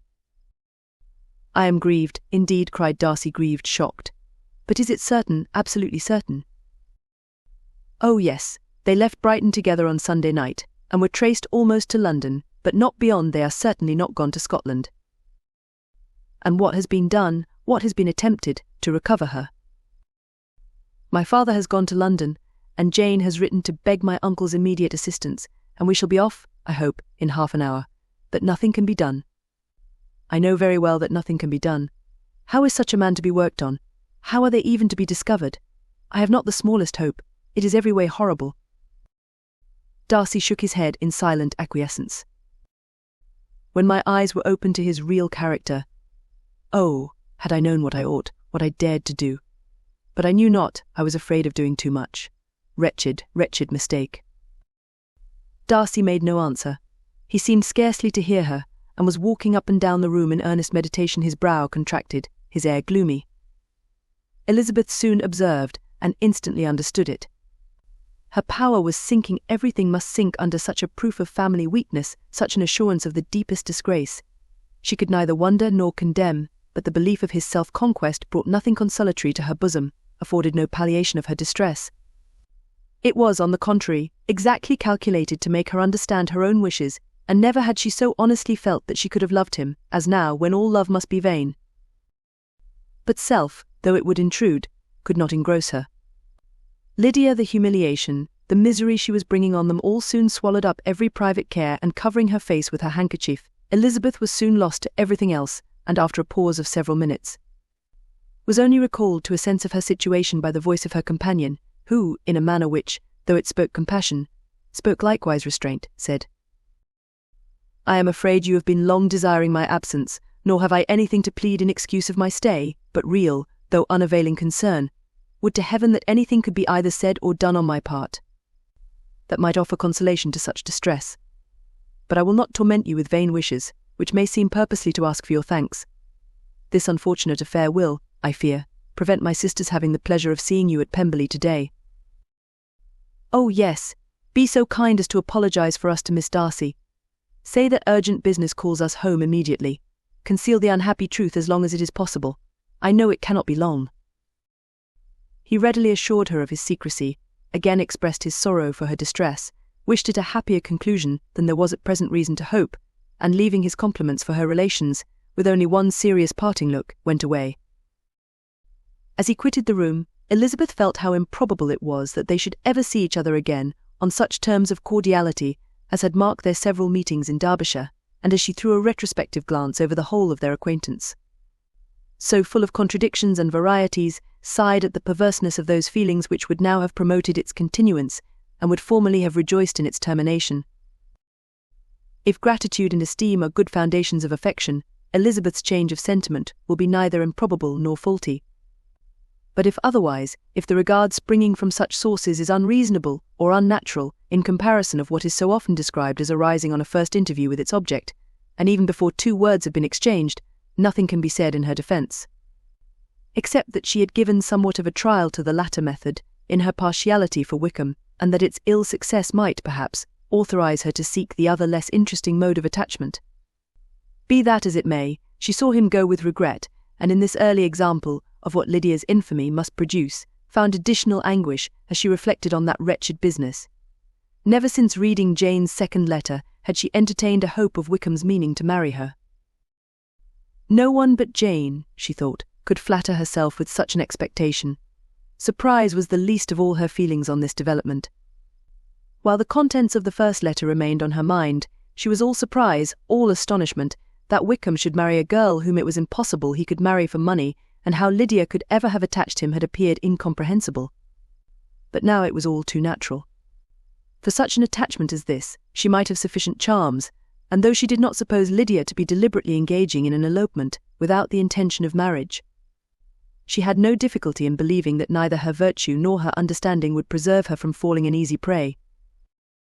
She had never perceived, while the regiment was in Hertfordshire, that Lydia had any partiality for him, but she was convinced that Lydia had wanted only encouragement to attach herself to anybody. Sometimes one officer, sometimes another, had been her favourite, as their attentions raised them in her opinion. Her affections had been continually fluctuating, but never without an object.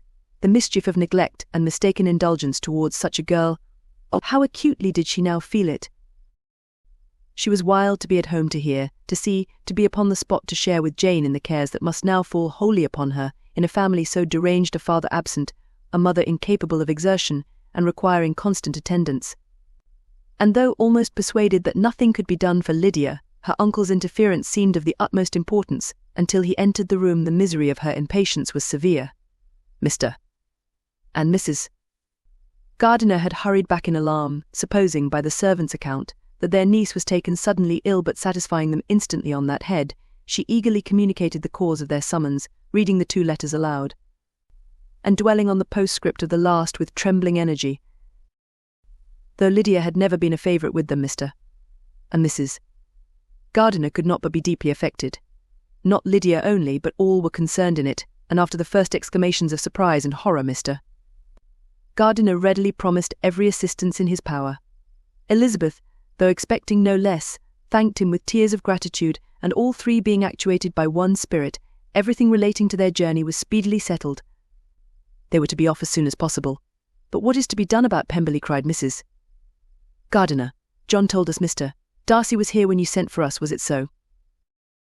Yes, and I told him we should not be able to keep our engagement. That is all settled. What is all settled? Repeated the other, as she ran into her room to prepare. And are they upon such terms as for her to disclose the real truth? Oh, that I knew how it was. But wishes were vain, or, at best, could serve only to amuse her in the hurry and confusion of the following hour. Had Elizabeth been at leisure to be idle, she would have remained certain that all employment was impossible to one so wretched as herself, but she had her share of business as well as her aunt, and amongst the rest there were notes to be written to all their friends at Lambton, with false excuses for their sudden departure. An hour, however, saw the whole completed, and Mr. Gardiner, meanwhile, having settled his account at the inn, nothing remained to be done but to go, and Elizabeth, after all the misery of the morning, found herself, in a shorter space of time than she could have supposed, seated in the carriage and on the road to Longbourn. Chapter 47. "I have been thinking it over again," Elizabeth said her uncle, as they drove from the town, "and really, upon serious consideration, I am much more inclined than I was to judge, as your eldest sister does of the matter. It appears to me so very unlikely that any young man should form such a design against a girl who is by no means unprotected or friendless, and who was actually staying in his colonel's family, that I am strongly inclined to hope the best. Could he expect that her friends would not step forward? Could he expect to be noticed again by the regiment, after such an affront to Colonel Forster? His temptation is not adequate to the risk." "Do you really think so?" cried Elizabeth, brightening up for a moment. "Upon my word," said Mrs. Gardiner, "I begin to be of your uncle's opinion. It is really too great a violation of decency, honour, and interest, for him to be guilty of it. I cannot think so very ill of Wickham. Can you yourself, Lizzie, so wholly give him up, as to believe him capable of it? Not perhaps of neglecting his own interest, but of every other neglect I can believe him capable, if indeed it should be so. But I dare not hope it. Why should they not go on to Scotland, if that had been the case?" "In the first place," replied Mr. Gardiner, "there is no absolute proof that they are not gone to Scotland." "Oh, but their removing from the chaise into a hackney coach is such a presumption, and besides, no traces of them were to be found on the Barnet road." "Well then, supposing them to be in London, they may be there, though for the purpose of concealment, for no more exceptionable purpose. It is not likely that money should be very abundant on either side, and it might strike them that they could be more economically, though less expeditiously, married in London than in Scotland. But why all this secrecy? Why any fear of detection? Why must their marriage be private? Oh no, this is not likely. His most particular friend, you see by Jane's account, was persuaded of his never intending to marry her. Wickham will never marry a woman without some money. He cannot afford it. And what claims has Lydia, what attractions has she beyond youth, health, and good humour, that could make him for her sake forego every chance of benefiting himself by marrying well? As to what restraint the apprehensions of disgrace in the corps might throw on a dishonourable elopement with her, I am not able to judge, for I know nothing of the effects that such a step might produce. But as to your other objection, I am afraid it will hardly hold good. Lydia has no brothers to step forward, and he might imagine, from my father's behaviour, from his indolence, and the little attention he has ever seemed to give to what was going forward in his family, that he would do as little, and think as little about it, as any father could do, in such a matter. But can you think that Lydia is so lost to everything but love of him as to consent to live with him on any other terms than marriage? It does seem, and it is most shocking indeed," replied Elizabeth, with tears in her eyes, "that a sister's sense of decency and virtue in such a point should admit of doubt. But really I know not what to say. Perhaps I am not doing her justice. But she is very young, she has never been taught to think on serious subjects. And for the last half year, nay, for a 12-month, she has been given up to nothing but amusement and vanity. She has been allowed to dispose of her time in the most idle and frivolous manner, and to adopt any opinions that came in her way. Since the Shire were first quartered in Meryton, nothing but love, flirtation, and officers have been in her head. She has been doing everything in her power, by thinking and talking on the subject, to give greater, what shall I call it, susceptibility to her feelings, which are naturally lively and lively enough. And we all know that Wickham has every charm of person and address that can captivate a woman. But you see that Jane said her aunt does not think so ill of Wickham as to believe him capable of the attempt. Of whom does Jane ever think ill? And who is there, whatever might be their former conduct, that she would believe capable of such an attempt till it were proved against them? But Jane knows, as well as I do, what Wickham really is. We both know that he has been profligate in every sense of the word, that he has neither integrity nor honour, that he is as false and deceitful as he is insinuating." "And do you really know all this?" cried Mrs. Gardiner, whose curiosity as to the mode of her intelligence was all alive. "I do, indeed," replied Elizabeth, colouring. "I told you the other day of his infamous behaviour to Mr. Darcy, and you, yourself, when last at Longbourn, or heard in what manner he spoke of the man who had behaved with such forbearance and liberality towards him. And there are other circumstances which I am not at liberty, which it is not worth while to relate, but his lies about the whole Pemberley family are endless. from what he said of Miss Darcy. I was thoroughly prepared to see a proud, reserved, disagreeable girl. Yet he knew to the contrary himself. He must know that she was as amiable and unpretending as we have found her. But does Lydia know nothing of this?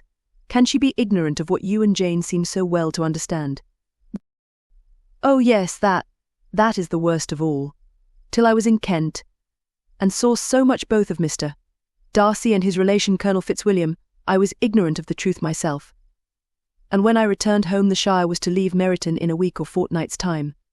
As that was the case, neither Jane, to whom I related the whole, nor I, thought it necessary to make our knowledge public, for of what use could it apparently be to anyone that the good opinion, which all the neighbourhood had of him, should then be overthrown? And even when it was settled that Lydia should go with Mrs. Forster, the necessity of opening her eyes to his character never occurred to me. That she could be in any danger from the deception never entered my head. That such a consequence as this should ensue, you may easily believe was far enough from my thoughts.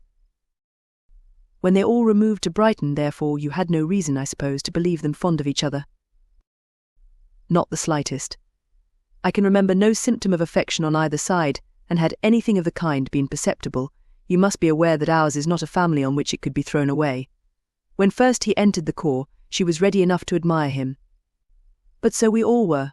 Every girl in or near Meryton was out of her senses about him for the first 2 months, but he never distinguished her by any particular attention, and consequently, after a moderate period of extravagant and wild admiration, her fancy for him gave way. And others of the regiment, who treated her with more distinction, again became her favourites. It may be easily believed that however little of novelty could be added to their fears, hopes, and conjectures on this interesting subject by its repeated discussion, no other could detain them from it long, during the whole of the journey. From Elizabeth's thoughts it was never absent. Fixed there by the keenest of all anguish, self-reproach, she could find no interval of ease or forgetfulness. They travelled as expeditiously as possible, and sleeping one night on the road, reached Longbourn by dinner-time the next day. It was a comfort to Elizabeth to consider that Jane could not have been wearied by long expectations. The little gardeners, attracted by the sight of a chaise, were standing on the steps of the house as they entered the paddock, and when the carriage drove up to the door, the joyful surprise that lighted up their faces and displayed itself over their whole bodies, in a variety of capers and frisks, was the first pleasing earnest of their welcome. Elizabeth jumped out, and after giving each of them a hasty kiss, hurried into the vestibule, where Jane, who came running downstairs from her mother's apartment, immediately met her. Elizabeth, as she affectionately embraced her, whilst tears filled the eyes of both, lost not a moment in asking whether anything had been heard of the fugitives. "Not yet," replied Jane, "but now that my dear uncle is come, I hope everything will be well." "Is my father in town?" "Yes, he went on Tuesday, as I wrote you word." "And have you heard from him often?" "We have heard only once. He wrote me a few lines on Wednesday to say that he had arrived in safety and to give me his directions, which I particularly begged him to do. He merely added that he should not write again till he had something of importance to mention." "And my mother, how is she? How are you all?" "My mother is tolerably well, I trust, though her spirits are greatly shaken. She is upstairs, and will have great satisfaction in seeing you all. She does not yet leave her dressing-room. Mary and Kitty, thank heaven, are quite well." "But you, how are you?" cried Elizabeth. "You look pale. How much you must have gone through." Her sister, however, assured her of her being perfectly well, and their conversation, which had been passing while Mr. and Mrs. Gardiner were engaged with their children, was now put an end to by the approach of the whole party. Jane ran to her uncle and aunt, and welcomed and thanked them both, with alternate smiles and tears. When they were all in the drawing-room, the questions which Elizabeth had already asked were of course repeated by the others, and they soon found that Jane had no intelligence to give. The sanguine hope of good, however, which the benevolence of her heart suggested, had not yet deserted her. She still expected that it would all end well, and that every morning would bring some letter, either from Lydia or her father, to explain their proceedings, and perhaps announce the marriage. Mrs. Bennet, to whose apartment they all repaired, after a few minutes' conversation together, received them exactly as might be expected, with tears and lamentations of regret, invectives against the villainous conduct of Wickham, and complaints of her own sufferings and ill usage. Blaming everybody but the person to whose ill-judging indulgence the errors of her daughter must be principally owing. If I had been able," said she, "to carry my point in going to Brighton with all my family, this would not have happened, but poor dear Lydia had nobody to take care of her. Why did the Forsters ever let her go out of their sight? I am sure there was some great neglect or other on their side. For she is not the kind of girl to do such a thing, if she had been well looked after. I always thought they were very unfit to have the charge of her, but I was overruled, as I always am, poor dear child. And now here's Mr. Bennet gone away, and I know he will fight Wickham wherever he meets him, and then he will be killed, and what is to become of us all? The Collinses will turn us out, before he is cold in his grave, and if you are not kind to us, brother, I do not know what we shall do." They all exclaimed against such terrific ideas, and Mr. Gardiner, after general assurances of his affection for her and all her family, told her that he meant to be in London the very next day, and would assist Mr. Bennet in every endeavour for recovering Lydia. "Do not give way to useless alarm," added he, "though it is right to be prepared for the worst, there is no occasion to look on it as certain. It is not quite a week since they left Brighton. In a few days more we may gain some news of them, until we know that they are not married, and have no design of marrying. Do not let us give the matter over as lost. As soon as I get to town, I shall go to my brother, and make him come home with me to Gracechurch Street, and then we may consult together as to what is to be done." "Oh, my dear brother," replied Mrs. Bennet, "that is exactly what I could most wish for. And now do, when you get to town, find them out, wherever they may be, and if they are not married already, make them marry. And as for wedding clothes, do not let them wait for that. But tell Lydia she shall have as much money as she chooses to buy them, after they are married. And above all things, keep Mr. Bennet from fighting. Tell him what a dreadful state I am in, that I am frightened out of my wits, and have such tremblings, such flutterings all over me, such spasms in my side, and pains in my head, and such beatings at my heart, that I can get no rest by night, nor by day, and tell my dear Lydia not to give any directions about her clothes till she has seen me, for she does not know which are the best warehouses. Oh, brother, how kind you are! I know you will contrive it all." But Mr. Gardiner, though he assured her again of his earnest endeavours in the cause, could not avoid recommending moderation to her, as well in her hopes as her fears, and after talking with her in this manner, till dinner was on table, they left her to vent all her feelings on the housekeeper, who attended in the absence of her daughters. Though her brother and sister were persuaded that there was no real occasion for such a seclusion from the family, they did not attempt to oppose it, for they knew that she had not prudence enough to hold her tongue before the servants, while they waited at table, and judged it better that one only of the household, and the one whom they could most trust, should comprehend all her fears and solicitude on the subject. In the dining-room they were soon joined by Mary and Kitty, who had been too busily engaged in their separate apartments to make their appearance before. One came from her books, and the other from her toilette. The faces of both, however, were tolerably calm, and no change was visible in either, except that the loss of her favourite sister, or the anger which she had herself incurred in the business, had given something more of fretfulness than usual to the accents of Kitty.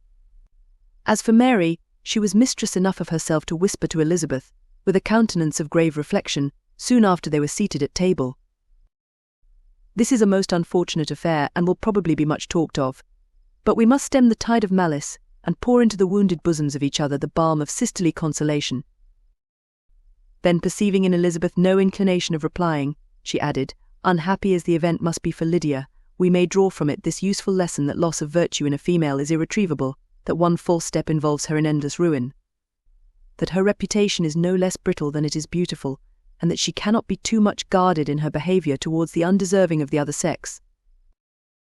Elizabeth lifted up her eyes in amazement, but was too much oppressed to make any reply. Mary, however, continued to console herself with such kind of moral extractions from the evil before them. In the afternoon, the two elder Miss Bennets were able to be for half an hour by themselves, and Elizabeth instantly availed herself of the opportunity of making any inquiries which Jane was equally eager to satisfy. After joining in general lamentations over the dreadful sequel of this event, which Elizabeth considered as all but certain, and Miss Bennet could not assert to be wholly impossible, the former continued the subject by saying, "But tell me all and everything about it which I have not already heard. Give me further particulars. What did Colonel Forster say? Had they no apprehension of anything before the elopement took place? They must have seen them together for ever." Colonel Forster did own that he had often suspected some partiality, especially on Lydia's side, but nothing to give him any alarm. "I am so grieved for him. His behaviour was attentive and kind to the utmost. He was coming to us. in order to assure us of his concern. Before he had any idea of their not being gone to Scotland when that apprehension first got abroad, it hastened his journey. And was Denny convinced that Wickham would not marry? Did he know of their intending to go off? Had Colonel Forster seen Denny himself? Yes, but when questioned by him, Denny denied knowing anything of their plan, and would not give his real opinion about it. He did not repeat his persuasion of their not marrying, and from that I am inclined to hope he might have been misunderstood before. Until Colonel Forster came himself, not one of you entertained a doubt, I suppose, of their being really married. How was it possible that such an idea should enter our brains? I felt a little uneasy, a little fearful of my sister's happiness with him in marriage, because I knew that his conduct had not been always quite right. My father and mother knew nothing of that. They only felt how imprudent a match it must be. Kitty then owned, with a very natural triumph on knowing more than the rest of us, that in Lydia's last letter she had prepared her for such a step. She had known, it seems, of their being in love with each other many weeks. But not before they went to Brighton. No, I believe not. And did Colonel Forster appear to think ill of Wickham himself? Does he know his real character? I must confess that he did not speak so well of Wickham as he formerly did. He believed him to be imprudent and extravagant, and since this sad affair has taken place, it is said that he left Meryton greatly in debt, but I hope this may be false. Oh, Jane, had we been less secret, had we told what we knew of him, this could not have happened. Perhaps it would have been better, replied her sister. But to expose the former faults of any person, without knowing what their present feelings were, seemed unjustifiable. We acted with the best intentions. Could Colonel Forster repeat the particulars of Lydia's note to his wife? He brought it with him for us to see. Jane then took it from her pocket-book and gave it to Elizabeth. These were the contents. My dear Harriet, you will laugh when you know where I am gone, and I cannot help laughing myself at your surprise tomorrow morning. As soon as I am missed, I am going to Gretna Green, and if you cannot guess with who, I shall think you a simpleton, for there is but one man in the world I love. And he is an angel. I should never be happy without him, so think it no harm to be off. You need not send them word at Longbourn of my going, if you do not like it, for it will make the surprise the greater when I write to them, and sign my name Lydia Wickham. What a good joke it will be. I can hardly write for laughing. Pray make my excuses to Pratt for not keeping my engagement, and dancing with him tonight. Tell him I hope he will excuse me when he knows all, and tell him I will dance with him at the next ball we meet with great pleasure. I shall send for my clothes when I get to Longbourn, but I wish you would tell Sally to mend a great slit in my worked muslin gown before they are packed up. Goodbye. Give my love to Colonel Forster. I hope you will drink to our good journey. Your affectionate friend, Lydia Bennet. Oh, thoughtless, thoughtless Lydia, cried Elizabeth when she had finished it. What a letter is this, to be written at such a moment, but at least it shows that she was serious in the object of her journey. Whatever he might afterwards persuade her to, it was not on her side a scheme of infamy. My poor father. How he must have felt it. I never saw anyone so shocked. He could not speak a word for full 10 minutes. My mother was taken ill immediately, and the whole house in such confusion. Oh, Jane, cried Elizabeth, was there a servant belonging to it who did not know the whole story before the end of the day? I do not know, I hope there was. But to be guarded at such a time is very difficult. My mother was in hysterics, and though I endeavoured to give her every assistance in my power, I am afraid I did not do so much as I might have done. But the horror of what might possibly happen almost took from me my faculties. Your attendance upon her has been too much for you. You do not look well. Oh, that I had been with you. You have had every care and anxiety upon yourself alone. Mary and Kitty have been very kind, and would have shared in every fatigue, I am sure, but I did not think it right for either of them. Kitty is slight and delicate, and Mary studies so much that her hours of repose should not be broken in on. My Aunt Phillips came to Longbourn on Tuesday, after my father went away, and was so good as to stay till Thursday with me. She was of great use and comfort to us all, and Lady Lucas has been very kind. She walked here on Wednesday morning to condole with us, and offered her services, or any of her daughters, if they could be of use to us. She had better have stayed at home, cried Elizabeth. Perhaps she meant well, but under such a misfortune as this, one cannot see too little of one's neighbours. Assistance is impossible, condolence insufferable. Let them triumph over us at a distance, and be satisfied. She then proceeded to inquire into the measures which her father had intended to pursue, while in town, for the recovery of his daughter. "He meant, I believe," replied Jane, "to go to Epsom, the place where they last changed horses, see the postillions, and try if anything could be made out from them. His principal object must be to discover the number of the hackney coach which took them from Clapham. It had come with a fare from London, and as he thought the circumstance of a gentleman and ladies removing from one carriage into another might be remarked, he meant to make inquiries at Clapham.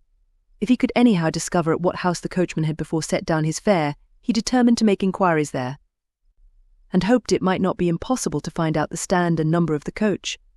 I do not know of any other designs that he had formed, but he was in such a hurry to be gone, and his spirits so greatly discomposed, that I had difficulty in finding out even so much as this." Chapter 48. The whole party were in hopes of a letter from Mr. Bennet the next morning, but the post came in without bringing a single line from him. His family knew him to be, on all common occasions, a most negligent and dilatory correspondent, but at such a time they had hoped for exertion.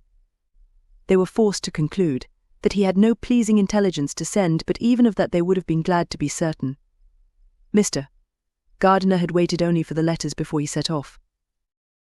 When he was gone, they were certain at least of receiving constant information of what was going on, and their uncle promised, at parting, to prevail on Mr. Bennet to return to Longbourn as soon as he could, to the great consolation of his sister, who considered it as the only security for her husband's not being killed in a duel. Mrs. Gardiner and the children were to remain in Hertfordshire a few days longer, as the former thought her presence might be serviceable to her nieces. She shared in their attendance on Mrs. Bennet, and was a great comfort to them in their hours of freedom.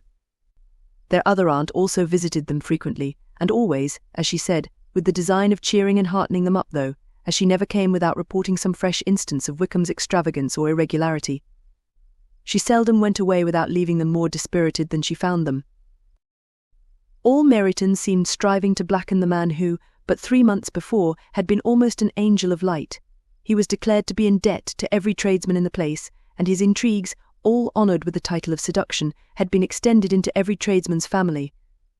Everybody declared that he was the wickedest young man in the world, and everybody began to find out that they had always distrusted the appearance of his goodness. Elizabeth, though she did not credit above half of what was said, believed enough to make her former assurance of her sister's ruin still more certain, and even Jane, who believed still less of it, became almost hopeless, more especially as the time was now come, when, if they had gone to Scotland, which she had never before entirely despaired of, they must in all probability have gained some news of them. Mr. Gardiner left Longbourn on Sunday. On Tuesday, his wife received a letter from him. It told them that on his arrival he had immediately found out his brother, and persuaded him to come to Gracechurch Street. That Mr. Bennet had been to Epsom and Clapham before his arrival, but without gaining any satisfactory information, and that he was now determined to inquire at all the principal hotels in town, as Mr. Bennet thought it possible they might have gone to one of them, on their first coming to London, before they procured lodgings. Mr. Gardiner himself did not expect any success from this measure, but as his brother was eager in it, he meant to assist him in pursuing it. He added, that Mr. Bennet seemed wholly disinclined at present to leave London, and promised to write again very soon. There was also a postscript to this effect. I have written to Colonel Forster to desire him to find out, if possible, from some of the young man's intimates in the regiment, whether Wickham has any relations or connections who would be likely to know in what part of the town he has now concealed himself. If there were anyone that one could apply to, with a probability of gaining such a clue as that, it might be of essential consequence. At present we have nothing to guide us. Colonel Forster will, I dare say, do everything in his power to satisfy us on this head, but on second thoughts, perhaps Lizzie could tell us what relations he has now living better than any other person. Elizabeth was at no loss to understand from whence this deference for her authority proceeded, but it was not in her power to give any information of so satisfactory a nature as the compliment deserved. She had never heard of his having had any relations, except a father and mother, both of whom had been dead many years. It was possible, however, that some of his companions in the shire might be able to give more information, and though she was not very sanguine in expecting it, the application was a something to look forward to. Every day at Longbourn was now a day of anxiety, but the most anxious part of each was when the post was expected. The arrival of letters was the first grand object of every morning's impatience. through letters. Whatever of good or bad was to be told would be communicated, and every succeeding day was expected to bring some news of importance. But before they heard again from Mr. Gardiner, a letter arrived for their father, from a different quarter, from Mr. Collins, which, as Jane had received directions to open all that came for him in his absence, she accordingly read, and Elizabeth, who knew what curiosities his letters always were, looked over her, and read it likewise. It was as follows: My dear Sir, I feel myself called upon, by our relationship and my situation in life, to condole with you on the grievous affliction you are now suffering under, of which we were yesterday informed by a letter from Hertfordshire. Be assured, my dear Sir, that Mrs. Collins and myself sincerely sympathize with you and all your respectable family in your present distress, which must be of the bitterest kind, because proceeding from a cause which no time can remove. No arguments shall be wanting on my part that can alleviate so severe a misfortune, or that may comfort you under a circumstance that must be, of all others, most afflicting to a parent's mind. The death of your daughter would have been a blessing in comparison of this. And it is the more to be lamented, because there is reason to suppose, as my dear Charlotte informs me, that this licentiousness of behaviour in your daughter has proceeded from a faulty degree of indulgence, though, at the same time, for the consolation of yourself and Mrs. Bennet, I am inclined to think that her own disposition must be naturally bad, or she could not be guilty of such an enormity at so early an age. Howsoever that may be, you are grievously to be pitied, in which opinion I am not only joined by Mrs. Collins, but likewise by Lady Catherine and her daughter, to whom I have related the affair. They agree with me in apprehending that this false step in one daughter will be injurious to the fortunes of all the others, for who, as Lady Catherine herself condescendingly says, will connect themselves with such a family. And this consideration leads me, moreover, to reflect, with augmented satisfaction, on a certain event of last November, for had it been otherwise, I must have been involved in all your sorrow and disgrace. Let me advise you then, my dear Sir, to console yourself as much as possible, to throw off your unworthy child from your affection for ever, and leave her to reap the fruits of her own heinous offence. I am, dear Sir, etc. Mr. Gardiner did not write again, till he had received an answer from Colonel Forster, and then he had nothing of a pleasant nature to send. It was not known that Wickham had a single relation with whom he kept up any connection, and it was certain that he had no near one living. His former acquaintance had been numerous, but since he had been in the militia, it did not appear that he was on terms of particular friendship with any of them. There was no one, therefore, who could be pointed out as likely to give any news of him. And in the wretched state of his own finances, there was a very powerful motive for secrecy. In addition to his fear of discovery by Lydia's relations, for it had just transpired that he had left gaming debts behind him to a very considerable amount. Colonel Forster believed that more than £1,000 would be necessary to clear his expenses at Brighton. He owed a good deal in the town, but his debts of honour were still more formidable. Gardiner did not attempt to conceal these particulars from the Longbourn family. Jane heard them with horror. "A gamester," she cried. "This is wholly unexpected. I had not an idea of it." Mr. Gardiner added, in his letter, that they might expect to see their father at home on the following day, which was Saturday. Rendered spiritless by the ill success of all their endeavours, he had yielded to his brother-in-law's entreaty that he would return to his family and leave it to him to do whatever occasion might suggest to be advisable for continuing their pursuit. When Mrs. Bennet was told of this, she did not express so much satisfaction as her children expected, considering what her anxiety for his life had been before. "What? Is he coming home, and without poor Lydia?" she cried. "Sure he will not leave London before he has found them. Who is to fight Wickham, and make him marry her, if he comes away?" As Mrs. Gardiner began to wish to be at home, it was settled that she and her children should go to London at the same time that Mr. Bennet came from it. The coach therefore took them the first stage of their journey, and brought its master back to Longbourn. Mrs. Gardiner went away in all the perplexity about Elizabeth and her Derbyshire friend that had attended her from that part of the world. His name had never been voluntarily mentioned before them by her niece, and the kind of half-expectation which Mrs. Gardiner had formed of their being followed by a letter from him had ended in nothing. Elizabeth had received none since her return that could come from Pemberley. The present unhappy state of the family rendered any other excuse for the lowness of her spirits unnecessary. Nothing, therefore, could be fairly conjectured from that, though Elizabeth, who was by this time tolerably well acquainted with her own feelings, was perfectly aware that, had she known nothing of Darcy, she could have borne the dread of Lydia's infamy somewhat better. It would have spared her, she thought, one sleepless night out of 2. When Mr. Bennet arrived, he had all the appearance of his usual philosophic composure. He said as little as he had ever been in the habit of saying, made no mention of the business that had taken him away, and it was some time before his daughters had courage to speak of it. It was not till the afternoon, when he joined them at tea, that Elizabeth ventured to introduce the subject, and then, on her briefly expressing her sorrow for what he must have endured, he replied, "Say nothing of that. Who should suffer but myself? It has been my own doing, and I ought to feel it."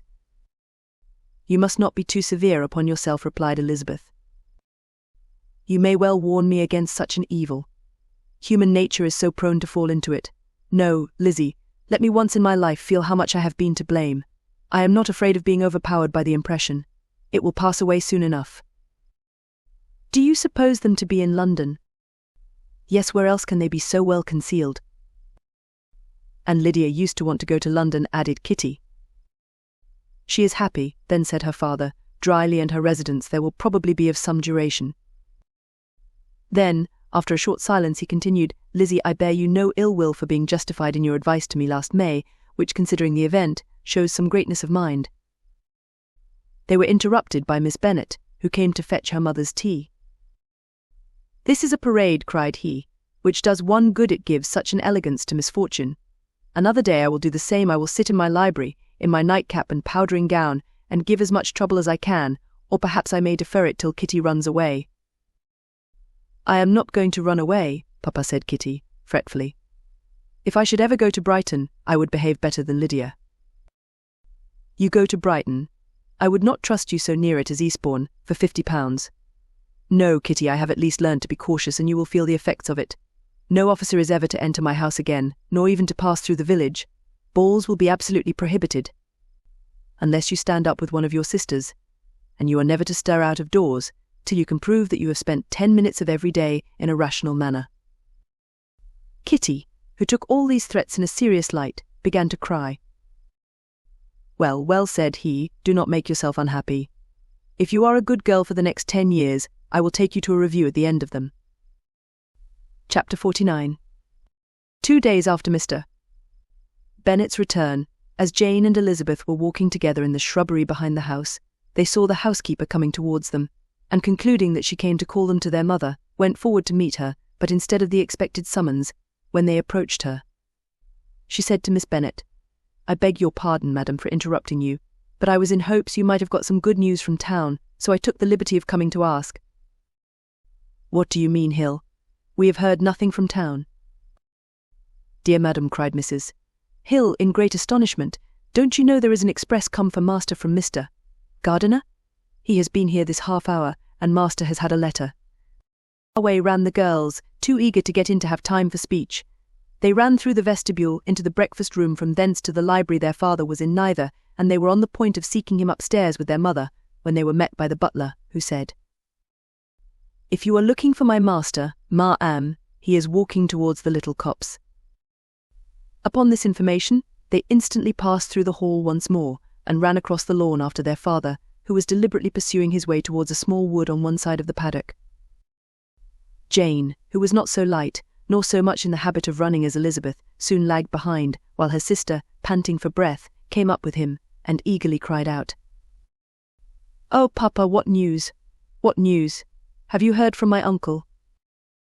"Yes, I have had a letter from him by express." "Well, and what news does it bring, good or bad?" "What is there of good to be expected?" said he, taking the letter from his pocket, "but perhaps you would like to read it." Elizabeth impatiently caught it from his hand. Jane now came up. "Read it aloud," said their father, "for I hardly know myself what it is about." Gracechurch Street, Monday, August 2nd. My dear brother, at last I am able to send you some tidings of my niece, and such as, upon the whole, I hope will give you satisfaction. Soon after you left me on Saturday, I was fortunate enough to find out in what part of London they were. The particulars I reserve till we meet. It is enough to know they are discovered. I have seen them both. Chapter 50. Then it is as I always hoped, cried Jane, they are married. Elizabeth read on, I have seen them both. They are not married, nor can I find there was any intention of being so, but if you are willing to perform the engagements which I have ventured to make on your side, I hope it will not be long before they are. All that is required of you is to assure to your daughter, by settlement, her equal share of the £5,000 secured among your children after the decease of yourself and my sister, and moreover, to enter into an engagement of allowing her, during your life, £100 per annum. These are conditions which, considering everything, I had no hesitation in complying with, as far as I thought myself privileged for you. I shall send this by express, that no time may be lost in bringing me your answer. You will easily comprehend, from these particulars, that Mr. Wickham's circumstances are not so hopeless as they are generally believed to be. The world has been deceived in that respect, and I am happy to say, there will be some little money, even when all his debts are discharged, to settle on my niece, in addition to her own fortune. If, as I conclude will be the case, you send me full powers to act in your name throughout the whole of this business, I will immediately give directions to Haggerston for preparing a proper settlement. There will not be the smallest occasion for your coming to town again, therefore stay quietly at Longbourn, and depend on my diligence and care. Send back your answer as soon as you can, and be careful to write explicitly.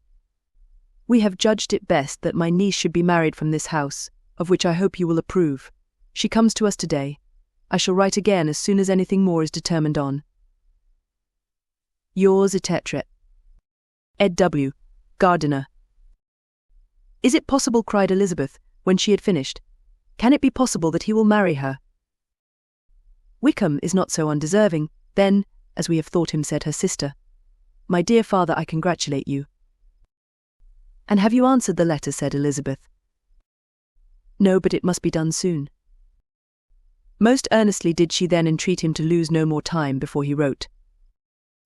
Oh, my dear father, she cried, come back and write immediately. Consider how important every moment is in such a case. Let me write for you, said Jane, if you dislike the trouble yourself. I dislike it very much, he replied, but it must be done. And so saying, he turned back with them, and walked towards the house. And may I ask, said Elizabeth, but the terms, I suppose, must be complied with. Complied with. I am only ashamed of his asking so little. And they must marry, yet he is such a man. Yes, yes, they must marry. There is nothing else to be done. But there are two things that I want very much to know. One is, how much money your uncle has laid down to bring it about, and the other, how I am ever to pay him. Money. My uncle, cried Jane, what do you mean, sir? I mean that no man in his proper senses would marry Lydia on so slight a temptation as 100 a year during my life, and 50 after I am gone. That is very true, said Elizabeth, though it had not occurred to me before. His debts to be discharged, and something still to remain. Oh, it must be my uncle's doings. Generous, good man, I am afraid he has distressed himself. A small sum could not do all this. No, said her father. Wickham's a fool. If he takes her with a farthing less than £10,000, I should be sorry to think so ill of him, in the very beginning of our relationship. £10,000. Heaven forbid. How is half such a sum to be repaid? Mr. Bennet made no answer, and each of them, deep in thought, continued silent till they reached the house.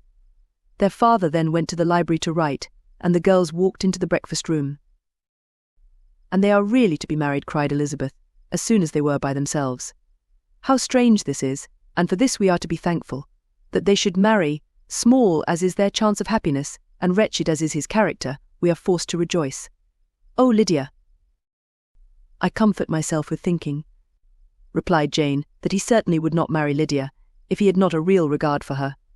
Though our kind uncle has done something towards clearing him, I cannot believe that £10,000 and pounds, or anything like it, has been advanced. He has children of his own, and may have more. How could he spare half £10,000? If we are ever able to learn what Wickham's debts have been, said Elizabeth, and how much is settled on his side on our sister, we shall exactly know what Mr. Gardiner has done for them, because Wickham has not sixpence of his own. The kindness of my uncle and aunt can never be requited. Their taking her home, and affording her their personal protection and countenance, is such a sacrifice to her advantage as years of gratitude cannot enough acknowledge. By this time she is actually with them. If such goodness does not make her miserable now, she will never deserve to be happy. What a meeting for her, when she first sees my aunt. We must endeavour to forget all that has passed on either side, said Jane. I hope and trust they will yet be happy. His consenting to marry her is a proof, I will believe, that he has come to a right way of thinking. Their mutual affection will steady them, and I flatter myself they will settle so quietly, and live in so rational a manner, as may in time make their past imprudence forgotten. Their conduct has been such, replied Elizabeth, as neither you, nor I, nor anybody can ever forget. It is useless to talk of it. It now occurred to the girls that their mother was in all likelihood perfectly ignorant of what had happened. They went to the library, therefore, and asked their father whether he would not wish them to make it known to her. He was writing, and without raising his head, coolly replied, "Just as you please. May we take my uncle's letter to read to her? Take whatever you like, and get away." Elizabeth took the letter from his writing table, and they went upstairs together. Mary and Kitty were both with Mrs. Bennet. One communication would therefore do for all. After a slight preparation for good news, the letter was read aloud. Mrs. Bennet could hardly contain herself. As soon as Jane had read Mr. Gardiner's hope of Lydia's being soon married, her joy burst forth, and every following sentence added to its exuberance. She was now in an irritation as violent from delight as she had ever been fidgety from alarm and vexation. To know that her daughter would be married was enough. She was disturbed by no fear for her fifity, nor humbled by any remembrance of her misconduct. "My dear, dear Lydia," she cried, "this is delightful indeed. She will be married. I shall see her again. She will be married at 16. My good kind brother. I knew how it would be. I knew he would manage everything. How I longed to see her. And to see dear Wickham too. But the clothes, the wedding clothes. I will write to my sister Gardiner about them directly. Lizzie, my dear, run down to your father, and ask him how much he will give her. Stay, I will go myself. Ring the bell, Kitty, for Hill. I will put on my things in a moment. My dear, dear, dear Lydia, how merry we shall be together when we meet." Her eldest daughter endeavoured to give some relief to the violence of these transports, by leading her thoughts to the obligations which Mr. Gardiner's behaviour laid them all under. "For we must attribute this happy conclusion," she added, "in a great measure to his kindness. We are persuaded that he has pledged himself to assist Mr. Wickham with money." "Well," cried her mother, "it is all very right. Who should do it but her own uncle? If he had not had a family of his own, I and my children must have had all his money, you know, and it is the first time we have ever had anything from him, except a few presents. Well, I am so happy. In a short time I shall have a daughter married. Mrs. Wickham. How well it sounds. And she was only 16 last June. My dear Jane, I am in such a flutter that I am sure I can't write, so I will dictate, and you write for me. We will settle with your father about the money afterwards. But the things should be ordered immediately." She was then proceeding to all the particulars of calico, muslin, and cambric, and would shortly have dictated some very plentiful orders, had not Jane, though with some difficulty, persuaded her to wait till her father was at leisure to be consulted. One day's delay, she observed, would be of small importance, and her mother was too happy to be quite so obstinate as usual. Other schemes, too, came into her head. "I will go to Meryton," said she, "as soon as I am dressed, and tell the good news to my sister Phillips, and as I come back, I can call on Lady Lucas and Mrs. Long. Kitty, run down and order the carriage. An airing would do me a great deal of good, I am sure. Girls, can I do anything for you in Meryton? Oh, here comes Hill. My dear Hill, have you heard the good news? Miss Lydia is going to be married, and you shall all have a bowl of punch to make merry at her wedding."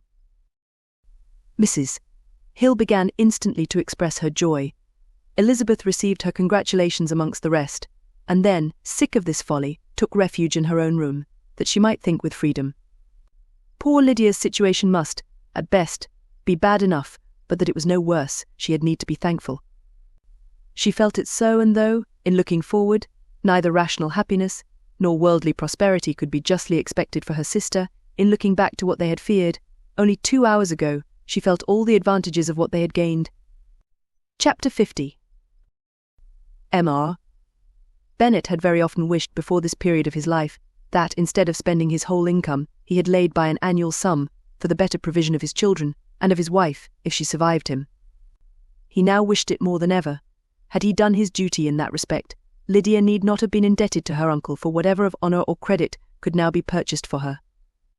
The satisfaction of prevailing on one of the most worthless young men in Great Britain to be her husband might then have rested in its proper place. He was seriously concerned that a cause of so little advantage to anyone should be forwarded at the sole expense of his brother-in-law, and he was determined, if possible, to find out the extent of his assistance and to discharge the obligation as soon as he could. When first Mr. Bennet had married, economy was held to be perfectly useless, for of course they were to have a son. This son was to join in cutting off the entail as soon as he should be of age, and the widow and younger children would by that means be provided for. 5 daughters successively entered the world, but yet the son was to come, and Mrs. Bennet, for many years after Lydia's birth, had been certain that he would. This event had at last been despaired of, but it was then too late to be saving. Mrs. Bennet had no turn for economy, and her husband's love of independence had alone prevented their exceeding their income. £5,000 was settled by marriage articles on Mrs. Bennet and the children, but in what proportions it should be divided amongst the latter depended on the will of the parents. This was one point, with regard to Lydia at least, which was now to be settled, and Mr. Bennet could have no hesitation in acceding to the proposal before him. In terms of grateful acknowledgment for the kindness of his brother, though expressed most concisely, he then delivered on paper his perfect approbation of all that was done, and his willingness to fulfil the engagements that had been made for him. He had never before supposed that, could Wickham be prevailed on to marry his daughter, it would be done with so little inconvenience to himself as by the present arrangement. He would scarcely be £10 a year the loser by the 100 that was to be paid them for, what with her board and pocket allowance, and the continual presents in money which passed to her through her mother's hands. Lydia's expenses had been very little within that sum. That it would be done with such trifling exertion on his side, too, was another very welcome surprise, for his chief wish at present was to have as little trouble in the business as possible. When the first transports of rage which had produced his activity in seeking her were over, he naturally returned to all his former indolence. His letter was soon dispatched, for though dilatory in undertaking business, he was quick in its execution. He begged to know further particulars of what he was indebted to his brother, but was too angry with Lydia to send any message to her. The good news quickly spread through the house, and with proportionate speed through the neighbourhood. It was borne in the latter with decent philosophy. To be sure, it would have been more for the advantage of conversation had Miss Lydia Bennet come upon the town, or, as the happiest alternative, been secluded from the world in some distant farmhouse. But there was much to be talked of, in marrying her, and the good-natured wishes for her well-doing, which had proceeded before from all the spiteful old ladies in Meryton, lost but little of their spirit in this change of circumstances, because with such a husband her misery was considered certain. It was a fortnight since Mrs. Bennet had been downstairs, but on this happy day she again took her seat at the head of her table, and in spirits oppressively high. No sentiment of shame gave a damp to her triumph. The marriage of a daughter, which had been the first object of her wishes since Jane was 16, was now on the point of accomplishment, and her thoughts and her words ran wholly on those attendants of elegant nuptials, fine muslins, new carriages, and servants. She was busily searching through the neighbourhood for a proper situation for her daughter, and without knowing or considering what their income might be, rejected many as deficient in size and importance. Hay Park might do, said she, if the Gordings would quit it, or the great house at Stoke, if the drawing-room were larger, but Ashworth is too far off. I could not bear to have her 10 miles from me, and as for Purvis Lodge, the attics are dreadful. Her husband allowed her to talk on without interruption while the servants remained. But when they had withdrawn, he said to her, Mrs. Bennet, before you take any, or all of these houses, for your son and daughter, let us come to a right understanding. Into one house in this neighbourhood they shall never have admittance. I will not encourage the imprudence of either, by receiving them at Longbourn. A long dispute followed this declaration, but Mr. Bennet was firm. It soon led to another, and Mrs. Bennet found, with amazement and horror, that her husband would not advance a guinea to buy clothes for his daughter. He protested that she should receive from him no mark of affection whatever on the occasion. Mrs. Bennet could hardly comprehend it. That his anger could be carried to such a point of inconceivable resentment as to refuse his daughter a privilege, without which her marriage would scarcely seem valid, exceeded all that she could believe possible. She was more alive to the disgrace, which her want of new clothes must reflect on her daughter's nuptials, than to any sense of shame at her eloping and living with Wickham a fortnight before they took place. Elizabeth was now most heartily sorry that she had, from the distress of the moment, been led to make Mr. Darcy acquainted with their fears for her sister, for since her marriage would so shortly give the proper termination to the elopement, they might hope to conceal its unfavourable beginning from all those who were not immediately on the spot. She had no fear of its spreading farther through his means. There were few people on whose secrecy she would have more confidently depended, but at the same time there was no one whose knowledge of a sister's frailty would have mortified her so much. Not, however, from any fear of disadvantage from it individually to herself, for at any rate there seemed a gulf impassable between them. Had Lydia's marriage been concluded on the most honourable terms, it was not to be supposed that Mr.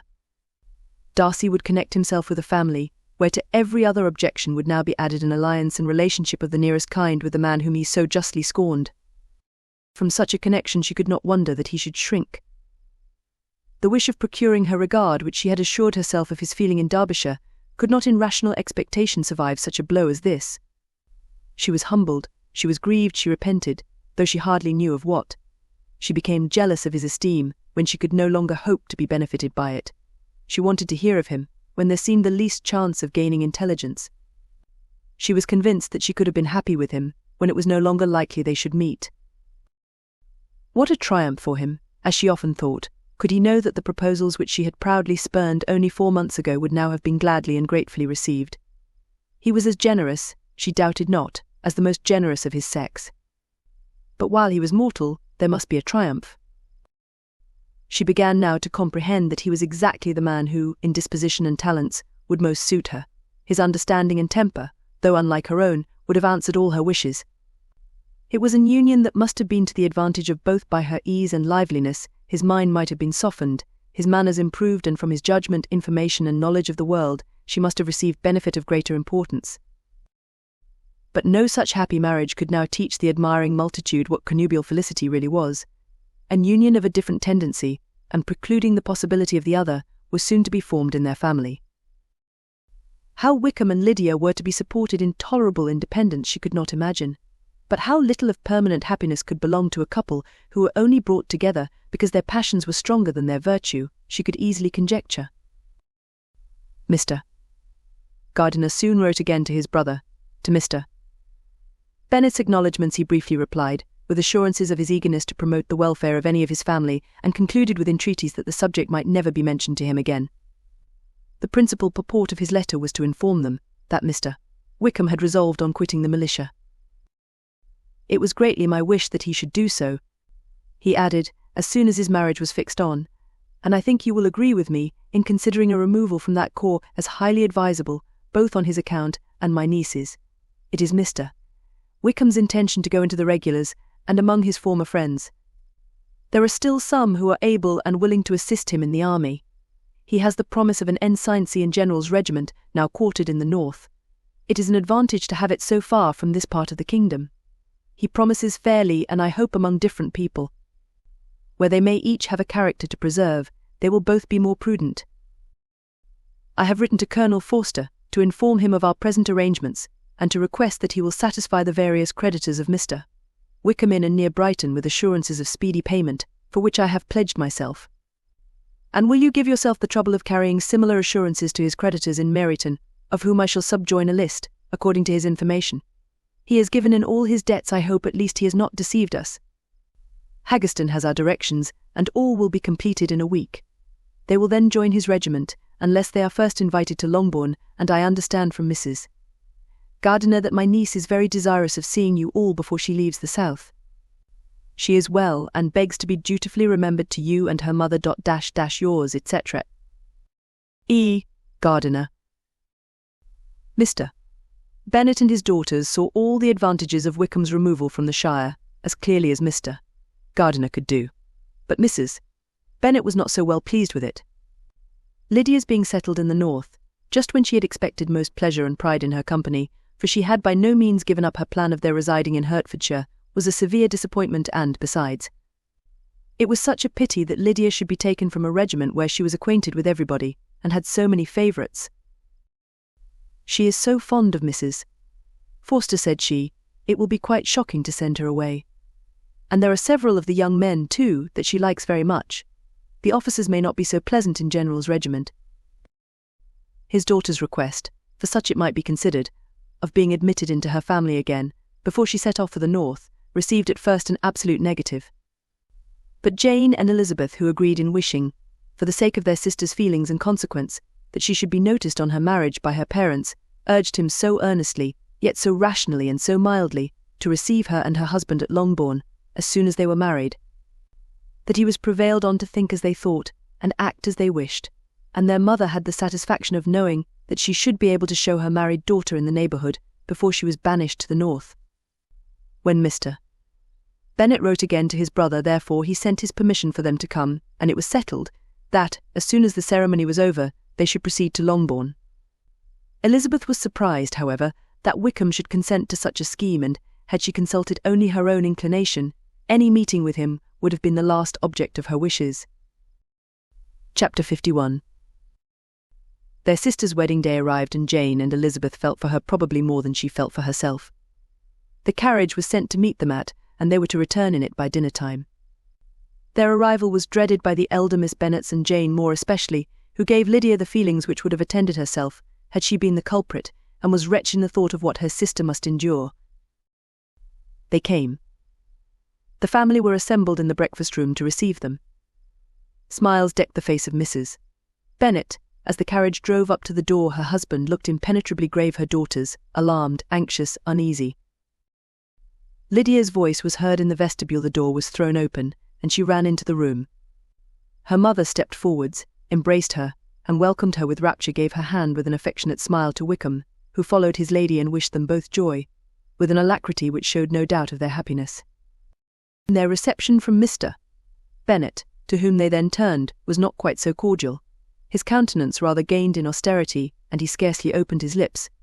The easy assurance of the young couple, indeed, was enough to provoke him. Elizabeth was disgusted, and even Miss Bennet was shocked. Lydia was Lydia, still untamed, unabashed, wild, noisy, and fearless. She turned from sister to sister, demanding their congratulations, and when at length they all sat down, looked eagerly round the room, took notice of some little alteration in it, and observed, with a laugh, that it was a great while since she had been there. Wickham was not at all more distressed than herself, but his manners were always so pleasing that, had his character and his marriage been exactly what they ought, his smiles and his easy address, while he claimed their relationship, would have delighted them all.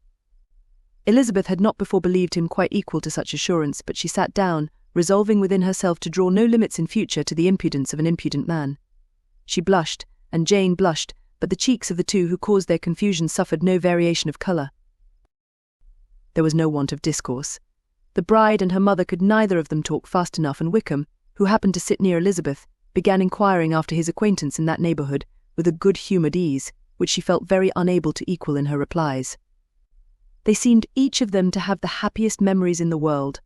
Nothing of the past was recollected with pain, and Lydia led voluntarily to subjects which her sisters would not have alluded to for the world. "Only think of its being 3 months," she cried. "Since I went away it seems but a fortnight, I declare, and yet there have been things enough happened in the time. Good gracious, when I went away I am sure I had no more idea of being married till I came back again. Though I thought it would be very good fun if I was." Her father lifted up his eyes. Jane was distressed. Elizabeth looked expressively at Lydia, but she, who never heard nor saw anything of which she chose to be insensible, gaily continued. "Oh, mamma, do the people hereabouts know I am married today? I was afraid they might not, and we overtook William Golding in his curricle, so I was determined he should know it, and so I let down the side-glass next to him, and took off my glove, and let my hand just rest upon the window-frame, so that he might see the ring, and then I bowed and smiled like anything." Elizabeth could bear it no longer. She got up and ran out of the room, and returned no more, till she heard them passing through the hall to the dining-parlour. She then joined them soon enough to see Lydia, with anxious parade, walk up to her mother's right hand, and hear her say to her eldest sister, "Ah, Jane, I take your place now, and you must go lower, because I am a married woman." It was not to be supposed that time would give Lydia that embarrassment from which she had been so wholly free at first. Her ease and good spirits increased. She longed to see Mrs. Phillips, the Lucases, and all their other neighbours, and to hear herself called Mrs. Wickham by each of them, and in the meantime she went after dinner to show her ring and boast of being married to Mrs. Hill and the 2 housemaids. "Well, mamma," said she, when they were all returned to the breakfast-room, "and what do you think of my husband? Is not he a charming man? I am sure my sisters must all envy me. I only hope they may have half my good luck. They must all go to Brighton. That is the place to get husbands. What a pity it is, mamma. We did not all go." "Very true, and if I had my will we should. But, my dear Lydia, I don't at all like your going such a way off. Must it be so? Oh, Lord. Yes, there is nothing in that. I shall like it of all things. You and Papa and my sisters must come down and see us. We shall be at Newcastle all the winter, and I dare say there will be some balls, and I will take care to get good partners for them all. I should like it beyond anything, said her mother. And then when you go away, you may leave one or two of my sisters behind you, and I dare say I shall get husbands for them before the winter is over. I thank you for my share of the favour, said Elizabeth, but I do not particularly like your way of getting husbands. Their visitors were not to remain above 10 days with them. Mr. Wickham had received his commission before he left London, and he was to join his regiment at the end of a fortnight. No one but Mrs. Bennet regretted that their stay would be so short, and she made the most of the time by visiting about with her daughter and having very frequent parties at home. These parties were acceptable to all. To avoid a family circle was even more desirable to such as did think than such as did not. Wickham's affection for Lydia was just what Elizabeth had expected to find it not equal to Lydia's for him. She had scarcely needed her present observation to be satisfied, from the reason of things, that their elopement had been brought on by the strength of her love, rather than by his, and she would have wondered why, without violently caring for her, he chose to elope with her at all. Had she not felt certain that his flight was rendered necessary by distress of circumstances, and if that were the case, he was not the young man to resist an opportunity of having a companion. Lydia was exceedingly fond of him. He was her dear Wickham on every occasion. No one was to be put in competition with him. He did everything best in the world, and she was sure he would kill more birds on the 1st of September than anybody else in the country. One morning, soon after their arrival, as she was sitting with her 2 elder sisters, she said to Elizabeth, "Lizzie, I never gave you an account of my wedding, I believe. You were not by when I told Mamma and the others all about it. Are not you curious to hear how it was managed?" "No, really," replied Elizabeth. "I think there cannot be too little said on the subject." "Ella, you are so strange, but I must tell you how it went off. We were married, at St. Clement's, because Wickham's lodgings were in that parish, and it was settled that we should all be there by 11 o'clock. My uncle and aunt and I were to go together, and the others were to meet us at the church. Well, Monday morning came, and I was in such a fuss. I was so afraid, that something would happen to put it off, and then I should have gone quite distracted. And there was my aunt, all the time I was dressing, preaching and talking away, just as if she was reading a sermon. However, I did not hear above 1 word in 10, for I was thinking, you may suppose, of my dear Wickham. I longed to know whether he would be married in his blue coat. Well, and so we breakfasted at 10 as usual. I thought it would never be over, for, by the by, you are to understand that my uncle and aunt were horrid unpleasant all the time I was with them. If you'll believe me, I did not once put my foot out of doors. Though I was there a fortnight, not one party or scheme or anything. To be sure, London was rather thin, but however the little theatre was open. Well, and so, just as the carriage came to the door, my uncle was called away upon business to that horrid man Mr. Stone. And then, when once they get together, there is no end of it. Well, I was so frightened I did not know what to do, for my uncle was to give me away. And if we were beyond the hour, we could not be married all day. But luckily he came back again in 10 minutes' time, and then we all set out. However, I recollected afterwards that if he had been prevented going, the wedding need not be put off, for Mr. Darcy might have done as well. "Mr. Darcy," repeated Elizabeth, in utter amazement. "Oh yes, he was to come there with Wickham, but gracious me, I quite forgot. I ought not to have said a word about it. I promised them so faithfully. What will Wickham say? It was to be such a secret." "If it was to be a secret," said Jane, "say not another word on the subject. You may depend upon my seeking no further." "Oh, certainly," said Elizabeth. "Though burning with curiosity, we will ask you no questions." "Thank you," said Lydia, "for if you did, I should certainly tell you all, and then Wickham would be so angry." On such encouragement to ask, Elizabeth was forced to put it out of her power by running away. But to live in ignorance on such a point was impossible, or at least it was impossible not to try for information. Mr. Darcy had been at her sister's wedding. It was exactly a scene, and exactly among people where he had apparently least to do, and least temptation to go. Conjectures as to the meaning of it, rapid and wild, hurried into her brain, but she was satisfied with none. Those that best pleased her as placing his conduct in the noblest light seemed most improbable. She could not bear such suspense, and hastily seizing a sheet of paper, wrote a short letter to her aunt to request an explanation of what Lydia had dropped, if it were compatible with the secrecy which had been intended.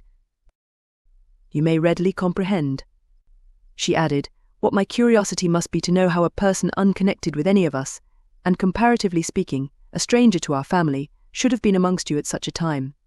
Pray write instantly, and let me understand it, unless it is, for very cogent reasons. To remain in the secrecy which Lydia seems to think necessary, and then I must endeavour to be satisfied with ignorance. Not that I shall," though she added to herself, and she finished the letter, "and my dear aunt, if you do not tell me in an honourable manner, I shall certainly be reduced to tricks and stratagems to find it out."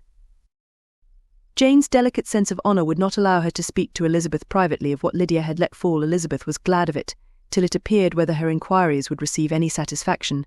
She had rather be without a confidante. Chapter 52.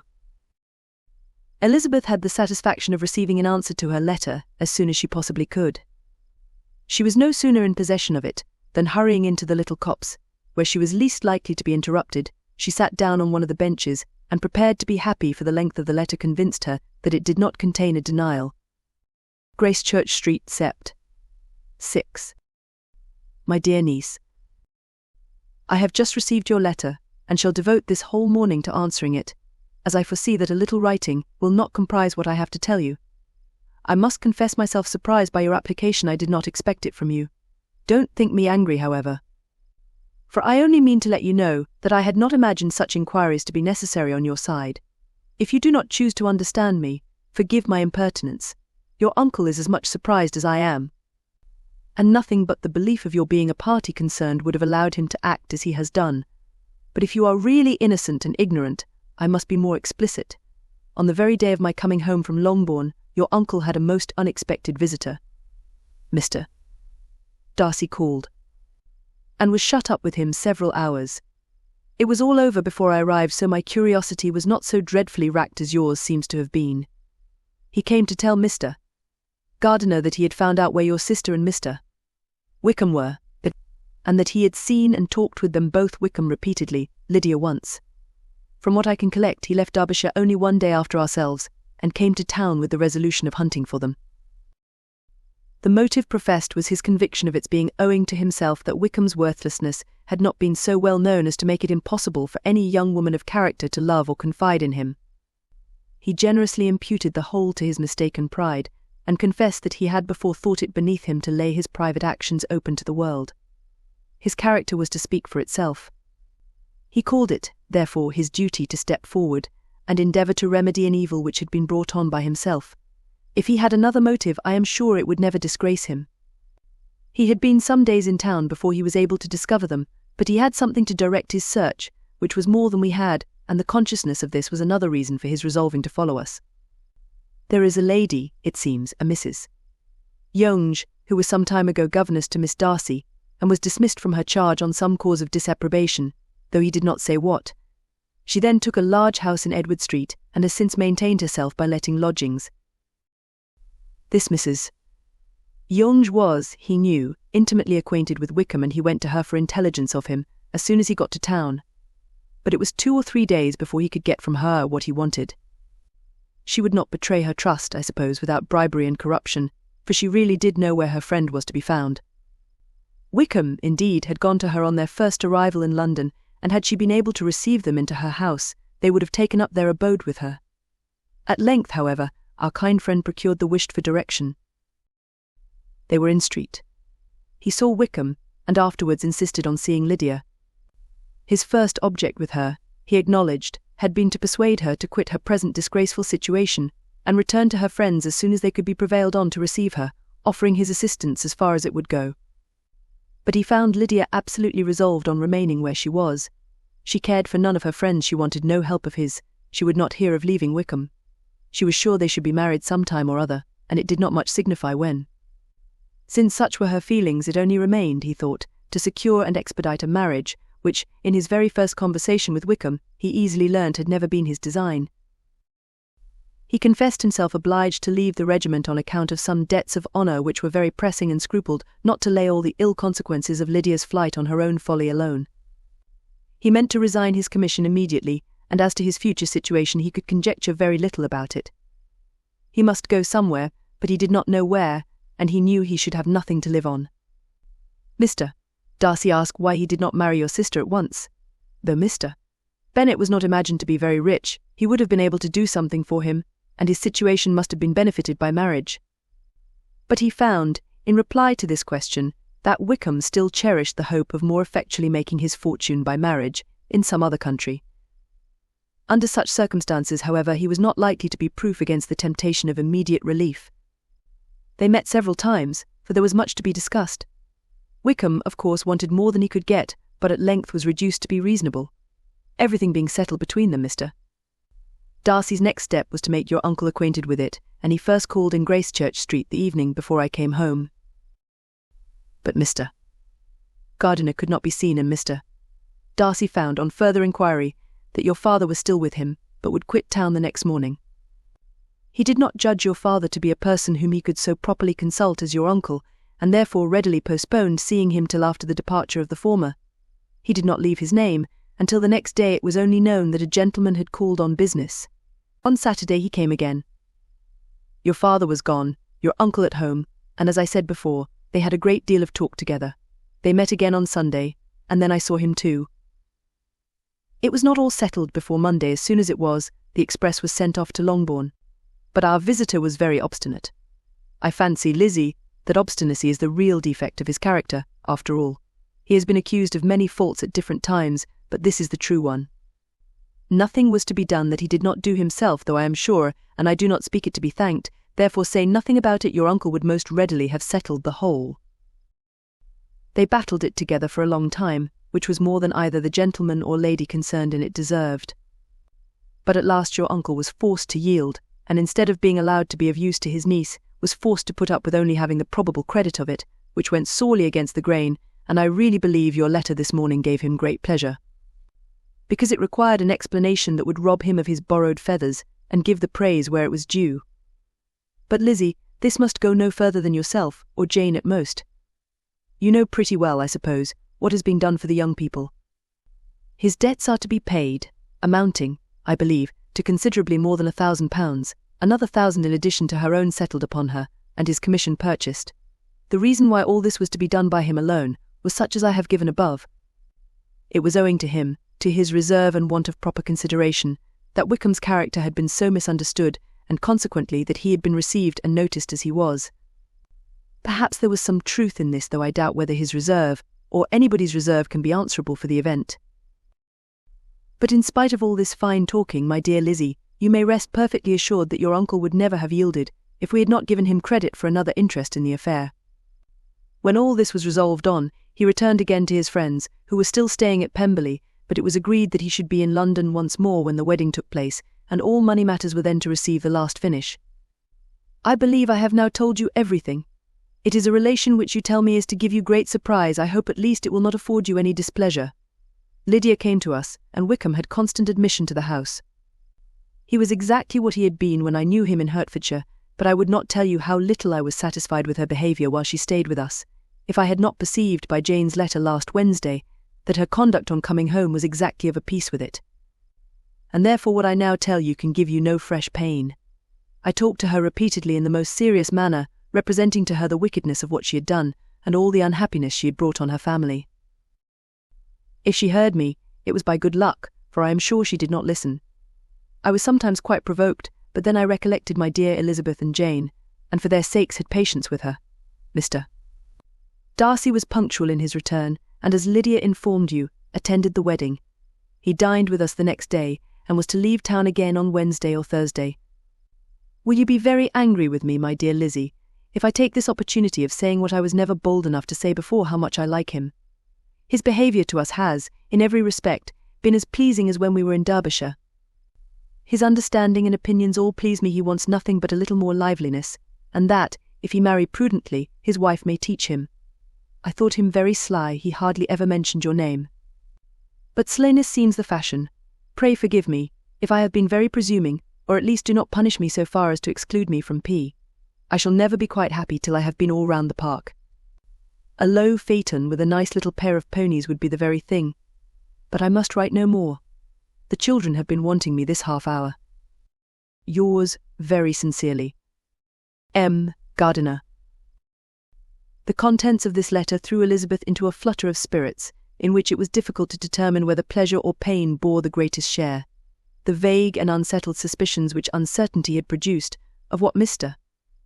Darcy might have been doing to forward her sister's match, which she had feared to encourage as an exertion of goodness too great to be probable, and at the same time dreaded to be just, from the pain of obligation, were proved beyond their greatest extent to be true. He had followed them purposely to town. He had taken on himself all the trouble and mortification attendant on such a research, in which supplication had been necessary to a woman whom he must abominate and despise, and where he was reduced to frequently meet, reason with, persuade, and finally bribe the man whom he always most wished to avoid, and whose very name it was punishment to him to pronounce. He had done all this for a girl whom he could neither regard nor esteem. Her heart did whisper that he had done it for her. But it was a hope shortly checked by other considerations, and she soon felt that even her vanity was insufficient, when required to depend on his affection for her, for a woman who had already refused him, as able to overcome a sentiment so natural as abhorrence against relationship with Wickham, brother-in-law of Wickham. Every kind of pride must revolt from the connection. He had, to be sure, done much. She was ashamed to think how much. But he had given a reason for his interference which asked no extraordinary stretch of belief. It was reasonable that he should feel he had been wrong. He had liberality, and he had the means of exercising it, and though she would not place herself as his principal inducement, she could perhaps believe that remaining partiality for her might assist his endeavours in a cause where her peace of mind must be materially concerned. It was painful, exceedingly painful, to know that they were under obligations to a person who could never receive a return. They owed the restoration of Lydia, her character, everything to him. Oh, how heartily did she grieve over every ungracious sensation she had ever encouraged, every saucy speech she had ever directed towards him. For herself she was humbled, but she was proud of him, proud that in a cause of compassion and honour he had been able to get the better of himself. She read over her aunt's commendation of him again and again. It was hardly enough, but it pleased her. She was even sensible of some pleasure, though mixed with regret, on finding how steadfastly both she and her uncle had been persuaded that affection and confidence subsisted between Mr. Darcy and herself. She was roused from her seat and her reflections by someone's approach, and before she could strike into another path, she was overtaken by Wickham. "I am afraid I interrupt your solitary ramble, my dear sister," said he, as he joined her. "You certainly do," she replied with a smile, "but it does not follow that the interruption must be unwelcome. I should be sorry indeed if it were. We were always good friends, and now we are better." "True. Are the others coming out?" "I do not know. Mrs. Bennet and Lydia are going in the carriage to Meryton, and so, my dear sister, I find from our uncle and aunt that you have actually seen Pemberley." She replied in the affirmative. "I almost envy you the pleasure, and yet I believe it would be too much for me, or else I could take it in my way to Newcastle. And you saw the old housekeeper, I suppose? Poor Reynolds, she was always very fond of me, but of course she did not mention my name to you." "Yes, she did." "And what did she say?" "That you were gone into the army, and she was afraid had not turned out well. At such a distance as that, things are strangely misrepresented." "Certainly," he replied, biting his lips. Elizabeth hoped she had silenced him, but he soon afterwards said, "I was surprised to see Darcy in town last month. We passed each other several times. I wonder what he can be doing there." "Perhaps preparing for his marriage with Mr. Bore," said Elizabeth. "It must be something particular to take him there at this time of year." "Undoubtedly. Did you see him while you were at Lambton? I thought I understood from the gardeners that you had." "Yes, he introduced us to his sister." "And do you like her?" "Very much." "I have heard, indeed, that she is uncommonly improved within this year or two. When I last saw her, she was not very promising. I am very glad you liked her. I hope she will turn out well." "I dare say she will. She has got over the most trying age." "Did you go by the village of Kympton?" "I do not recollect that we did. I mention it because it is the living which I ought to have had. A most delightful place. Excellent parsonage house. It would have suited me in every respect. How should you have liked making sermons? Exceedingly well. I should have considered it as part of my duty, and the exertion would soon have been nothing. One ought not to repine, but, to be sure, it would have been such a thing for me. The quiet, the retirement of such a life would have answered all my ideas of happiness, but it was not to be. Did you ever hear Darcy mention the circumstance when you were in Kent?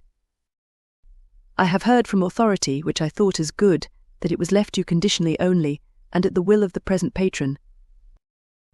You have. Yes, there was something in that I told you so from the first, you may remember. I did hear, too, that there was a time when sermon-making was not so palatable to you as it seems to be at present, that you actually declared your resolution of never taking orders, and that the business had been compromised accordingly. You did. And it was not wholly without foundation. You may remember what I told you on that point when first we talked of it.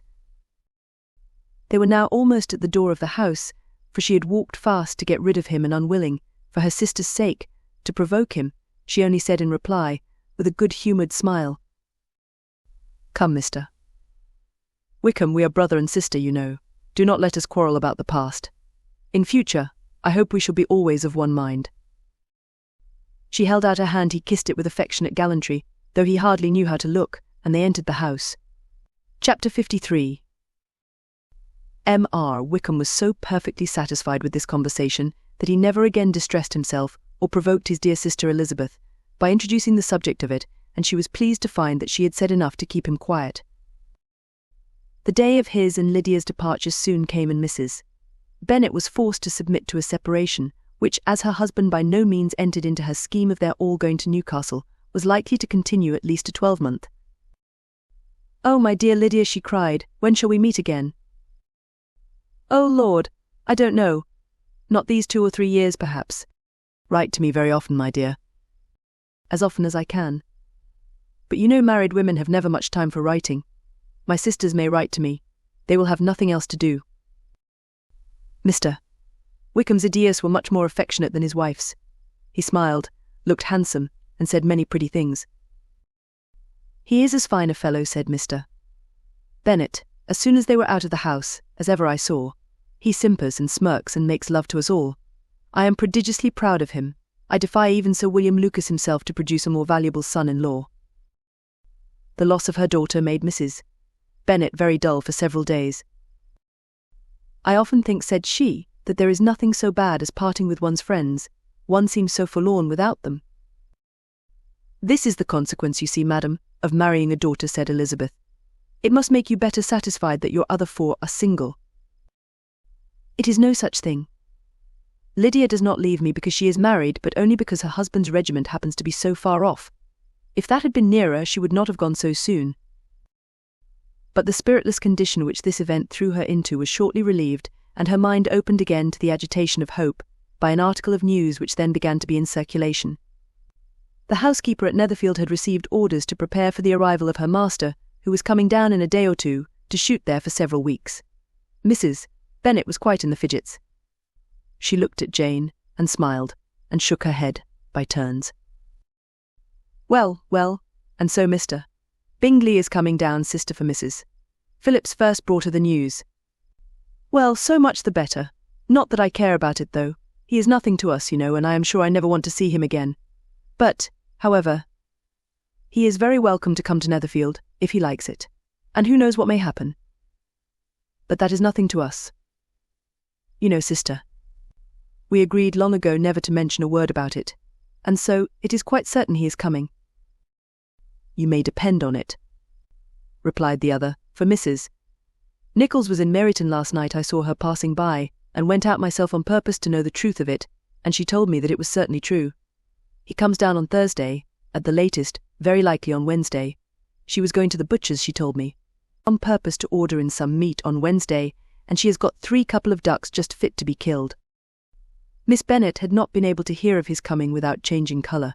It was many months since she had mentioned his name to Elizabeth, but now, as soon as they were alone together, she said, "I saw you look at me today, Lizzie, when my aunt told us of the present report, and I know I appeared distressed, but don't imagine it was from any silly cause. I was only confused for the moment. because I felt that I should be looked at. I do assure you that the news does not affect me either with pleasure or pain. I am glad of one thing, that he comes alone, because we shall see the less of him. Not that I am afraid of myself, but I dread other people's remarks." Elizabeth did not know what to make of it. Had she not seen him in Derbyshire, she might have supposed him capable of coming there with no other view than what was acknowledged, but she still thought him partial to Jane, and she wavered as to the greater probability of his coming there with his friend's permission, or being bold enough to come without it. Yet it is hard, she sometimes thought, that this poor man cannot come to a house, which he has legally hired, without raising all this speculation. I will leave him to himself. In spite of what her sister declared, and really believed to be her feelings, in the expectation of his arrival, Elizabeth could easily perceive that her spirits were affected by it. They were more disturbed, more unequal, than she had often seen them. The subject which had been so warmly canvassed between their parents, about a 12-month ago, was now brought forward again. "As soon as ever, Mr. Bingley comes, my dear," said Mrs. Bennet. "You will wait on him, of course." No, you forced me into visiting him last year, and promised, if I went to see him, he should marry one of my daughters. But it ended in nothing, and I will not be sent on a fool's errand again." His wife represented to him how absolutely necessary such an attention would be from all the neighbouring gentlemen on his returning to Netherfield. "'Tis an etiquette I despise," said he. "If he wants our society, let him seek it. He knows where we live. I will not spend my hours in running after my neighbours every time they go away and come back again." "Well, all I know is that it will be abominably rude if you do not wait on him. But, however, that shan't prevent my asking him to dine here. I am determined. We must have Mrs. Long and the Gouldings soon. That will make 13 with ourselves, so there will be just room at table for him." Consoled by this resolution, she was the better able to bear her husband's incivility, though it was very mortifying to know that her neighbours might all see Mr. Bingley, in consequence of it, before they did, as the day of his arrival drew near. "I begin to be sorry that he comes at all," said Jane to her sister. "It would be nothing I could see him with perfect indifference, but I can hardly bear to hear it thus perpetually talked of. My mother means well, but she does not know, no one can know, how much I suffer from what she says. Happy shall I be when his stay at Netherfield is over." "I wish I could say anything to comfort you," replied Elizabeth, "but it is wholly out of my power. You must feel it, and the usual satisfaction of preaching patience to a sufferer is denied me, because you have always so much." Mr. Bingley arrived. Mrs. Bennet, through the assistance of servants, contrived to have the earliest tidings of it, that the period of anxiety and fretfulness on her side be as long as it could. She counted the days that must intervene before their invitation could be sent, hopeless of seeing him before. But on the 3rd morning after his arrival in Hertfordshire, she saw him from her dressing-room window enter the paddock, and ride towards the house. Her daughters were eagerly called to partake of her joy. Jane resolutely kept her place at the table, but Elizabeth, to satisfy her mother, went to the window. She saw Mr. Darcy with him, and sat down again by her sister. "There is a gentleman with him, Mamma," said Kitty. "Who can it be?" "Some acquaintance or other, my dear. I suppose I am sure I do not know." "La," replied Kitty. "It looks just like that man that used to be with him before. Mr. What's his name, that tall, proud man?" "Good gracious, Mr. Darcy." "And so it does, I vow. Well, any friend of Mr. Bingley's will always be welcome here, to be sure, but else I must say that I hate the very sight of him." Jane looked at Elizabeth with surprise and concern. She knew but little of their meeting in Derbyshire, and therefore felt for the awkwardness which must attend her sister in seeing him almost for the first time after receiving his explanatory letter. Both sisters were uncomfortable enough. Each felt for the other, and of course for themselves, and their mother talked on of her dislike of Mr. Darcy, and her resolution to be civil to him only as Mr. Bingley's friend, without being heard by either of them. But Elizabeth had sources of uneasiness which could not yet be suspected by Jane, to whom she had never yet had courage to show Mrs. Gardiner's letter, or to relate her own change of sentiment towards him. To Jane, he could be only a man whose proposals she had refused, and whose merits she had undervalued, but to her own more extensive information, he was the person to whom the whole family were indebted for the first of benefits, and whom she regarded herself with an interest, if not quite so tender, at least as reasonable and just, as what Jane felt for Bingley. Her astonishment at his coming to Netherfield, to Longbourn, and voluntarily seeking her again was almost equal to what she had known on first witnessing his altered behaviour in Derbyshire. The colour which had been driven from her face returned for half a minute with an additional glow, and a smile of delight added lustre to her eyes, as she thought for that space of time that his affection and wishes must still be unshaken, but she would not be secure. "Let me first see how he behaves," said she. "It will then be early enough for expectation." She sat intently at work, striving to be composed, and without daring to lift up her eyes, till anxious curiosity carried them to the face of her sister as the servant was approaching the door. Jane looked a little paler than usual, but more sedate than Elizabeth had expected.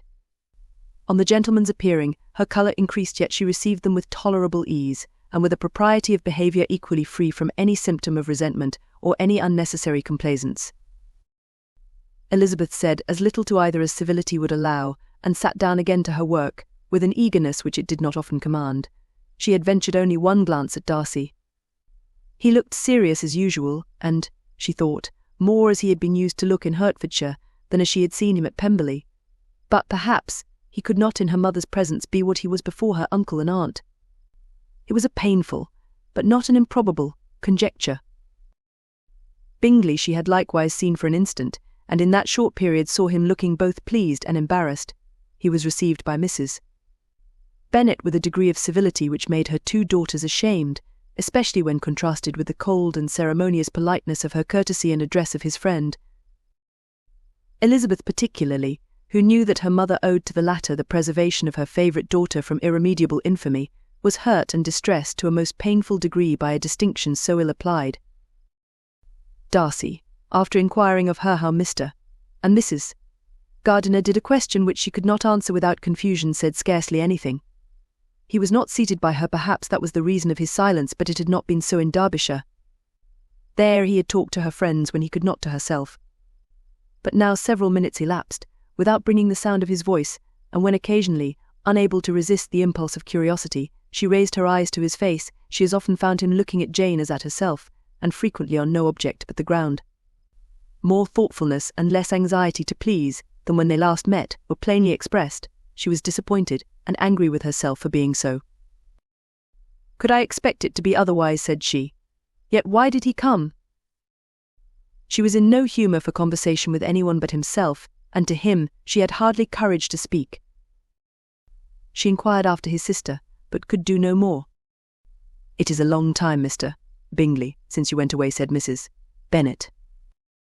He readily agreed to it. "I began to be afraid you would never come back again. People did say you meant to quit the place entirely at Michaelmas, but, however, I hope it is not true. A great many changes have happened in the neighbourhood since you went away. Miss Lucas is married and settled. And one of my own daughters. I suppose you have heard of it. Indeed, you must have seen it in the papers. It was in the Times and the Courier, I know, though it was not put in as it ought to be. It was only said lately, George Wickham, Esq. to Miss Lydia Bennet, without there being a syllable said of her father, or the place where she lived, or anything. It was my brother Gardiner's drawing up, too, and I wonder how he came to make such an awkward business of it." "Did you see it?" Bingley replied that he did, and made his congratulations. Elizabeth dared not lift up her eyes. How Mr. Darcy looked, therefore she could not tell.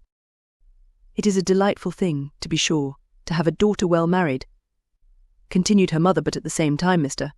Bingley, it is very hard to have her taken away from me. They are gone down to Newcastle, a place quite northward it seems, and there they are to stay. I do not know how long.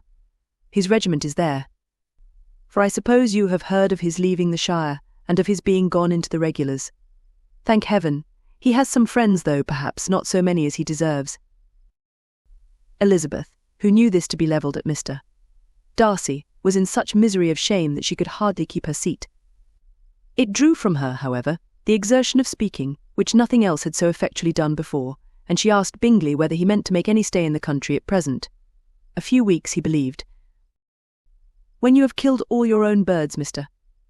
Bingley," said her mother, "I beg you will come here and shoot as many as you please on Mr. Bennet's manor. I am sure he will be vastly happy to oblige you, and will save all the best of the coveys for you." Elizabeth's misery increased at such unnecessary, such officious attention. Were the same fair prospect to arise at present as had flattered them a year ago, everything, she was persuaded, would be hastening to the same vexatious conclusion. At that instant she felt that years of happiness could not make Jane or herself amends for moments of such painful confusion. The first wish of my heart, said she to herself, is never more to be in company with either of them. Their society can afford no pleasure that will atone for such wretchedness as this. Let me never see either one or the other again. Yet the misery, for which years of happiness were to offer no compensation, received soon afterwards material relief, from observing how much the beauty of her sister rekindled the admiration of her former lover. When first he came in he had spoken to her but little, but every 5 minutes seemed to be giving her more of his attention. He found her as handsome as she had been last year, as good-natured, and as unaffected, though not quite so chatty. Jane was anxious that no difference should be perceived in her at all, and was really persuaded that she talked as much as ever, but her mind was so busily engaged that she did not always know when she was silent. When the gentleman rose to go away, Mrs. Bennet was mindful of her intended civility, and they were invited and engaged to dine at Longbourn in a few days' time. You are quite a visit in my debt, Mr. Bingley, she added, for when you went to town last winter, you promised to take a family dinner with us as soon as you returned. I have not forgot, you see, and I assure you I was very much disappointed that you did not come back and keep your engagement. Bingley looked a little silly at this reflection, and said something of his concern at having been prevented by business. They then went away. Mrs. Bennet had been strongly inclined to ask them to stay and dine there that day, but, though she always kept a very good table, she did not think anything less than 2 courses could be good enough for a man on whom she had such anxious designs, or satisfy the appetite and pride of one who had 10,000 a year. Chapter 54. As soon as they were gone, Elizabeth walked out to recover her spirits, or, in other words, to dwell without interruption on those subjects which must deaden them more. Mr. Darcy's behaviour astonished and vexed her. Why, if he came only to be silent, grave, and indifferent, said she, did he come at all? She could settle it in no way that gave her pleasure. He could be still amiable, still pleasing to my uncle and aunt, when he was in town, and why not to me? If he fears me, why come hither? If he no longer cares for me, why silent? Teasing man. I will think no more about him. Her resolution was for a short time involuntarily kept by the approach of her sister, who joined her with a cheerful look which showed her better satisfied with their visitors than Elizabeth. Now, said she, that this first meeting is over, I feel perfectly easy. I know my own strength, and I shall never be embarrassed again by his coming. I am glad he dines here on Tuesday. It will then be publicly seen that on both sides we meet only as common and indifferent acquaintance. Yes, very indifferent, indeed, said Elizabeth, laughingly. Oh, Jane, take care. My dear Lizzie, you cannot think me so weak as to be in danger now. I think you are in very great danger of making him as much in love with you as ever. They did not see the gentleman again till Tuesday, and Mrs. Bennet, in the meanwhile, was giving way to all the happy schemes which the good humour and common politeness of Bingley, in half an hour's visit, had revived. On Tuesday there was a large party assembled at Longbourn, and the two who were most anxiously expected, to the credit of their punctuality as sportsmen, were in very good time. When they repaired to the dining-room, Elizabeth eagerly watched to see whether Bingley would take the place which, in all their former parties, had belonged to him by her sister. Her prudent mother, occupied by the same ideas, forbore to invite him to sit by herself. On entering the room, he seemed to hesitate, but Jane happened to look round, and happened to smile. It was decided. He placed himself by her. Elizabeth, with a triumphant sensation, looked towards his friend. He bore it with noble indifference, and she would have imagined that Bingley had received his sanction to be happy, had she not seen his eyes likewise turned towards Mr. Darcy, with an expression of half-laughing alarm.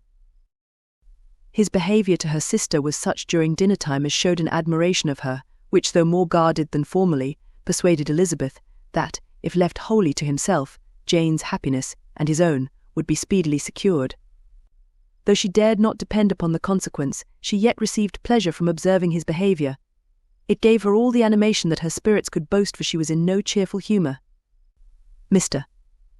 Darcy was almost as far from her as the table could divide them. He was on one side of her mother. She knew how little such a situation would give pleasure to either, or make either appear to advantage. She was not near enough to hear any of their discourse, but she could see how seldom they spoke to each other, and how formal and cold was their manner whenever they did. Her mother's ungraciousness made the sense of what they owed him more painful to Elizabeth's mind and she would, at times, have given anything to be privileged to tell him that his kindness was neither unknown nor unfelt by the whole of the family. She was in hopes that the evening would afford some opportunity of bringing them together, that the whole of the visit would not pass away without enabling them to enter into something more of conversation than the mere ceremonious salutation attending his entrance. Anxious and uneasy, the period which passed in the drawing-room before the gentleman came was wearisome and dull to a degree that almost made her uncivil. She looked forward to their entrance as the point on which all her chance of pleasure for the evening must depend. "If he does not come to me," then said she, "I shall give him up for ever." The gentleman came, and she thought he looked as if he would have answered her hopes, but, alas! The ladies had crowded round the table, where Miss Bennet was making tea, and Elizabeth pouring out the coffee, in so close a confederacy that there was not a single vacancy near her which would admit of a chair. And on the gentleman's approaching, one of the girls moved closer to her than ever, and said, in a whisper, "The men shan't come and part us, I am determined. We want none of them, do we?" Darcy had walked away to another part of the room. She followed him with her eyes, envied everyone to whom he spoke, had scarcely patience enough to help anybody to coffee, and then was enraged against herself for being so silly. A man who has once been refused. How could I ever be foolish enough to expect a renewal of his love? Is there one among the sex who would not protest against such a weakness as a second proposal to the same woman? There is no indignity so abhorrent to their feelings. She was a little revived, however, by his bringing back his coffee cup himself, and she seized the opportunity of saying, "Is your sister at Pemberley still?" "Yes, she will remain there till Christmas." "And quite alone? Have all her friends left her?" "Mrs. Annesley is with her. The others have been gone on to Scarborough these 3 weeks." She could think of nothing more to say, but if he wished to converse with her, he might have better success. He stood by her, however, for some minutes in silence, and at last, on the young ladies whispering to Elizabeth again, he walked away. When the tea things were removed, and the card tables placed, the ladies all rose, and Elizabeth was then hoping to be soon joined by him, when all her views were overthrown by seeing him fall a victim to her mother's rapacity for whist players. And in a few moments after seated with the rest of the party, she now lost every expectation of pleasure. They were confined for the evening at different tables, and she had nothing to hope, but that his eyes were so often turned towards her side of the room as to make him play as unsuccessfully as herself. Mrs. Bennet had designed to keep the 2 Netherfield gentlemen to supper, but their carriage was, unluckily, ordered before any of the others, and she had no opportunity of detaining them. "Well, girls," said she, as soon as they were left to themselves, "what say you to the day? I think everything has passed off uncommonly well, I assure you. The dinner was as well dressed as any I ever saw. The venison was roasted to a turn, and everybody said they never saw so fat a haunch. The soup was 50 times better than what we had at the Lucases last week, and even Mr. Darcy acknowledged that the partridges were remarkably well done, and I suppose he has 2 or 3 French cooks at least. And my dear Jane, I never saw you look in greater beauty. Mrs. Long said so too, for I asked her whether you did not. And what do you think she said besides? Ah, Mrs. Bennet, we shall have her at Netherfield at last, she did. Indeed, I do think Mrs. Long is as good a creature as ever lived, and her nieces are very pretty behaved girls, and not at all handsome. I like them prodigiously. Mrs. Bennet, in short, was in very great spirits. She had seen enough of Bingley's behaviour to Jane to be convinced that she would get him at last, and her expectations of advantage to her family, when in a happy humour, were so far beyond reason, that she was quite disappointed at not seeing him there again the next day, to make his proposals. "It has been a very agreeable day," said Miss Bennet to Elizabeth. "The party seemed so well selected, so suitable one with the other. I hope we may often meet again." Elizabeth smiled. "Lizzie, you must not do so. You must not suspect me. It mortifies me. I assure you that I have now learnt to enjoy his conversation as an agreeable and sensible young man without having a wish beyond it. I am perfectly satisfied, from what his manners now are, that he never had any design of engaging my affection. It is only that he is blessed with greater sweetness of address, and a stronger desire of generally pleasing than any other man."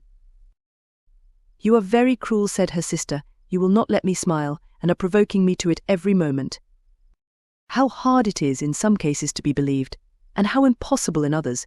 But why should you wish to persuade me that I feel more than I acknowledge?" That is a question which I hardly know how to answer. We all love to instruct, though we can teach only what is not worth knowing. Forgive me, and if you persist in indifference, do not make me your confidante. Chapter 55. A few days after this visit, Mr. Bingley called again, and alone. His friend had left him that morning for London, but was to return home in 10 days' time. He sat with them above an hour, and was in remarkably good spirits. Mrs. Bennet invited him to dine with them, but, with many expressions of concern, he confessed himself engaged elsewhere. "Next time you call," said she, "I hope we shall be more lucky." He should be particularly happy at any time, etc. and he, if she would give him leave, would take an early opportunity of waiting on them. "Can you come tomorrow?" Yes, he had no engagement at all for tomorrow, and her invitation was accepted with alacrity. He came, and in such very good time that the ladies were none of them dressed. In ran Mrs.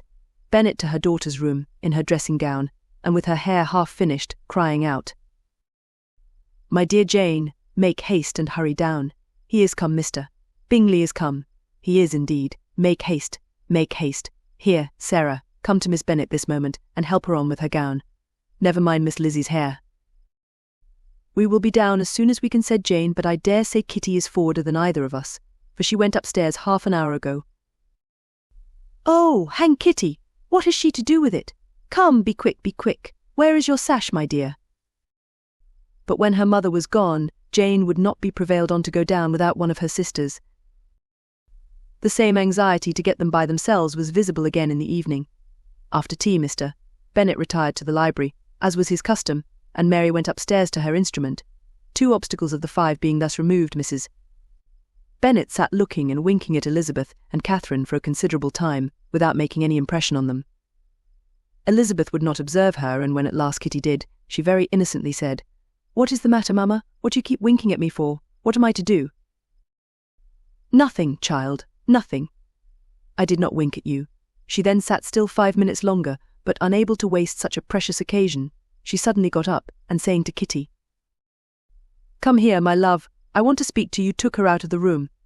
Jane instantly gave a look at Elizabeth which spoke her distress at such premeditation, and her entreaty that she would not give in to it. In a few minutes, Mrs. Bennet half opened the door and called out, "Lizzie, my dear, I want to speak with you." Elizabeth was forced to go. "We may as well leave them by themselves, you know," said her mother as soon as she was in the hall. "Kitty and I are going upstairs to sit in my dressing-room." Elizabeth made no attempt to reason with her mother, but remained quietly in the hall till she and Kitty were out of sight, then returned into the drawing-room. Mrs. Bennet's schemes for this day were ineffectual. Bingley was everything that was charming, except the professed lover of her daughter. His ease and cheerfulness rendered him a most agreeable addition to their evening party, and he bore with the ill-judged officiousness of the mother, and heard all her silly remarks with a forbearance and command of countenance particularly grateful to the daughter. He scarcely needed an invitation to stay supper, and before he went away an engagement was formed, chiefly through his own and Mrs. Bennet's means, for his coming next morning to shoot with her husband. After this day, Jane said no more of her indifference. Not a word passed between the sisters concerning Bingley, but Elizabeth went to bed in the happy belief that all must speedily be concluded, unless Mr. Darcy returned within the stated time. Seriously, however, she felt tolerably persuaded that all this must have taken place with that gentleman's concurrence. Bingley was punctual to his appointment, and he and Mr. Bennet spent the morning together, as had been agreed on. The latter was much more agreeable than his companion expected. There was nothing of presumption or folly in Bingley that could provoke his ridicule or disgust him into silence, and he was more communicative and less eccentric than the other had ever seen him. Bingley, of course, returned with him to dinner, and in the evening Mrs. Bennet's invention was again at work to get everybody away from him and her daughter. Elizabeth, who had a letter to write, went into the breakfast-room for that purpose soon after tea, for as the others were all going to sit down to cards, she could not be wanted to counteract her mother's schemes. But on her returning to the drawing-room, when her letter was finished, she saw, to her infinite surprise, there was reason to fear that her mother had been too ingenious for her. On opening the door, she perceived her sister and Bingley standing together over the hearth, as if engaged in earnest conversation, and had this led to no suspicion, the faces of both, as they hastily turned round and moved away from each other, would have told it all. Their situation was awkward enough, but hers she thought was still worse. Not a syllable was uttered by either, and Elizabeth was on the point of going away again, when Bingley, who as well as the other had sat down, suddenly rose, and whispering a few words to her sister, ran out of the room. Jane could have no reserves from Elizabeth, where confidence would give pleasure, and, instantly embracing her, acknowledged, with the liveliest emotion, that she was the happiest creature in the world. "'Tis too much," she added, "by far too much. I do not deserve it. Oh, why is not everybody as happy?" Elizabeth's congratulations were given with a sincerity, a warmth, a delight which words could but poorly express. Every sentence of kindness was a fresh source of happiness to Jane, but she would not allow herself to stay with her sister, or say half that remained to be said, for the present. "I must go instantly to my mother," she cried. "I would not on any account trifle with her affectionate solicitude, or allow her to hear it from anyone but myself. He is gone to my father already. Oh, Lizzie, to know that what I have to relate will give such pleasure to all my dear family. How shall I bear so much happiness?" She then hastened away to her mother, who had purposely broken up the card party, and was sitting upstairs with Kitty. Elizabeth, who was left by herself, now smiled at the rapidity and ease with which an affair was finally settled, that had given them so many previous months of suspense and vexation. "And this," said she, "is the end of all his friend's anxious circumspection, of all his sister's falsehood and contrivance, the happiest, wisest, and most reasonable end."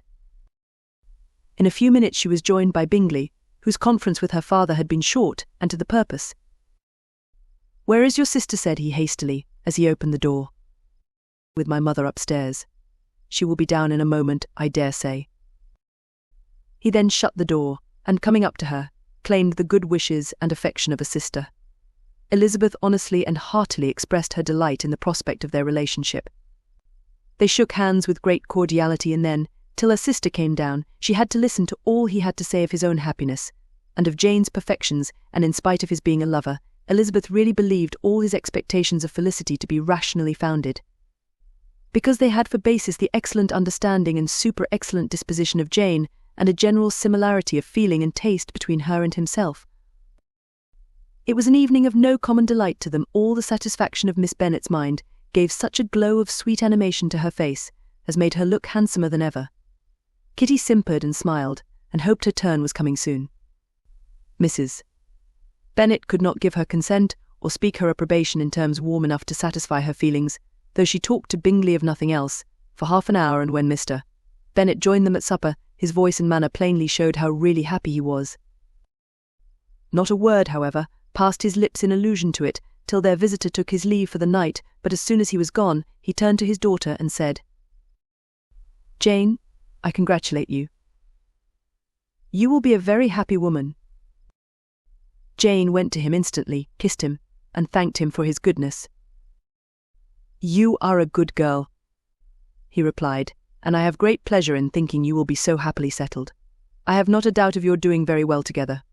Your tempers are by no means unlike. You are each of you so complying that nothing will ever be resolved on so easy, that every servant will cheat you, and so generous that you will always exceed your income. I hope not so. Imprudence or thoughtlessness in money matters would be unpardonable in me. Exceed their income." "My dear Mr. Bennet," cried his wife, "what are you talking of? Why, he has 4,000 or 5,000 a year, and very likely more."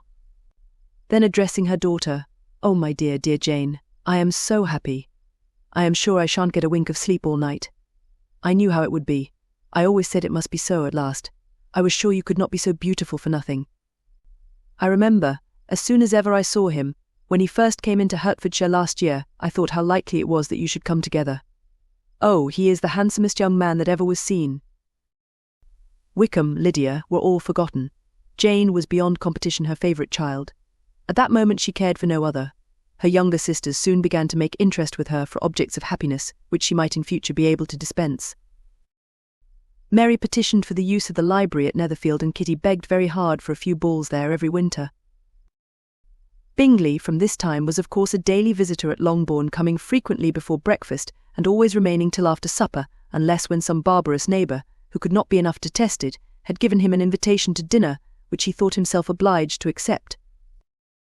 Elizabeth had now but little time for conversation with her sister, for while he was present Jane had no attention to bestow on anyone else but she found herself considerably useful to both of them, in those hours of separation that must sometimes occur. In the absence of Jane, he always attached himself to Elizabeth for the pleasure of talking of her, and when Bingley was gone, Jane constantly sought the same means of relief. "He has made me so happy," said she, one evening, by telling me that he was totally ignorant of my being in town last spring. I had not believed it possible. "I suspected as much," replied Elizabeth. "But how did he account for it?" "It must have been his sister's doing. There were certainly no friends to his acquaintance with me, which I cannot wonder at, since he might have chosen so much more advantageously in many respects.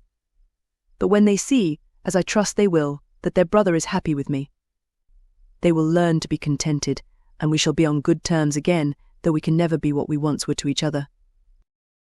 "That is the most unforgiving speech," said Elizabeth, "that I ever heard you utter. Good girl, it would vex me indeed to see you again the dupe of Miss Bingley's pretended regard. Would you believe it, Lizzie, that when he went to town last November he really loved me, and nothing but a persuasion of my being indifferent would have prevented his coming down again? He made a little mistake, to be sure, but it is to the credit of his modesty." This naturally introduced a panegyric from Jane on his diffidence, and the little value he put on his own good qualities. Elizabeth was pleased to find that he had not betrayed the interference of his friend, for, though Jane had the most generous and forgiving heart in the world, she knew it was a circumstance which must prejudice her against him. "I am certainly the most fortunate creature that ever existed," cried Jane. "Oh, Lizzie, why am I thus singled from my family, and blessed above them all? If I could but see you as happy, if there were but such another man for you. If you were to give me 40 such men, I never could be so happy as you. Till I have your disposition, your goodness, I never can have your happiness. No, no, let me shift for myself, and perhaps, if I have very good luck, I may meet with another Mr. Collins in time." The situation of affairs in the Longbourn family could not be long a secret. Mrs. Bennet was privileged to whisper it to Mrs. Phillips, and she ventured, without any permission, to do the same by all her neighbours in Meryton. The Bennets were speedily pronounced to be the luckiest family in the world, though only a few weeks before, when Lydia had first run away, they had been generally proved to be marked out for misfortune. Chapter 56. One morning, about a week after Bingley's engagement with Jane had been formed, as he and the females of the family were sitting together in the dining-room, their attention was suddenly drawn to the window by the sound of a carriage, and they perceived a chaise and 4 driving up the lawn. It was too early in the morning for visitors, and besides, the equipage did not answer to that of any of their neighbours. The horses were post, and neither the carriage, nor the livery of the servant who preceded it, were familiar to them. As it was certain, however, that somebody was coming, Bingley instantly prevailed on Miss Bennet to avoid the confinement of such an intrusion, and walk away with him into the shrubbery. They both set off, and the conjectures of the remaining 3 continued, though with little satisfaction, till the door was thrown open, and their visitor entered. It was Lady Catherine de Bourgh. They were of course all intending to be surprised, but their astonishment was beyond their expectation, and on the part of Mrs. Bennet and Kitty, though she was perfectly unknown to them, even inferior to what Elizabeth felt. She entered the room with an air more than usually ungracious, made no other reply to Elizabeth's salutation than a slight inclination of the head, and sat down without saying a word. Elizabeth had mentioned her name to her mother on her ladyship's entrance, though no request of introduction had been made. Mrs. Bennet, all amazement, though flattered by having a guest of such high importance, received her with the utmost politeness. After sitting for a moment in silence, she said, very stiffly, to Elizabeth, "I hope you are well, Miss Bennet. That lady, I suppose, is your mother." Elizabeth replied very concisely that she was. "And that, I suppose, is one of your sisters?" "Yes, madam," said Mrs. Bennet, delighted to speak to a Lady Catherine. "She is my youngest girl but one. My youngest of all is lately married, and my eldest is somewhere about the ground, walking with a young man, who, I believe, will soon become a part of the family." "You have a very small park here," returned Lady Catherine, after a short silence. "It is nothing in comparison of Rosings, my lady, I dare say, but, I assure you, it is much larger than Sir William Lucas's. This must be a most inconvenient sitting-room for the evening, and some of the windows are full west." Mrs. Bennet assured her that they never sat there after dinner, and then added, "May I take the liberty of asking your ladyship whether you left Mr. and Mrs. Collins well?" Yes, very well. I saw them the night before last. Elizabeth now expected that she would produce a letter for her from Charlotte, as it seemed the only probable motive for her calling, but no letter appeared, and she was completely puzzled. Mrs. Bennet, with great civility, begged her ladyship to take some refreshment, but Lady Catherine very resolutely, and not very politely, declined eating anything, and then, rising up, said to Elizabeth, "Miss Bennet, there seemed to be a prettyish kind of a little wilderness on one side of your lawn. I should be glad to take a turn in it, if you will favour me with your company." "Go, my dear," cried her mother, "and show her ladyship about the different walks. I think she will be pleased with the hermitage." Elizabeth obeyed, and running into her own room for her parasol, attended her noble guest downstairs. As they passed through the hall, Lady Catherine opened the doors into the dining parlour and drawing-room, and pronouncing them, after a short survey, to be decent-looking rooms, walked on. Her carriage remained at the door, and Elizabeth saw that her waiting woman was in it. They proceeded in silence along the gravel walk that led to the copse. Elizabeth was determined to make no effort for conversation with a woman who was now more than usually insolent and disagreeable. "How could I ever think her like her nephew?" said she, as she looked in her face. As soon as they entered the copse, Lady Catherine began in the following manner. "You can be at no loss, Miss Bennet, to understand the reason of my journey hither. Your own heart, your own conscience must tell you why I come." Elizabeth looked with unaffected astonishment. "Indeed, you are mistaken, madam. I have not been at all able to account for the honour of seeing you here." "Miss Bennet," replied her ladyship, in an angry tone, "you ought to know that I am not to be trifled with. But however insincere you may choose to be, you shall not find me so. My character has ever been celebrated for its sincerity and frankness, and in a cause of such moment as this, I shall certainly not depart from it. A report of a most alarming nature reached me 2 days ago. I was told that not only your sister was on the point of being most advantageously married, but that Miss Elizabeth Bennet would, in all likelihood, be soon afterwards united to my nephew, my own nephew, Mr. Darcy. Though I know it must be a scandalous falsehood, though I would not injure him so much as to suppose the truth of it possible, I instantly resolved on setting off for this place, that I might make my sentiments known to you." "If you believed it impossible to be true," said Elizabeth, colouring with astonishment and disdain, "I wonder you took the trouble of coming so far. What could your ladyship propose by it?" "At once to insist upon having such a report universally contradicted."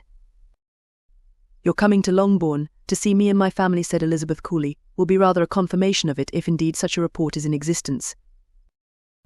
"If. Do you then pretend to be ignorant of it? Has it not been industriously circulated by yourselves? Do you not know that such a report is spread abroad?"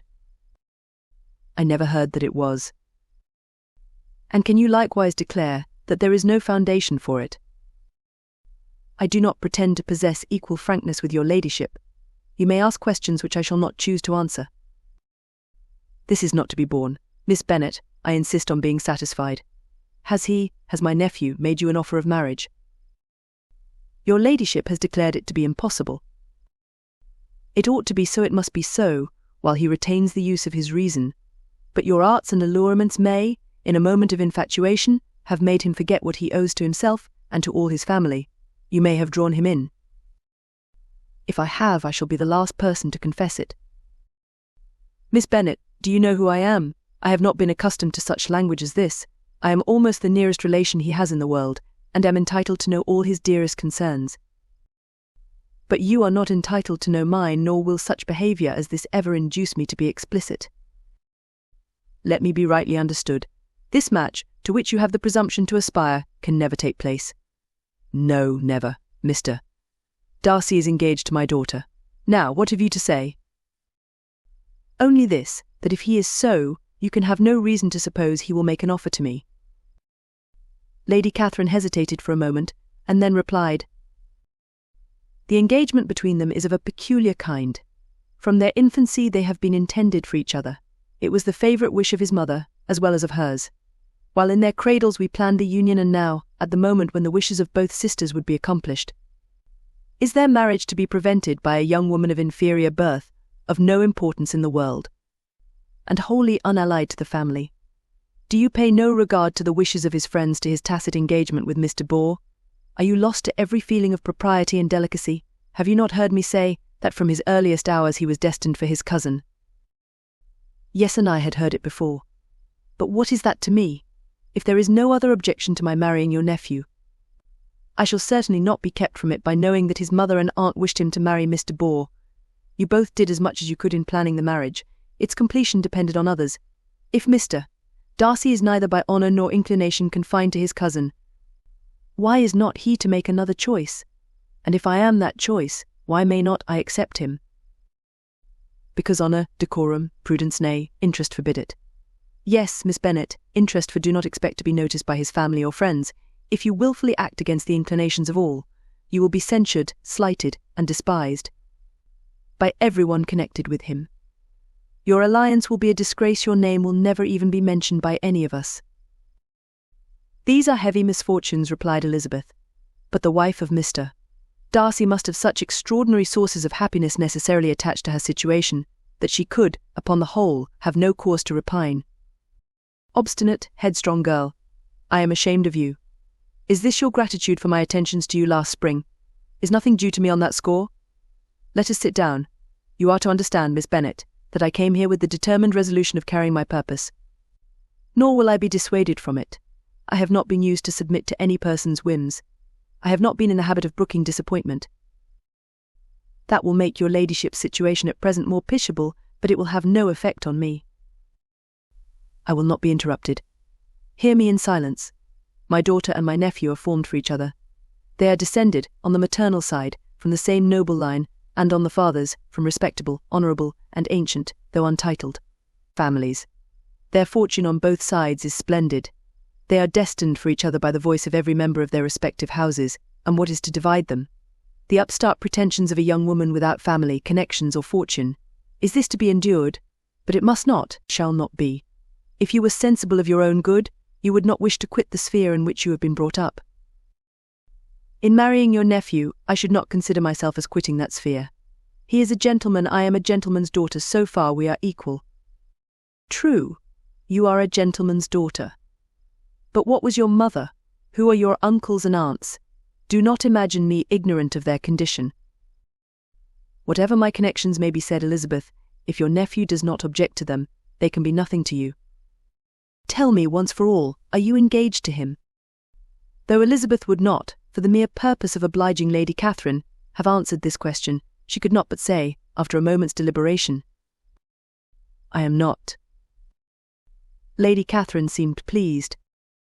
And will you promise me never to enter into such an engagement? I will make no promise of the kind. Miss Bennet, I am shocked and astonished. I expected to find a more reasonable young woman, but do not deceive yourself into a belief that I will ever recede. I shall not go away till you have given me the assurance I require. And I certainly never shall give it. I am not to be intimidated into anything so wholly unreasonable. Your ladyship wants Mr. Darcy to marry your daughter, but would my giving you the wished-for promise make their marriage at all more probable? Supposing him to be attached to me, would my refusing to accept his hand make him wish to bestow it on his cousin? Allow me to say, Lady Catherine, that the arguments with which you have supported this extraordinary application have been as frivolous as the application was ill-judged. You have widely mistaken my character. If you think I can be worked on by such persuasions as these, how far your nephew might approve of your interference in his affairs, I cannot tell, but you have certainly no right to concern yourself in mine. I must beg, therefore, to be importuned no further on the subject. Not so hasty, if you please. I have by no means done. To all the objections I have already urged, I have still another to add. I am no stranger to the particulars of your youngest sister's infamous elopement. I know it all that the young man's marrying her was a patched-up business, at the expense of your father and uncle. And is such a girl to be my nephew's sister? Is her husband, who is the son of his late father's steward, to be his brother? Heaven and earth! Of what are you thinking? Are the shades of Pemberley to be thus polluted? You can now have nothing further to say, she resentfully answered. You have insulted me, in every possible method. I must beg to return to the house. And she rose as she spoke. Lady Catherine rose also, and they turned back. Her ladyship was highly incensed. You have no regard, then, for the honour and credit of my nephew. Unfeeling, selfish girl. Do you not consider that a connection with you must disgrace him in the eyes of everybody? Lady Catherine, I have nothing further to say. You know my sentiments. You are then resolved to have him. I have said no such thing. I am only resolved to act in that manner which will, in my own opinion, constitute my happiness, without reference to you, or to any person so wholly unconnected with me. It is well. You refuse, then, to oblige me. You refuse to obey the claims of duty, honour, and gratitude. You are determined to ruin him in the opinion of all his friends, and make him the contempt of the world. Neither duty, nor honour, nor gratitude, replied Elizabeth, has any possible claim on me, in the present instance. No principle of either would be violated by my marriage with Mr. Darcy, and with regard to the resentment of his family, or the indignation of the world, if the former were excited by his marrying me, it would not give me one moment's concern, and the world in general would have too much sense to join in the scorn. And this is your real opinion, this is your final resolve. Very well, I shall now know how to act. Do not imagine, Miss Bennet, that your ambition will ever be gratified. I came to try you, I hope to find you reasonable, but depend upon it I will carry my point. In this manner Lady Catherine talked on, till they were at the door of the carriage, when, turning hastily round, she added, I take no leave of you, Miss Bennet. I send no compliments to your mother. You deserve no such attention. I am most seriously displeased. Elizabeth made no answer, and without attempting to persuade her ladyship to return into the house, walked quietly into it herself. She heard the carriage drive away as she proceeded upstairs. Her mother impatiently met her at the door of her dressing-room to ask why Lady Catherine would not come in again and rest herself. She did not choose it, said her daughter, she would go. She is a very fine-looking woman, and her calling here was prodigiously civil, for she only came, I suppose, to tell us the Collinses were well. She is on her road somewhere, I dare say, and so, passing through Meryton, thought she might as well call on you. I suppose she had nothing particular to say to you, Lizzie. Elizabeth was forced to give in to a little falsehood here, for to acknowledge the substance of their conversation was impossible. Chapter 57. The discomposure of spirits which this extraordinary visit threw Elizabeth into could not be easily overcome, nor could she for many hours learn to think of it less than incessantly. Lady Catherine, it appeared, had actually taken the trouble of this journey from Rosings for the sole purpose of breaking off her supposed engagement with Mr. Darcy. It was a rational scheme, to be sure. But from what the report of their engagement could originate, Elizabeth was at a loss to imagine, till she recollected that his being the intimate friend of Bingley, and her being the sister of Jane, was enough, at a time when the expectation of one wedding made everybody eager for another, to supply the idea. She had not herself forgotten to feel that the marriage of her sister must bring them more frequently together. And her neighbours at Lucas Lodge, therefore, for through their communication with the Collinses, the report, she concluded, had reached Lady Catherine, had only set that down as almost certain and immediate, which she had looked forward to as possible at some future time. In revolving Lady Catherine's expressions, however, she could not help feeling some uneasiness as to the possible consequence of her persisting in this interference. From what she had said of her resolution to prevent the marriage, it occurred to Elizabeth that she must meditate an application to her nephew, and how he might take a similar representation of the evils attached to a connection with her, she dared not pronounce. She knew not the exact degree of his affection for his aunt, or his dependence on her judgment, but it was natural to suppose that he thought much higher of her ladyship than she could do, and it was certain that in enumerating the miseries of a marriage with one whose immediate connections were so unequal to his own, his aunt would address him on his weakest side. With his notions of dignity, he would probably feel that the arguments, which to Elizabeth had appeared weak and ridiculous, contained much good sense and solid reasoning. If he had been wavering before as to what he should do, which had often seemed likely, the advice and entreaty of so near a relation might settle every doubt, and determine him at once to be as happy as dignity unblemished could make him. In that case he would return no more. Lady Catherine might see him in her way through town, and his engagement to Bingley of coming again to Netherfield must give way.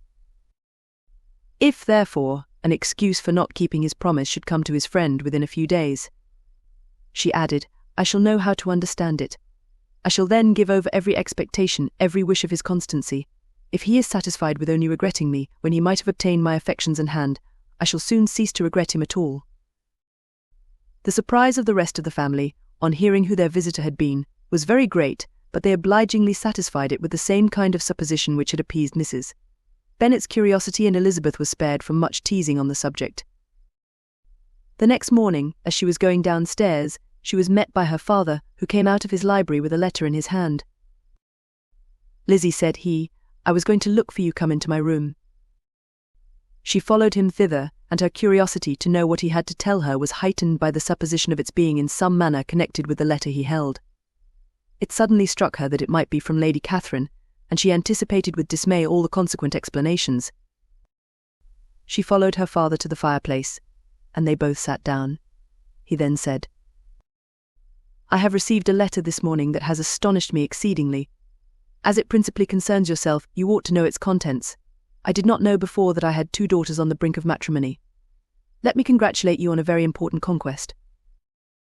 The colour now rushed into Elizabeth's cheeks in the instantaneous conviction of its being a letter from the nephew, instead of the aunt, and she was undetermined whether most to be pleased that he explained himself at all, or offended that his letter was not rather addressed to herself, when her father continued, "You look conscious. Young ladies have great penetration in such matters as these, but I think I may defy even your sagacity to discover the name of your admirer. This letter is from Mr. Collins." "From Mr. Collins. And what can he have to say?" "Something very much to the purpose, of course. He begins with congratulations on the approaching nuptials of my eldest daughter, of which it seems he has been told by some of the good-natured, gossiping Lucases. I shall not sport with your impatience by reading what he says on that point. What relates to yourself is as follows. Having thus offered you the sincere congratulations of Mrs. Collins and myself on this happy event, let me now add a short hint on the subject of another, of which we have been advertised by the same authority. Your daughter Elizabeth, it is presumed, will not long bear the name of Bennet, after her eldest sister has resigned it. And the chosen partner of her fate may be reasonably looked up to as one of the most illustrious personages in this land. Can you possibly guess, Lizzie, who is meant by this? This young gentleman is blessed, in a peculiar way, with everything the heart of mortal can most desire: splendid property, noble kindred, and extensive patronage. Yet, in spite of all these temptations, let me warn my cousin Elizabeth, and yourself, of what evils you may incur by a precipitate closure with this gentleman's proposals, which of course you will be inclined to take immediate advantage of. Have you any idea, Lizzie, who this gentleman is? But now it comes out. My motive for cautioning you is as follows. We have reason to imagine that his aunt, Lady Catherine de Bourgh, does not look on the match with a friendly eye. Mr. Darcy, you see, is the man. Now, Lizzie, I think I have surprised you. Could he, or the Lucases, have pitched on any man within the circle of our acquaintance, whose name would have given the lie more effectually to what they related? Mr. Darcy, who never looks at any woman but to see a blemish, and who probably never looked at you in his life. It is admirable." Elizabeth tried to join in her father's pleasantry, but could only force one most reluctant smile. Never had his wit been directed in a manner so little agreeable to her. "Are you not diverted?" "Oh yes, pray read on." After mentioning the likelihood of this marriage to her ladyship last night, she immediately, with her usual condescension, expressed what she felt on the occasion when it became apparent that, on the score of some family objections on the part of my cousin, she would never give her consent to what she termed so disgraceful a match. I thought it my duty to give the speediest intelligence of this to my cousin, that she and her noble admirer may be aware of what they are about, and not run hastily into a marriage which has not been properly sanctioned. Mr. Collins, moreover, adds, "I am truly rejoiced that my cousin Lydia's sad business has been so well hushed up, and am only concerned that their living together before the marriage took place should be so generally known. I must not, however, neglect the duties of my station, or refrain from declaring my amazement at hearing that you received the young couple into your house as soon as they were married. It was an encouragement of vice, and had I been the rector of Longbourn, I should very strenuously have opposed it. You ought certainly to forgive them as a Christian, but never to admit them in your sight, or allow their names to be mentioned in your hearing. That is his notion of Christian forgiveness. The rest of his letter is only about his dear Charlotte's situation, and his expectation of a young olive branch. But Lizzie, you look as if you did not enjoy it. You are not going to be missish, I hope, and pretend to be affronted at an idle report. For what do we live, but to make sport for our neighbours, and laugh at them in our turn? "Oh," cried Elizabeth, "I am exceedingly diverted. But it is so strange." "Yes, that is what makes it amusing. Had they fixed on any other man, it would have been nothing but his perfect indifference and your pointed dislike make it so delightfully absurd. Much as I abominate writing, I would not give up Mr. Collins's correspondence for any consideration. Nay, when I read a letter of his, I cannot help giving him the preference even over Wickham, much as I value the impudence and hypocrisy of my son-in-law. And pray, Lizzie, what said Lady Catherine about this report? Did she call to refuse her consent? To this question his daughter replied only with a laugh, and as it had been asked without the least suspicion, she was not distressed by his repeating it. Elizabeth had never been more at a loss to make her feelings appear what they were not. It was necessary to laugh when she would rather have cried. Her father had most cruelly mortified her by what he said of Mr. Darcy's indifference, and she could do nothing but wonder at such a want of penetration, or fear that, perhaps, instead of his seeing too little, she might have fancied too much. Chapter 58. Instead of receiving any such letter of excuse from his friend, as Elizabeth half expected Mr. Bingley to do, he was able to bring Darcy with him to Longbourn before many days had passed after Lady Catherine's visit. The gentleman arrived early and, before Mrs. Bennet had time to tell him of their having seen his aunt, of which her daughter sat in momentary dread, Bingley, who wanted to be alone with Jane, proposed their all walking out. It was agreed to. Mrs. Bennet was not in the habit of walking. Mary could never spare time, but the remaining 5 set off together. Bingley and Jane, however, soon allowed the others to outstrip them. They lagged behind, while Elizabeth, Kitty and Darcy were to entertain each other. Very little was said by either. Kitty was too much afraid of him to talk. Elizabeth was secretly forming a desperate resolution, and perhaps he might be doing the same. They walked towards the Lucases, because Kitty wished to call upon Maria, and as Elizabeth saw no occasion for making it a general concern, when Kitty left them she went boldly on with him alone. Now was the moment for her resolution to be executed, and while her courage was high, she immediately said, "Mr. Darcy, I am a very selfish creature, and for the sake of giving relief to my own feelings care not how much I may be wounding yours. I can no longer help thanking you for your unexampled kindness to my poor sister. Ever since I have known it, I have been most anxious to acknowledge to you how gratefully I feel it. Were it known to the rest of my family, I should not have merely my own gratitude to express." "I am sorry, exceedingly sorry," replied Darcy, in a tone of surprise and emotion, "that you have ever been informed of what may, in a mistaken light, have given you uneasiness.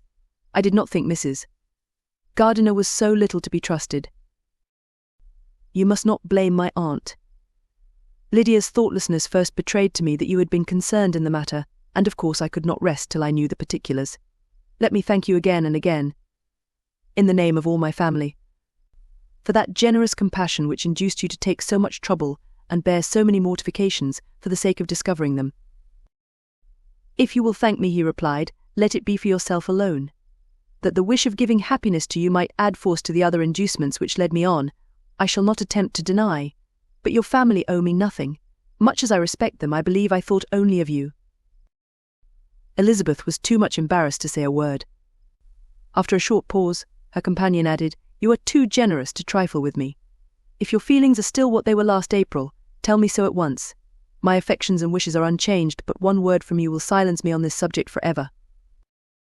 Elizabeth, feeling all the more than common awkwardness and anxiety of his situation, now forced herself to speak, and immediately, though not very fluently, gave him to understand that her sentiments had undergone so material a change since the period to which he alluded, as to make her receive with gratitude and pleasure his present assurances. The happiness which this reply produced was such as he had probably never felt before, and he expressed himself on the occasion as sensibly and as warmly as a man violently in love can be supposed to do.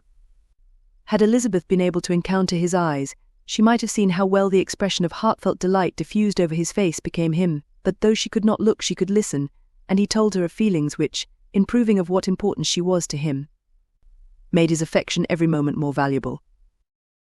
They walked on without knowing in what direction. There was too much to be thought, and felt, and said, for attention to any other objects. She soon learned that they were indebted for their present good understanding to the efforts of his aunt, who did call on him in her return through London, and they relate her journey to Longbourn, its motive, and the substance of her conversation with Elizabeth, dwelling emphatically on every expression of the latter, which, in her ladyship's apprehension, peculiarly denoted her perverseness and assurance, in the belief that such a relation must assist her endeavours to obtain that promise from her nephew which she had refused to give. But unluckily for her ladyship, its effect had been exactly contrariwise. "It taught me to hope," said he, as I had scarcely ever allowed myself to hope before. I knew enough of your disposition to be certain that had you been absolutely, irrevocably decided against me, you would have acknowledged it to Lady Catherine frankly and openly. Elizabeth coloured and laughed as she replied, "Yes, you know enough of my frankness to believe me capable of that. After abusing you so abominably to your face, I could have no scruple in abusing you to all your relations. What did you say of me that I did not deserve? For though your accusations were ill-founded, formed on mistaken premises, my behaviour to you at the time had merited the severest reproof. It was unpardonable. I cannot think of it without abhorrence." "We will not quarrel for the greater share of blame annexed to that evening," said Elizabeth. "The conduct of neither, if strictly examined, will be irreproachable, but since then we have both, I hope, improved in civility." "I cannot be so easily reconciled to myself. The recollection of what I then said, of my conduct, my manners, my expressions during the whole of it, is now, and has been many months, inexpressibly painful to me. Your reproof, so well applied, I shall never forget. Had you behaved in a more gentlemanlike manner, those were your words. You know not, you can scarcely conceive, how they have tortured me, though it was some time, I confess, before I was reasonable enough to allow their justice. I was certainly very far from expecting them to make so strong an impression. I had not the smallest idea of their being ever felt in such a way. I can easily believe it. You thought me then devoid of every proper feeling. I am sure you did. The turn of your countenance I shall never forget, as you said that I could not have addressed you in any possible way that would induce you to accept me. Oh, do not repeat what I then said. These recollections will not do at all. I assure you that I have long been most heartily ashamed of it.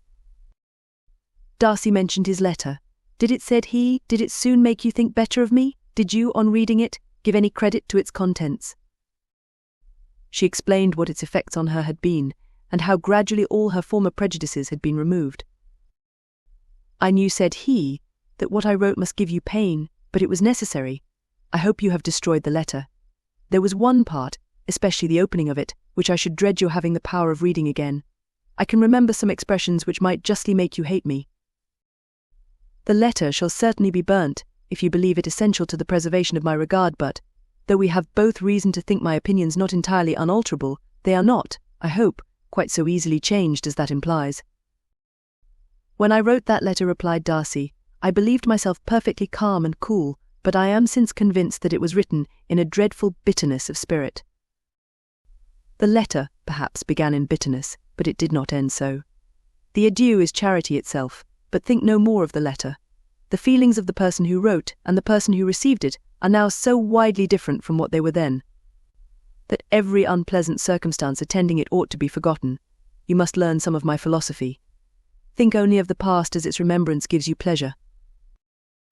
I cannot give you credit for any philosophy of the kind. Your retrospections must be so totally void of reproach that the contentment arising from them is not of philosophy, but, what is much better, of ignorance. But with me it is not so. Painful recollections will intrude, which ought not to be repelled. I have been a selfish being all my life, in practice, though not in principle. As a child I was taught what was right, but I was not taught to correct my temper. I was given good principles, but left to follow them in pride and conceit. Unfortunately, an only son for many years, an only child, I was spoiled by my parents, who, though good themselves, my father particularly, all that was benevolent and amiable allowed, encouraged, almost taught me to be selfish and overbearing, to care for none beyond my own family circle, to think meanly of all the rest of the world, to wish at least to think meanly of their sense and worth compared with my own. Such I was from 8 to 28, and such I might still have been, but for you, dearest, loveliest Elizabeth. What do I not owe you? You taught me a lesson, hard indeed at first, but most advantageous. By you I was properly humbled. I came to you without a doubt of my reception. You showed me how insufficient were all my pretensions to please a woman worthy of being pleased. Had you then persuaded yourself that I should? Indeed I had. What will you think of my vanity? I believed you to be wishing, expecting my addresses. My manners must have been in fault, but not intentionally, I assure you. I never meant to deceive you, but my spirits might often lead me wrong. How you must have hated me after that evening. Hate you.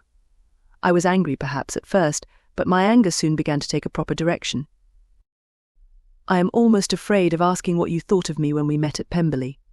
You blamed me for coming. No, indeed, I felt nothing but surprise. Your surprise could not be greater than mine in being noticed by you. My conscience told me that I deserved no extraordinary politeness, and I confess that I did not expect to receive more than my due. My object, then, replied Darcy, was to show you, by every civility in my power, that I was not so mean as to resent the past, and I hoped to obtain your forgiveness, to lessen your ill opinion, by letting you see that your reproofs had been attended to. How soon any other wishes introduced themselves, I can hardly tell, but I believe in about half an hour after I had seen you. He then told her of Georgiana's delight in her acquaintance, and of her disappointment at its sudden interruption, which naturally leading to the cause of that interruption. She soon learnt that his resolution of following her from Derbyshire in quest of her sister had been formed before he quitted the inn, and that his gravity and thoughtfulness there had arisen from no other struggles than what such a purpose must comprehend. She expressed her gratitude again, but it was too painful a subject to each to be dwelt on farther. After walking several miles in a leisurely manner, and too busy to know anything about it, they found at last, on examining their watches, that it was time to be at home. What could have become of Mr. Bingley and Jane was a wonder which introduced the discussion of their affairs. Darcy was delighted with their engagement. His friend had given him the earliest information of it. "I must ask whether you were surprised," said Elizabeth. "Not at all. When I went away, I felt that it would soon happen. That is to say, you had given your permission. I guessed as much, and though he exclaimed at the term, she found that it had been pretty much the case. On the evening before my going to London," said he, "I made a confession to him, which I believe I ought to have made long ago. I told him of all that had occurred to make my former interference in his affairs absurd and impertinent. His surprise was great. He had never had the slightest suspicion.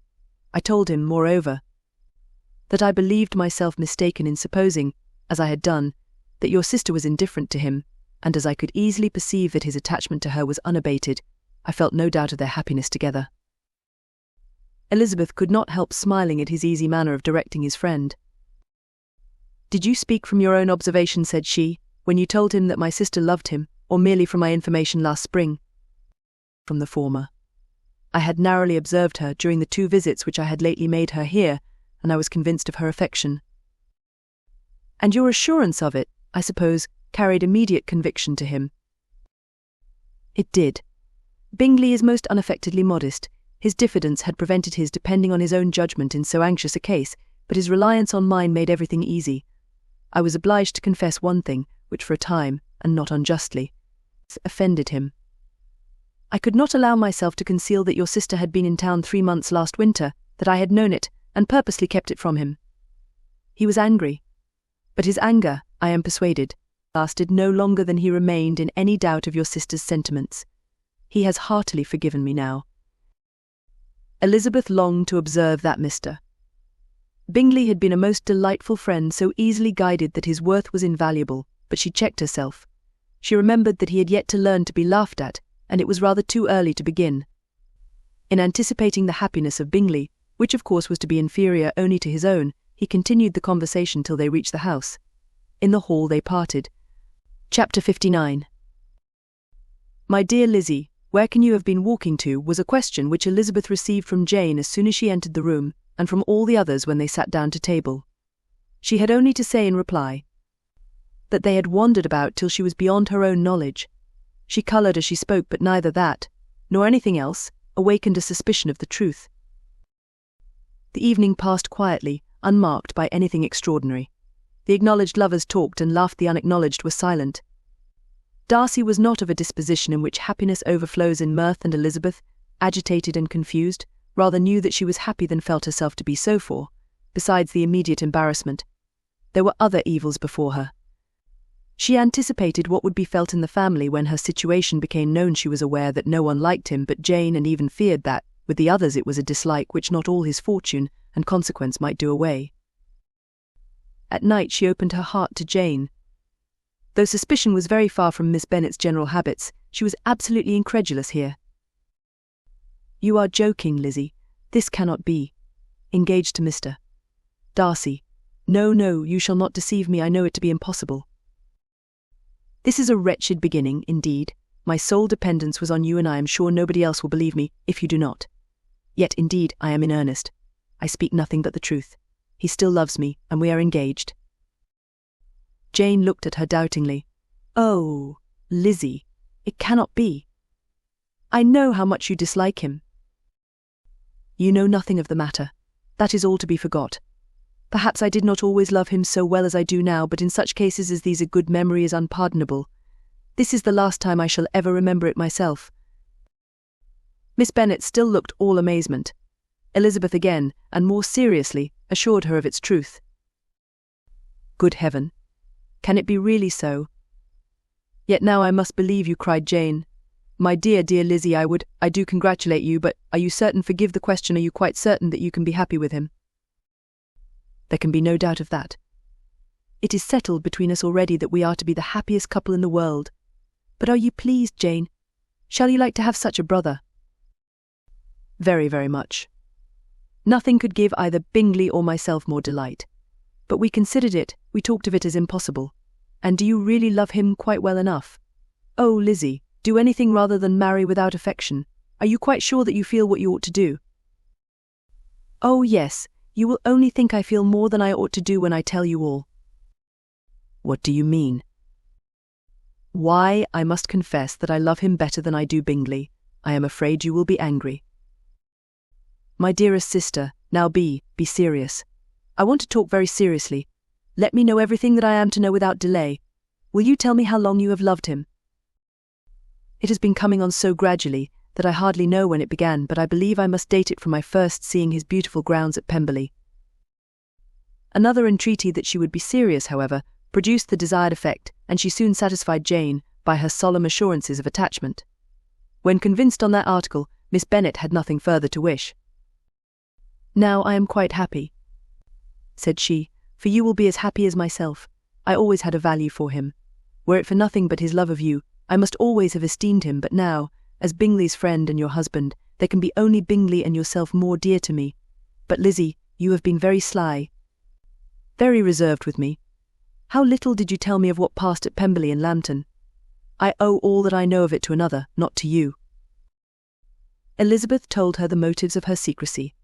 She had been unwilling to mention Bingley, and the unsettled state of her own feelings had made her equally avoid the name of his friend, but now she would no longer conceal from her his share in Lydia's marriage. All was acknowledged, and half the night spent in conversation. "Good gracious," cried Mrs. Bennet, as she stood at a window the next morning, "if that disagreeable Mr. Darcy is not coming here again with our dear Bingley.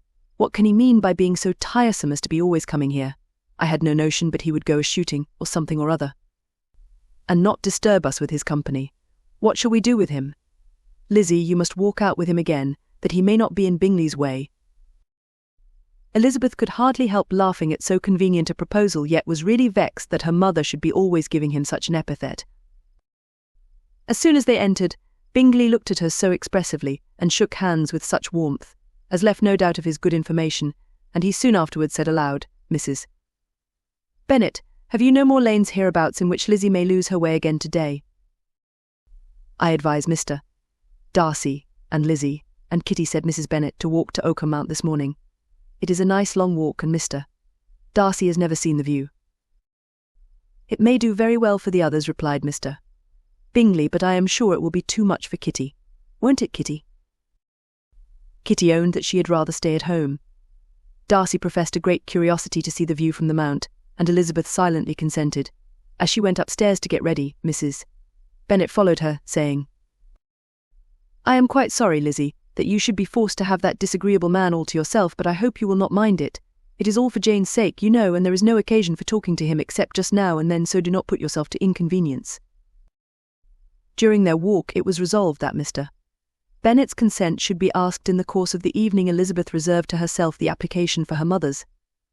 She could not determine how her mother would take it, sometimes doubting whether all his wealth and grandeur would be enough to overcome her abhorrence of the man, but whether she were violently set against the match, or violently delighted with it. It was certain that her manner would be equally ill adapted to do credit to her sense, and she could no more bear that Mr. Darcy should hear the first raptures of her joy than the first vehemence of her disapprobation. In the evening, soon after Mr. Bennet withdrew to the library, she saw Mr. Darcy rise also and follow him, and her agitation on seeing it was extreme. She did not fear her father's opposition.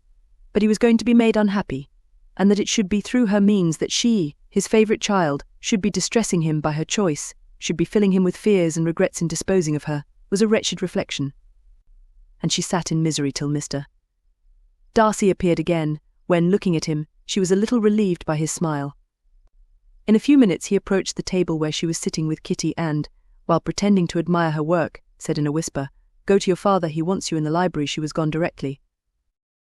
Her father was walking about the room, looking grave and anxious. "Lizzie," said he, "what are you doing? Are you out of your senses to be accepting this man? Have not you always hated him?" How earnestly did she then wish that her former opinions had been more reasonable, her expressions more moderate. It would have spared her from explanations and professions which it was exceedingly awkward to give, but they were now necessary, and she assured him, with some confusion, of her attachment to Mr. Darcy. "Or in other words, you are determined to have him. He is rich, to be sure, and you may have more fine clothes and fine carriages than Jane, but will they make you happy?" "Have you any other objection," said Elizabeth, "than your belief of my indifference?" "None at all. We all know him to be a proud, unpleasant sort of man, but this would be nothing if you really liked him." I do like him," she replied, with tears in her eyes. "I love him. Indeed, he has no improper pride. He is perfectly amiable. You do not know what he really is, then pray do not pain me by speaking of him in such terms." "Lizzie," said her father, "I have given him my consent. He is the kind of man, indeed, to whom I should never dare refuse anything, which he condescended to ask. I now give it to you, if you are resolved on having him. But let me advise you to think better of it. I know your disposition, Lizzie. I know that you could be neither happy nor respectable, unless you truly esteemed your husband, unless you looked up to him as a superior. Your lively talents would place you in the greatest danger in an unequal marriage. You could scarcely escape discredit and misery. My child, let me not have the grief of seeing you unable to respect your partner in life. You know not what you are about." Elizabeth, still more affected, was earnest and solemn in her reply, and, at length, by repeated assurances that Mr. Darcy was really the object of her choice, by explaining the gradual change which her estimation of him had undergone, relating her absolute certainty that his affection was not the work of a day, but had stood the test of many months' suspense, and enumerating with energy all his good qualities. She did conquer her father's incredulity, and reconcile him to the match. "Well, my dear," said he, when she ceased speaking, "I have no more to say. If this be the case, he deserves you. I could not have parted with you, my Lizzie, to anyone less worthy." To complete the favourable impression, she then told him what Mr. Darcy had voluntarily done for Lydia. He heard her with astonishment. This is an evening of wonders, indeed. And so Darcy did everything, made up the match, gave the money, paid the fellow's debts, and got him his commission. So much the better. It will save me a world of trouble and economy. Had it been your uncle's doing, I must and would have paid him. But these violent young lovers carry everything their own way. I shall offer to pay him tomorrow. He will rant and storm about his love for you, and there will be an end of the matter." He then recollected her embarrassment a few days before on his reading Mr. Collins's letter, and after laughing at her some time, allowed her at last to go, saying, as she quitted the room, "If any young men come for Mary or Kitty, send them in, for I am quite at leisure." Elizabeth's mind was now relieved from a very heavy weight, and, after half an hour's quiet reflection in her own room, she was able to join the others with tolerable composure. Everything was too recent for gaiety, but the evening passed tranquilly away. There was no longer anything material to be dreaded, and the comfort of ease and familiarity would come in time. When her mother went up to her dressing room at night, she followed her, and made the important communication. Its effect was most extraordinary, for, on first hearing it, Mrs. Bennet sat quite still, and unable to utter a syllable. Nor was it under many minutes that she could comprehend what she heard, though not in general backward to credit what was for the advantage of her family, or that came in the shape of a lover to any of them. She began at length to recover, to fidget about in her chair, get up, sit down again, wonder, and bless herself. Good gracious, Lord bless me. Only think. Dear me, Mr. Darcy, who would have thought it? And is it really true? Oh, my sweetest Lizzie, how rich and how great you will be! What pin money, what jewels, what carriages you will have! Jane's is nothing to it, nothing at all. I am so pleased, so happy. Such a charming man, so handsome, so tall. Oh, my dear Lizzie, pray apologize for my having disliked him so much before. I hope he will overlook it, dear. Dear Lizzie, a house in town. Everything that is charming. 3 daughters married. 10,000 a year. Oh, Lord, what will become of me? I shall go distracted. This was enough to prove that her approbation need not be doubted, and Elizabeth, rejoicing that such an effusion was heard only by herself, soon went away, but before she had been 3 minutes in her own room, her mother followed her. My dearest child, she cried, I can think of nothing else. 10,000 a year, and very likely more. 'Tis as good as a lord, and a special license you must, and shall be married by a special license. But my dearest love, tell me what dish Mr. Darcy is particularly fond of, that I may have it tomorrow. This was a sad omen of what her mother's behaviour to the gentleman himself might be, and Elizabeth found that, though in the certain possession of his warmest affection, and secure of her relations' consent, there was still something to be wished for. But the morrow passed off much better than she expected for Mrs. Bennet luckily stood in such awe of her intended son-in-law, that she ventured not to speak to him, unless it was in her power to offer him any attention, or mark her deference for his opinion. Elizabeth had the satisfaction of seeing her father taking pains to get acquainted with him, and Mr. Bennet soon assured her that he was rising every hour in his esteem. I admire all my 3 sons-in-law highly, said he. Wickham, perhaps, is my favourite, but I think I shall like your husband quite as well as Jane's. Chapter 60. Elizabeth's spirits soon rising to playfulness again, she wanted Mr. Darcy to account for his having ever fallen in love with her. How could you begin, said she. I can comprehend your going on charmingly, when you had once made a beginning, but what could set you off in the first place? I cannot fix on the hour, or the spot, or the look, or the words, which laid the foundation. It is too long ago. I was in the middle before I knew that I had begun. My beauty you had early withstood, and as for my manners, my behaviour to you was at least always bordering on the uncivil, and I never spoke to you without rather wishing to give you pain than not. Now, be sincere, did you admire me for my impertinence? For the liveliness of your mind I did. You may as well call it impertinence at once. It was very little less. The fact is that you were sick of civility, of deference, of officious attention.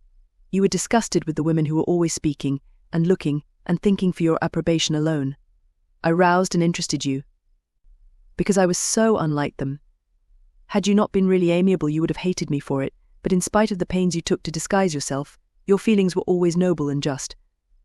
And in your heart you thoroughly despised the persons who so assiduously courted you. There I have saved you the trouble of accounting for it, and really, all things considered, I begin to think it perfectly reasonable. To be sure, you know no actual good of me, but nobody thinks of that when they fall in love. Was there no good in your affectionate behaviour to Jane while she was ill at Netherfield? Dearest Jane, who could have done less for her? But make a virtue of it by all means. My good qualities are under your protection, and you are to exaggerate them as much as possible, and in return, it belongs to me to find occasions for teasing and quarrelling with you as often as may be. And I shall begin directly by asking you what made you so unwilling to come to the point at last, what made you so shy of me when you first called and afterwards dined here. Why, especially when you called, did you look as if you did not care about me? Because you were grave and silent, and gave me no encouragement. But I was embarrassed. And so was I. You might have talked to me more when you came to dinner. A man who had felt less might. How unlucky that you should have a reasonable answer to give, and that I should be so reasonable as to admit it. But I wonder how long you would have gone on, if you had been left to yourself.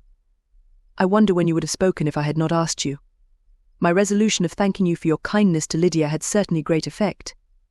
Too much, I am afraid, for what becomes of the moral, if our comfort springs from a breach of promise. For I ought not to have mentioned the subject. This will never do.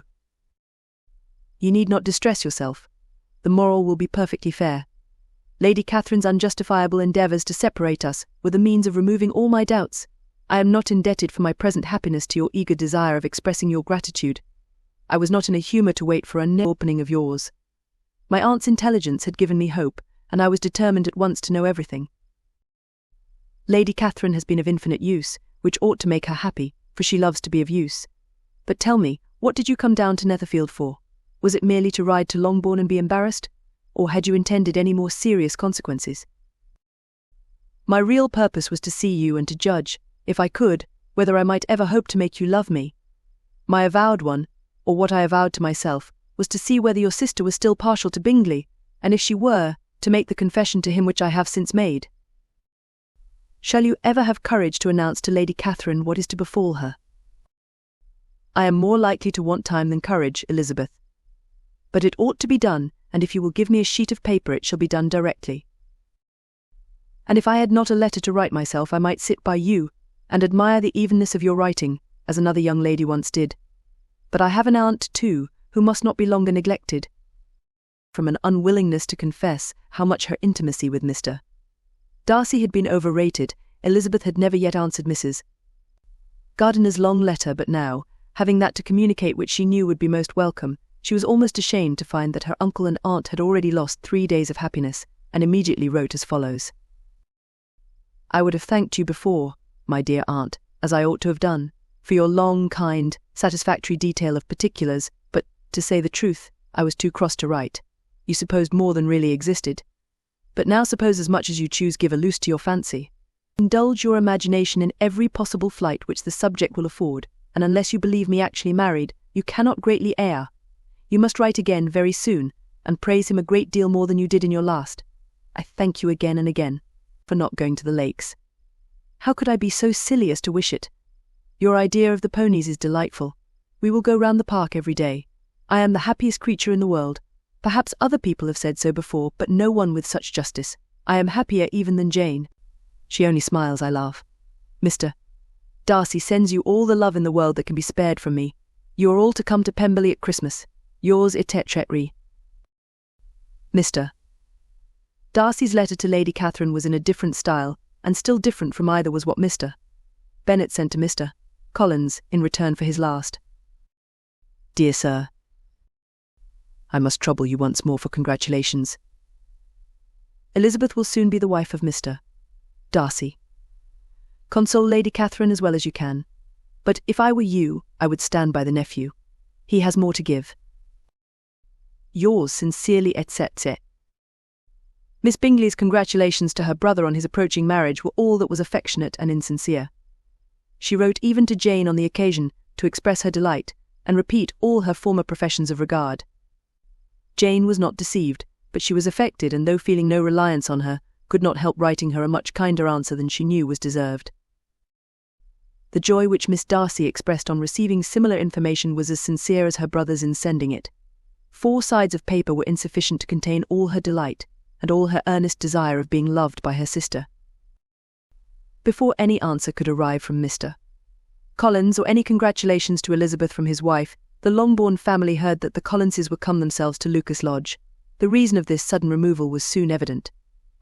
Lady Catherine had been rendered so exceedingly angry by the contents of her nephew's letter that Charlotte, really rejoicing in the match, was anxious to get away till the storm was blown over. At such a moment, the arrival of her friend was a sincere pleasure to Elizabeth, though in the course of their meeting she must sometimes think the pleasure dearly bought, when she saw Mr. Darcy exposed to all the parading and obsequious civility of her husband. He bore it, however, with admirable calmness. He could even listen to Sir William Lucas, when he complimented him on carrying away the brightest jewel of the country, and expressed his hopes of their all meeting frequently at St. James's, with very decent composure. If he did shrug his shoulders, it was not till Sir William was out of sight. Mrs. Phillips's vulgarity was another, and perhaps a greater tax on his forbearance, and though Mrs. Phillips, as well as her sister, stood in too much awe of him to speak with the familiarity which Bingley's good humour encouraged, yet, whenever she did speak, she must be vulgar. Nor was her respect for him, though it made her more quiet, at all likely to make her more elegant. Elizabeth did all she could to shield him from the frequent notice of either, and was ever anxious to keep him to herself, and to those of her family with whom he might converse without mortification.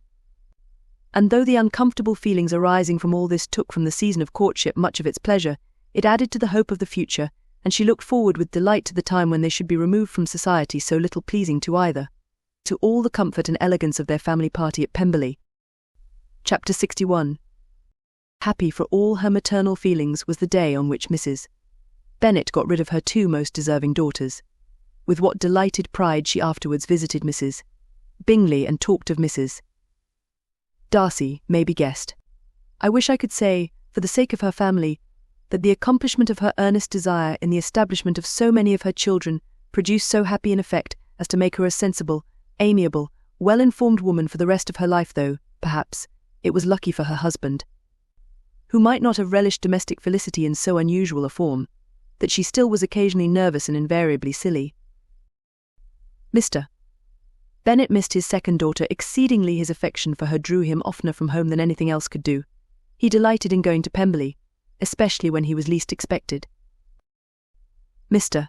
Bingley and Jane remained at Netherfield only a 12-month, so near a vicinity to her mother and Meryton relations was not desirable even to his easy temper or her affectionate heart. The darling wish of his sisters was then gratified. He bought an estate in a neighbouring county to Derbyshire, and Jane and Elizabeth, in addition to every other source of happiness, were within 30 miles of each other. Kitty, to her very material advantage, spent the chief of her time with her two elder sisters. In society so superior to what she had generally known, her improvement was great. She was not of so ungovernable a temper as Lydia, and removed from the influence of Lydia's example, she became, by proper attention and management, less irritable, less ignorant, and less insipid. From the further disadvantage of Lydia's society she was of course carefully kept, and though Mrs. Wickham frequently invited her to come and stay with her, with the promise of balls and young men, her father would never consent to her going. Mary was the only daughter who remained at home, and she was necessarily drawn from the pursuit of accomplishments by Mrs. Bennet's being quite unable to sit alone. Mary was obliged to mix more with the world, but she could still moralize over every morning visit, and as she was no longer mortified by comparisons between her sister's beauty and her own, it was suspected by her father that she submitted to the change without much reluctance. As for Wickham and Lydia, their characters suffered no revolution from the marriage of her sisters. He bore with philosophy the conviction that Elizabeth must now become acquainted with whatever of his ingratitude and falsehood had before been unknown to her, and in spite of everything, was not wholly without hope that Darcy might yet be prevailed on to make his fortune. The congratulatory letter which Elizabeth received from Lydia on her marriage explained to her that, by his wife at least, if not by himself, such a hope was cherished. The letter was to this effect: My dear Lizzie, I wish you joy. If you love Mr. Darcy half so well as I do my dear Wickham, you must be very happy. It is a great comfort to have you so rich, and when you have nothing else to do, I hope you will think of us. I am sure Wickham would like a place at court very much, and I do not think we shall have quite money enough to live upon without some help. Any place would do of about 300 or 400 a year, but, however, do not speak to Mr. Darcy about it, if you would rather not. Yours etc. As it happened that Elizabeth had much rather not, she endeavoured in her answer to put an end to every entreaty and expectation of the kind. Such relief, however, as it was in her power to afford, by the practice of what might be called economy in her own private expenses, she frequently sent them. It had always been evident to her that such an income as theirs, under the direction of two persons so extravagant in their wants, and heedless of the future, must be very insufficient to their support, and whenever they changed their quarters, either Jane or herself were sure of being applied to for some little assistance towards discharging their bills. Their manner of living, even when the restoration of peace dismissed them to a home, was unsettled in the extreme. They were always moving from place to place in quest of a cheap situation, and always spending more than they ought. His affection for her soon sunk into indifference. Hers lasted a little longer, and in spite of her youth and her manners, she retained all the claims to reputation which her marriage had given her. Though Darcy could never receive him at Pemberley, yet for Elizabeth's sake he assisted him further in his profession. Lydia was occasionally a visitor there, when her husband was gone to enjoy himself in London or Bath, and with the Bingleys they both of them frequently stayed so long, that even Bingley's good humour was overcome, and he proceeded so far as to talk of giving them a hint to be gone. Miss Bingley was very deeply mortified by Darcy's marriage, but as she thought it advisable to retain the right of visiting at Pemberley, she dropped all her resentment, was fonder than ever of Georgiana, almost as attentive to Darcy as heretofore, and paid off every arrear of civility to Elizabeth. Pemberley was now Georgiana's home, and the attachment of the sisters was exactly what Darcy had hoped to see. They were able to love each other, even as well as they intended. Georgiana had the highest opinion in the world of Elizabeth, though at first she often listened with an astonishment bordering on alarm at her lively, sportive manner of talking to her brother. He, who had always inspired in herself a respect which almost overcame her affection, she now saw the object of open pleasantry. Her mind received knowledge which had never before fallen in her way. By Elizabeth's instructions she began to comprehend that a woman may take liberties with her husband, which a brother will not always allow in a sister more than 10 years younger than himself. Lady Catherine was extremely indignant on the marriage of her nephew, and as she gave way to all the genuine frankness of her character, in her reply to the letter which announced its arrangement, she sent him language so very abusive, especially of Elizabeth, that for some time all intercourse was at an end. But at length, by Elizabeth's persuasion, he was prevailed on to overlook the offence and seek a reconciliation, and after a little further resistance on the part of his aunt, her resentment gave way, either to her affection for him, or her curiosity to see how his wife conducted herself. And she condescended to wait on them at Pemberley, in spite of that pollution which its woods had received, not merely from the presence of such a mistress, but the visits of her uncle and aunt from the city. With the Gardiners they were always on the most intimate terms. Darcy, as well as Elizabeth, really loved them, and they were both ever sensible of the warmest gratitude towards the persons who, by bringing her into Derbyshire, had been the means of uniting them.